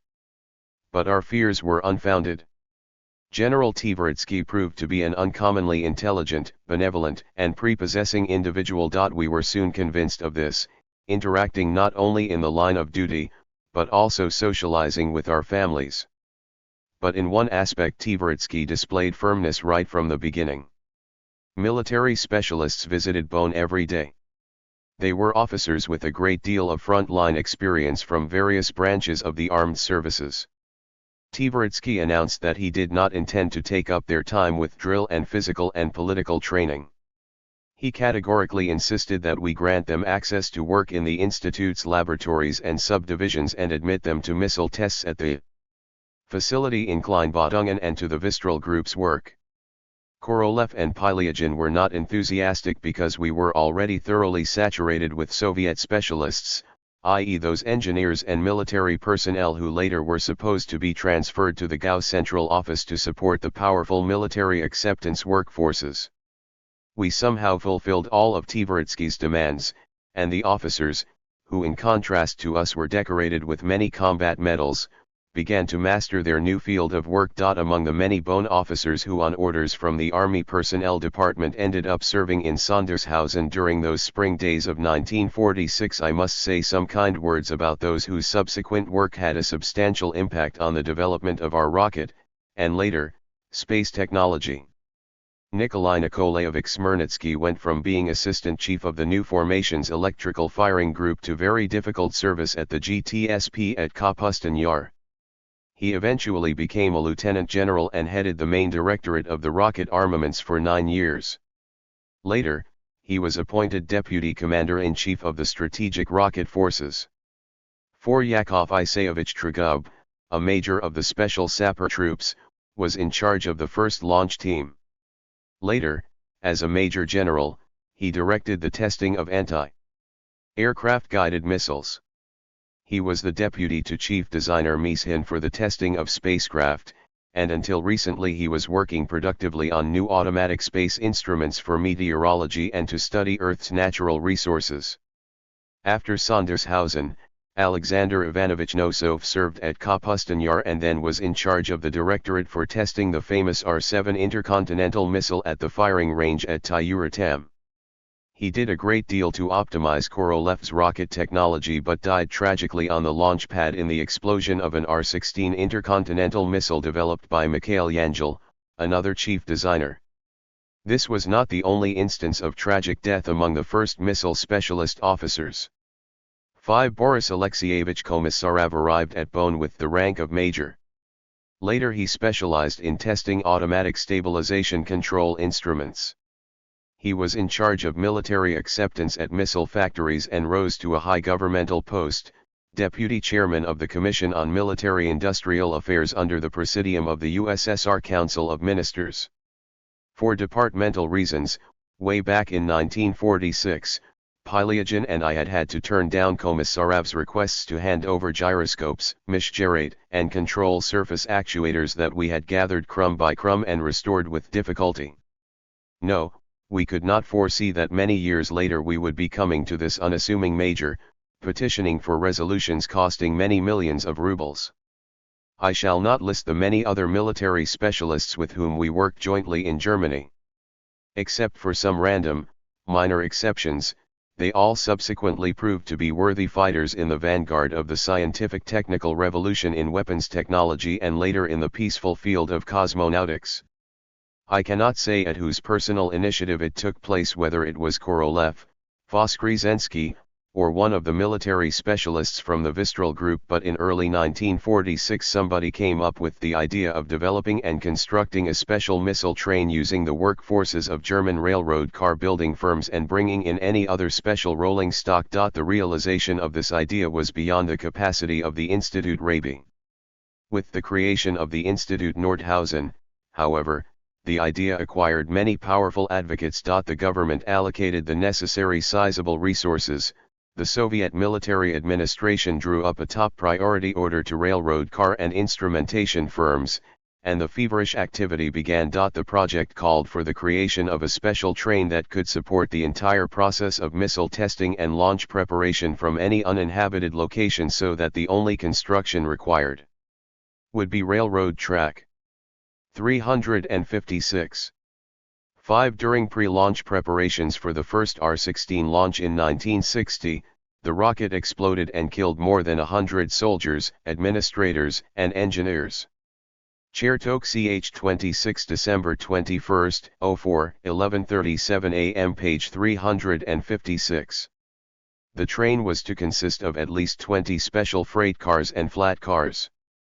Among them were laboratory cars for offline tests of all the onboard instruments, cars for the Messina radio telemetric measurement service, photo laboratories with film development facilities, a car for tests on engine instrumentation and armature, electric power plant cars, compressor cars, workshop cars with machine tools, cars containing restaurants, bathing and shower facilities, conference rooms, and armored cars with electric launching equipment. The train would have the capability to launch a missile by controlling it from the armored car. The missile would be mounted on the launch platform, which along with the transporter erector equipment would be part of a set of special flat cars. 5 comfortable sleeping cars with 2 bed compartments, 2 parlor cars for high-ranking authorities, and a hospital car would make it possible to live in any desert without tents or dugouts. In the heat of the construction of this marvel of railroad technology, Tversky convinced his superiors to approve and fund the construction of a second special train, but not for industry, just for the military. The program's doubling resulted in numerous conflicts due to the shortage of special testing and general-purpose measurement equipment to outfit the railroad cars. But these were probably the only conflicts between industry and the military at that time. It was absolutely miraculous that both special trains were constructed and completely fitted out by December 1946. During the first years of the rocket era we simply could not imagine living and working at the firing range at Kapustin Yar without the special train. Not until the early 1950s, when, through the diligence of GTSP chief Vasily Ivanovich Wozniak, hotels, an assembly and testing facility with workshops, domestic services, and much more were built, did life in the Transvolga steppe become possible without the special trains. Work at the Institut Nordhausen and correspondingly at the Institut Rabi reached its most arduous level in August 1946. At Werk 3 in Kleinbadungen, they had managed to gather a sufficient number of parts to assemble more than 20 missiles. They were all provided with engines that had undergone firing tests at Lehiston and with turbopump assemblies that had been completed and tested at the Montania factory. But an absolutely disastrous situation developed when it came to obtaining the necessary number of onboard instruments and test equipment for offline and integrated tests. Nikolai Pylyagin, Viktor Kuznetsov's deputy Zinovy Tsetsier, and I, again with the assistance of the SVA in Thuringia, visited the Carl Zeiss factories in Jena. There our Soviet optics experts were already lording over it as customers. Nevertheless, we arranged to place an order for the basic gyroscopic systems Horizont, Verticant, and Integrator. Carl Zeiss was a world-renowned manufacturer of optical instruments. These included glasses, binoculars, microscopes, telescopes, periscopes, all sorts of optical sights and many other devices that were manufactured in large quantities to fill orders from Moscow. The engineers in Jena were not intimidated by the new orders, and they claimed that, everything that Siemens did, we are capable of reproducing. And they did. They received our instructions in March or April, and in September they returned the last of 20 sets of gyroscopic instruments. Our German specialists, Dr. Magnus and Dr. Hock, grumbled that we wouldn't get the same precision with the Zeiss instruments that Siemens had guaranteed, but this didn't bother us very much at the time. The Germans' misgivings proved justified. But we did not understand this until we were performing flight tests after returning to the Soviet Union. We tracked down the onboard electronic instruments, the Mishgerat main distributor, time domain current distributor, and the relays needed for their assembly and testing in the ruins of Mittelwerk and in trips made by the Germans over the border into the western zones. But this proved to be clearly insufficient, and we had to open a special electronic instrument factory in Sangerhausen.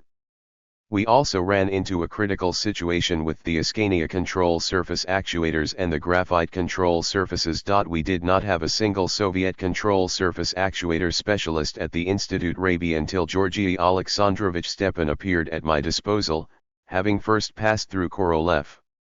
He was one of the young specialists whom Ustinov had ordered sent from various instrumentation factories to NII 88, which was being set up in Podlipki back in the Soviet Union. In the spring and summer of 1946, many of those who had not yet begun working in Podlipki departed immediately for Germany. They were no longer given military ranks. For that reason they got significantly less respect from the Germans than engineers with officers' ranks. Under Pilyagin's direction and my supervision, Stepan, who had no prior knowledge of electro-hydraulic control surface actuators, learned their structure and the minimum theory required to begin working independently in Podlipki. With his assistance, we managed to equip the missiles with control surface actuators and electromechanical trim motors to control the aerodynamic control surfaces. All of these drives were installed on a special load-bearing frame in the tail section and were tested for performance and correct polarity before the rocket was completely assembled. The missile's electrical equipment consisted of a special 27-volt lead storage battery and two DC to AC converters to power the gyroscopic instruments, Mishgerat, sequencing current distributor, and lateral correction radio system. In late 1945, not far from Berlin, we met our electric machine specialists headed by NII 627 director Andronik Gavondovic Iosifian. They were busy with completely different business. Iosifian was already a well-known specialist in the field of slaving systems and devices for electric synchronous communications. Nevertheless, he was included in our co-op, and soon thereafter we gained a powerful and loyal ally not only in Germany but also for many years in the Soviet Union in the solution of diverse electrical engineering problems of rocket and space technology. Captain Kirimov was in charge in the well-lit, dry, and comfortable basements of the Institute Rabi. He would later become the chief of the main directorate of the Ministry of General Machine Building and then the permanent chairman of the State Commission on Manned Flights. In 1946, he was responsible for restoring 6 onboard sets of extremely scarce Messina telemetry equipment and a ground receiving recording station. G. I. Degtyarenko, a specialist from the Moscow Radio Institute NII 20, assisted him. Subsequently fate separated these first telemetry experts. Kirimov made his career in a purely military and later, ministerial field. At NII 20, Degtyarenko attempted to restore and perfect the German Messina, but strong competition from the new workforces of Boguslavsky at NII 885 and Bogomolov at May forced him to capitulate. The main nucleus of Soviet Director-S of the Institutes Nordhausen and Rabi consisted of a comparatively small group of specialists who first became intimately acquainted in Germany. With the arrival of their families, the business relationships were supplemented with familial relations and friendships between their wives. We tried to set aside time to take trips together to nearby towns. Tanya Pilyagina, Lesha Ryazanskaya, and Katya, who had quickly become friends, were extremely active. It wasn't possible for us husbands to take part in all their sightseeing trips, but we tried to quench their thirst for knowledge of the Western world by making our service vehicles and German drivers available to them. After seeing points of interest in Weimar, Erfurt, and even Leipzig, our wives would report the expenses that the drivers had presented for the kilometers driven. We obtained gasoline, which was in short supply, from the military administration or illegally from the black market. Conventional filling stations were not in operation. Family receptions were other forms of social mingling. We contrived anniversary dates for these. I organized the first such banquet reception at the Villa Franca under the pretext of the first anniversary of the Institute Rabi's founding. Its success encouraged a chain reaction of comradely dinners on the occasion of whomever's birthday it happened to be. The birthday boy or girl would arrange with one of the very modest local restaurants to provide service for these dinners. It was the responsibility of the hospitable host to provide all the requisite beverages and hors d'oeuvres, and the German staff provided the service, including the dishes, the table settings, and so on. We usually paid not in marks, but in kind foodstuffs and schnapps. For our wives, these activities at first seemed sacrilegious in the face of the horrors of the war and of our relatives and friends who had perished. After 5 dreadful years they had grown unaccustomed to such revelry, but they quickly adapted. Korolev's wife, Ksenia Vincentini, and their 11-year-old daughter Natasha arrived in Bleaky Road after the other officers' families. Korolev tried very hard to show them all around Germany as much as possible. Perhaps because Korolev's wife and daughter left Bleaky Road almost immediately and for a long period of time. They did not fit in with the club of officers' wives, who exchanged information almost daily about where and what to buy, what to see during the day if they didn't have a car, and what was playing in the evening at the town's movie theater. Korolev never told any of my close comrades at work anything about his family. We only learned from Pope Denossafe that his wife Ksenia Maximilianovna Vincentini was a leading surgeon at the renowned Butkinsk hospital. His daughter Natasha had not seen her father for the last 6 of her 11 years. Ksenia Vincentini was the only wife of a former enemy of the people in Bleaky Road. Katya met her for the first time at the children's swimming pool.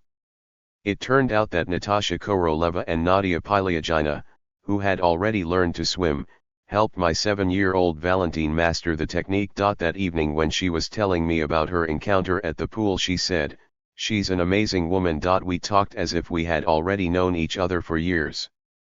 It's too bad that she and her daughter are getting ready to leave soon. She said that she is needed at work and Natasha must be back in time for the beginning of the school year. Late one evening in the first week in August, the field telephone rang in the bedroom. "Something's happened again at your institute," said Katya anxiously. Korolev had telephoned, and to my surprise, he excused himself for calling so late and asked me to hand the phone to Yekaterina Semenovna.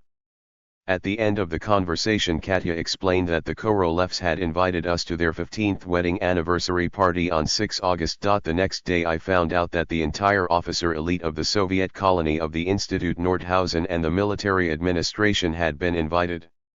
At the anniversary party there were many traditional toasts to the health of the newlyweds and long speeches about what an uncommon gathering the renowned Jigit Sergei and his beautiful Kaysana were holding in the land of the conquered enemy.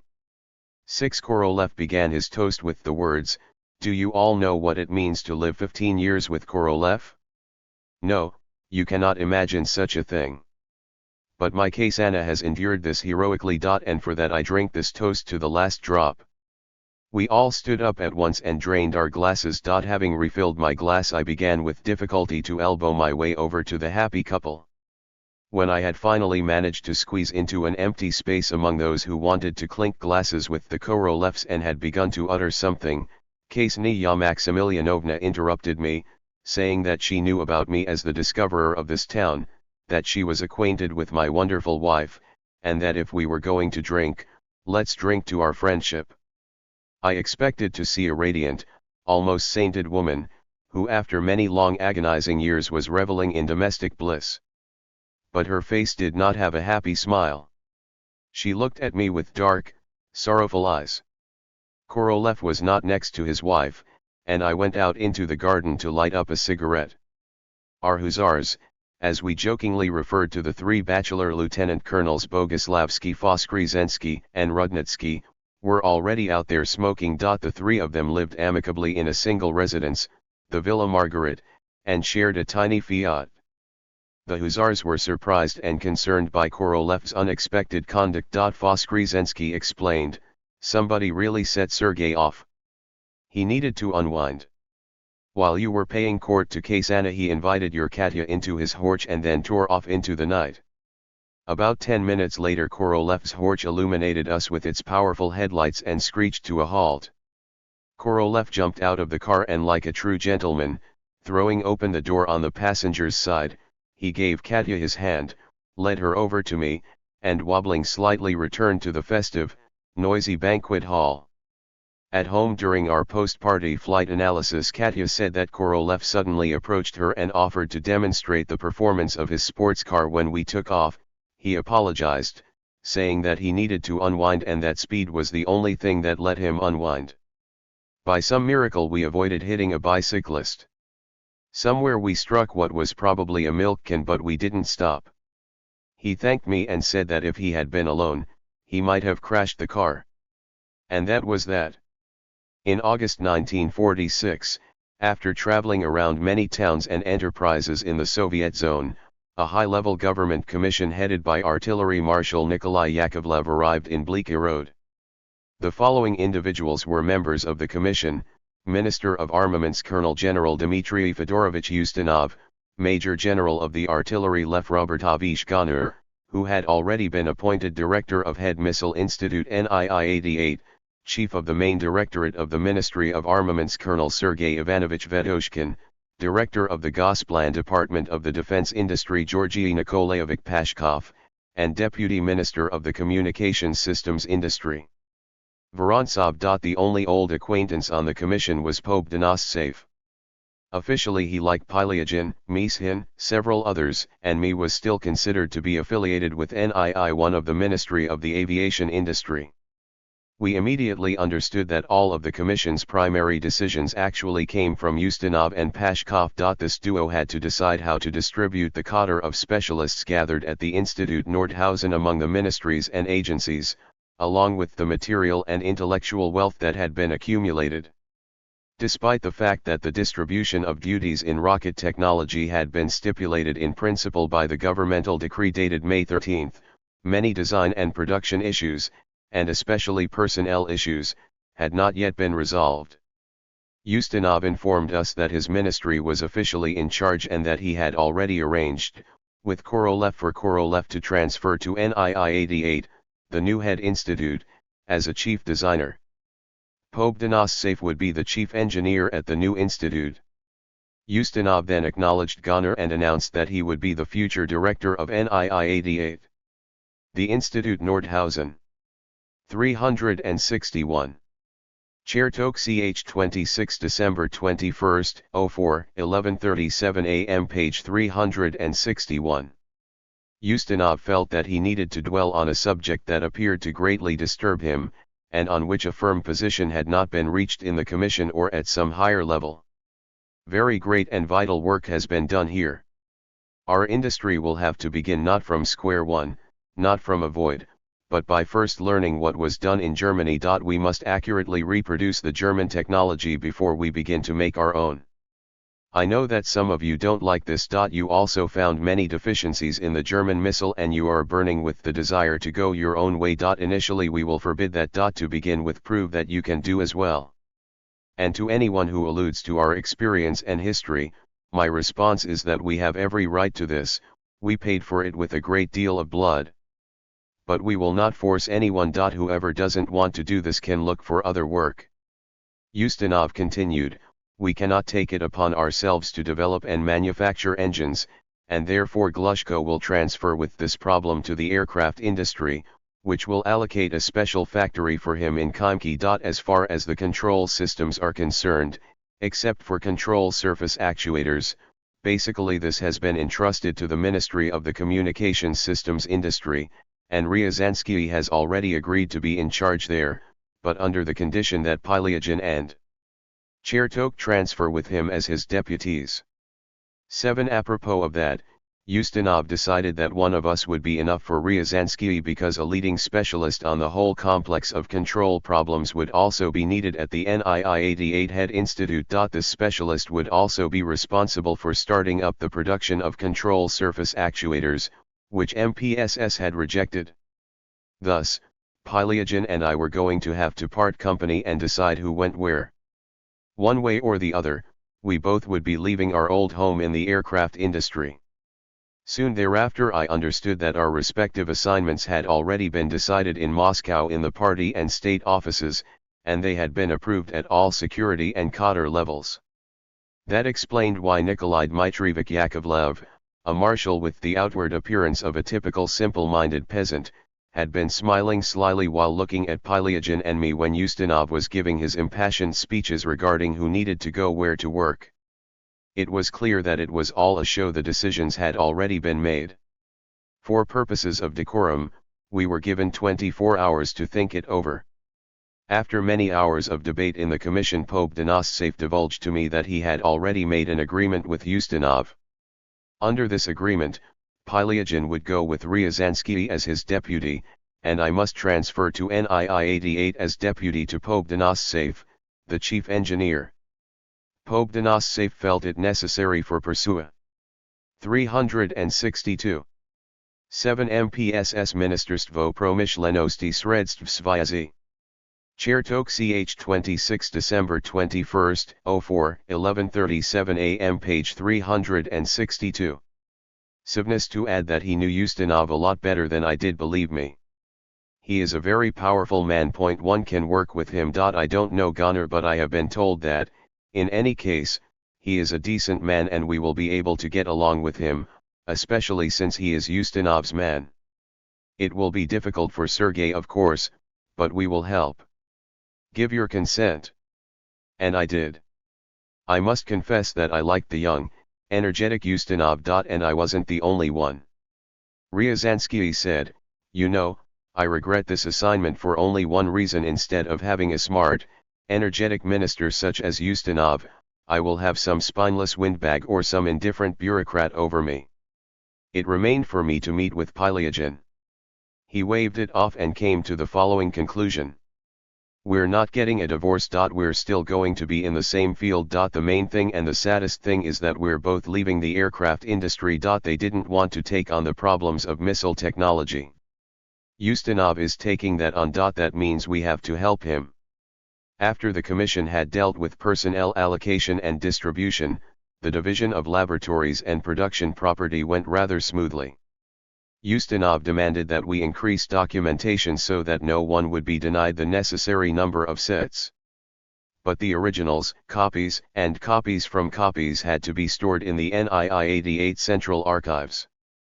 Gajikov and Korolev were ordered to prepare detailed reports concerning the work conducted at the Institute Nordhausen, bearing in mind that operations in Germany would be curtailed. No. The Institute Nordhausen. 363. From the author's archives. S.P. Korolev, Last Photos at Bleaky Road, 1947. Chertok ch 26 December 21, 04, 11:37 a.m. page 363. Later than the end of that year. They did not name a specific date. Gunnar felt the need to clarify that he would insist that Pope Denossev, as well as Korolev's deputy for technical documentation and several other leading specialists, arrive in Podlipki no later than September. To fulfill this completely legitimate demand as early as August and September, we began to gradually send our specialists to Moscow and its environs, as the military used to joke, alluding to Podlipki, Bolshevo, and to the as yet unknown site of the missile test range. After the relatively peaceful division of the laboratories, problems once again arose. Who would get what in terms of the technical wealth that had been accumulated over the course of more than a year? The two special trains were equipped in large part with the laboratory's apparatus and testing equipment. The institutes in Moscow must have their own laboratories, but it would be impossible to outfit them there. After all of the emotional experiences, to the surprise of the Germans, we began a hectic, redoubled effort to manufacture 2 more sets of special laboratory equipment. Each set included the massive test benches for the control surface actuators, The so-called Hausermann pendulums, the first primitive electromechanical simulator for the adjustment of Mischgerät, all sorts of panels for testing gyroscopic instruments, a central distributor, a time domain current distributor, and finally, panels for the integrated tests of the entire missile. The reviving German industry fulfilled our orders readily and rapidly.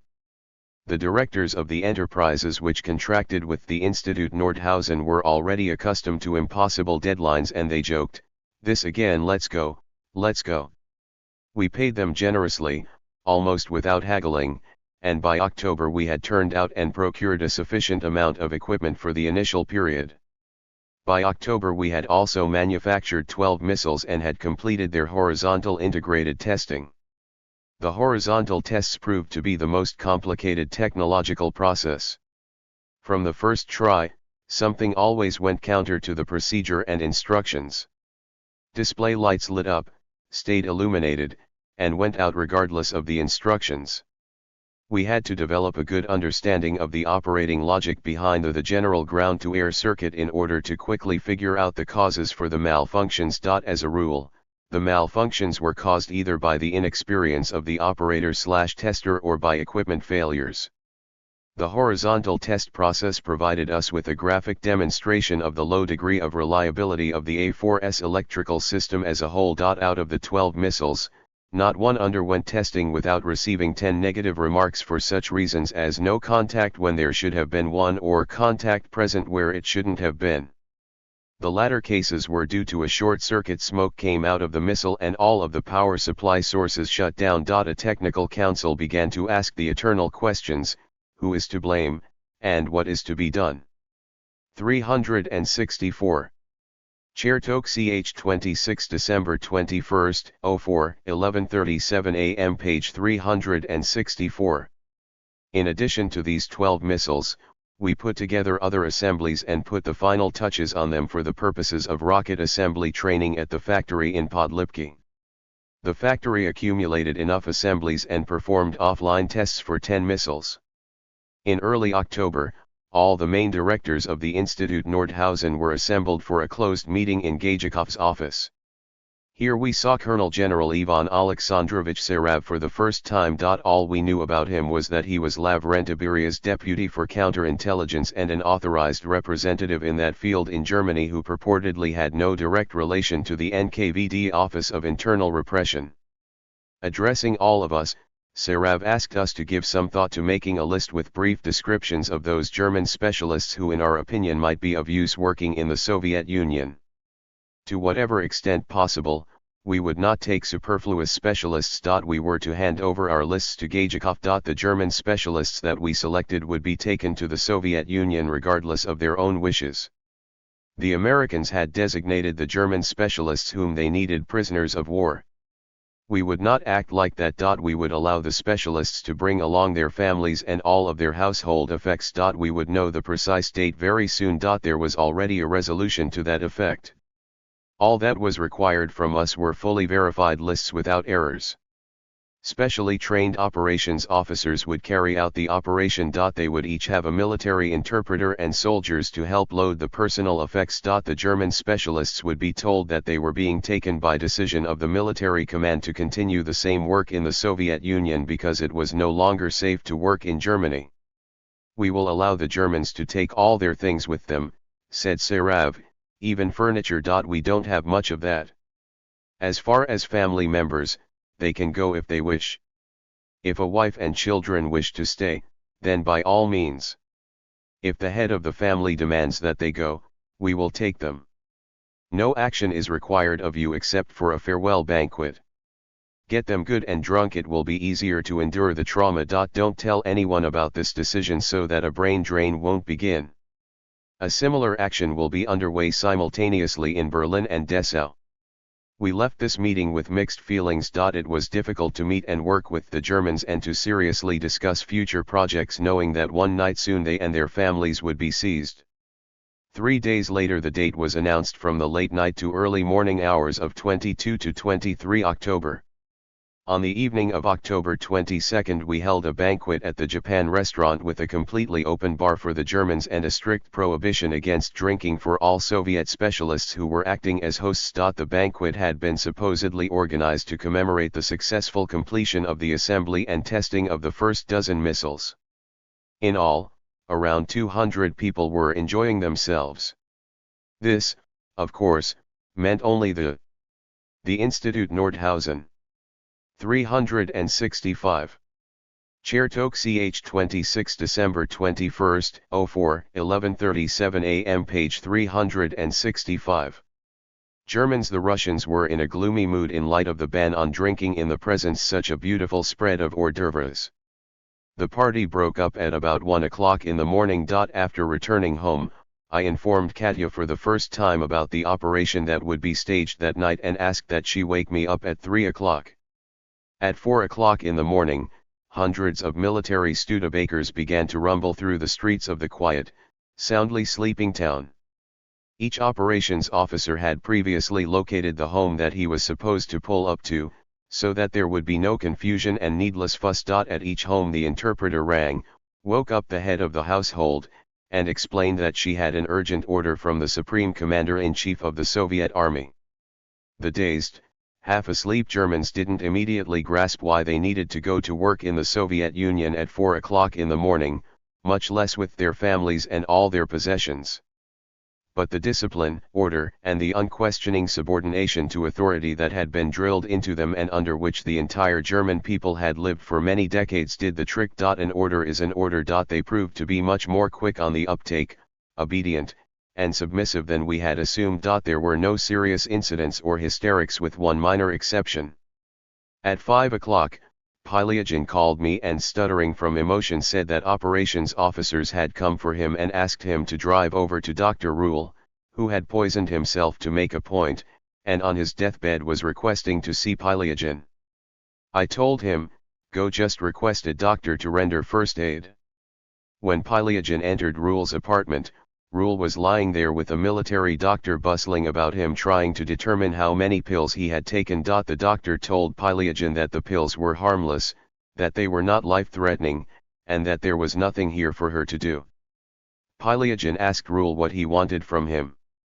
Slurring his words, he demanded a guarantee that in the Soviet Union he would be offered work in his specialty together with Pylyagin, whom up until now he had trusted, and not be sent to Siberia. Pylyagin gave his word, and with that the incident was settled. Pylyagin really did appreciate Dr. Rule, and unbeknownst to the other German specialists, the two of them were designing a longitudinal acceleration integrator using new principles. The second hitch took place at the Villa Franca. Frau Grottrup announced that she could not starve her children. Here she had two beautiful cows, and if she were not allowed to take them with her, she would refuse to go. Helmut Grottrup declared that he would not go without his family. A communication with the operational leadership ensued. They sent an immediate response: we guarantee that we will hitch a goods wagon for the two cows to the special train and fill it with hay. Only who would milk them? Frau Grottrup thanked them and announced that she was prepared to milk them herself. Now this incident was also settled. The owners supervised as the soldiers loaded their possessions, everything that they possibly could have wanted, into the Studebakers. There wasn't much furniture because almost all of the German specialists lived in strangers' apartments and the furniture did not belong to them. The cars loaded with people and possessions headed for the Kleinbadungen train station. There on a side track stood a special train made up of 60 cars. The people found places in the sleeping cars, and their possessions were loaded into the freight cars under their supervision. In the morning, as I walked along the now quiet streets to the Institute, solitary Studebakers and military jeeps were still scurrying about the town. Someone forgot something. Someone wanted to say one last farewell to his beloved. Without complaint, Sarav's staff complied with these requests. When I appeared in my office, the Institute's most beautiful woman, Frau Schaefer, who managed our archives and our photostat, came flying in. She was indignant because she had not been arrested and was not being taken to work in the Soviet Union. Her husband was a prisoner of war there, and if she were in the Soviet Union she would certainly find him. Why haven't they taken me? I explained that they had taken only engineers and scientists and that Russia had enough archivists, photostat operators, and typists. But she did not give in and demanded that I report to Gajikov. Instead of Gajikov, I telephoned the commandant's office where the temporary operational headquarters was located. There, after some brief confusion, they made the following decision: give this Frau a car and let her go home immediately, gather her things, and set off for the special train. Thus, Frau Schaefer turned out to be, perhaps, the only one who left on that special train for Russia as a complete volunteer. The fuss continued around the special train for another entire day until everyone was arranged, everything that had been forgotten in the nighttime confusion was fetched, all the abundant rations were passed out, and the 2 Grottrup cows were loaded. The institutes Raby and Nordhausen switched over into liquidation mode. All of the technical and maintenance personnel remained, the commercial office did not move, and having received assurance that none of them would be taken away, they set about the work of settling debts. We still had the big job ahead of us of copying and collating sets of documentation, disassembling and packing up the laboratory and production gear, and collecting the orders that remained unfulfilled from subcontractor enterprises. The Bone officers who also remained in Germany for the time being were very helpful during this time.